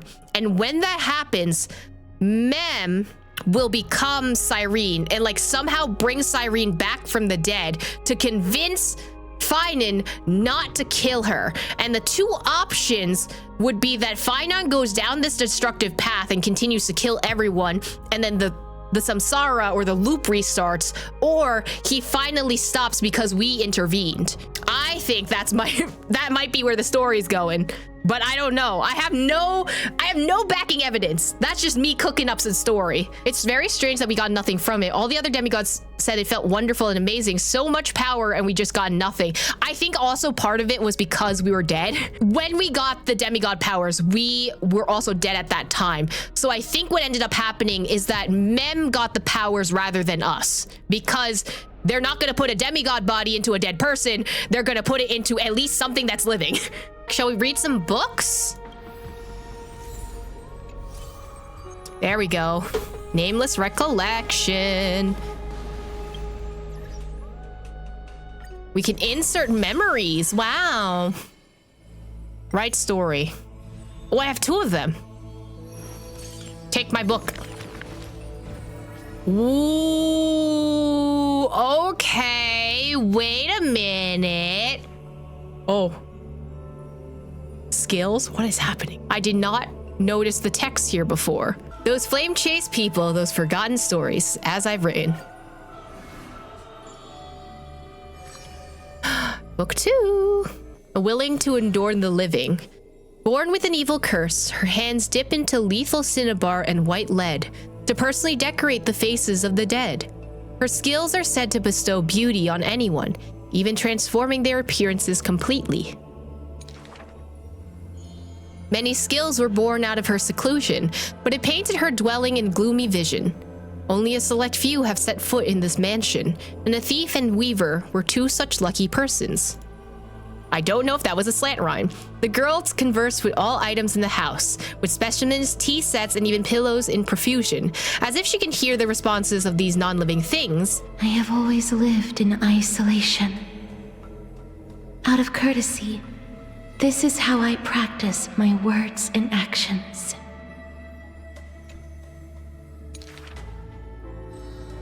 Tis hard to believe her explanation. Her face when talking shows such a gentle disposition that unless she is telling fabrications, she must regard her partners as mere children. People passed these rumors down. Within the area of her encirclement, all things became frozen, escaping time's increments. It is an exaggeration that it is certain. Some people only found an ancient lion's head in battle's ruined armaments. Those words are true. The head itself was nearly dead. Though they won in fierce battle, the warriors were powerless to turn the tide. It was the embrace where death dwelled that gave early release from their pain. This is how death escapes time. She keeps every final embrace hidden in her immortal heart. Out of her rumored works, butterflies and flowers often stand out stark. Ignite them, and you can almost hear the maker's remark. Even in death's silence, her sound can still be heard. It is a gift greatly treasured by the maiden. Few have the honor to be graced with such work. Only one has the heart to burn such gift, and the reason she gives is rather far-fetched. I must peer into all fates unknown. Aglaya, why'd you not rhyme? That's kind of fucked up of you. The power of time is boundless, but there's one thing it cannot conquer. Death is abominable in humans' eyes. Apart from my identity, there's nothing about me worthy of praise. The beloved gold weaver hears this in distress, then tries to teach her the art of weaving and threads. It has been said that the maiden has works that the holy city possesses, but this is the judgment the gold weaver expresses. Ah, well, none can know all things, nor be skilled in all crafts. Her works are too early for the living to comprehend.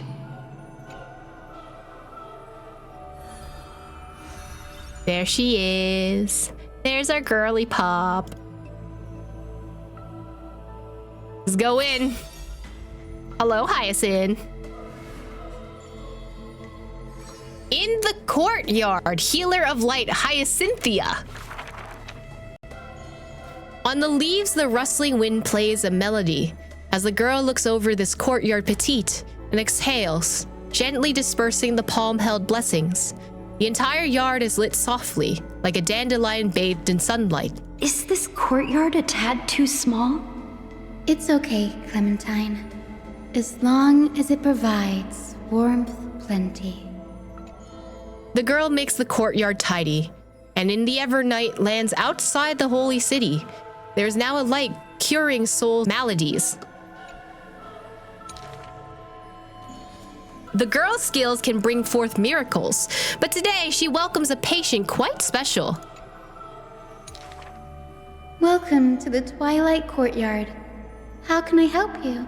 The gravely patient shakes their head. The end times are coming, and we all wander more and more. Oh, you may heal our wounds, but you cannot cure despair. Why do they sound like Finon but old? The girl watches the patient leave, and her heart swells in sorrow. Clementine, prepare some things with me. I want this place to be brighter tomorrow. The redhead child takes the girl's hands. Long time no see, Hyacinth. Oh, Are you here in Akama for a visit, or do you need help from us? The girl recounts her needs. I want some shining things, even if they're considered junk. Multicolored paper bags, crystal clear glass, cottons variously dyed, and jingling wind chimes. The girl brings them back to the courtyard and spares no effort to decorate all around. And when some fireflies wander in, the girl is all smiles. Little ones, thank you for your light. The patient returns here and opens their eyes wide. Multicolored dreams on the rooftop now reside, and the lawn contains the sweet whispers of sunlight. A soft breeze passes with no hint of cold, only serving to wake the playful chimes and ocarinas of delight.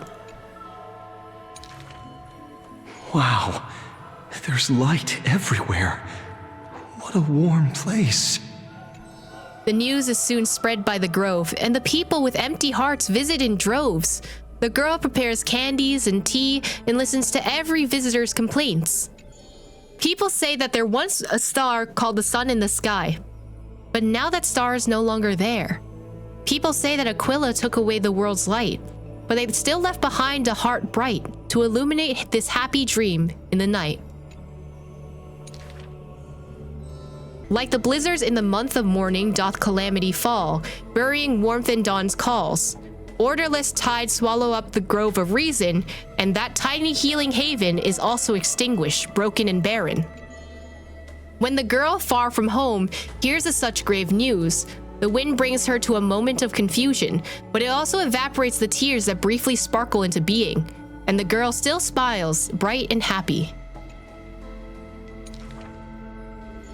Soon the people of Akama see once again the girl collecting more pieces and tokens, wanting to rebuild that pure haven. But she never realized that wherever she stood, she herself was that holy courtyard, that light-filled haven.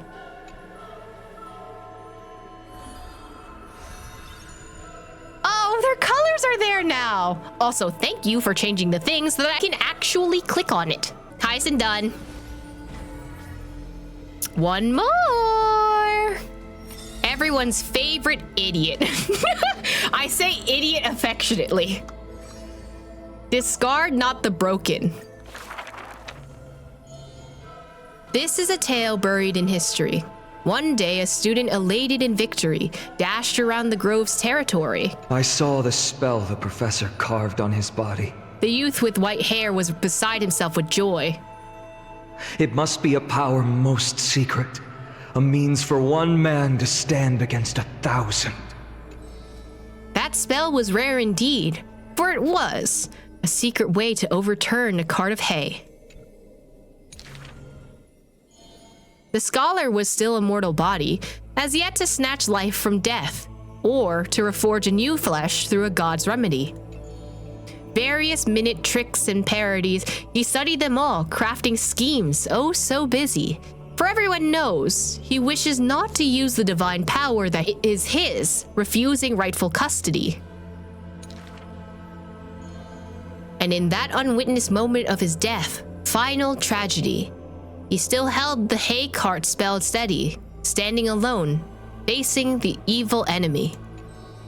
Now that his craft is regarded as a magnificent study, not because of what it was, but because of its purpose, known to everybody.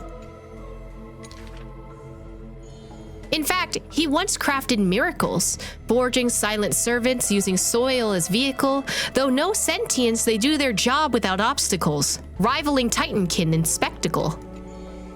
However, one day he suddenly changes his tune. Creation is the Titan's work, and slavery is the Titan's manacle. When imitating divine evil, there's no need to invest reason, most pinnacle. When the servants have all been recycled, he deigns not to explain, fearing to waste his reason or muscle, so he jokingly concludes the question with a chuckle. If it's just for odd jobs, students are a better gamble. The way he addresses himself comes from elsewhere, an imitation of a divine machine with some flair. He happily answers 5 questions for those unaware, knowledge seemingly given with stingy care. For a wise one, 5 answers reveal creation's secrets, the truth hidden and bold. But a fool learns but not, and is left in the cold. Now, inquire. That is, in fact, the scholar's crafty snare. He hides the answer he seeks behind questions posed by those unaware, doling breadcrumbs as bait to lure and compare, whether the inquirer may be worthy of his wisdom to share. The scholar never looks at laws and measurements, ignoring the flow and shift of time's passage, and uncomprehending students' gossip in eager regiments. Why? Obviously to drag out class time as a statement. The student's answer seems rather adamant. He is panicked by the flow of time, for his work is yet done, yet to implement. The stubborn assistant interjects in a rare display of testament. This man is too arrogant, and he intends to desecrate Orynyx's accomplishments. The passing sage from another school brings admonishment. Outside the courtyard, the gossip flows into the scholar's ear. He silently gives a grade to every question and argument, but none know the true answer according to his judgment.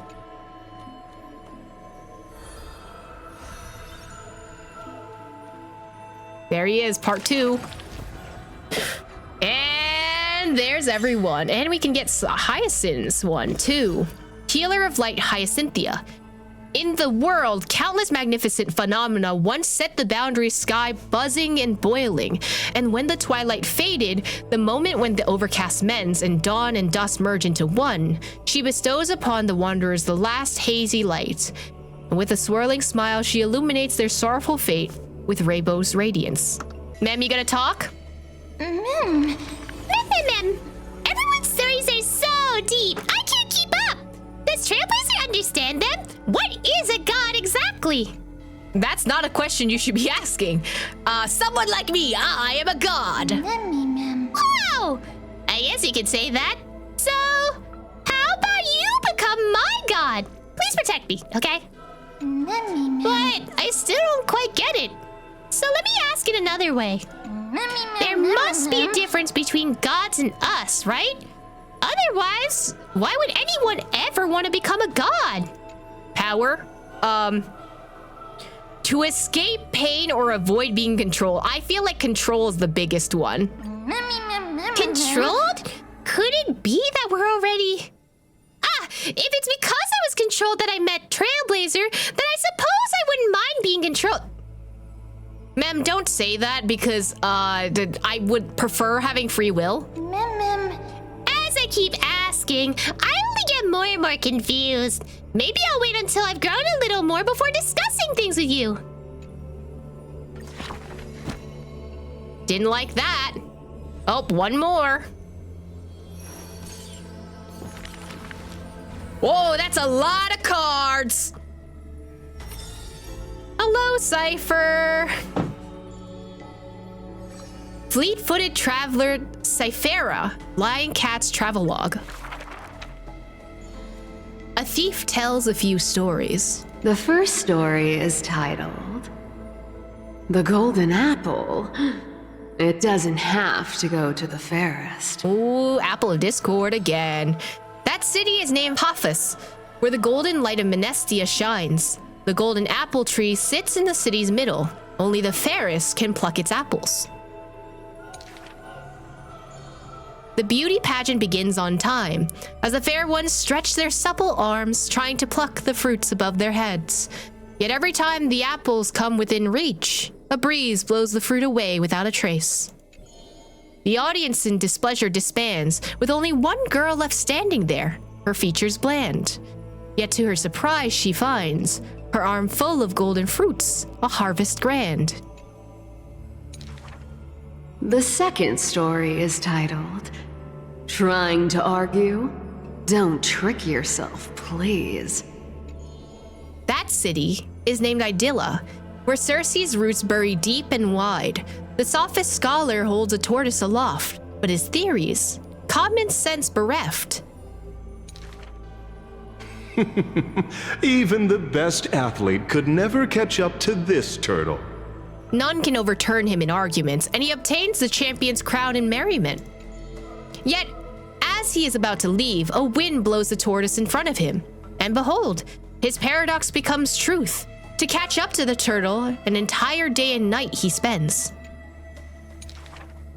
The third story I will tell is titled A Competition in Trickery. Who do you think is the Grandmaster? That city's name is Dolos, where even Zagreus was once tricked. The king promises to reward the perfect lie, wishing to recreate the deceit of the Titan, his grand feat. I think the world is a gourd. In truth, we are all already dead. The liars take their turns in the challenge, but no one pleases the king. With a gust of wind, the girl emerges before the king's face, and when she leaves, she already has the king's promised gold in a pouch. The others are all curious as to what lie she raised. Zagreus can only tell lies, and I am Zagreus. The fourth story is called You Like Money. Good. But you must pay the price. That city is called Mythimus, where a sea breeze intoxicates the people with delight. A wealthy penny pincher prays to the Titan. Please give me the power to turn anything into gold. With a breeze, the rock in his hand turns to gold, but his joy is fleeting to behold. For with one embrace, his wife turns into coins, scattered on the soil. He howls at Fagucia to retract his blessing, but sees a girl in a hood in passing. The girl laughs hilariously, holding his hands in hers. Go back and check your vault. Some gold may be missing. But your beloved is right there, waiting. Cyphera, you took another long journey. And we want to hear your fun stories! The girl with the hood dangles her feet in the bath as 2 coins dance and fly between her fingers. Basically, I visited 4 places, tricked them to my heart's content, and came back fully rewarded. The girl pauses her words and looks out the window as a light above the Titan's shoulder casts her right cheek aglow. The dawn will never cease, and the thief star wanders in foreign lands. How would you know that I am not lying right now? Okay, Cypher. I see you.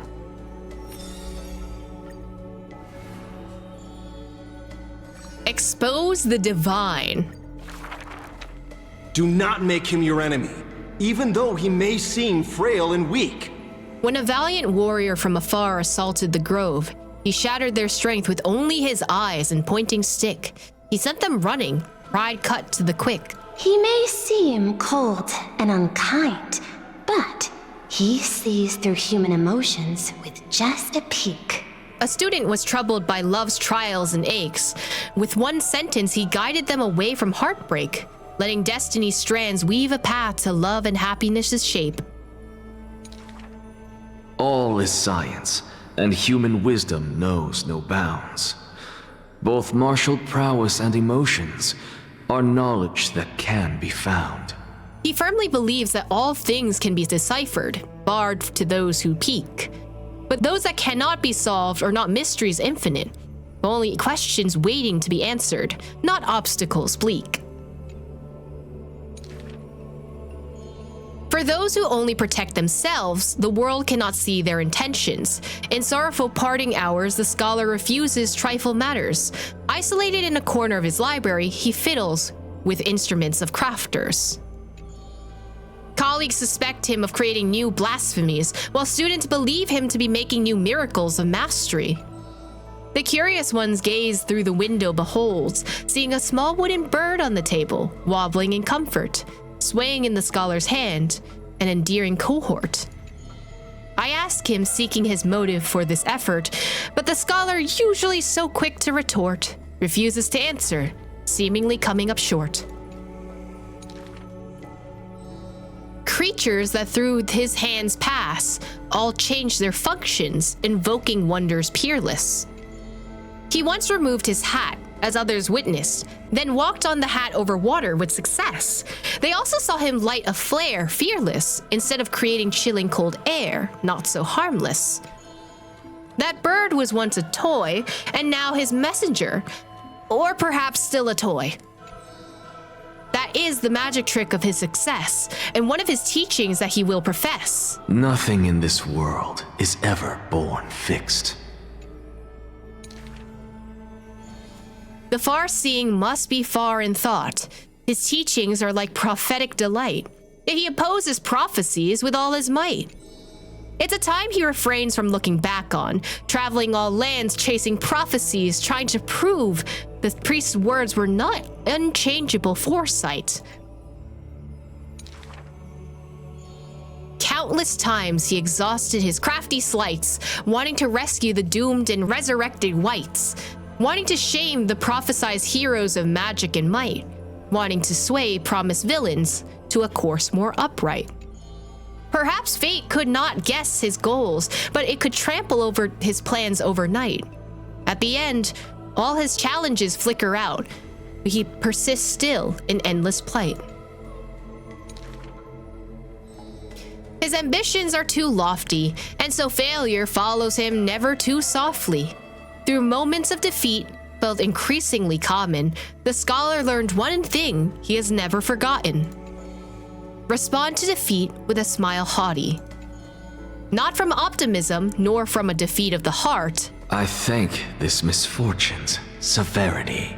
The laughter oozes with self-mockery, but is also full of a different emotion. If this road is easy to walk, then future generations will not praise my name in piety, says his ambition.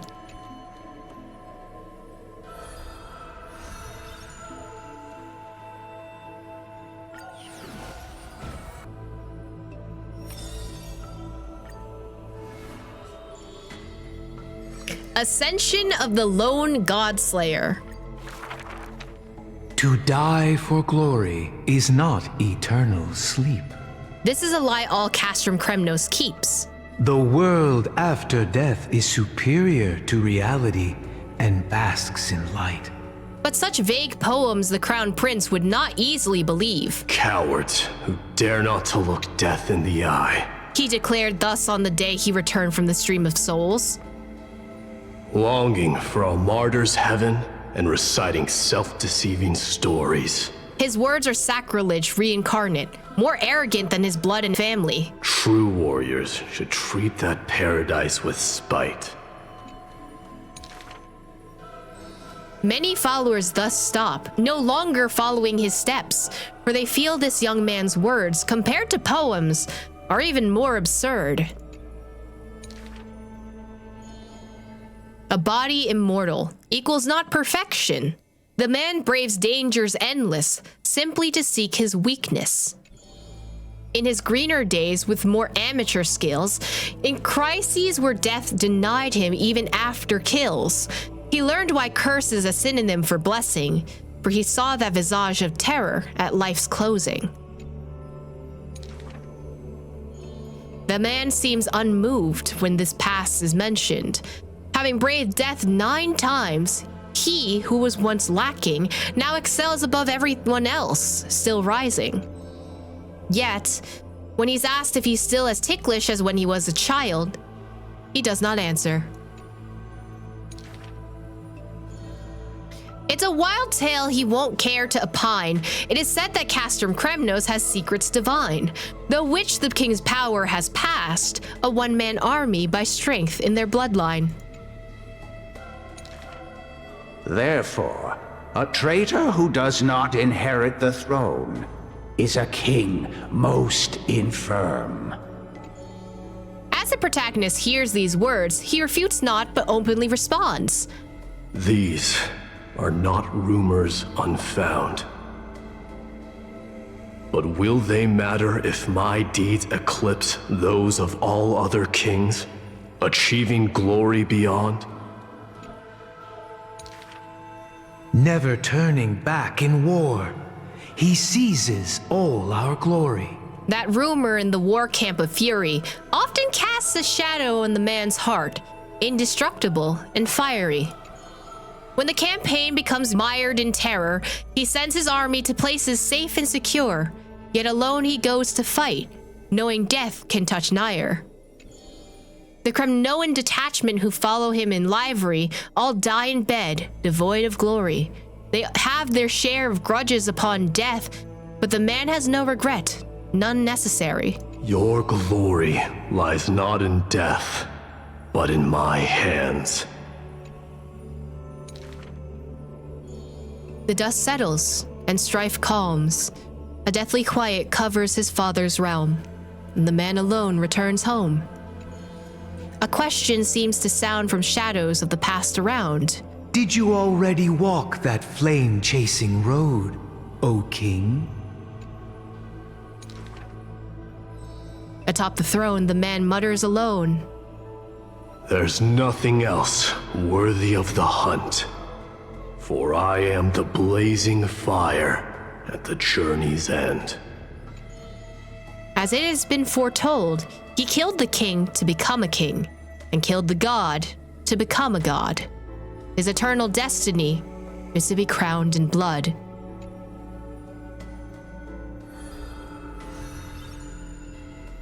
One more!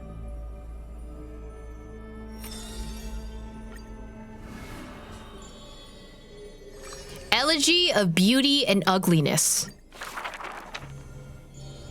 In the past, when strife swallowed the earth, and schemes disrupted the hearts of friends, the maiden who was yet a weaver was wrapped in a cocoon most grand, untouched by the storms sweeping through the land. She spent her youth in a palace of romance, surrounded by treasures with even maids beautiful beyond belief, often bathing in the praise and admiration of wealthy nobles. Till warfare set the threads aflame, and the devoutly praying priest was slaughtered before the altar. The family adored by all perished before their courtyards, and the blood of her maidservants dyed her golden mantle red. The golden threads covering her eyes snapped, and the concealed truth finally appeared firsthand. Before a strong wind, a weak nobility cannot stand. In the long, endless war, the Gold Weaver family was shattered by the sword, and the legacy of romance became a tragedy. She had a broken mansion and an empty house. The nobles who once loved her, none now willing to help her. All the romance, talent, peerage, and beauty, what use are they in a disaster? As she closed her eyes in melancholy, the maidservant pushed a broken loom in her earnestly. Miss, would you like to pick up the shuttle again and weave for me? The young miss wanted to laugh, but could only respond with shock. For the maid's face was now covered in scars, as she fought to protect her mistress's safety. Though I can no longer see, I still want to don the garments you weave. And yet, when she heard this, the desire to weave overcame her fears. Therefore, the broken shadows of a house, the loom of romance, moved once more. The garments were exchanged for copious gold, buying back her own renown of old. Yet besides this mistress most noble, there was always a blind maid in tow, dressing in luxuries unfitting. As the weaver attended banquets, the praises of her youth returned. That majestic lady must be Nestia in the flesh. But harsh words also joined. The mistress's beauty is quite reduced by a maidservant so unsightly. The maidservant apologized in embarrassment, lowering her head. My mistress, I have brought you shame. Yet her mistress brought her to the middle of the ball, having her garbed in the latest dress as the model. She now knew what praises and ridicule were both untrue, and that the romance cared not for beauty of the face. The golden threads of gods exist only within. She is no longer that helpless girl. She always carries the god's authority and walks the hero's route, but she cannot hold back the calamity of strife. The unsightly maidservant blocked the dagger aimed at the mistress's soul, and blood once again dyed red, something she wove. That was the last time in her life the maid's face she clearly beheld.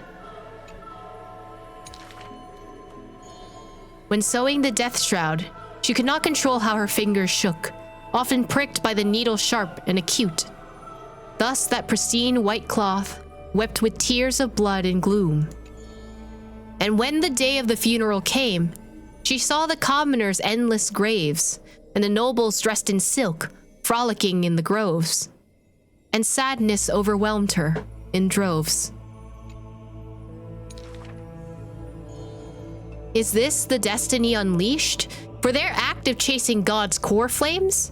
She kneels before the divine statues and prays to Menestia of romance, to look at these garments soaked in blood from the flames of war. Why are those that appear so fair in fact ugly in truth? Why do faces unsightly contain souls cut from noble cloth? Why can the blind see the light? And why do those with eyes only see night? The dying god remains silent. If you no longer have the power to see, then with my destiny, she grasps the burning core flame. I'll exchange for eyes that can see everything. Warm liquid flows from her eyes that now see all. In that instance, she is sure that she saw the manifestation of beauty. Damn, poor Aglaia, what the fuck?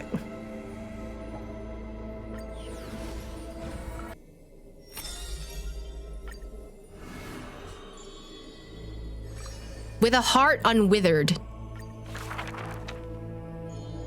To the dead, when she bids farewell, she casts the slate into a fire and act futile.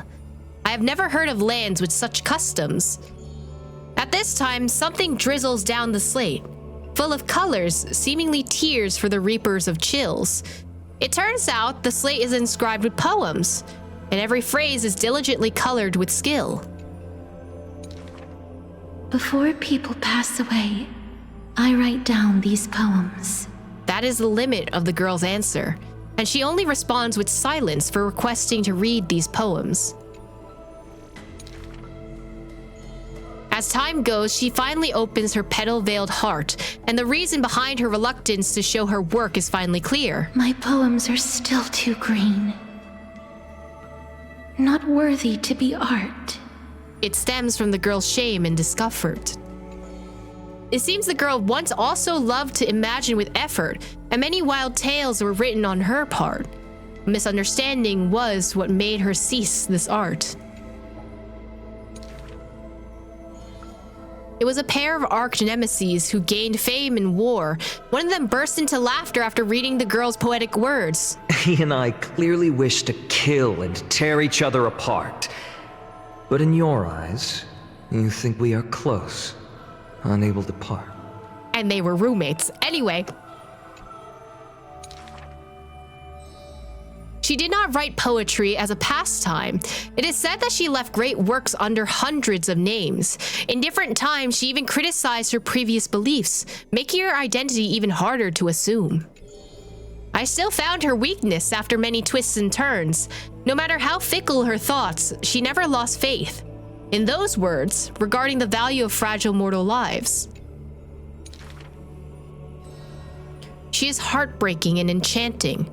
She is the fingertips of death, and the ghost of love and poetry. However, those poems have brought her many complaints. The poems that her hands composed all lack an ending of any kind, and the Maid of Death has no desire to continue them.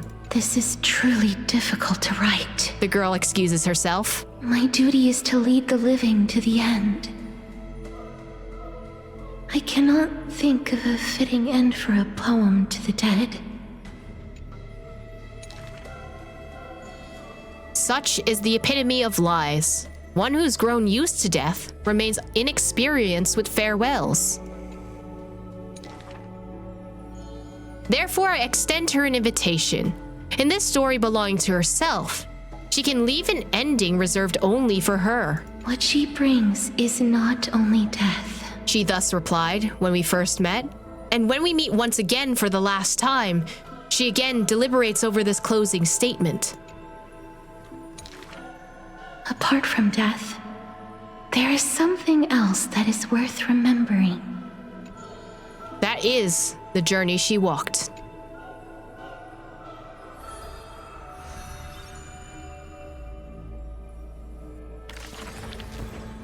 There she is. New one, Cypher. Oh, you're over here?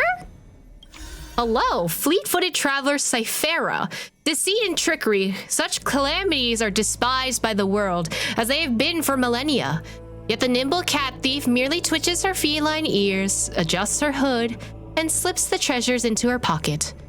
The world is stingy in bestowing upon her the so-called destiny of a hero, and she in return scorns to offer a so dull and lackluster world any genuine affection. Love that. Love that for her. Mem. Cass! Only at the very end did I realize she was nothing like the rumors. Mem. I'm really curious. Is everyone like this? Having a side that no one else sees? Is Trailblazer the same? Yes, because we all have different sides. I too have quite a few different sides. I'm curious about your hidden side, Miss Cyrene. I guess I'll go with... I'm gonna send this back at Mem. I've only just been born, so of course I don't have one. As even later on, there must be people who stay unchanged forever, right? No, not really. But right now, I'm not really in the mood to dig too deep. Cass's story is stepping into the next chapter, and I can't quite explain how I feel. It's like sadness, but also like some strange sense of relief. If someone were to ask about us, how should we tell her story? Her embrace was just as warm as anyone else's. She did everything she was meant to do. Death couldn't stop her from loving. Maybe it's not over. I don't think it's over yet. Are you trying to comfort me? Honestly, it's okay. In future stories, Trailblazer doesn't have to go out of their way to avoid any endings for my sake, okay? Unlike a certain other person that we keep hiding intentions from. Nudge, nudge, wink, wink. Even though every story has an ending, I still wish everything could start over again. I don't, because that would mean I have to play through what? At least 36 hours of story? 4 left.